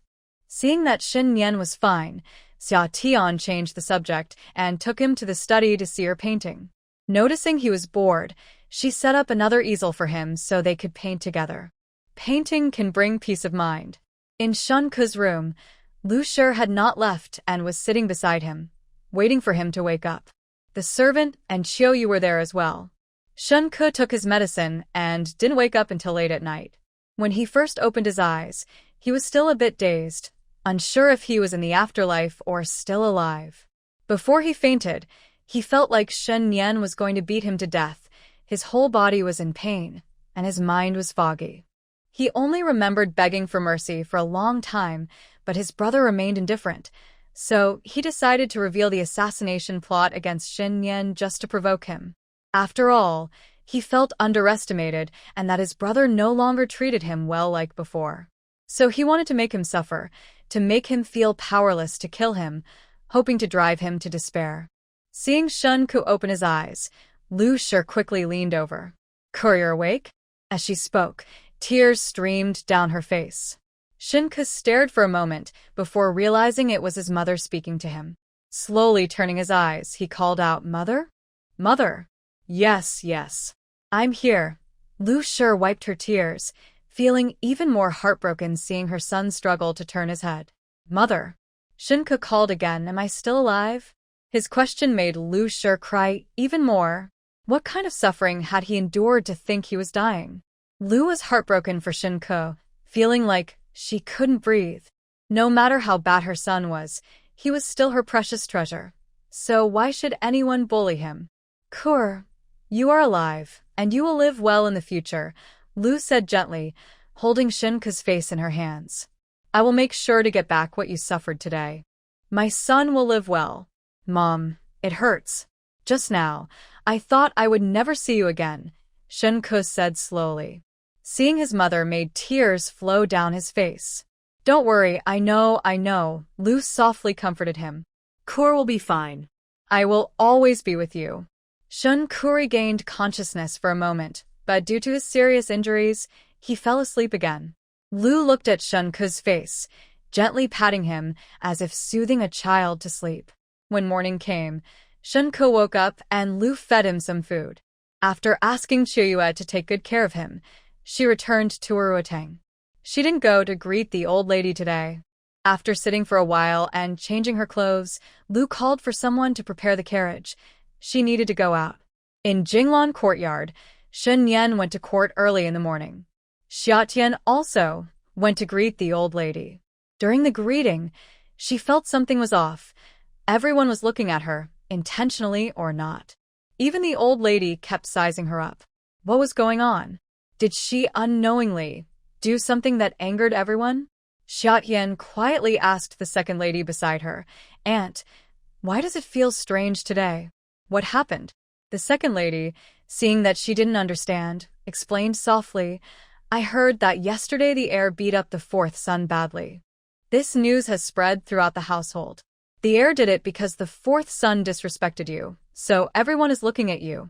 So that's it." No wonder their gazes were mixed with curiosity and fear. It turned out to be Shen Yan's outburst for a beauty that caused the trouble. But why was the old lady looking at her like that too? She thought she would be scolded by the old lady today and had prepared herself for it, but everyone stayed silent. Since no one asked her anything, that was good. It saved her from having to explain. After the greeting, Xiatian returned to Jinglan courtyard and then went out again. After the plague, the streets returned to their usual liveliness. From time to time, she could see groups of students walking together. Today was the day the spring exam results were announced, so these students were probably going to check the list. With nothing else to do, Xiatian decided to stroll around Linglong Alley and Yuejin Pavilion. The restaurant had opened, and business was doing well. Everything seemed fine here, so she just walked on. She got into the carriage, thinking that the spring exam results were a big event, so she might as well join in and take a look. Maybe she would run into Hu Mengyao. This time, her family's Gaolin also took part in the spring exam. She heard he didn't catch cholera during the test, so he should have done well. Some students were hoping for a turnaround this time, but ended up facing cholera. How many dreams must have been shattered? Summer was lost in thought as Mu Feng drove the carriage through the streets, slowly making their way over there. Before they even arrived, Summer saw Hu Mengyao getting out of her carriage. It seemed her guess was right. She was not someone who could just sit around. Summer asked Mu Feng to pull the carriage to the side and quickly got out. Although it was crowded, it was still orderly. Summer soon found Hu Mengyao. Mengyao. Are you here to see the results for young Master Gao again? Summer joked as she greeted her. Hu Mengyao turned at the sound and saw Summer standing behind her, smiling. Summer? Hu Mengyao was pleasantly surprised. She didn't expect to run into her here. Yeah, it's been a while. Are you doing okay? I'm alright, just feeling a bit stifled, Hu Mengyao complained with a frown. Since the cholera outbreak, her parents had ordered her not to go outside, not even into her own yard. She was watched every day, afraid she might sneak out.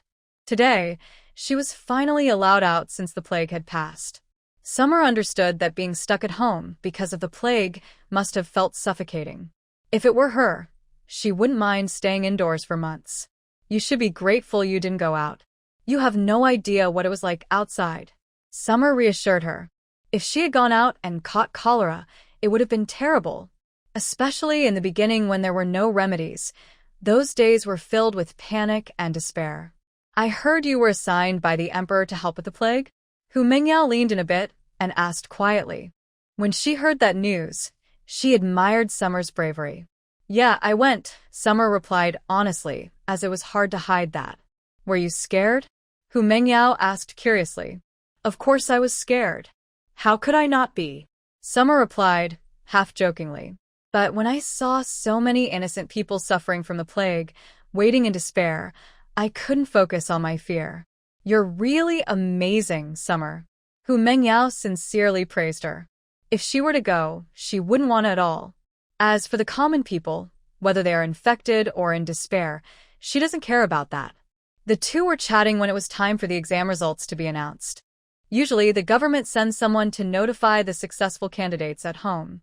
For those outside the capital, they are also informed at their temporary residences. The messenger for these notifications is quite eager because it is a joyful occasion, especially for the wealthy families in the capital who offer generous rewards. Sometimes, just one or two families' rewards can equal half a year's or a year's salary. So, every year, when it's time to notify the candidates, these people rush to deliver the news. The two stopped chatting and headed toward the announcement board. Before long, the list was posted. There was no need to push in. Summer saw Gao Lin's name right away. He was second, prominently displayed at the top, written in large letters for everyone to see. Summer noticed Hu Mengyao was still on her tiptoes trying to see inside. She gently tapped her arm. Haven't you seen it yet? It's at the top, the second one. Summer pointed with her chin. Hu Mengyao grabbed her arm and looked. Sure enough, it was Gao Lin, second in the exams. In an instant, Hu Mengyao was overjoyed, forgetting her composure. He passed. Did you see? He passed. Yes, I saw. Summer replied helplessly. I was the one who spotted it first. Stop shaking me, or I'll get dizzy. Hu Mengyao, excited, hugged Summer's arm and kept shaking it. Summer quickly held on. But she was also happy for her. Mengyao, congratulations. You have to treat us. Yes, I'll definitely treat. Hu Mengyao readily agreed this time. Summer looked for Shun Rue on the list and found his name at 153. After looking at the list, Summer and Hu Mengyao agreed to find a time to gather with Wen Jin and Lin Xiu, and then they parted ways. When she got home, she happened to catch the messenger delivering the news. The entire Wuan Marquis' residence was filled with joy. The old lady personally came out to reward the messenger. The second lady and the second master were smiling widely. After the messenger left, firecrackers began to go off in front of the Wuan Marquis' residence, the loud sounds continuing for a long time. Summer also went to personally congratulate the second lady, uncle, aunt. Congratulations. Congratulations to you too. The second lady smiled and took her hand. Xia girl, we have to thank you for this. If it weren't for you, your third brother might not have finished his exam. Aunt, why do you bring this up again? Xia Tian pouted. It's all thanks to my third brother's hard work that he passed. It has nothing to do with me. To avoid the topic, she quickly changed the subject. Aunt, you must be preparing for the wedding after the palace exam, right? The palace exam was scheduled for half a month after the announcement. Originally, it was supposed to be a month later, but due to the delay caused by the cholera outbreak, they moved it up by 2 weeks. Yes, we will have the wedding after the exam, the second lady said, smiling even more at the thought of the wedding. The date has already been set for April 26th. Shin Rue's wedding preparations were nearly complete. They just needed to finalize the ceremony. The second lady had been waiting for this day for many years, and now it was finally coming true, which lifted her spirits. In the crowd, Lu looked on with a gloomy expression.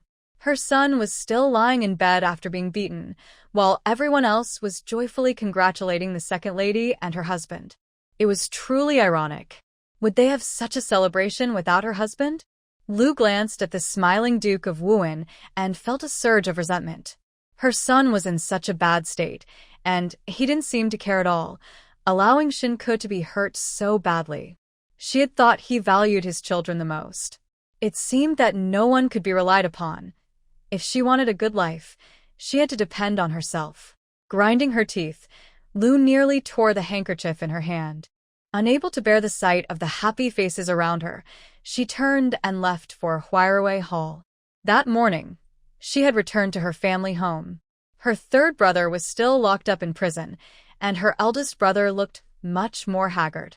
Fortunately, her eldest brother was still willing to help her. She still had family. After finishing her congratulations, Xia Tian returned to Jinglan Courtyard. The next day, she didn't plan to go out and stayed in her study to draw. However, she hadn't been drawing for long when Mu Jin came to tell her that the old lady wanted to see her. Not knowing the reason, she changed her clothes and went to the old lady's courtyard. Upon entering, she saw Madame Su sitting in a chair, drinking tea. After greeting her, she asked, "Old lady, did you call for me?" "It's not me who called you. It's Madame Su," the old lady said kindly. Only then did Xia Tian approach and sit in a seat beside Madame Su, smiling as she asked, "Madame Su, what brings you here? Is there something wrong with Wenjin?" She assumed that Madame Su had come to find her because Wenjin was unwell again. Madame Su smiled when she heard the question. "No, Wenjin is doing very well. I came today to thank you." You're just being polite. Didn't you say it wasn't necessary?" Xia Tian replied with a smile. "That won't do. You saved Wenjin and my grandson's lives. You are a great benefactor to the Su family. How can I not show my gratitude?" After saying this, Madame Su called for someone to bring out the gifts she had brought. There was a table full of silk, jewelry, and writing supplies. The old lady insisted that she take everything back to Jinglan Courtyard. After sitting for a while, Madame Su took her leave. Xia Tian didn't hesitate either. Since it was Madame Su thanking her, she took everything back with her. The next day, she personally made some delicious food to bring to Wenjin. She wondered how her appetite was and decided to prepare some dishes that pregnant women enjoy, hoping to cheer her up. These past few days, she didn't like staying in the house. It felt very stifling. It was better to go and chat with Wenjin. When Madame Su heard she was going to visit Wenjin, she immediately had a maid take her to Wenjin's courtyard. Wenjin's husband was away, so it was just Wenjin and her maid, Luoying, in the room. "Wow, what are you doing?" Xia Tian greeted with a smile as she entered. "Xia Tian?" Wenjin was sitting on the warm Kong with Luoying, organizing some threads. Hearing the voice, she looked up and was delighted to see her. She wanted to get up to greet her, but Xia Tian quickly stopped her. "No, you stay seated." Wenjin didn't insist and moved a bit further in, patting the space beside her on the Kong. "Come up." "I'm just bored and now you're here." After saying this, she instructed Luoying, quickly make some tea. Seeing Xia Tian, Luoying was also happy. "Madam Shen, please keep our young lady company while I prepare the tea." Now her young lady wouldn't feel so bored. Luoying set down the threads and went to make tea. Xia Tian sat in Luoying's previous spot and leaned over to look around. "What are you working on?" "Well, I'm just trying to pass the time." I can't go outside, so I thought I'd organize some threads and do a little embroidery, Wenjin replied. Xia Tian looked around and noticed a pair of embroidered tiger head shoes on the Kong. She picked them up and asked, "Did you make these?" "They're beautiful." "Yes, since I recovered from my illness, I felt I needed to keep myself busy. If I don't, I start to overthink things. It's better to find something to do to distract myself," Wenjin said, feeling a bit shy. This way, she wouldn't be lost in her thoughts, and her family would feel more at ease. To avoid worrying her mother-in-law and husband about her safety, they often come to check on her, which makes her feel a bit embarrassed. "Yes, that's good," Xia Tian nodded in agreement. When you have something to do, time seems to pass faster. She usually spends her time painting, which not only earns her money but also calms her mind.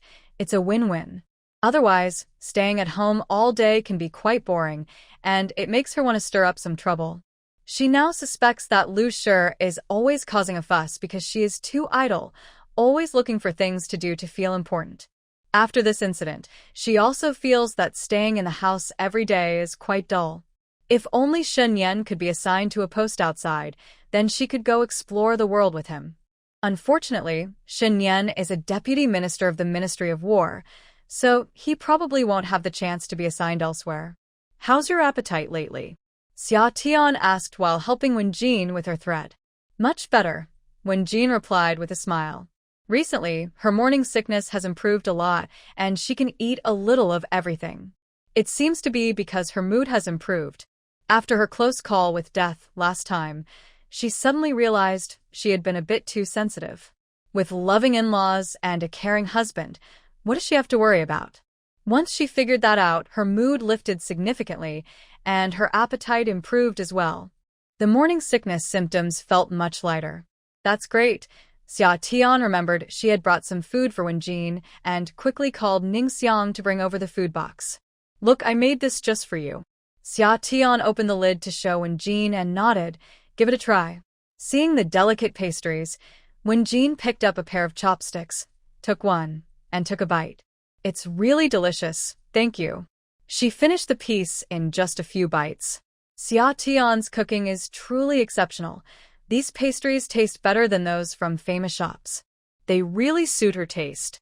The two chatted like this for the whole morning. After talking with Wenjin, she felt much better and decided to have lunch with her before heading back. Time flew by, and soon it was the day of the palace examination. Today is the palace examination, and everyone from the Duke of Wuan's household is up early to send off Shinrui. The old lady and the second lady repeatedly reminded him to do his best. The Duke of Wuan also encouraged Shinrui with a pat on the shoulder, urging him to perform well. It felt less like going to an exam and more like heading to the front lines. After Shinrui left, the second lady was still looking out the door, just like when she was preparing for university in modern times. Her mother even went to the temple to pray for her success in the entrance exam. The second lady probably felt the same way now. Since Lingwu Temple was quite far away, she might have asked the Buddha for blessings if it were closer. "Aunt, let's go inside." "Third brother will be fine," Xia Tian reassured her. After all, the palace examination was just to determine rankings. No one would be eliminated. Those who could make it onto the list would at least become a scholar, so there was no risk of being cut. It was like a final job interview where you only discuss salary. You might get less, but you wouldn't be turned away. "Okay, let's go," the second lady said, slowly heading back and looking outside one last time before entering. Xia Tian couldn't help but laugh. "Aunt, when third brother comes back, he'll be a scholar. Have you prepared his red envelope?" When Shinrui returned, he would officially be a scholar and he might even have a government position. The second lady needed to be ready with her red envelope.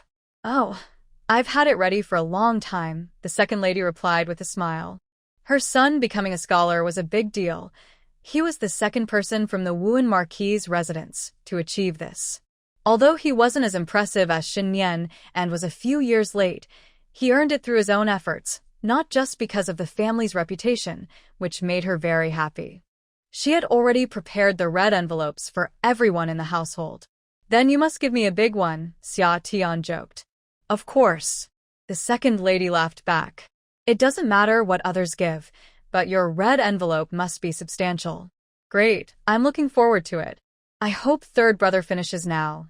Ideally in the top 3, then I'll be rich. Xia Tian responded with a grin. The second lady laughed heartily at that. She thought as long as he wasn't among the same scholars it would be fine. She didn't want to hope for the top 3. Those were likely the top candidates. Her Xinrui was ranked over 100 in the preliminary exam, but just making the list was already a great honor. It was said that some promising students had fainted in the examination hall due to the chaos, while others were affected mentally and didn't perform well. After the results were announced, many came out looking dejected. She even heard that on the day the results were released, one candidate cried loudly beneath the list. So, she didn't dare to hope for Xinrui to do exceptionally well. She just wished for him to make the list. Now that her wish was fulfilled, she still felt a bit anxious about his performance in the palace exam, but becoming a scholar was already secured, which eased her worries a lot. The next day, the results of the imperial examination were announced, and Xinrui became a successful candidate as expected. It was heard that Hu Mengyao's fiancé was named the 3rd place, so Hu Mengyao had to treat everyone. It was also said that he got the 3rd place because he was the best looking among the top candidates. Hearing this, Xia Tian couldn't help but laugh. If someone became the top scholar just because they were good looking, that would be quite unfair. However, being the 3rd place was still impressive, as it meant he ranked 3rd in the national examination. Once the results were out, the entire Ho family received red envelopes from the 2nd master and 2nd lady. The servants received a month's salary, while the young masters and ladies received amounts ranging from a few to dozens of taels. Only Xia Tian received a special red envelope of 888 taels from the 2nd lady. Startled, Xia Tian quickly tried to return it. She had only joked about wanting a big red envelope that day. Just accept it, the 2nd lady insisted, pushing it into her hands. I know you don't need the money, so I only gave you this much for good luck. Otherwise, I could have given you 8,888 taels. Auntie, please don't say that. Xia Tian quickly accepted the red envelope and joked, It sounds like I treat money lightly, but I actually love money very much. Thank you, Auntie. That's the spirit, the 2nd lady nodded in satisfaction. On the 3rd day, when the top scholar paraded through the streets, Xia Tian left home early. She went to the tea house with Hu Mengyao and Lin Xiu, where they could see the parade pass by. Of course, there were many other young ladies there to enjoy the excitement as well. The streets were crowded with people.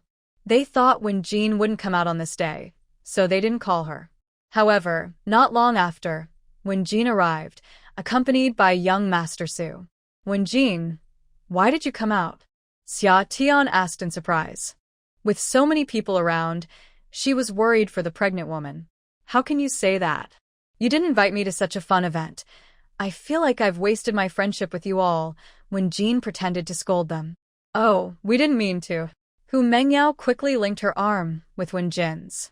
Sister Wen, we were just worried it might be inconvenient for you to go out. What if something happened? My brother-in-law would blame me. Don't say such things, Lin Xiu quickly interjected, pulling Hu Mengyao away. Sister Wen will be just fine. Hu Mengyao realized she had said something inappropriate, lightly tapped her mouth, and quickly followed with poo poo poo. Come on. I'm not made of clay.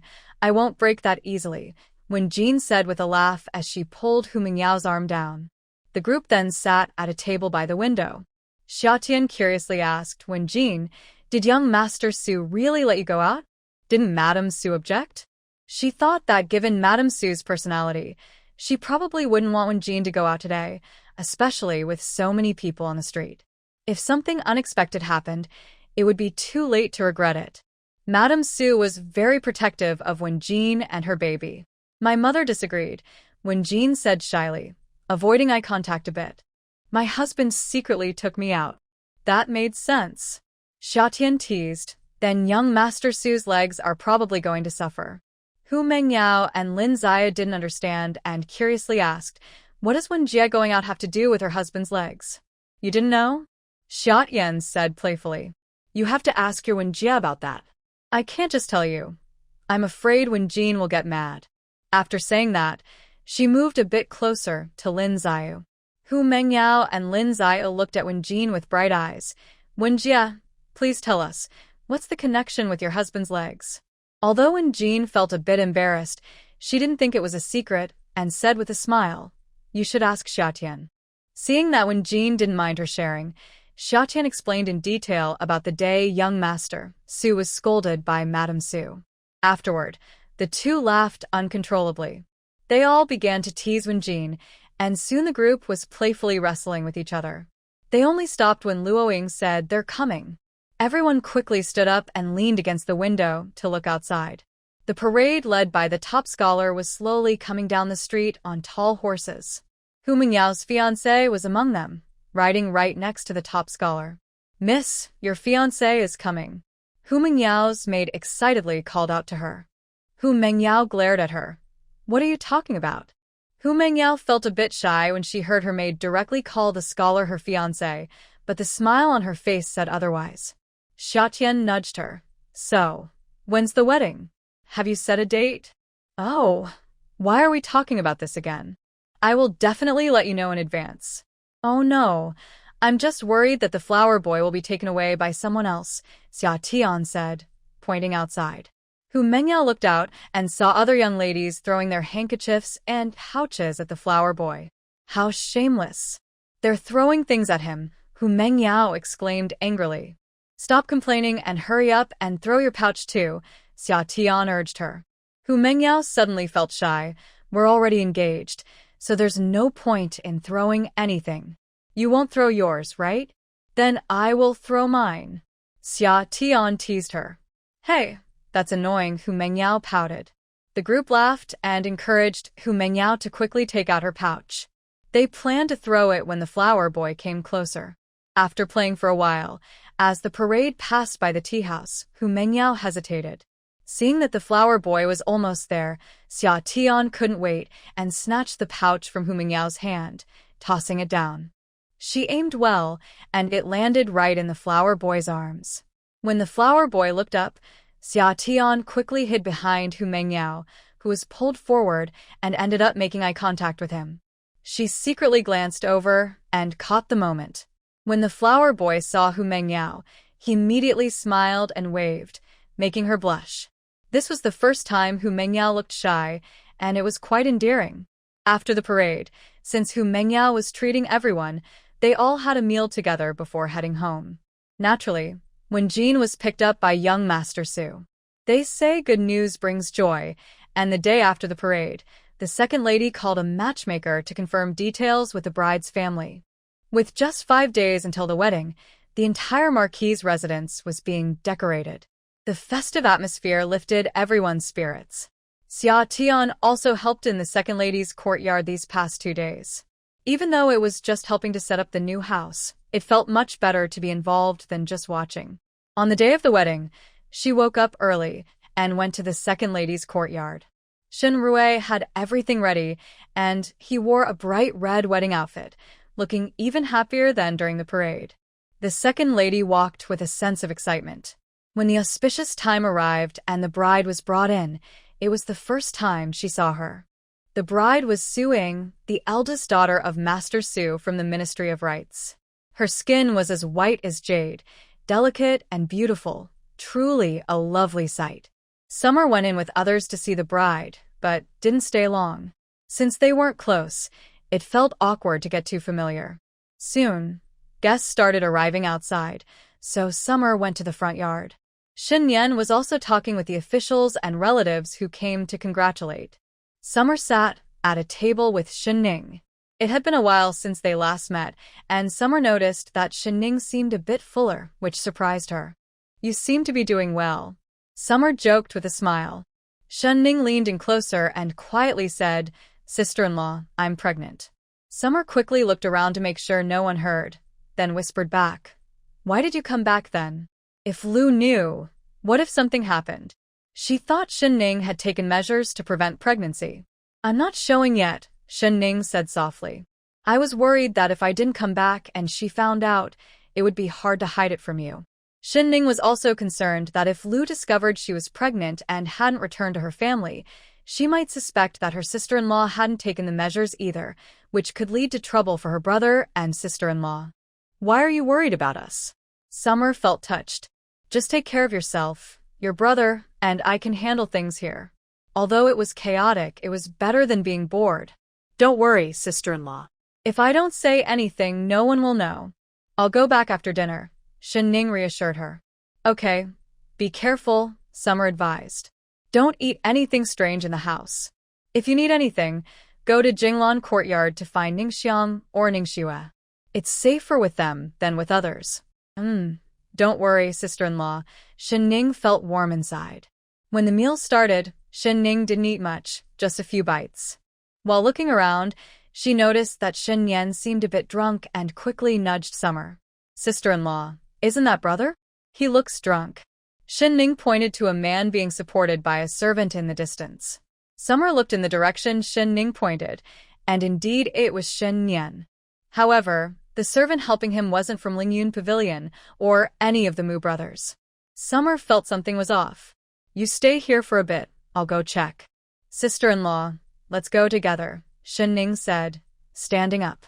She had nothing to do here and thought it would be good to check on him together. Summer thought it would be good to go together. They could head to Jinglan Courtyard first and then let Shen Ning go home directly to avoid any unexpected situations. Let's go, Summer said, helping Shen Ning. They both followed the direction Shen Yan had taken earlier. As they reached the corner ahead, Summer saw a figure flash by that seemed to wear the same fabric as Shen Yan's clothes. But he was confused. This wasn't the way to Lingyun Pavilion. This path led to Shen Rui's courtyard. Could Shen Yan be looking for Shen Rui? No. Shen Rui was up ahead toasting guests. Besides, Shen Yan wouldn't go looking for a friend if she was drunk, right? Shouldn't she be going home to rest? Shen Ning also looked puzzled. Why did my brother come this way? Is he lost after drinking? As they spoke, they exchanged a glance, and their expressions changed. Just as Shen Ning was about to say something, Summer raised a finger to his lips. Sure, he whispered. Let's go check it out first. Shen Ning nodded, and they quietly followed. The path was eerily quiet, with no one around. It felt unsettling, as if everyone had been sent away. They turned another corner and saw a servant helping Shen Yan into Shen Rui's courtyard. Inside, only the bride and her maid were present. Summer quickly realized what was happening and pulled Shen Ning aside, urging her to sneak and find the second lady. Shen Ning was taken aback, but Summer whispered something in her ear. Her face went pale, and she hurried off quietly. Summer followed inside and saw the servant helping Shen Yan into the bride's room. He quickly ran a few steps to enter the room. Strangely, even with a strange man in the room, there were no sounds from the bride or her maid. This was unusual. A normal person would have screamed in fear. Why was there no reaction at all? As he quietly approached, he discovered the bride was lying on the bed, seemingly asleep. There wasn't a single maid in the room, and he had no idea where they had gone. The servant was about to place Shen Yan on the bed where the bride lay. Summer dashed forward and knocked the servant out with a swift move, then caught Shen Yan, who was about to fall. Catching Shen Yan, Summer noticed her eyes were tightly shut. She was not drunk at all. It seemed she had been drugged. Summer searched Shen Yan's clothes but couldn't find the porcelain bottle containing the spirit water. She probably changed clothes and didn't bring it with her. He glanced again at the bride lying on the bed, unsure if she was asleep or had also been drugged, completely unaware of her surroundings. It seemed this was a premeditated scheme aimed at ruining 3 lives, especially on a day like today. Xia Tian took out a porcelain bottle and fed a little to Shen Yan, then placed her on a nearby stool before preparing to check on the bride. Suddenly, he heard a noise at the door and worried it might be someone coming to catch them in a trap, so he quickly pulled the servant behind a curtain. He then returned to pick up Shen Yan and hid behind the curtain as well. When someone entered the room, he recognized Shen Ning's anxious voice and realized it was her. He stepped out from behind the curtain. Accompanying Shen Ning was the second lady. She had come quickly, thinking the bride hadn't eaten, to bring some food. Shen Ning had run into the second lady while looking for her. Upon seeing Xia Tian holding Shen Yan, the second lady became a bit flustered. "Xia girl, what happened?" At that moment, Shen Ning was unsure of the details and spoke vaguely. Xia Tian quickly explained what had happened, including how they had followed Shen Ning. He then placed Shen Yan back on the stool. The second lady listened with anger and some fear. This was the daughter-in-law she had long awaited, and she never expected someone would try to ruin her son and daughter-in-law's happiness. Xia Tian hurried to comfort her. "Aunt, luckily we discovered this in time, and no harm was done. I asked you to come so you could help us handle the next steps." The second lady understood Xia Tian's implication. She was to be a witness to the fact that someone had framed Shen Yan, rather than it being an intentional act to ruin Shen Rui's wedding. "I understand," she replied, glancing at the still unconscious Shen Yan and then at the sleeping bride, feeling anxious. "Xia girl, what should we do now?"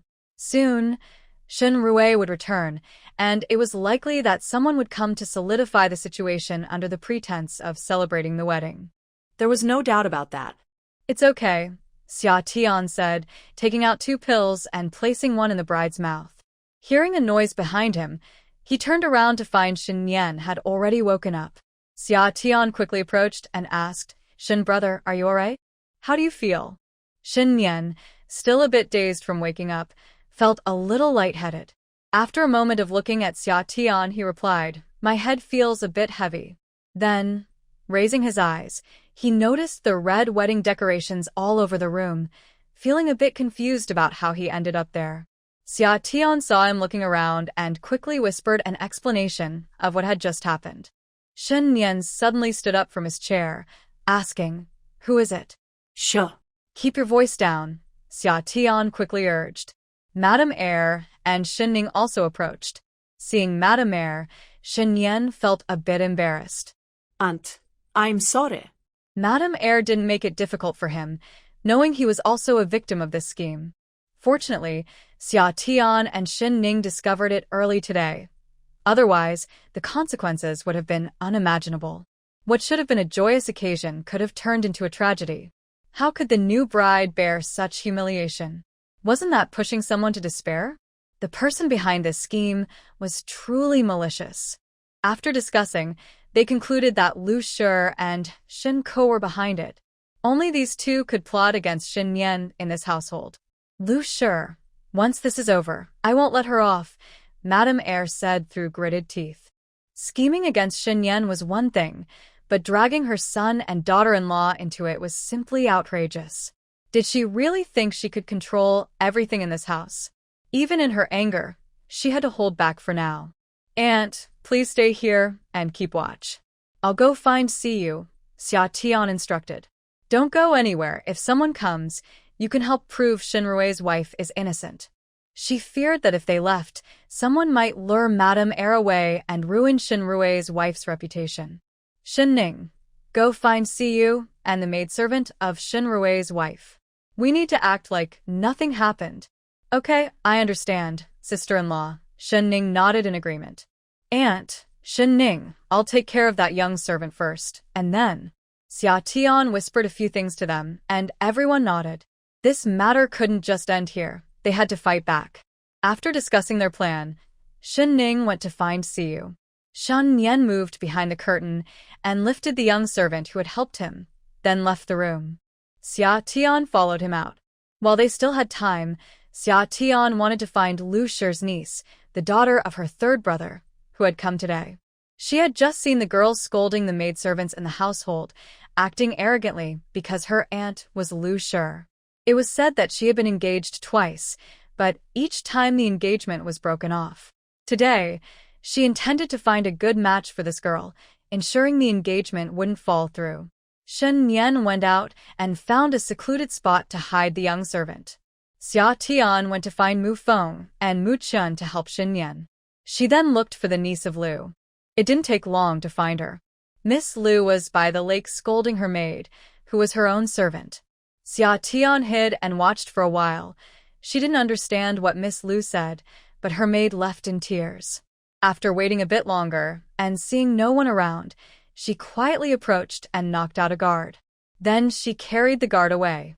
Sneaking around, she quickly reached the outside of Shun Ke's courtyard. Mu Chen saw her, took the maid, and jumped over the wall, placing Miss Liu on Shun Ke's bed. He also lowered the bed curtains. To ensure they wouldn't wake up and escape before anyone arrived, he gave each of them a little sleeping medicine. After a few days of recovery, Shun Ke's facial injuries had healed a lot, and she could get out of bed and move around. Once everything was arranged, Xia Tian returned to Shen Rui's courtyard. She wanted to check on the second madam's courtyard. By now, the banquet in the front yard had ended, so Xia Tian asked Shen Ning to go back with her husband first. It wouldn't be safe for her to stay, especially since she was pregnant. Shen Ning wanted to stay and see what happened next, but Xia Tian promised to tell her the outcome later, which convinced her to leave. Women never forget to listen to gossip. After sending Shen Ning away, Xia Tian went to find the second madam. In Shen Rui's new house, the bride, Suing, woke up shortly after Xia Tian and the others left. She thought she had just fallen asleep because she was tired. When she saw the second madam there, she felt embarrassed and said, "Mother, I accidentally fell asleep." Suing thought she had just been tired, but the second madam didn't hide anything from her. She explained what had just happened, which frightened Suing and made her pale. "Mother, I didn't see anything. I was just in the room the whole time." "Don't be afraid. I understand," the second madam quickly reassured her. "This isn't your fault. Someone is trying to harm the young master and dragged us into it. You were just caught up in it." The second madam explained, "I'm telling you this because I'm worried someone might come and make a big deal out of it, so I wanted to prepare you." Hearing that her mother-in-law didn't blame her made Suing feel a little relieved. But remembering that the young master had entered her room, she wondered if she could explain everything clearly. Suing still felt a bit uneasy. "Mother, but the young master just entered my sister-in-law's room." "That can't be." "Don't worry, nothing happened." The young master was drugged and unconscious at that time. Although he was helped into the room, the young master's wife followed him in and didn't let anything bad happen. The second lady was afraid that Suing would feel burdened, so she explained the details to her. Finally, she advised, "Later, no matter who comes or what they say, you must act as if you know nothing. Pretend you didn't see anyone enter the room and that you weren't asleep." Suing understood immediately and nodded in agreement. This was also to protect her. As long as she acted like nothing had happened, it would be fine. After all, she was a well-bred young lady and the legitimate daughter, appearing soft on the outside but not weak in character. She quickly calmed down. When Xia Tian arrived at Shen Rui's courtyard, the second lady stayed inside. Seeing her come over, Suing felt a bit nervous. Xia Tian quickly reassured her, "Third sister-in-law, don't be anxious. Nothing happened. I came in right behind them, and as soon as I entered the room, I was knocked out from behind. I called for the second aunt to come over, just to prevent any misunderstandings." Suing deeply bowed in gratitude. "Thank you, elder sister-in-law."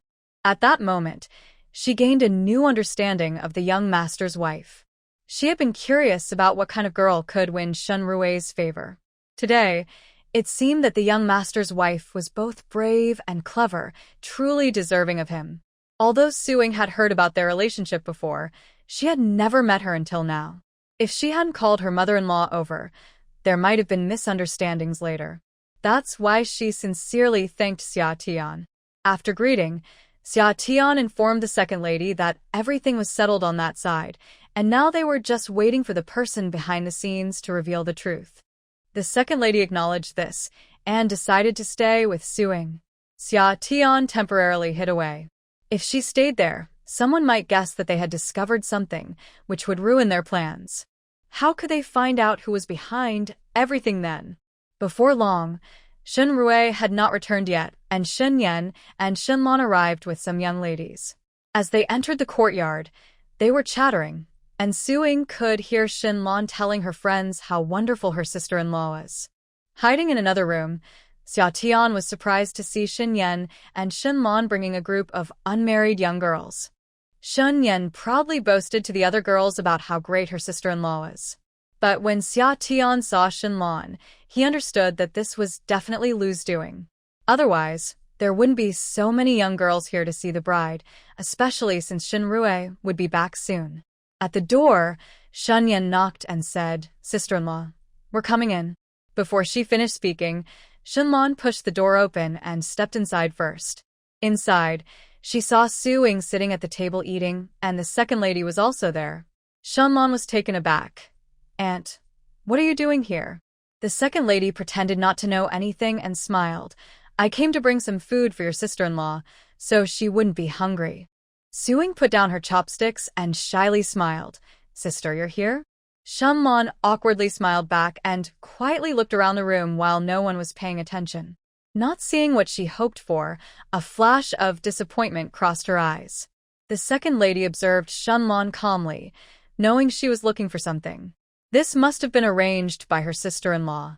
The second lady sneered inwardly. They were right. Lu wanted to harm Xin Yan and drag Shenrue down with her. Xin Yan, seeing her mother there, happily walked over. "Mother, you're here too? I was just looking for you outside." "Yenner, why aren't you playing with the other young ladies? Why did you come over here?" The second lady wanted to know if this was a coincidence or a plan. Third sister said she wanted to see sister-in-law, so we all came together.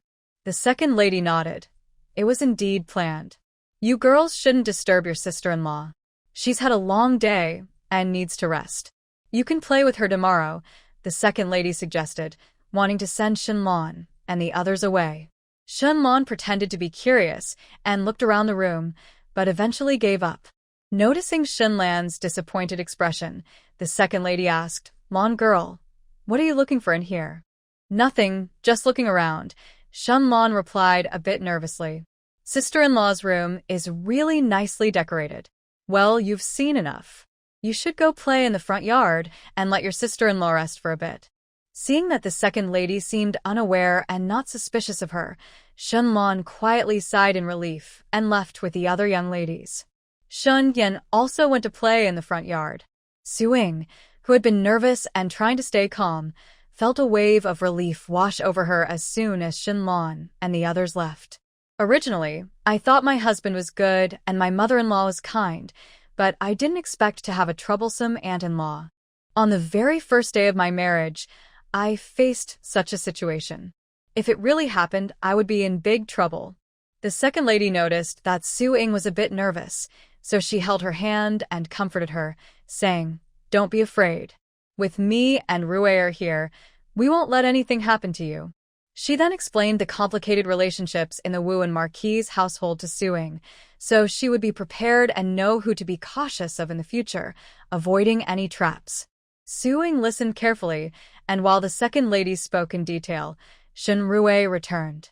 They decided not to tell Shenrue about the matter for now, and would find a time to discuss it tomorrow to avoid him getting anxious and revealing anything. Shenlan left, finding an excuse to step away. When she found Liu Shi and shared the news, Liu Shi realized their scheme had likely been discovered. The servant she had sent out had not returned, indicating something had gone wrong. Liu Shi felt a bit anxious. If this was found out, their status with the Wu and Marquis would likely diminish. She then remembered that her brother's daughter had also come today and casually asked, "Where's your cousin?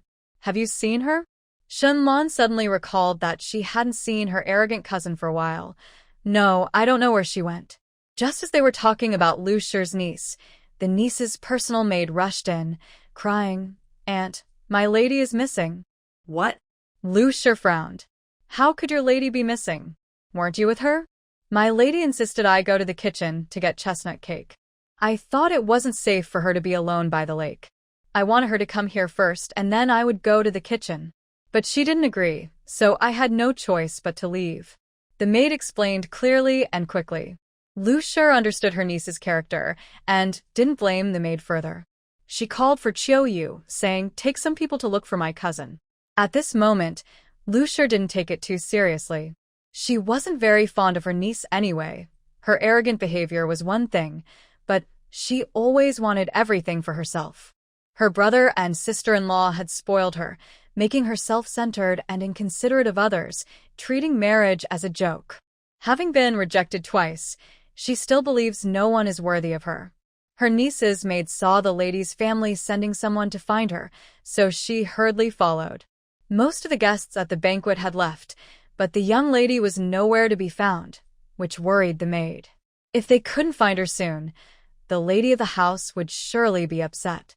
Qiuyu, along with her cousin's maid, searched everywhere in the Ofu for the young lady.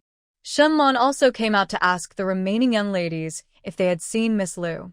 Some shook their heads, and they searched all the places they had previously seen her, but still found nothing.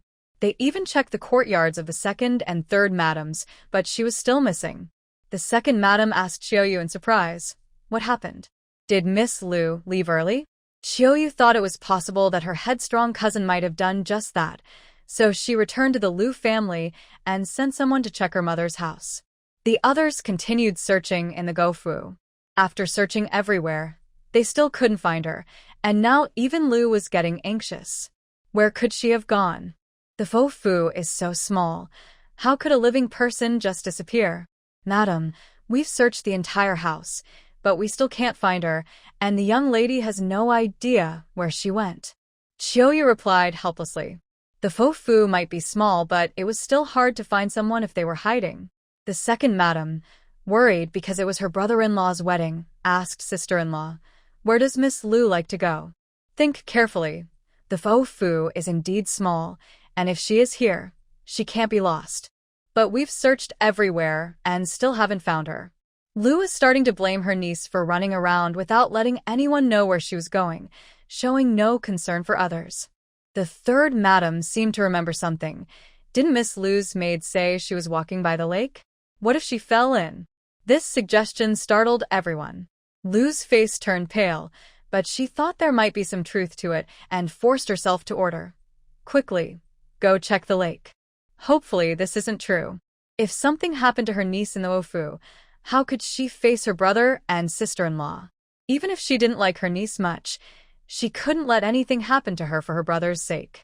The people in the Ofu were anxiously searching everywhere, while they sent someone to Liu's family to ask if Liu Xiaojie had returned. Following behind was Liu Sanfuren, Liu Xiaojie's mother. "Aunt, has Jiner been found? What happened?" Liu Sanfuren asked urgently as soon as she entered. Jiner is Liu Xiaojie's given name.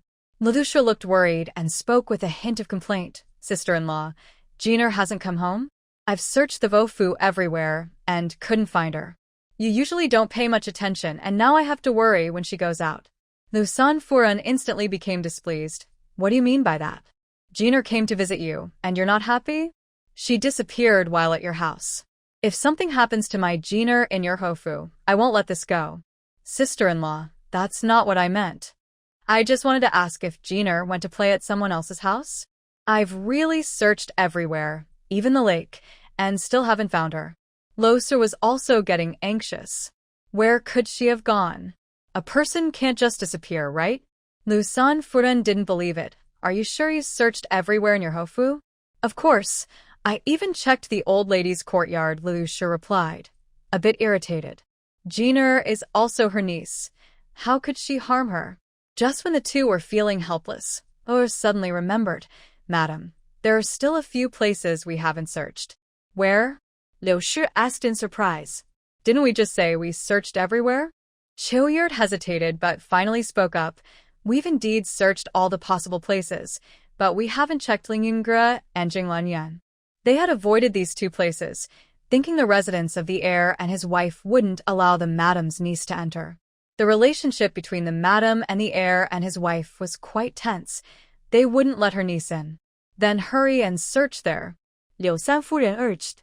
"But that's the heir and his wife's courtyard. It's unlikely that the young lady would go there, right?" Qiuyu was still reluctant to search there. Liu Sanfuren understood her sister-in-law's relationship with Xingyan, and she had similar thoughts, but she said, What if Jiner really went there? We should check just to be safe." At this point, those were the only two courtyards left unchecked. If her daughter had indeed gone there, they wouldn't be able to turn her away. After all, they were still relatives on the surface. Madame Liu analyzed the situation well. With a stern face, she instructed Qiuyu, "Take some people to search. If they won't let you in, go find the old lady. A living person has gone missing, and the old lady will definitely not stand by, especially since this happened in the Wofu. If they really can't find her, it will affect the Wofu's reputation, and the old lady cannot ignore that. Hearing the order, Chiuyue left with a troubled expression. Once outside, her face darkened. She didn't get along with the young lady, and now she had to search for her? Wasn't that just asking for trouble? But Madame Liu was her master, and she was a servant. She had no choice but to take a few maids to search. When Madame Liu arrived, the old lady naturally heard about it.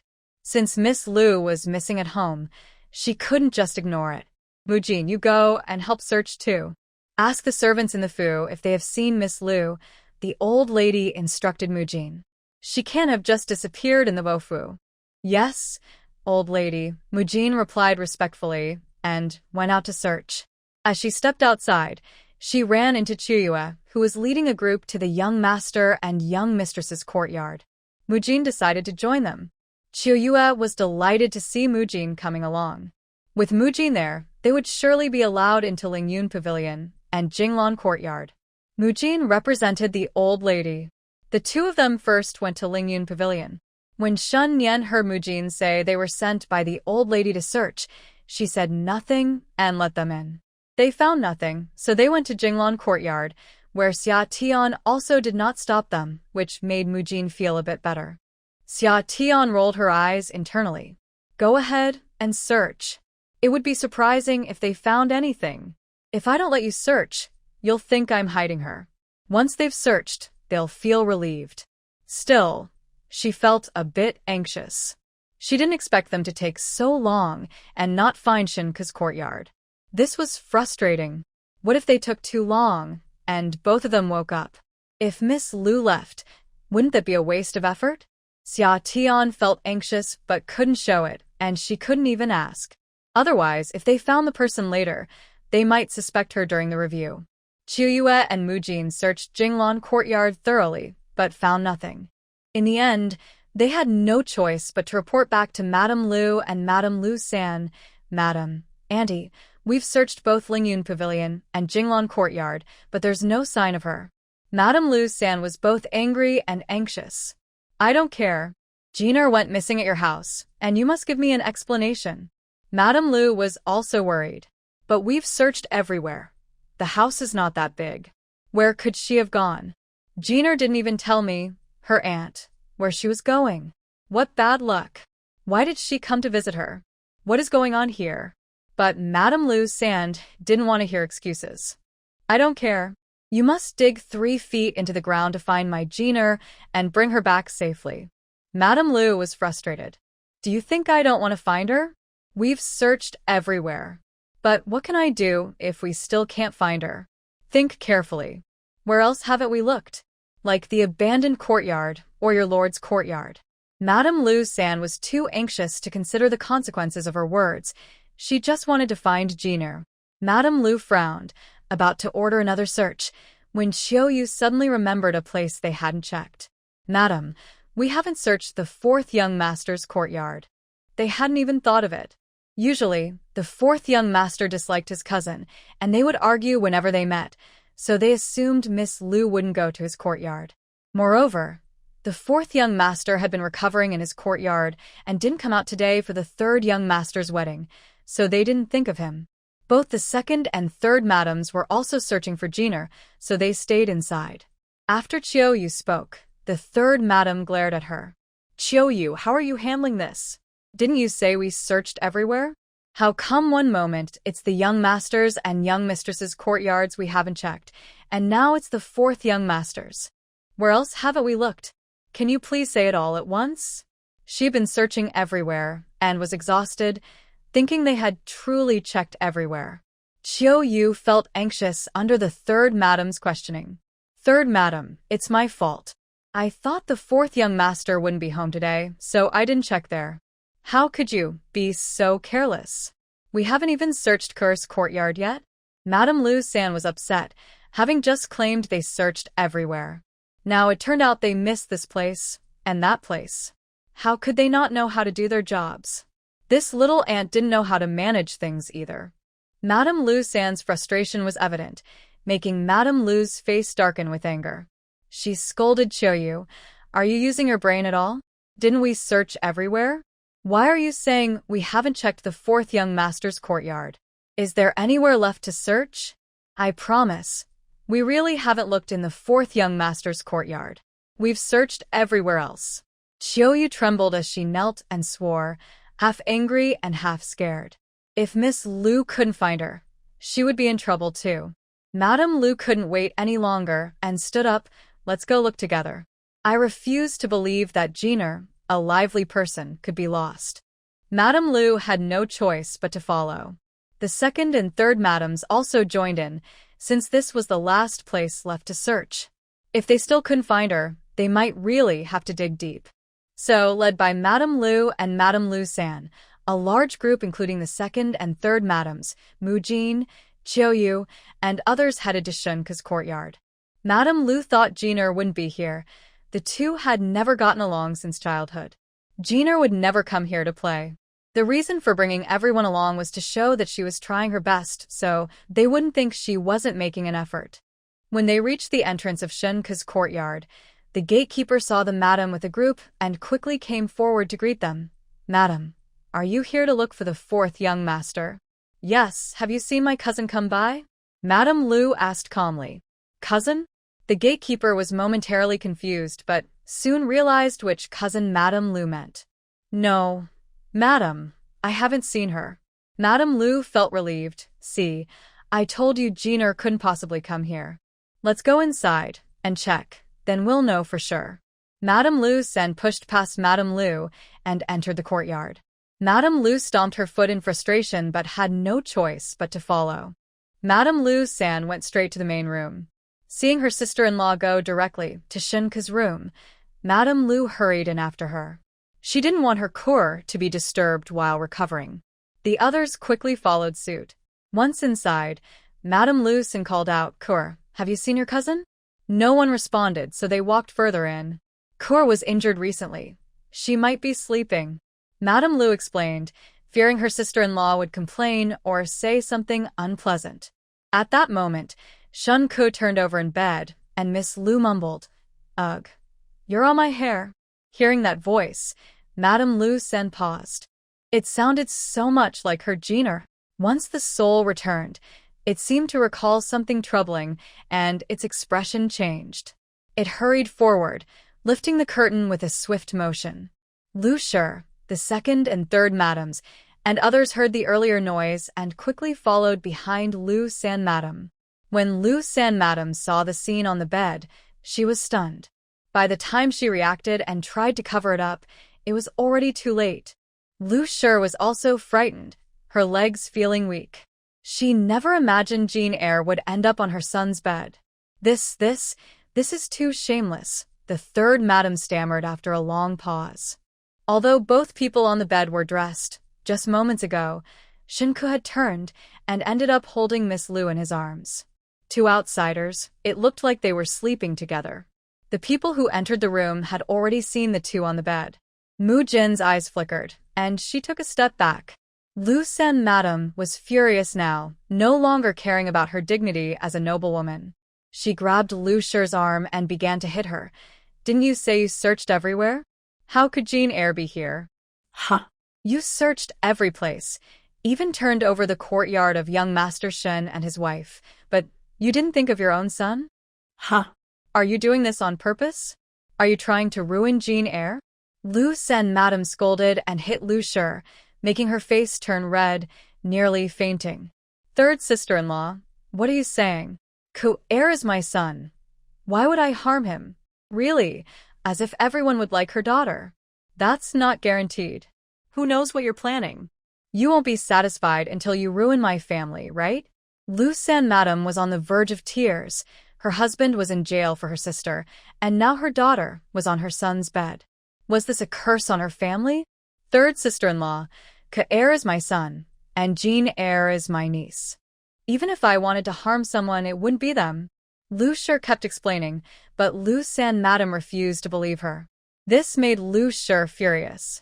The two on the bed, who were still holding each other, had the effects of the medicine wear off, and now they heard the commotion in the room and began to wake up.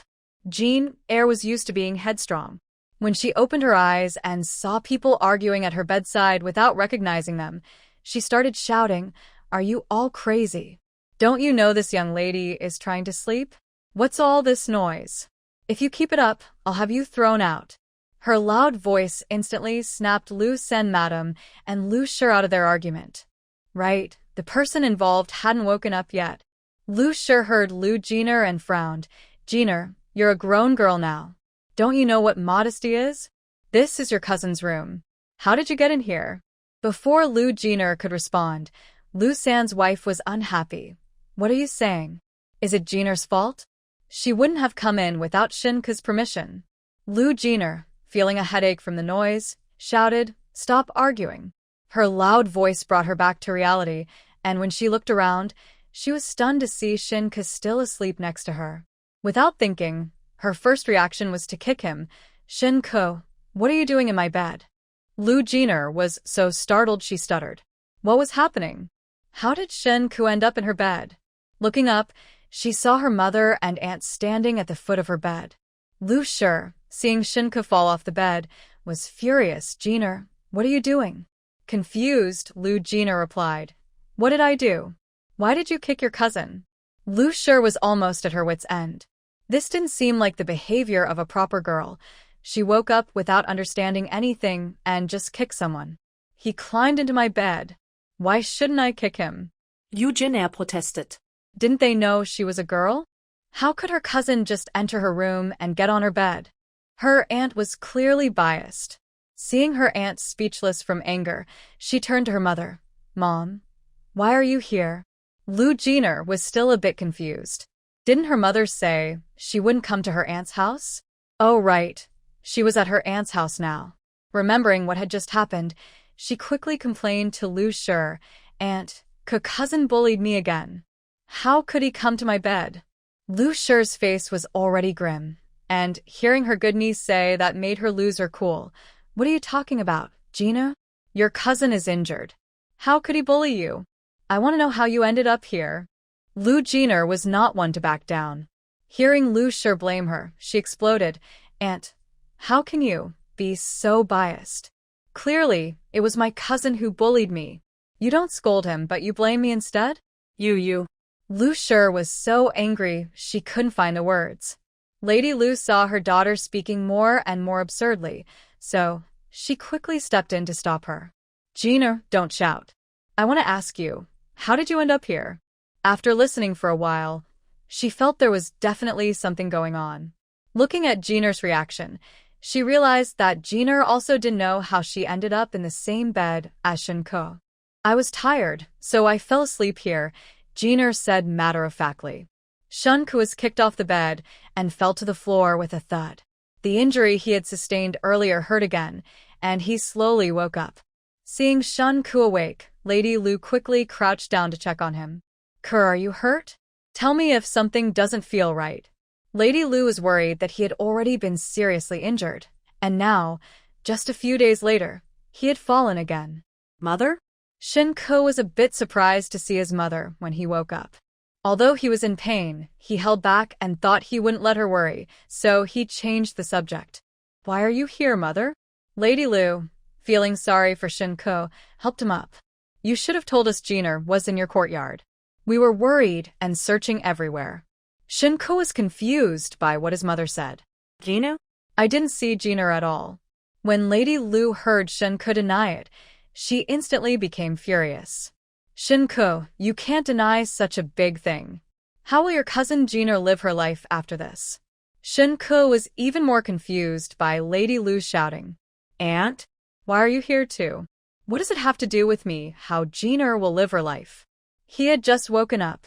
What had he done to deserve this? Lady Lu was exasperated. "How can it not be your business? Then tell me, why was Gina in your bed?" This boy had done something foolish and still wouldn't admit it? Humph. He thought he could evade responsibility. Not a chance. Lady Lu had already thought this through. Since the incident had happened and so many people had seen it, Shinke had to take responsibility. After all, her daughter had already been rejected twice for marriage, and finding someone better would be impossible. Although Shen Ku wasn't her ideal son-in-law, he came from a good family, was the legitimate son, and looked decent. Lady Lu was also his aunt, so if Jiner married him, she wouldn't have to face a difficult mother-in-law. This would be a good match. Seeing Shen Ku's confused expression, Lady Lu quickly helped him sit on a stool and asked, "Ke, do you really not remember what you just did?" "What did I do?" Shen Ku asked in confusion. "Wasn't I just sleeping in the room?" The third lady listened for a long time and couldn't hold back anymore. She interrupted, "Ke, we know you were sleeping in the room, but who are you sleeping with? You must remember, right? I was just sleeping alone. Who else would I be with?" Shen Ku replied impatiently, confused by their questions. Why didn't he understand anything they were saying? Did these people come into his yard just to question him? Did they really think that just because his older brother had hit him, everyone could bully him? How naive. Then look over there, who is that? The third lady pointed directly at Lu Jiner, who was sitting on the bed.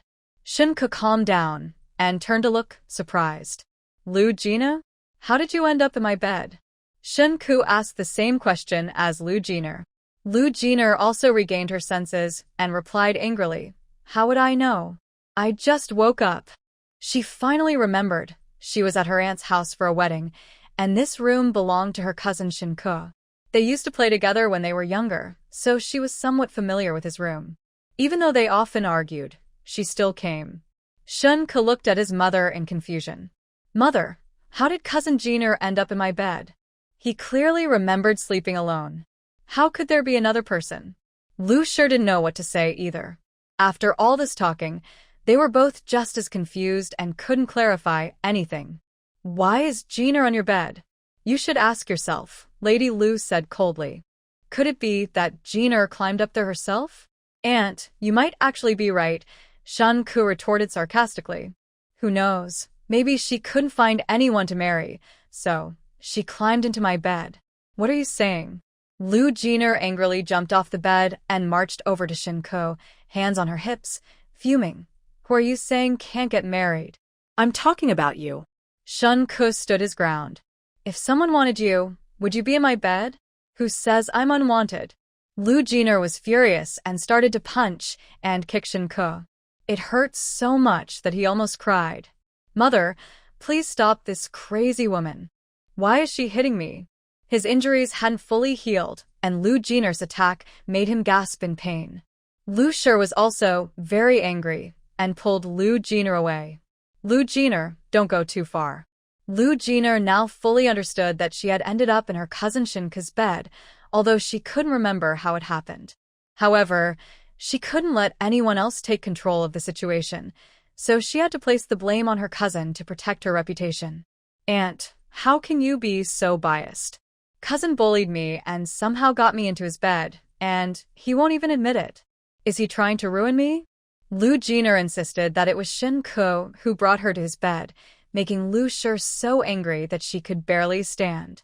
It must be said that this mother and daughter were truly alike in their thinking. Madame Lu San wanted to make this situation official, pushing for Shen Ku to marry Lu Jiner. Lu Jiner thought that since she had to marry anyway, marrying into her aunt's family would be fine, as no one would be able to control her then. As for her cousin Shen Ku, even though she disliked him, she had to admit he had good qualities. His family background and looks were suitable for her. Most importantly, after marrying, her aunt would be her mother-in-law, so she wouldn't have to face any difficulties. She could do whatever she wanted without anyone daring to interfere. Madame Lu San noticed her sister-in-law wasn't responding and immediately became displeased. "Sister, I don't care. This happened in your house, and Jiner was found in Shen Ku's bed. You must give me an explanation." Madame San couldn't stand it and spoke up for Madame Lu San, sister-in-law. "What Aunt Lu said is true. She is a girl, and a girl's reputation is very important. Shen Ku has ruined Miss Lu's innocence, and if he doesn't take responsibility, how will she ever marry?" "Shut up!" Lu Shi shouted angrily at Madame San.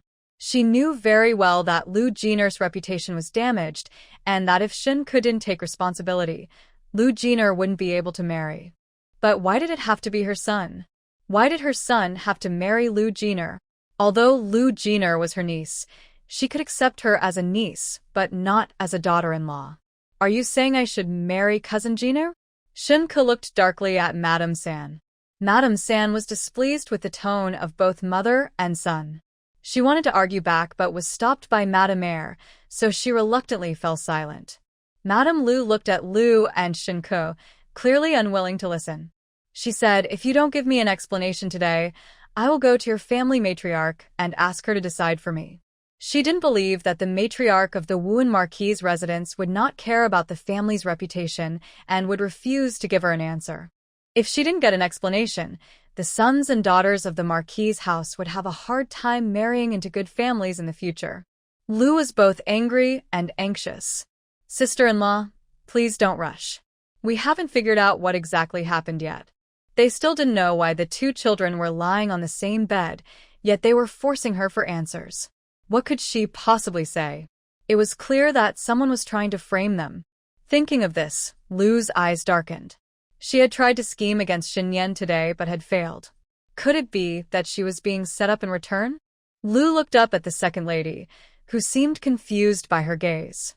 "What's wrong, elder sister? Why are you looking at me like that?" The second lady glanced down at herself, looking even more puzzled. Lu's eyes flickered. "It's nothing. I just wanted to ask if you saw Jiner come over today." Seeing the second lady's puzzled expression, Lu felt a bit relieved. If the second lady was involved, she would have to be more cautious. However, from her demeanor, it seemed she didn't know about Lu's actions. Otherwise, on her son's joyful day, she wouldn't be so calm. The second lady smirked internally, realizing Lu was the one causing trouble. Why else would Lu be looking at her?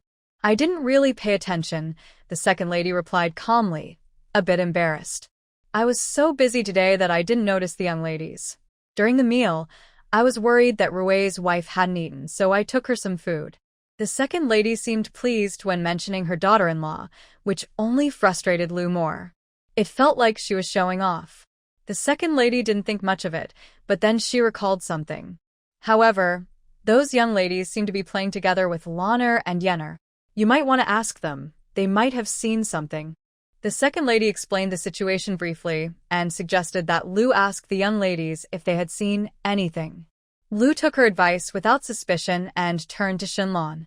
"Lanner, did you see your cousin Jiner come to find her fourth brother today?" "No." Shenlan shook her head. "But cousin wasn't playing with us. I saw her get angry for some reason and scold several maids until they cried." "What is aunt doing?" Lu Jiner asked, a bit angry. "Does she not trust me and think I'm bothering my cousin?" After saying this, she turned her head away sadly. "Exactly," Lady Lu San said, wrapping her arms around Lu Jiner's shoulders, upset. "Aunt, this is too heartless. Your brother helped you so much, even putting himself in trouble, and this is how you treat his own daughter? How can you forget that Jiner is just a girl? Even if she doesn't understand everything, she should know the boundaries between boys and girls." Lu's face showed embarrassment, and she felt a bit resentful towards her sister-in-law. Why bring up her brother when discussing the children? Seeing her mother unable to respond to her aunt, Shunku also felt unhappy. "Aunt, are you saying I don't understand the boundaries between boys and girls and that I tricked cousin Jiner into coming here? Even if he were blind, he wouldn't be interested in Lu Jiner, who was so difficult to deal with." After being rejected twice, she still thought she was too good for anyone. If it weren't for the fact that his uncle had helped him, he wouldn't want to deal with her at all. Lady Lu San didn't reply, just turned her head with a cold huff. The meaning was clear. She agreed with what he said. This made Shunku angry. "I was just trying to sleep in my own room, and you all come here, making noise. Now you think it's my fault and that I'm easy to bully?" Seeing no one speak, Shunku grew even angrier. "Get out, all of you." Lady Lu quickly tried to calm him down. "Kur, don't be angry. We just wanted to ask, nothing else." She worried that his anger would worsen his injuries, so she gently coaxed him. "We'll leave now, and once I figure out what's going on, we'll talk." Shunku frowned and remained silent. Lady Lu quickly called to the others. "Let's go outside for now." Seeing her sister-in-law seemed reluctant to leave, Lady Liu had to speak softly. Sister-in-law, let's go to my courtyard to discuss this. Let Kura rest. He still has injuries, and the doctor said he needs to recuperate. Noticing Shunku's face didn't look good and still showed signs of bruising from the last incident, Lady Liu San decided not to say more and followed Lady Liu out. Now, if she wanted her daughter to marry Shunku smoothly, she couldn't offend him too much. If he refused to marry, Jiner would really struggle to find a husband. Once everyone had left, Shunku called a servant in a low voice. What happened? Why is cousin Jiner in my room? The servant looked confused. I don't know, sir. I was waiting outside and didn't see her come in. Shunku called the gatekeeper over again. Did you see Miss Biao come in? The gatekeeper shook his head. I didn't see her. Is it because you were careless and went out to play, so you didn't notice when Miss Biao arrived? The young servant and the gatekeeper quickly knelt down. Young master, we absolutely did not. We were really guarding the door the whole time and didn't see Miss Biao at all. Shunku was puzzled. It was strange. Could Liu Jiner really appear out of nowhere? If they weren't lying, then he had been set up. The more he thought about it, the more wrong it felt, and the angrier he became. Go to Madame's courtyard and find out what they discussed in the end. Yes, young master. The young servant replied and quickly ran outside. Watching the young servant leave, Shunku narrowed his eyes, hoping it wasn't as he feared. If his aunt wanted him to marry Liu Jiner, then this scheme would make sense. Over here, Liu Shi brought Liu Sanfuren and Liu Jiner back to her Wari Hall. Aunt, what do you have to say about this? As soon as Liu Sanfuren entered, she didn't wait for Liu Shi to speak and sat down to ask, what does third sister want to do? Liu Shi did not answer directly, but threw the question back to Liu Sanfuren. I naturally want Shunku and Jiner to get married. Liu Sanfuren didn't beat around the bush. She knew it was best to be straightforward with her sister-in-law, to avoid her pretending to be confused. But my Kur is already engaged. Liu Shi patiently explained to Liu Sanfuren. So what? If he's engaged, then he can break it off. My Jiner cannot be wronged, nor can she be a secondary wife. Liu Sanfuren had already made up her mind. This matter had to be settled today. Otherwise, if she went home today, her sister-in-law would definitely change her mind, and it might really lead to her Jiner becoming a secondary wife to Shunku. But how could that be possible? Although their Lingxiubo mansion wasn't as prestigious as the Wuan Marquis mansion, her Jiner was still a legitimate daughter, and there was no issue with her being matched with Shunku. It was absolutely impossible for her daughter to become a secondary wife. Liu Shi's eyes flickered, but third sister, the one engaged to Kur, is the eldest daughter of the Minister of Justice. We can't just break off the engagement without reason. That young lady hasn't done anything wrong. Even though the young lady from the Wan family was a bit softer in temperament, she wasn't very satisfied, but compared to Liu Jiner, she would still prefer to marry the Wan family's young lady. I don't care. You need to find a way. You can say it directly or find another excuse, but this engagement must be broken. Madame Liu San was very firm and wouldn't back down. If you don't agree to this, then let's go to the jail together and talk to your third brother. Let him see how his sister, who he risked everything to help, treats him and his daughter. Upon hearing Madame Liu San mention her third brother again, Liu felt a twinge of guilt and unease. Her third brother had always treated her well since they were young, even better than her eldest brother at times. Whenever she needed help, no matter what it was, her third brother would jump in without asking questions. This time, he had been in jail for a long time because he helped her with the assassination of Shun Yan, which had been exposed, leading to his imprisonment by the emperor. If it weren't for helping her, the charges against him for corruption wouldn't have been a big deal at all. Liu sighed helplessly, thinking that perhaps this was her daughter Kur's fate. Fortunately, although her niece was headstrong and had a bad temper, her status was not inferior to Miss Wan, so marrying her daughter wouldn't be too much of a sacrifice. Liu came to a decision and nodded. All right, sister-in-law, I agree. Let Kur and Jiner get married. Madame Liu San's expression softened a bit. Finally, your brother's care for you wasn't in vain. So it's settled. Please make sure to cancel the engagement with the Wan family and bring the proposal home soon. Lu nodded tiredly. I understand, sister-in-law. Don't worry, Jeaner is also my niece, and I will keep my word. Okay, I trust you this time, Madame Lu San said as she stood up. I'll take Jeaner back now.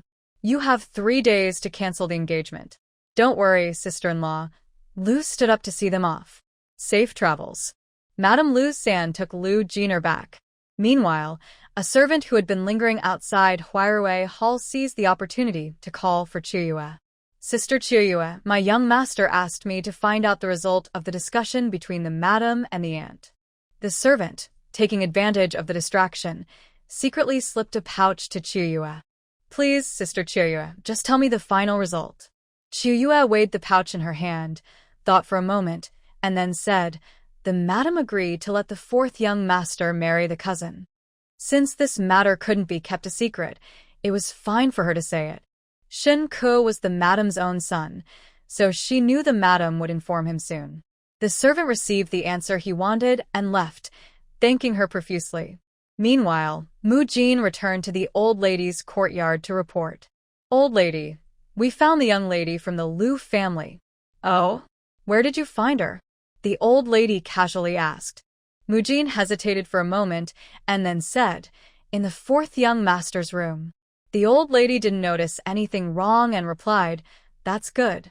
Mu Jin's expression changed several times as she hesitated about whether to tell the old lady the details. Zhang Mama, seeing Mu Jin's hesitation, curiously asked, what's wrong? Is there something wrong with Miss Liu being in the 4th young master's room? They are cousins, so it's not unusual for them to be in the same room, right? The old lady then looked at Mu Jin and said, just speak up. Why are you hesitating? Yes, old lady. Mu Jin bit her lip, her face turning red. When we found her, Miss Liu was on the 4th young master's bed. The old lady was taken aback. On the bed?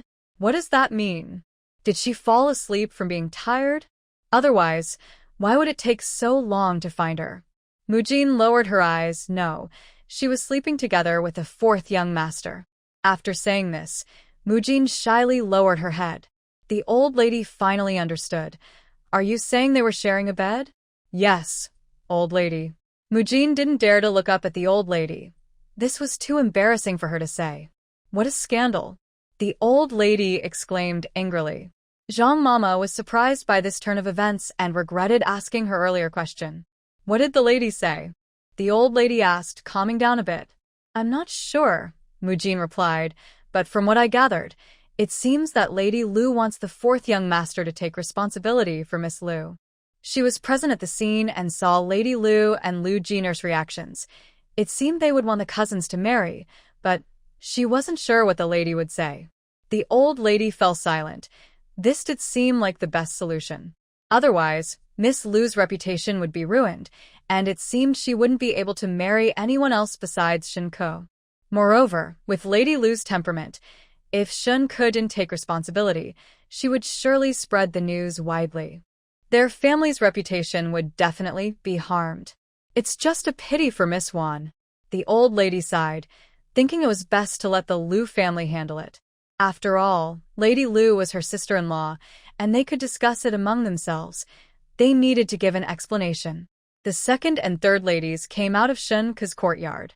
The 3rd lady wanted to follow them to see how the discussion went, but the 2nd lady stopped her. Why don't you let me go see?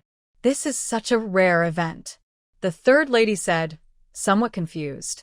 It's hard to believe that she can't go see the Kolo event after all this time. The 2nd lady shot her a glance and said, don't go looking at every commotion. Be careful not to get into trouble. The 3rd lady chuckled. Don't scare me, sister-in-law. Even though the 3rd lady said that, she wisely chose not to go and see. After walking for a while, she couldn't help but ask, sister-in-law, do you think Shen Ke and Liu Jiner are being set up? She felt something was off after listening for a while. Their reactions when they woke up didn't seem fake at all.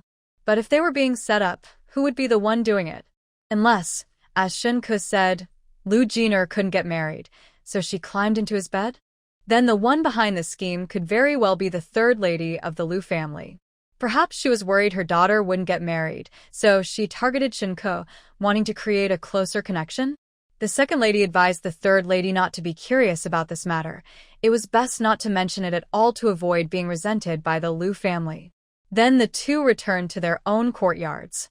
Once the second lady got back, Xia Tian quickly learned about it. However, he didn't seek out the second lady to avoid being linked to her by the Liu family. Meanwhile, Shun Ke's servant returned to report.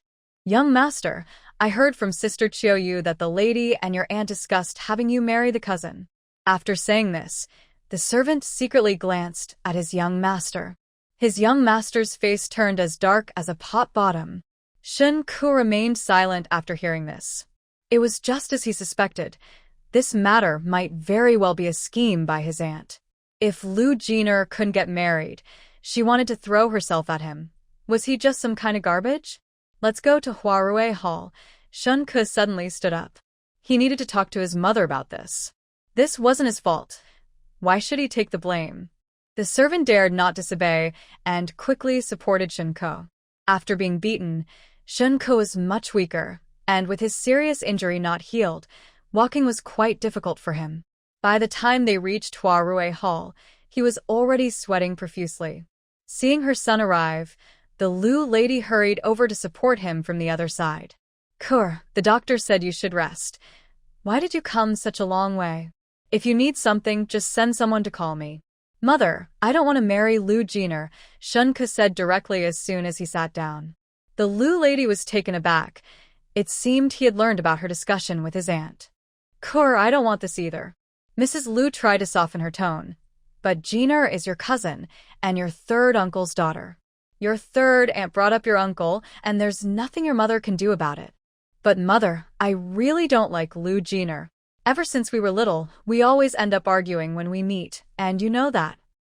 Why must he be forced to marry a woman he doesn't like? But Ke, have you thought about it? If you don't marry Jiner, she might never find a good husband. How can we explain this to your third uncle? Mrs. Liu earnestly advised Shun Ke. She knew he couldn't accept this right away, but it had already happened. Many people had seen them lying on the same bed, especially her sister-in-law, who would never keep it a secret. She had previously said that if Jiner couldn't find a good match, then she should marry Ke instead. At that time, she had politely refused. Now that they had shared a bed, her sister-in-law was even less likely to let it go. It was useless to refuse again. But mother, I am already engaged. Can't we find another solution for this situation with Liu Jiner? Shun Ke said, somewhat dissatisfied. His mother was using his uncle to pressure him, leaving him without the courage to refuse directly. But he didn't want to break off his engagement with Miss Wan. He had seen Miss Wan once after their engagement and thought she was much better than Liu Jiner. Mrs. Liu's expression darkened. What solution do you suggest? She had considered other ways to resolve this, but couldn't find a suitable one. Once a girl's reputation is ruined, there is little she can do, especially since this girl is her niece. She couldn't bear to do that. What if Liu Jiner becomes a concubine? Shun Ke tentatively suggested. Mrs. Liu shook her head. Your third aunt wouldn't agree. She had thought about suggesting that Jiner be a secondary wife or a favored concubine, but before she could say anything, her sister-in-law had already made it clear that Jiner couldn't be a minor wife. What about making Miss Wan a minor wife or a secondary wife? That was even less possible. It would be a direct insult to Lord Wan, the Minister of Justice. If she dared to suggest that, she would probably be punished. Shun Ke was angry. Then what if I simply refuse? What can they do to me? He didn't believe that as long as he refused, his aunt could really force him to marry. But Ke, your mother and I have many secrets in your third aunt's hands, Mrs. Liu said calmly, then quietly looked at Shun Ke. With a hint of luck in his voice, he asked, those matters my uncle wouldn't tell my aunt. Would he? Liu didn't say anything and just looked at him. Does mother mean that aunt knows everything? Shun Ke asked uncertainly. Liu nodded gently. Suddenly, Shun Ke felt completely drained, slumping in his chair. If aunt knows everything, he really couldn't refuse. If she used those matters to threaten him, he wouldn't have the right to say no. Mother, is there really no other way to solve this? Is there no hope at all? Shinka still didn't want to give in easily and asked again, feeling reluctant. No, Liu shook her head firmly. If there were other ways, she would have resolved it already and wouldn't have waited for Shinka to be in a difficult position.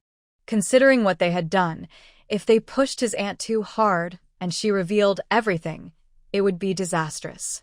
This matter was much more important than marrying Liu Jiner.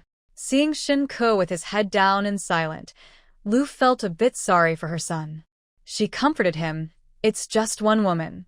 If you marry her and you still don't like her, you can take a few more concubines you prefer. Shinka initially thought that if he argued his case, his mother, who cared for him so much, would agree not to let him marry Liu Jiner. But now, with his aunt in the way, he had no choice but to compromise. What about Miss Wan? Shinka asked tentatively, still reluctant to give up. According to the engagement schedule, he was supposed to marry in a few months. He didn't expect Liu Jiner to interfere, which made him uncomfortable. Your aunt has given me 3 days to cancel the engagement, Liu said calmly. She had fully accepted the situation now and just hoped Shinka could think it through. All right, a look of pain crossed Shinka's face as he slowly stood up. Then, Mother, I'll head back now. Yes, go home and rest well. Don't overthink, Liu advised, watching Shinka's lonely figure leave, feeling a tightness in her heart. Chiyue, did you notice anything strange when you visited the cousin today? Liu suddenly remembered that the servant she sent out had not returned yet. She wondered where he had gone. Had he been caught and dealt with? Or was he afraid of being discovered and ran away? I didn't notice anything strange, Chiyue replied obediently. What about Lingyun Pavilion and Jinglan Courtyard? Liu was still not giving up. She thought if those two were up to something, there would surely be some clues. At that time, Chiyue was looking for someone with many people. If something was wrong, they would surely notice it. Madam, there is nothing, Chiyue continued. Today, Sister Mushin was with us, and the young master and his wife did not stop us from searching. Liu waved her hand, allowing Chiyue to leave. She still couldn't understand where the servant she arranged had gone. Why hadn't he returned with news? And why was Jiner found on Kur's bed? They clearly knew nothing. Could it really be her third sister-in-law's doing? But that didn't make sense. Her sister-in-law had only arrived when she went to look for someone and didn't have time to cause trouble. Was it Shun Yan and Xia Tian? She felt those two wouldn't do such a thing, especially since today was Shun Rui's wedding day. Their family was getting closer to the second branch, so they wouldn't want to ruin such a happy occasion. Besides, could they react so quickly? She had planned this matter days in advance, and it had already failed. There was no way they could come up with something on the spot. That was even more impossible. The day after Shin Rui's wedding, while the new bride served tea, Xia Tian carefully observed Liu's expression, which remained calm. She occasionally glanced their way. Shin Ke had a dark expression and didn't say a word. Suing served tea with a composed face, not as nervous as the day before. After the tea ceremony, Xia Tian specifically sought out the second lady. Aunt, was everything smooth yesterday? Yes, the second lady nodded. But it seemed like the eldest sister-in-law suspected me a bit. She recalled Liu's glance, which likely held suspicion. Although she had played dumb to get through it, she wasn't sure if Liu believed her. That's fine. She has no evidence, so her suspicion is normal, Xia Tian analyzed. After all, she set things up for us, yet we are all fine. It's natural for her to doubt. That's true, the second lady agreed, but she was also angrily gritting her teeth. I just didn't expect her to be so cruel, even targeting my newlywed daughter-in-law. It's truly outrageous. Fortunately, they discovered it in time. If not, she, her son Shin Rui, and Suing would have become the laughingstock of the entire capital. Even Shin Yan, the youngest minister of war, would have become a joke. Then, if he were criticized for his poor morals, he might lose his position. And what happened with Shun Ku and Miss Liu in the end? Xia Tian was still unaware of the final outcome of that matter, hoping that Lady Liu could solidify the situation. The second lady shook her head. I'm not sure. But yesterday I heard from Lady Liu that she wants Shin Ku to marry Liu Jiner. I think this will definitely happen. Putting aside the fact that Lady Liu is from the Liu family, it seems that the only way for Liu Jiner and Shen Ke to be together is for them to get married. Well, that's fine. We might know the result in a couple of days, Xia Tian said as she stood up. And I'll head back now. Xia Tian left the second lady's courtyard and went out with Ning Xiang. The two of them spent the afternoon strolling around the street. For the next 3 days, she stayed in her study painting and didn't go anywhere. On the 4th day, she received an invitation from Lin Xiao to have tea. After lunch, she left with Ning Xiang. When she saw Lin Xiao, she curiously looked around but didn't see Hu Mengyao or Wen Jin. Why aren't Wen Jin and Hu Mengyao here? Xia Tian asked Lin Xiao as they walked to the tea house. These three were usually inseparable. Oh, today I have something to discuss with you, Lin Xiao said, linking her arm and leading her into a private room. Sit down quickly. Lin Xiao pushed Xia Tian into a chair and personally poured her a cup of tea. Seeing her so attentive, Xia Tian wanted to laugh. Just tell me what you need. You're making me nervous. Lin Xiao shot her a glance. I'm just setting the stage. All right, just sit down and get to the point, Xia Tian said, pulling Lin Xiao down. What is it? Lin Xiao looked around and instructed her maid, Zhonglan, you stay by the door. Yes, miss, Zhonglan replied and stepped outside. Ning Xiang felt out of place and smiled, saying, Madam, I'll go chat with Zhonglan. Okay, go ahead, Xia Tian nodded with a smile. She understood that Ning Xiang wanted to give them some privacy. Once the room was clear, Lin Xiao leaned closer and whispered, Xia Tian, do you know about Shen Ke and Miss Wan breaking off their engagement? Breaking off the engagement? Xia Tian was surprised. She really didn't know. You didn't know? Lin Xiao was also surprised. Xia Tian nodded. When did this happen? She thought the Liu family would handle the engagement, but she didn't expect it to happen so quickly. It seems Lady Liu put a lot of pressure on the Liu family. It was just yesterday. I thought you knew and wanted to ask why. Lin Xiao said, a bit disappointed. The lady from the Wuan Marquis family went early in the morning to withdraw the engagement with Lord Wan from the Ministry of Justice, which made Lady Wan very upset. Miss Wan almost got into a fight. When her mother heard about this, she asked her to find Xia Tian to understand the reason behind the withdrawal. Lin Xiao thought Xia Tian didn't know about the engagement withdrawal and felt a bit disappointed. I may not know about the withdrawal, but I know why they did it, Xia Tian whispered. Really? Lin Xiao became excited.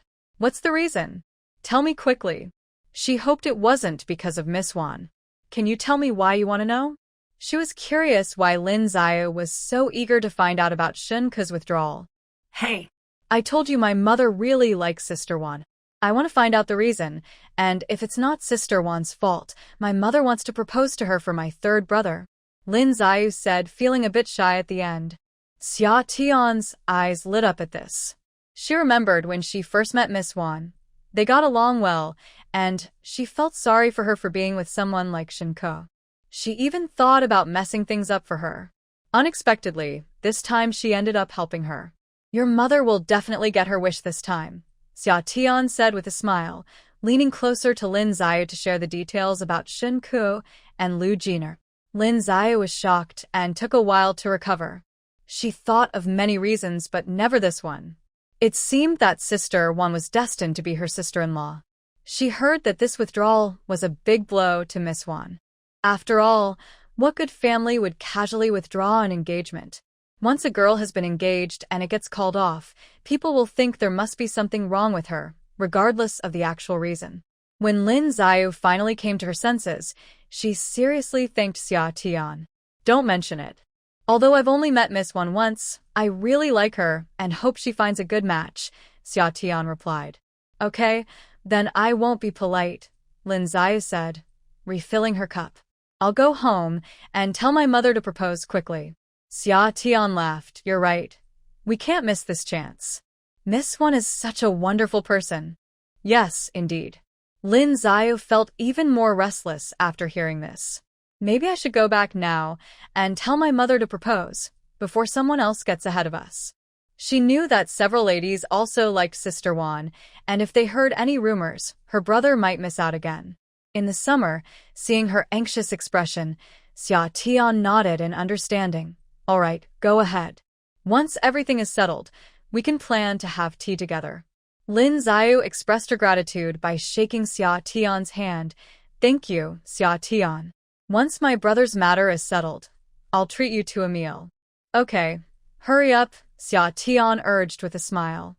Lin Xiao stood up and called Zhonglan in to settle the bill, so they could head back first.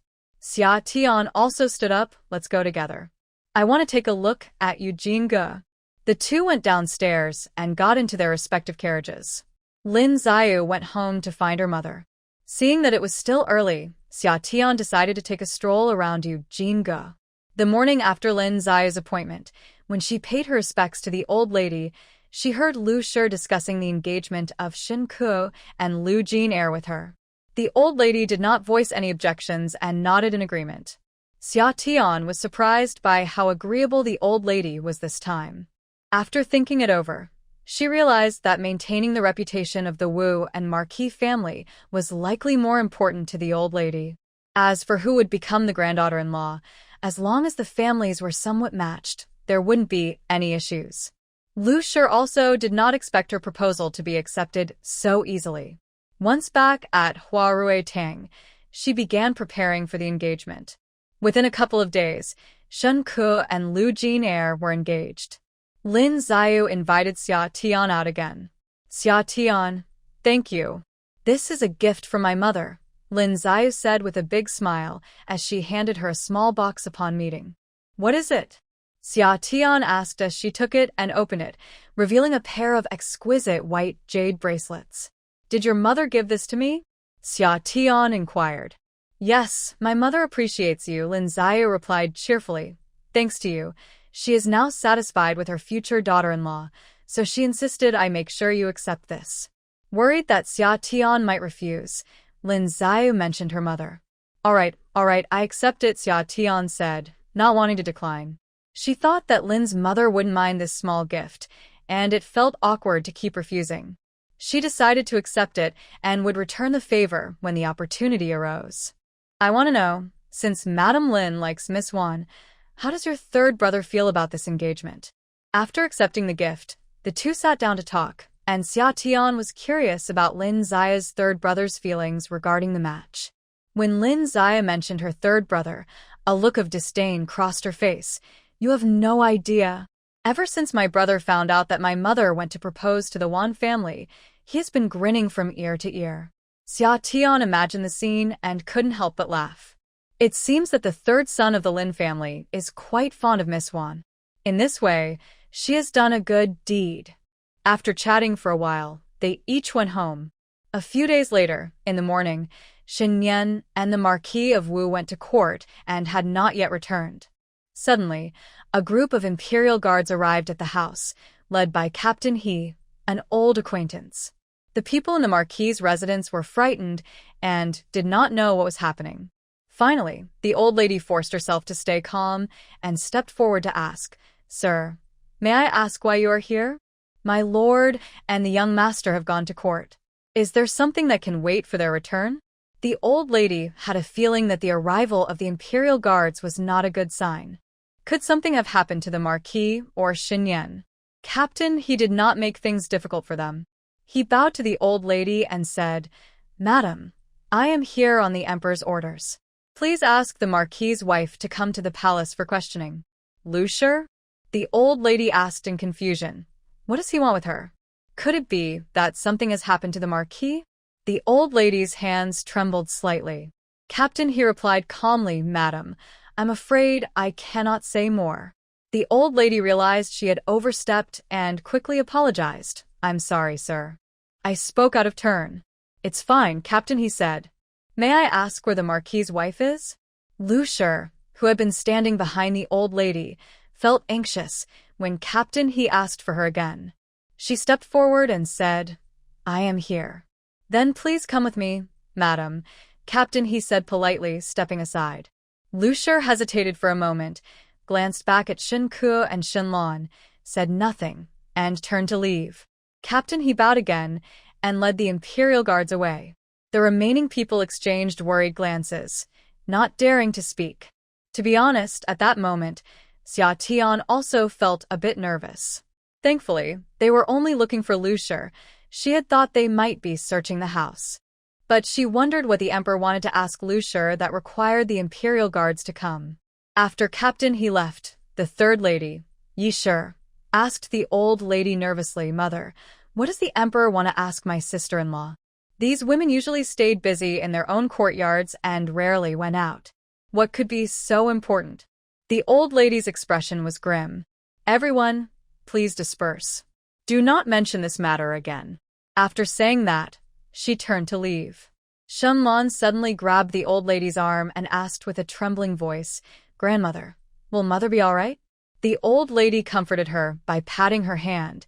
"It's nothing. The emperor just wants to ask a few questions. Don't be afraid." Hearing this, Shen Lan felt a little relieved. She couldn't understand why her mother had caught the emperor's attention. Shen Ke said nothing and turned to leave. Xia Tian exchanged a glance with the second lady and followed her to the second lady's courtyard. "Aunt, why do you think the emperor is looking for her?" Xia Tian asked, feeling confused. Could it be about Master Liu-san? But Liu's family shouldn't be involved in official matters, right? They only compete for the title of heir in the backyard. They shouldn't have done anything to harm the emperor or the De Qian dynasty, right? Xia Tian felt a bit anxious. After all, they were all from the Wuan Marquis family. In this era, one person's mistake could implicate the entire family. Who knows? The second lady was also puzzled. After seeing the guard's demeanor, she felt it wasn't a good sign. Both of them were feeling uneasy. Xia Tian was slightly better off, as her feelings weren't as deep.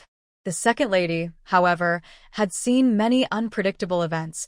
Many noble families had fallen from grace overnight. It all depended on the emperor's will. Hopefully, it wasn't something that would bring disaster to the entire clan. She had just married off her daughter-in-law, and her son had just started his career. If everything fell apart because of Liu's family, it would be unbearable. Xia Tian sat in the second lady's courtyard for a while. Since they had no leads, they decided to return to Jinglan courtyard. After thinking for a moment, she called in Ning Xiang and Ning Shui and had them bring out the box containing her valuables. This box held the monthly allowance given by the household, as well as some small amounts of silver for rewards. It also contained some small banknotes she kept hidden from others. She then went to the large chest in her bedroom and took out the contracts for Ning Xiang, Ning Shui, Cui Yun, and Cui Ling. "Ning Xiang, Ning Shui, you both know about Liu's family being taken by the guards today. What do you think about this?" Xia Tian asked, holding the box. The two looked visibly nervous. "We don't know, ma'am." They had never encountered such a situation before and were quite frightened at the time. "I haven't experienced this either, so I don't know if it's good or bad. Now that the heir is not here, we have no one to guide us," Xia Tian said, trying to soften her tone to avoid making them more anxious. "I think we need to be prepared for both outcomes," Xia Tian said, taking out the contracts.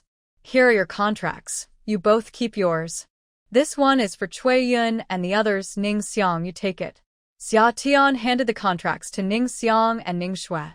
Their faces turned pale, and they knelt on the ground with a thud. "Ma'am, are you abandoning us?" "What are you talking about?" Summer was at a loss, saying, "Isn't this just being prepared for anything?" She quickly pulled the two up, saying, "Who would want to get rid of you? I'm just thinking that in case something happens at the Marquis' residence, you won't be involved." "Madam, we won't leave." "Wherever you are, we will be too," the two said anxiously. "Oh no, I'm not telling you to leave," Summer explained carefully. "Think about it, if something happens to me and the heir, you can still look after us from outside, right?" The two nodded, somewhat understanding. Summer reminded Ningxiang and Ningxue, "If that day really comes, with the selling contract in your hands, you won't be considered part of the Marquis' family, so you won't be in danger. If something happens, give the contracts to Cuiyun and the others. If nothing happens, just return them to me later." Ningxiang and Ningxue nodded.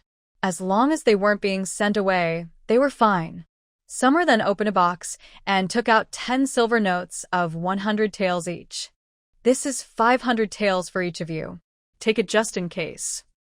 Madam, we don't need this, do we?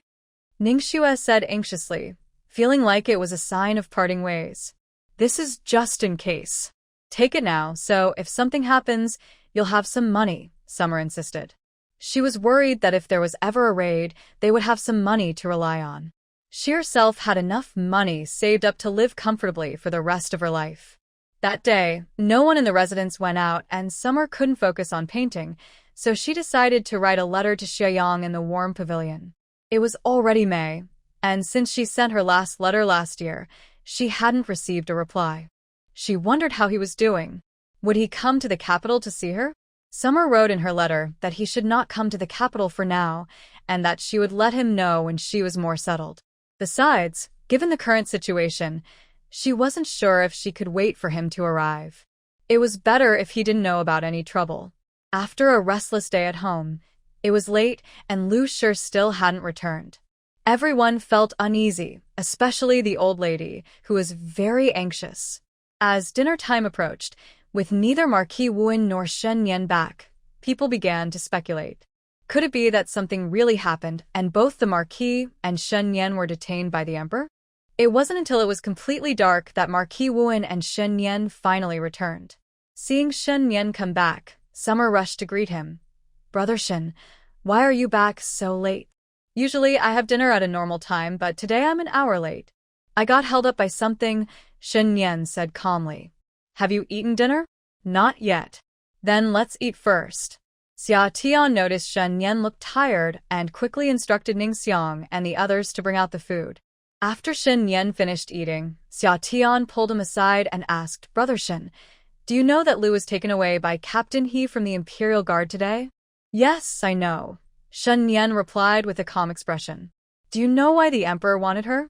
Why hasn't she come back yet? Xia Tian asked, voicing his concerns.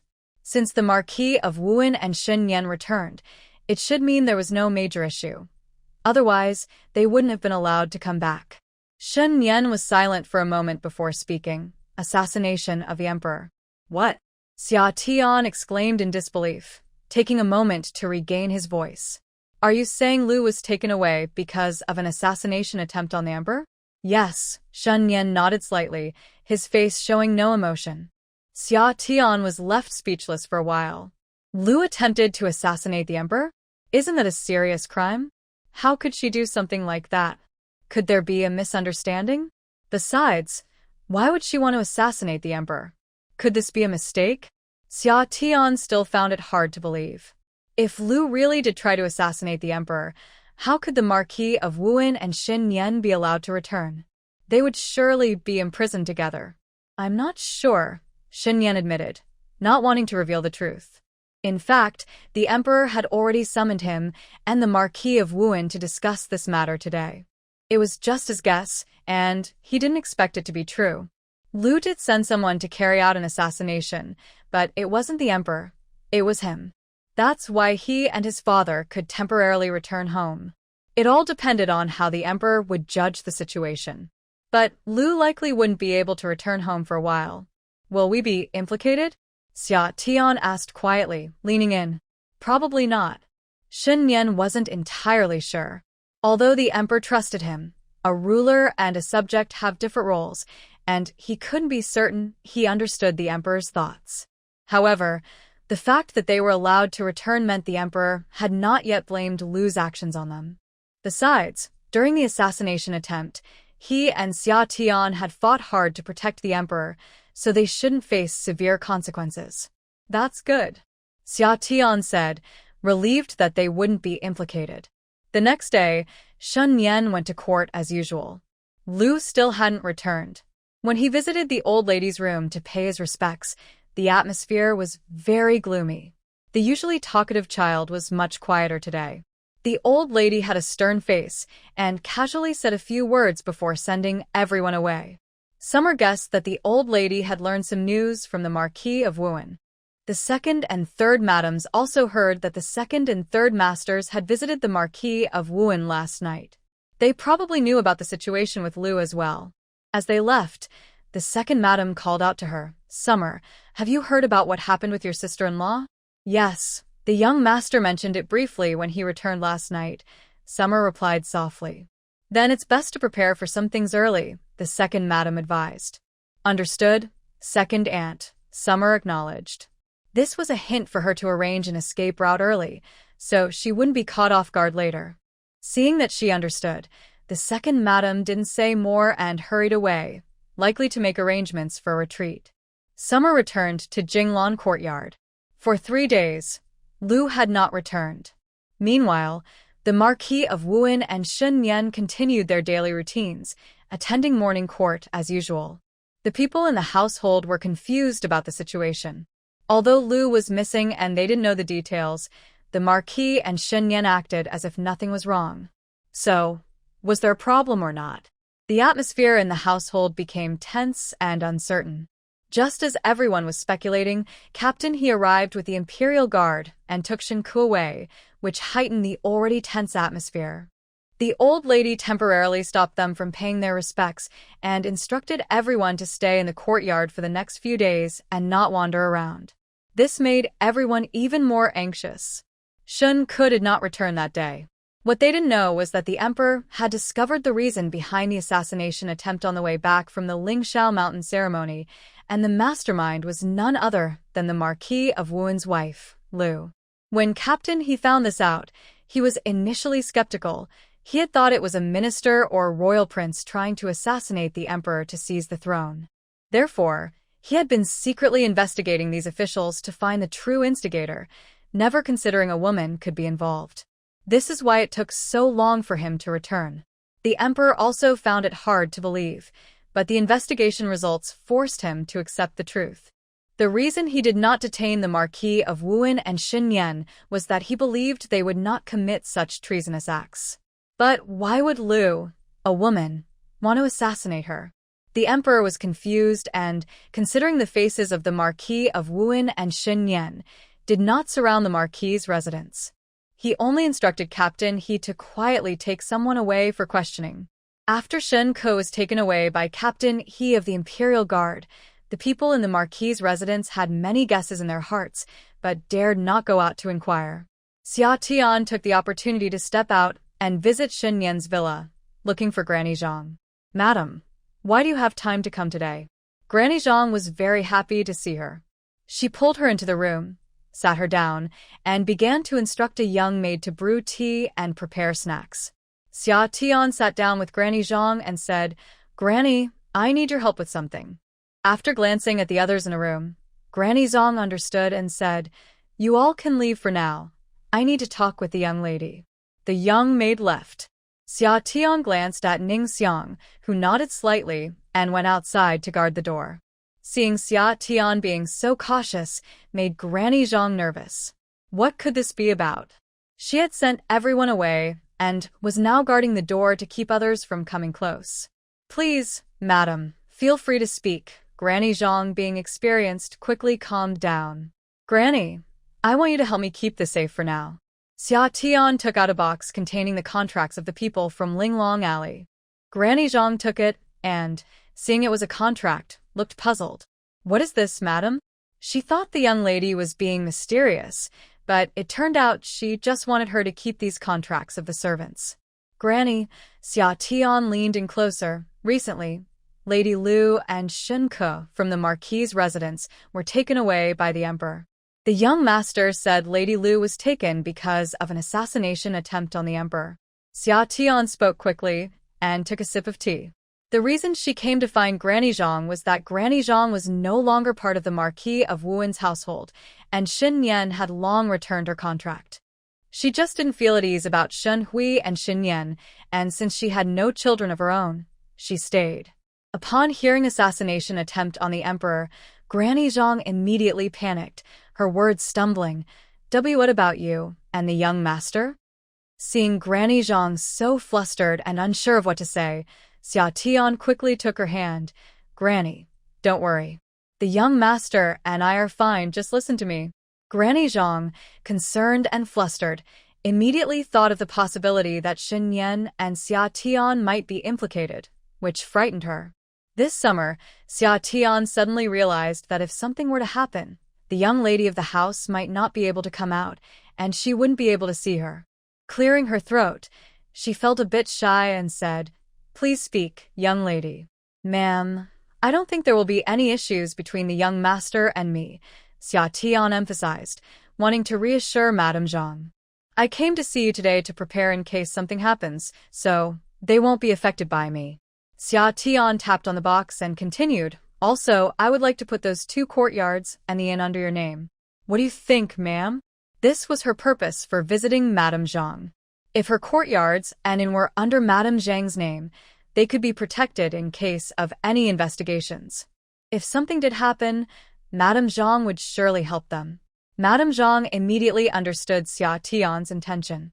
"All right, as long as the young lady trusts me, I will take good care of it."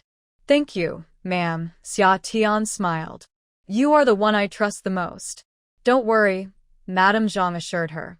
Only then did Xia Tian share what had happened in the Gofu over the past few days. After listening, Madame Zhang felt a bit anxious, but believed that the young lady was probably right. There shouldn't be any issues between her and the young master.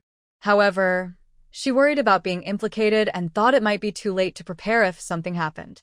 After leaving Madame Zhang, Xia Tian felt a bit relieved.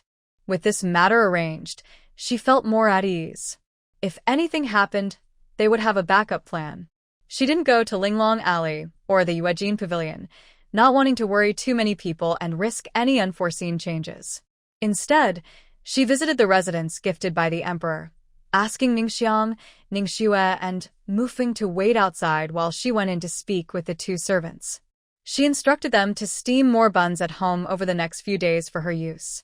After that, she left and didn't feel like going anywhere else, heading straight back to the manor. 2 days later, Shen Ke and Liu Shi still hadn't returned, and the old lady's expression was growing darker. The Duke of Wuhan also looked displeased. The old lady asked him to find someone to inquire about Shen Ke. If the situation wasn't serious, she wanted to see if they could plead for her release. After all, Shen Ke was her direct granddaughter, and she felt a bit worried since she hadn't fully recovered. The Duke of Wuhan remained silent, his face grim, but he didn't refuse. It was unclear if he had sent someone to plead for her. Meanwhile, Shun Yan was doing just fine. On the 3rd day, Xia Tian took 3 newly completed portraits to Yi Machen's shop in the capital. This time, she didn't encounter him, so she directly handed the paintings to the shopkeeper, asking him to pass them on to Yi Machen. After a quick visit to the residence granted by the emperor, where she stored the steamed buns made by the 2 servants over the past few days, she finally left the house. She made sure to have Ningxiang and Mufeng wait outside while she sent the servants away before bringing them in. That night, when the Marquis of Wuhan returned, he had a huge outburst in his study, declaring that he wanted to divorce the poisonous woman, Liu. This alarmed the old lady, who personally went to the Marquis's study and didn't leave until very late. When Shun Yan returned, Xia Tian secretly asked him what was going on. This time, Shun Yan did not hold back. It turned out that after Liu was taken away by the Imperial Guard, she refused to admit that she had sent someone to assassinate the emperor, no matter how many times she was questioned. The emperor interrogated Liu San, also known as Liu Shilang, and learned that among those who had attempted to assassinate Shen Yan, there was also a matter involving Shen Ke, so Shen Ke was taken away as well. Since Shen Ke was still young, when Captain He questioned him, he revealed everything. However, Shen Ke only talked about the assassination attempts on Shen Yan, which were considered family matters for the Marquis of Wuhan. When asked further, Shen Ke didn't know anything else. Regarding the assassination of the emperor, Shen Ke indeed did not participate. Liu was afraid that Shen Ke might reveal something, so she didn't tell him. When Captain He informed Liu that Shen Ke had confessed everything, she immediately broke down. To protect her son, she confessed everything but still denied sending someone to assassinate the emperor, claiming she only sent someone to target Shen Yan. Since Shen Yan's whereabouts were supposed to be kept secret, Liu couldn't possibly know, and even if she guessed, it wouldn't be accurate. When Captain He pressed her about who had informed her of Shen Yan's movements, she only said it was her own deduction and did not provide any other details. At this point in the interrogation, the Marquis of Wuhan recalled that after he returned from Lingxiao Mountain, Ling Xiaobo had come to find him and had asked why Xin Yan hadn't returned yet. Connecting these events, he realized what had happened, which is why he was so angry in the study. After the Marquis of Wuhan had his outburst, he shouted about wanting a divorce. However, before he could proceed with the divorce, the emperor's decree arrived. Liu and Liu San, also known as Liu Shilang, were sentenced to exile. This was after the emperor conducted a thorough investigation and discovered that she had indeed sent someone to assassinate Xin Yan, so he showed some mercy and spared her life. For the sake of Shun Yan and Marquis Wu and's dedication to the Qian, the people of the Wu and Marquis were not implicated. Deputy Minister Liu could have been dismissed and exiled for his corruption, but he was only affected because of the Liu family. Shun Ke was unaware of the assassination attempt on the emperor.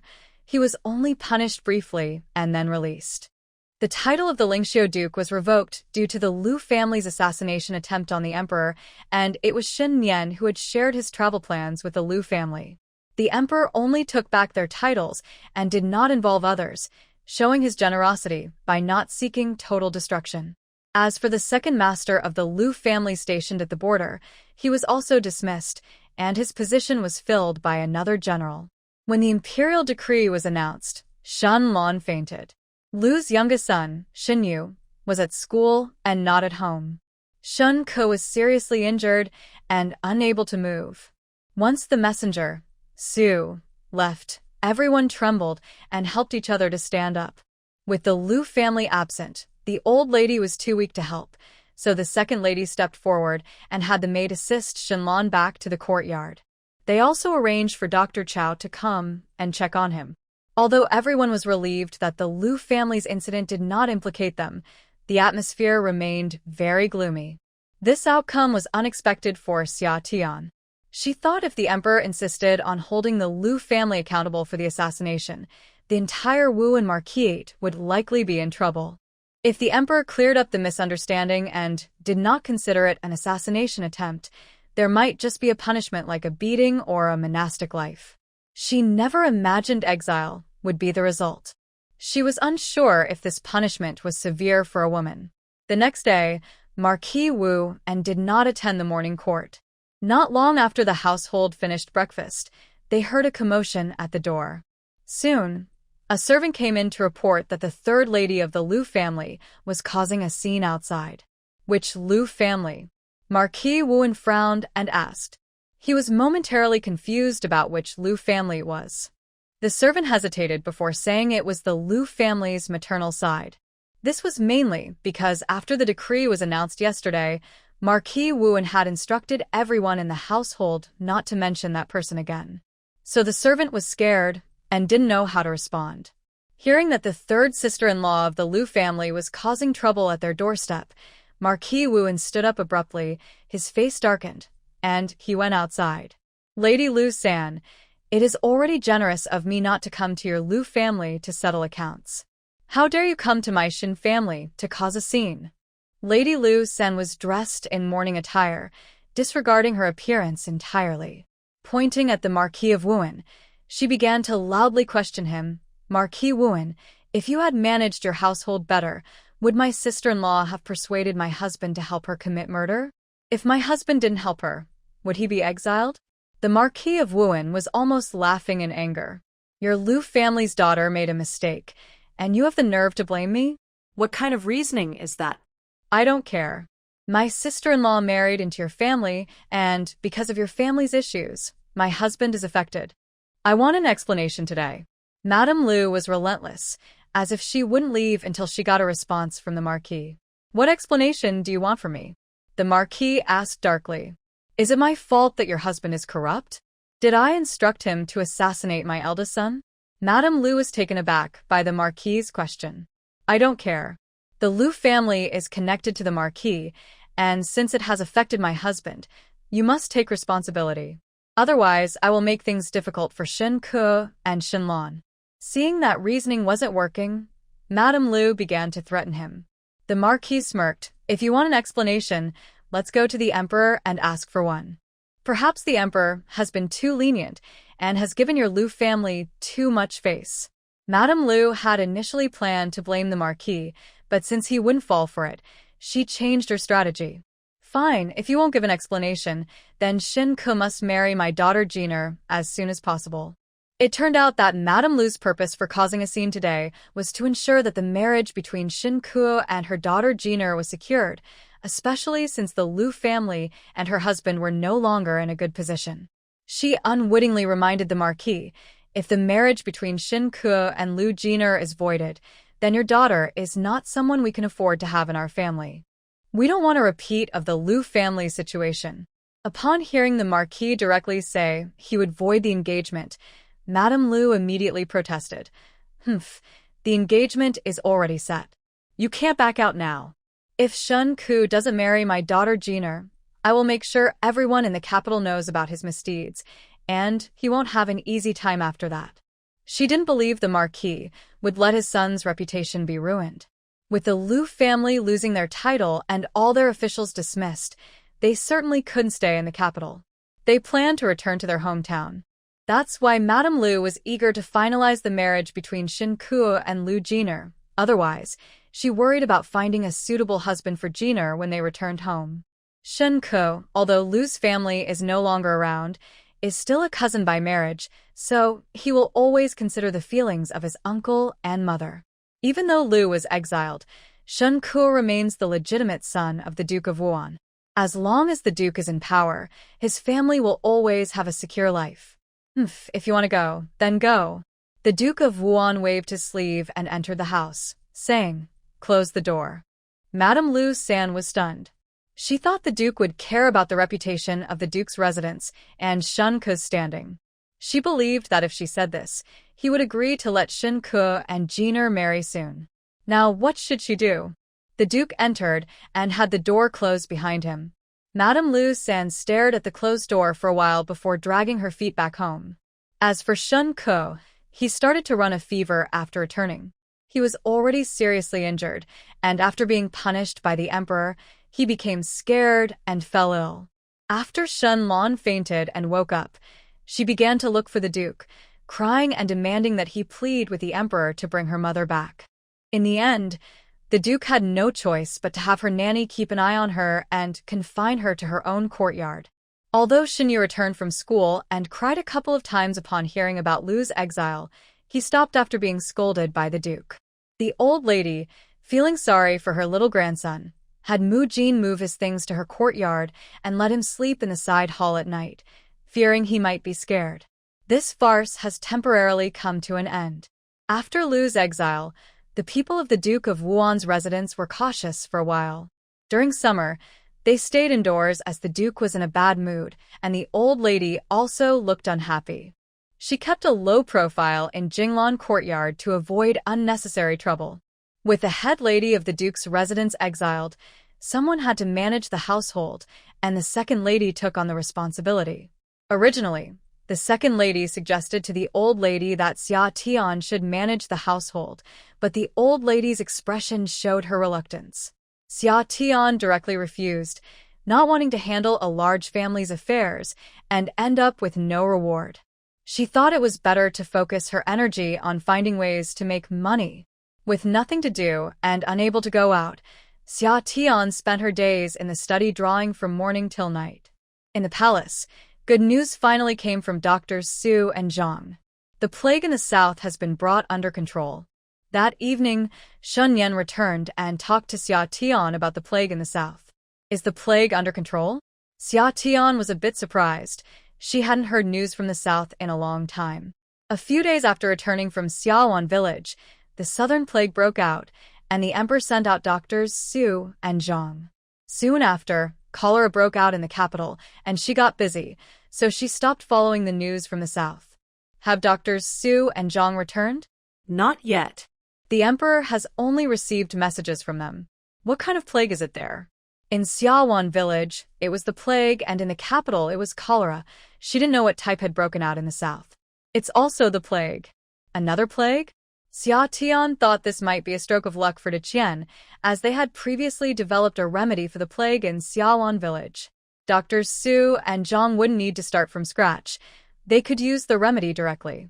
Otherwise, the few hundred pills they brought wouldn't be enough. Yes, Shen Yan nodded. He also thought it was quite a coincidence. Otherwise, many more people would have died.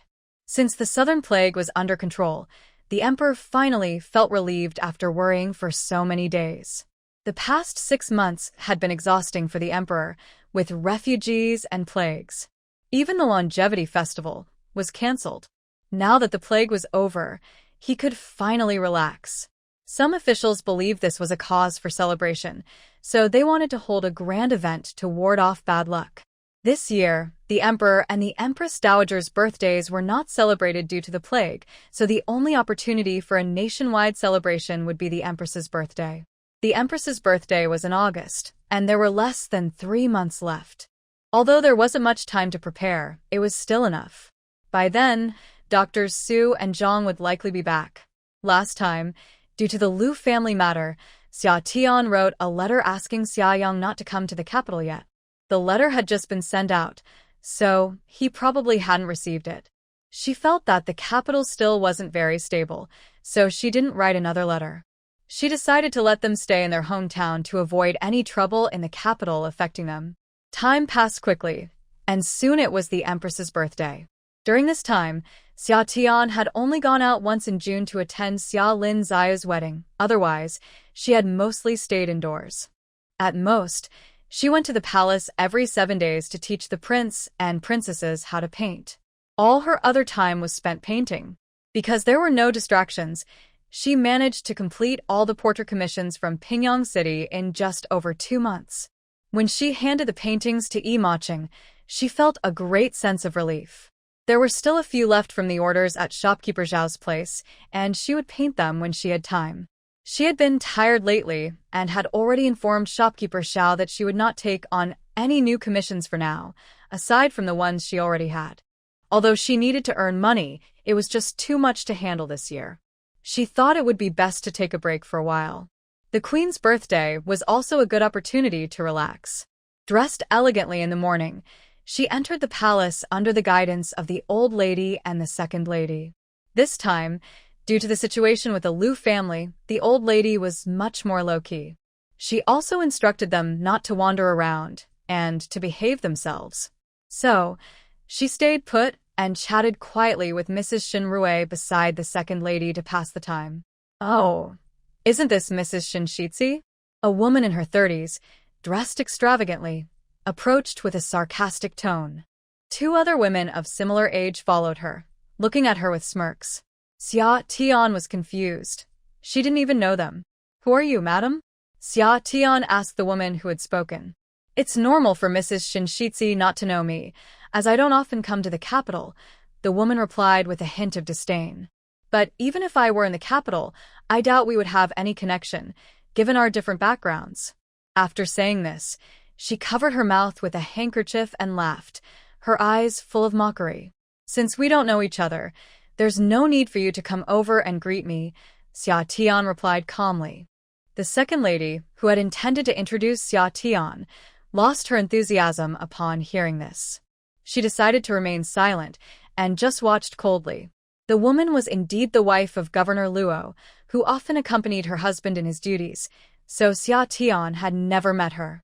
Mrs. Luo had returned for the Wan Shou festival last year, but Xia Tian probably hadn't paid attention. Mrs. Luo was momentarily taken aback by Xia Tian's words before continuing her mockery. "You really have a sharp tongue. If she were my daughter-in-law, I would have made her kneel outside by now." Yes. What young person would dare to speak to their elders like Mrs. Shinshitsi does? Exactly. When an elder comes to greet you, she doesn't even understand basic etiquette and just sits there. Oh dear, why bother arguing with her?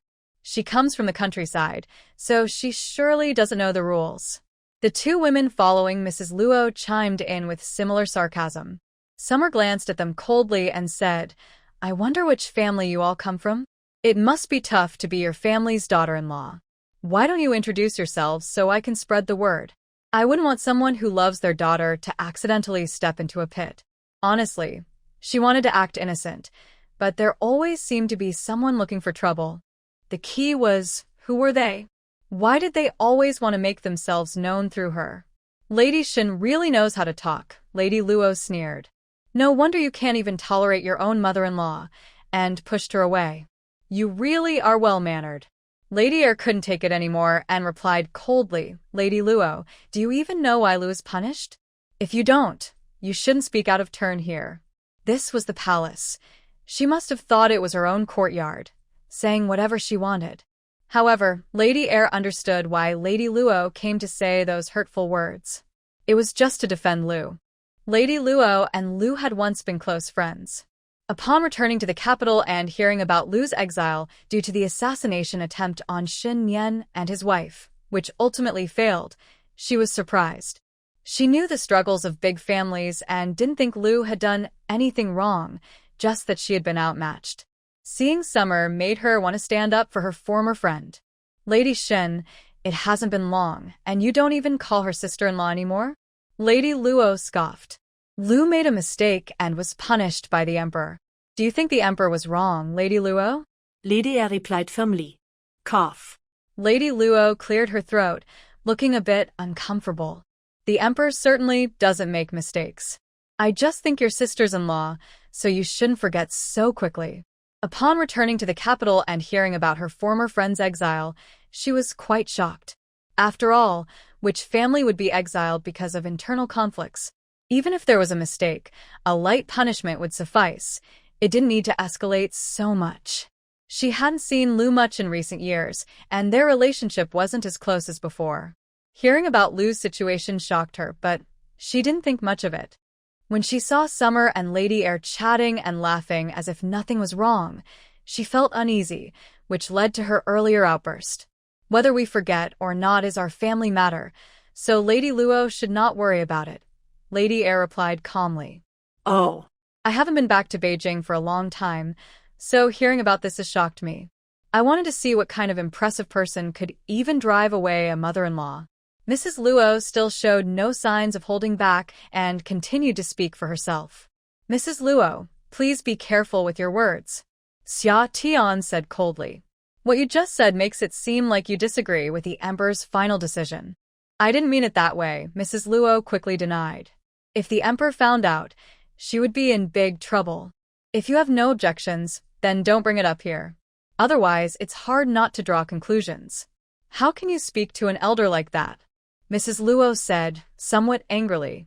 I'm just younger, not foolish, Xia Tian retorted. Mrs. Luo, you want me to respect you like an elder, but do you think you deserve that respect? You. Mrs. Luo pointed at Xia Tian, furious. You come from a humble background and speak without manners. Who gave you the courage to talk to me like this?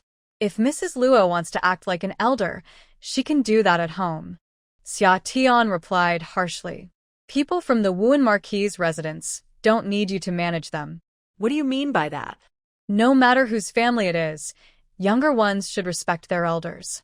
Just because you are the wife of the heir to the Wuan Marquis doesn't mean you can disrespect elders, one of the ladies behind Mrs. Luo countered. What? Are you all trying to use your age to bully the young? Xia Tian said with a sharp tone. Mrs. Luo paused, unable to respond, and Xia Tian continued, Why didn't Mrs. Luo greet my elder when she came over? Is it that you can't see her, or are you deliberately being disrespectful? Also, my elder is here. If you want to discipline the younger ones, have you discussed it with my family? Did my elder agree? Or do you intend to take charge of the Wuan Marquis' residence? Mrs. Luo's face turned pale with anger. Not wanting to lose face, she thought of something. Aren't you good at painting? Then why not draw one for me? I want to see how impressive it is. 50,000 taels. Xia Tian held up one hand to indicate the price. What? Mrs. Luo was taken aback. One portrait, 50,000 taels. Xia Tian repeated. Are you robbing me? Mrs. Luo's voice suddenly rose. That's the price. If you want it, pay it. Xia Tian scoffed. Are you crazy for money? Mrs. Luo's face turned pale with anger. Xia Tian snorted and turned away. The two ladies who came with Lady Luo looked around at the crowd whispering and quickly pulled Lady Luo away. I thought you were so clever with your words. Why can't you handle others? A mocking voice came from nearby. Xia Tian turned to see it was the long-unseen Princess Yuning. Princess Yuning had been watching from a distance for a while and finally couldn't resist coming over. What? Do you think you're better than me, Princess Yuning? Xia Tian replied without hesitation. TSK, TSK, TSK, you can only talk back to me. When it comes to Lady Luo, you still get taught a lesson, Princess Yuning said without anger. With a cold snort, she sat down in the chair next to Xia Tian. Are you planning to sit here and watch the show, Princess Yuning? Xia Tian asked curiously, surprised that the princess, who usually seemed displeased, had decided to sit down this time. Aren't you afraid of an argument? Do you think everyone is as idle as you? Princess Yuning rolled her eyes. Then why are you sitting here? Do you want to argue? I don't have time for that. I think you seem quite free. How rude. Princess Yuning fidgeted a bit. I came to find you for a reason. Xia Tian felt a shiver. If you have something to say, just say it. I hope it's nothing serious. I want you to draw a portrait of me. Princess Yuning quickly stated her purpose. 50,000 taels. Xia Tian replied evenly. Are you robbing me? Princess Yuning scoffed. 2,000 taels. 30,000 taels. Xia Tian countered. 2,500 taels. Princess Yuning added a little. 20,000 taels. 3,000 taels. 10,000 taels. 5,000 taels. If you can draw, great. If not, forget it. Princess Yuning sounded a bit impatient. Deal. Xia Tian agreed happily and flashed a smile at Princess Yuning. Thank you for supporting my business. Ugh. I overpaid, Princess Yuning said, feeling frustrated. Why do other ladies get their portraits for 2,000 taels and I have to pay 5,000? Can you compare yourself to others? You're a princess with a salary. They're spending their parents' money. It's not the same. Xia Tian reasoned. Humph. I'll take that as a compliment. Princess Yuning huffed. I only have 1 month to give you. Princess Yuning had originally come to Xia Tian for a portrait and was relieved to have it settled so quickly. She had heard that Xia Tian charged the second daughter of the Wan family and other ladies 2,000 taels for a portrait, which made her a bit tempted. Since she was about to get married, she wanted one too. It hurts a bit to spend this money. A month feels a bit rushed. Summer thought for a moment and replied. It must be within a month. Princess Yuning suddenly seemed a bit uneasy. What's wrong? Are you eager to get married? Summer joked. Keep your voice down. Princess Yuning stamped her foot. A month, don't be late. After saying that, she got up and left without waiting for Summer's response. Summer watched Princess Yuning leave in a hurry and suddenly thought she might have said something true. It seemed that Princess Yuning's wedding date with Su Jun was approaching. All right, for the sake of the money, a month it is. Let's speed things up for her. No one bothered them for the rest of the time. They successfully got through the Queen's birthday celebration. The next day, Summer wanted to sleep in, but just as she lay down, Ningxiang rushed in. Madam, get up quickly. Madam Su is here. Summer sat up, still groggy. Madam Su is here? Yes, hurry. I can see Madam Su looks anxious. Ningxiang brought over clothes and shoes to help her get dressed. Ningxue wiped her face with a cool cloth, and she finally felt more awake. Where is Madam Su? Summer hurried her movements. She's waiting in the front hall. Then let's go quickly. Summer rushed to the front hall without even putting on her shoes properly. Madam Su, do you have urgent news? Summer asked as she quickly approached. Madam Su was anxiously pacing in the front hall and quickly came forward, grabbing Summer's hand to leave. Summer, hurry. Wenjin is about to give birth. Summer followed Madam Su's lead, but isn't there still a few days left? Why is she going into labor now? Wait, why is Wenjin coming to her for help? She doesn't know how to assist with childbirth. Summer was puzzled and voiced her thoughts, but Madam Su, I can't help with childbirth. Oh, I didn't mean for you to assist with the delivery. I know you can't do that. Madame Su's Colette Lighty. Wenjin accidentally fell today, and the doctor said she might have a difficult labor, so I came to find you. The doctor sent you to find me? Summer was confused. What did the doctor want her for? She couldn't help with childbirth. What can I do? Let's go, Summer. We'll talk in the carriage, Madame Su said, unsure of what the doctor wanted from her. To bring someone quickly, she had come in person. They didn't speak further, and in the carriage, Madame Su explained Wenjin's situation to Summer. There were still about 10 days until the due date, but today, while walking, she accidentally stepped wrong and fell because the maid nearby couldn't catch her. It nearly scared the family to death. Yesterday was the Queen's birthday, and they didn't dare let her enter the palace for fear of an accident. Unexpectedly, she fell today. When it was time to give birth, there were complications, so they called for the doctor. The doctor took a look and immediately asked for Xia Tian. Mrs. Su didn't have time to ask why, and rushed over. The two hurried back to Wenjin's courtyard, where they could hear Wenjin's cries of pain from inside, making Mr. Su anxious as he paced outside. Xia Tian entered the room, washed her hands, and approached. The doctor, seeing her, quickly said, Madam Shin, do you have that medicine for the heir's wife of the Ning and Marquis' residence? Xia Tian was surprised. That was why they needed her. Yes, she nodded. Is Wenjin also having complications? Yes, her situation is not good, and the baby hasn't been born yet. Having that medicine would make it much safer. Okay. We will follow the doctor's advice. When should she take the medicine? Xia Tian asked. After the baby is born, give it to her, the doctor said, feeling that if the baby wasn't delivered soon, it could become dangerous. He then focused on guiding the midwife in the delivery. Xia Tian couldn't help much, so she just watched. Wenjin's lips were bleeding, and the baby still hadn't arrived. Xia Tian noticed her strength was fading. This wasn't good. The baby had been inside for too long and might be lacking oxygen. She decided to give Wenjin 2 pills. Wenjin felt a bit of strength return and quickly followed the midwife's instructions to breathe deeply and push. After about half an hour, the baby was finally born, and a loud cry filled the room. Everyone inside finally breathed a sigh of relief. The midwife wrapped the baby and took it outside, while Xia Tian pushed Wenjin's sweat-soaked hair behind her ear. Wenjin smiled weakly, but suddenly her face turned pale. Xia Tian, I feel something coming out. Xia Tian was momentarily stunned before quickly lifting the blanket. Blood was flowing from Wenjin. Xia Tian was frightened, and her hands began to tremble. There was heavy bleeding. Wenjin was losing a lot of blood. Doctor, come quickly. Xia Tian shouted urgently. The doctor stopped packing his bag and rushed over. What happened, Madam Shen? Doctor, is Wenjin having heavy bleeding? Xia Tian's voice trembled with worry. The doctor called the midwife in, and upon seeing the situation, she realized there was indeed a lot of bleeding. The doctor became anxious and said, Madam Shen, quickly, give her the medicine.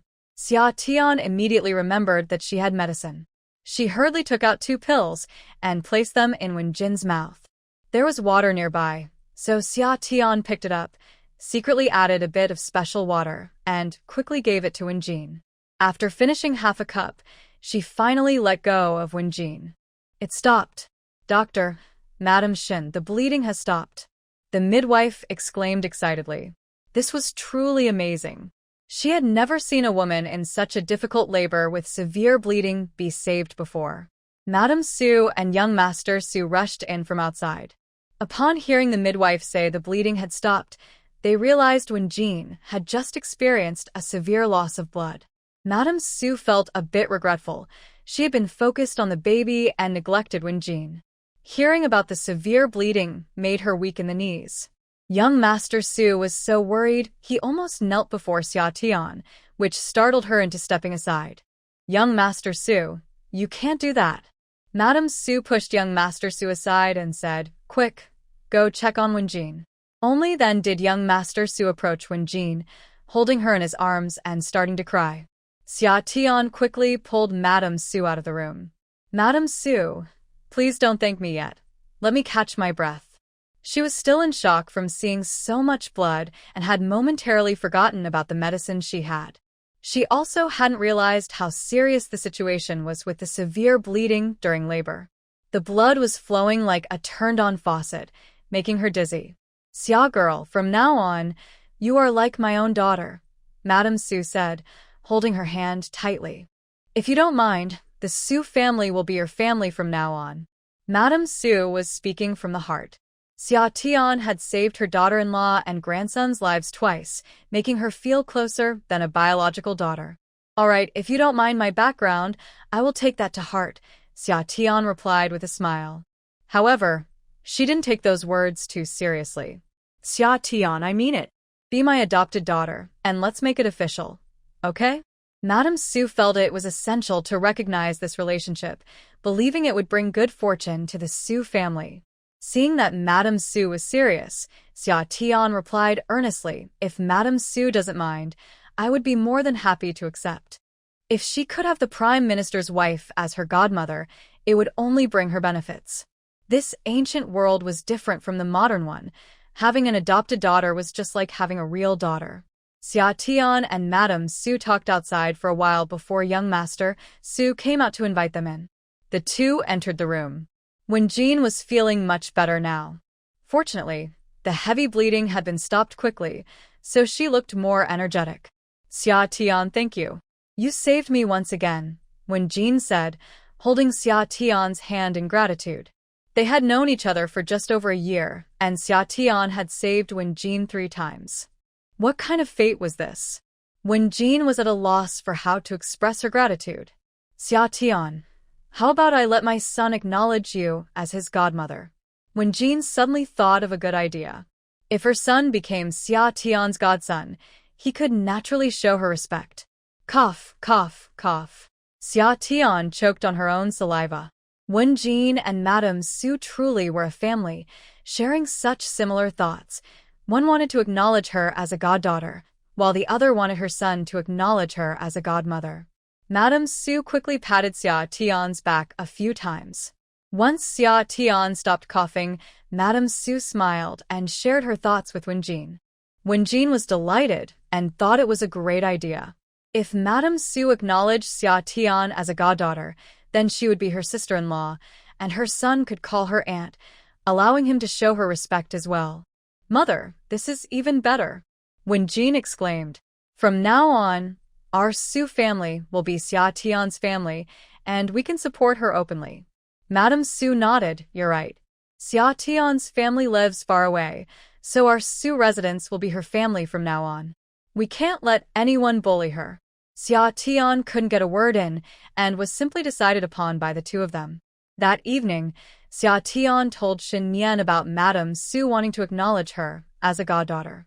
Shen Yan pondered for a moment and nodded. Yes, this is a good thing.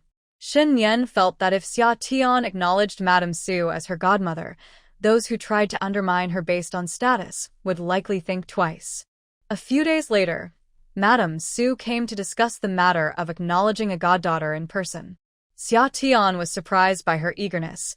She thought they would wait until Wenjin had fully recovered. Madame Su had come to discuss this with the old lady. When the old lady first heard Madame Su's intention, she was momentarily stunned, but as soon as she regained her composure, her face lit up with a smile. Madame Su, this is wonderful.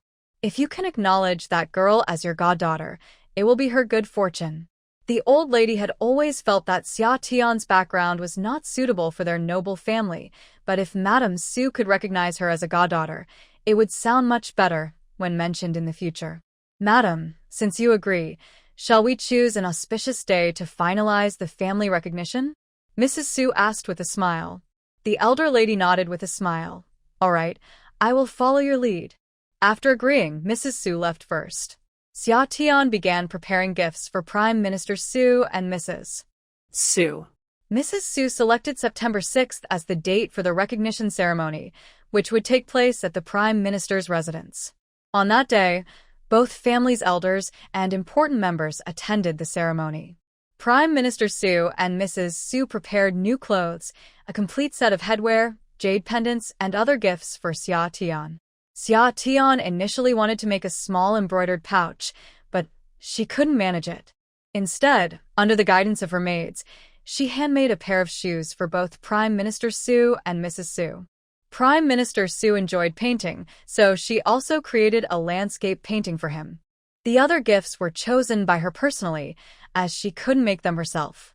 However, everyone appreciated the thought behind the gifts, and no one minded. Soon, the recognition ceremony concluded, and Mrs. Su arranged for both families to have a meal together, marking the beginning of their close relationship. On September 12th, the emperor summoned Xia Tian and Xin Yan to the palace. Xia Tian felt a bit confused, unsure of why the emperor wanted them. Xin Yan was also unclear. Upon arriving at the emperor's study, they saw Dr. Su and Dr. Zhang were also present. It seemed the plague in the south had been resolved. After greeting the emperor, they waited for him to speak. Chu Xian, I summoned you and Madame Shen today to discuss something, the emperor said as he stepped out from behind the desk. This is also to seek your opinions. Your Majesty, please give your orders. I will follow your arrangements, Shen Yan replied respectfully. I will also follow your orders, Your Majesty, Xia Tian quickly added. Good. Then I won't say much more, the emperor said as he returned to his desk. Su Gonggong announced the decree. Su stepped forward and took out the prepared decree. By the grace of heaven, the emperor decrees, Shen Yan is appointed as the governor of Linzhou, and Madame Shen is granted the title of second-rank lady, effective immediately. Shen Yan paused for a moment, then accepted the decree with both hands. I humbly accept the decree. Linzhou was the same place where Doctors Su and Zhang had gone, and it was also severely affected by the plague. Chu Xian, do you know why I am sending you there? The emperor asked after the decree was read. Xin Yan clasped his hands together. I do not know. Please enlighten me, Your Majesty. Mother, I have great news, great news. The Marquis of Wu entered, joyfully announcing to the old lady. The old lady was reclining on the Kong and, seeing the Marquis enter with a beaming face, quickly sat up with the help of Nurse Zhang. Marquis, what is this great news that makes you so happy? Mother, the emperor has appointed me as the governor of Linzhou, and I will take office immediately. Really? That's wonderful. The Marquis's mother exclaimed, her eyes lighting up. The governor is a high-ranking position, and this shows the emperor's trust in you. You must do well and not disappoint him. Yes, mother. The Marquis then turned to Xia Tian. You have done well too. The future of the Marquis of Wu will depend on both of you. Yes, father, Xia Tian replied. Now, go and share this good news with your grandmother, the Marquis said with a hearty laugh as he stepped out of the study. Mother, I have great news, great news. The Marquis of Wu entered, joyfully announcing to the old lady. The old lady was reclining on the Kong and, seeing the Marquis enter with a beaming face, quickly sat up with the help of Nurse Zhang. Marquis, what is this great news that makes you so happy? Mother, the emperor has appointed me as the governor of Linzhou, and I will take office immediately. Really? That's wonderful. The old lady exclaimed, her eyes lighting up. The governor is a high-ranking position, and this shows the emperor's trust in you. You must do well and not disappoint him. Yes, mother. The Marquis then turned to Xia Tian. You have done well too. The future of the Marquis of Wu will depend on both of you. Yes, father, Xia Tian replied. Now, go and share this good news with your grandmother, the Marquis said with a hearty laugh as he stepped out of the study. The Marquis of Wuan tossed his robe and sat in the chair opposite, smiling as he said, Yes, the eldest brother has been promoted again. Oh, has Nyener been promoted again? The old lady was slightly surprised. He just became the deputy minister of war not long ago, and now he has been promoted again? Yes, mother. The Marquis replied directly. The emperor has appointed him as the governor of Linzhou, a second-rank position, and he will depart in 3 days. The old lady paused for a moment. Governor of Linzhou? Does that mean he will go to Linzhou? Yes, he will leave in 3 days. Great, great. We must hold a ceremony to inform our ancestors about this. The old lady's expression brightened. After the recent troubles with the Liu family, the whole household felt downcast. Now, finally, there was something to celebrate, and they had to share the joy with their ancestors. Moreover, the governor is the highest official in a province, with more real power than officials in the capital. Yes, I was thinking the same, the Marquis agreed. He had already planned to inform their ancestors. He decided not to wait for an auspicious day and would do it tomorrow. Shen Yan and Xia Tian returned to their respective courtyards. 3 days felt a bit tight, and there were many things to arrange. Ningxiang, Ningxue, I will go to Linzhou with the young master. Who will come with me? Madam, we both definitely want to go, Ningxue quickly replied. Madam, we want to go too, Suifeng and Cooling rushed in. If you all leave, who will watch over things here in the capital?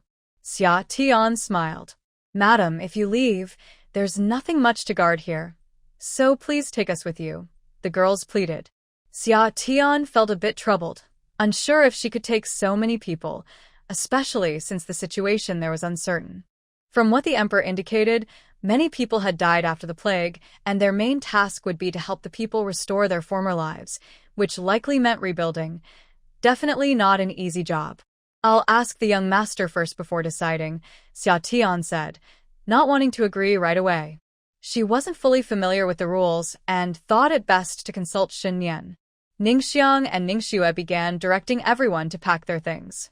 Clothes, jewelry, food, and supplies all needed to be organized.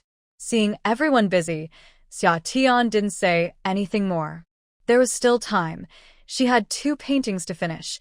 One was a portrait for Princess Yunying, and the other was an order from shopkeeper Xiao. In these 3 days, she could at most complete the portrait for Princess Yunying. The other one would have to wait. The next morning, Lord Wuan opened the ancestral hall and mentioned that Shen Yan would soon be taking up a position in Linzhou. At noon, the second lady arranged a family banquet, which would be the last time everyone gathered for a reunion meal at home. Shen Ku also attended this meal. Since the incident with Liu Shi, Shen Ku had been staying in her courtyard and hadn't come out. Everyone was surprised to see her this time. Seeing Shen Ku's increasingly gloomy demeanor, Xia Tian felt a sense of caution. It seemed that Shen Ku was even more dangerous now than before. After the incident with Lady Liu insisting that Shen Ku marry Liu Jiner quickly, Lord Wuan had planned to break off the engagement, but Shen Ku insisted on going through with it. Xia Tian found this puzzling. Wasn't he not fond of Liu Jiner? Why refuse such a good opportunity? Was it because of Liu Shi? Or was he trying to make amends for his uncle? Regardless of the reason, Shen Ku was determined to marry Liu Jiner, and Lord Wuan couldn't change his mind, so the matter was settled. However, Xia Tian felt that Shen Ku marrying Liu Jiner would not end well. Fortunately, they would soon be leaving, and it would be difficult to meet again in the future. After lunch, Xia Tian greeted Shen Yan and went to Linglong Alley. Madam, you said you and the young master are going to Linzhou? Uncle Chun asked with some concern. What about the arrangements here? Madam wouldn't just leave them, would she? Everything here will remain the same. You all will take care of the courtyard and the Yuejin Pavilion, so I can leave with peace of mind, she replied. Madam, why don't you take us with you? Aunt Chen still wanted to go along. We are going there to take up our positions, and we don't know what the situation will be like. If you all leave, who will watch over things here? Xia Tian reassured them.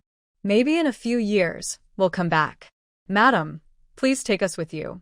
My family is from that area, Mrs. Fu said suddenly upon hearing that Xia Tian was going to Linzhou. Your family is from Linzhou? Xia Tian was surprised. At that time, she had only focused on their plight, and Fu Gui had helped her by buying them, thinking it was a good deed. She had arranged for Fu Gui's family to stay in Linglong Alley, but hadn't planned anything specific for them. If she hadn't mentioned it, she might have forgotten about Fu Gui. Yes, madam.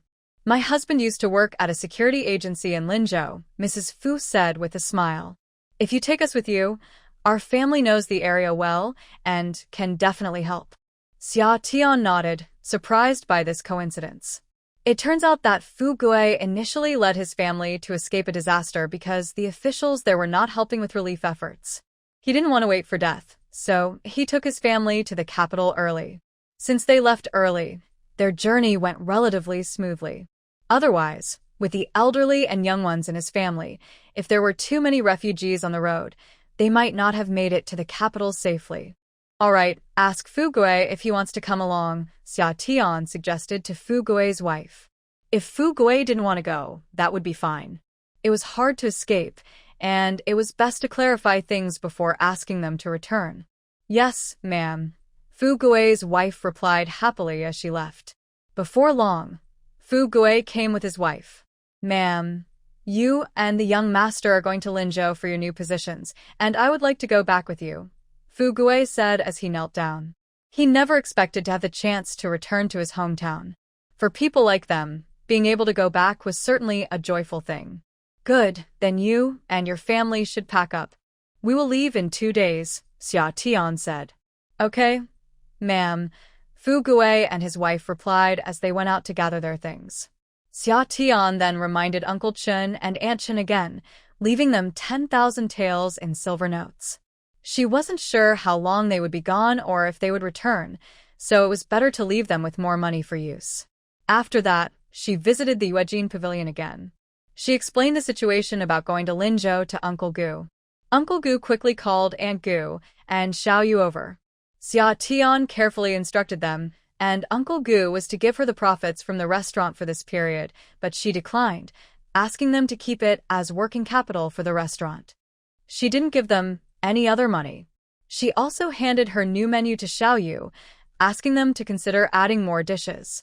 As she prepared to leave, everyone felt a bit reluctant. Xia Tian felt the same.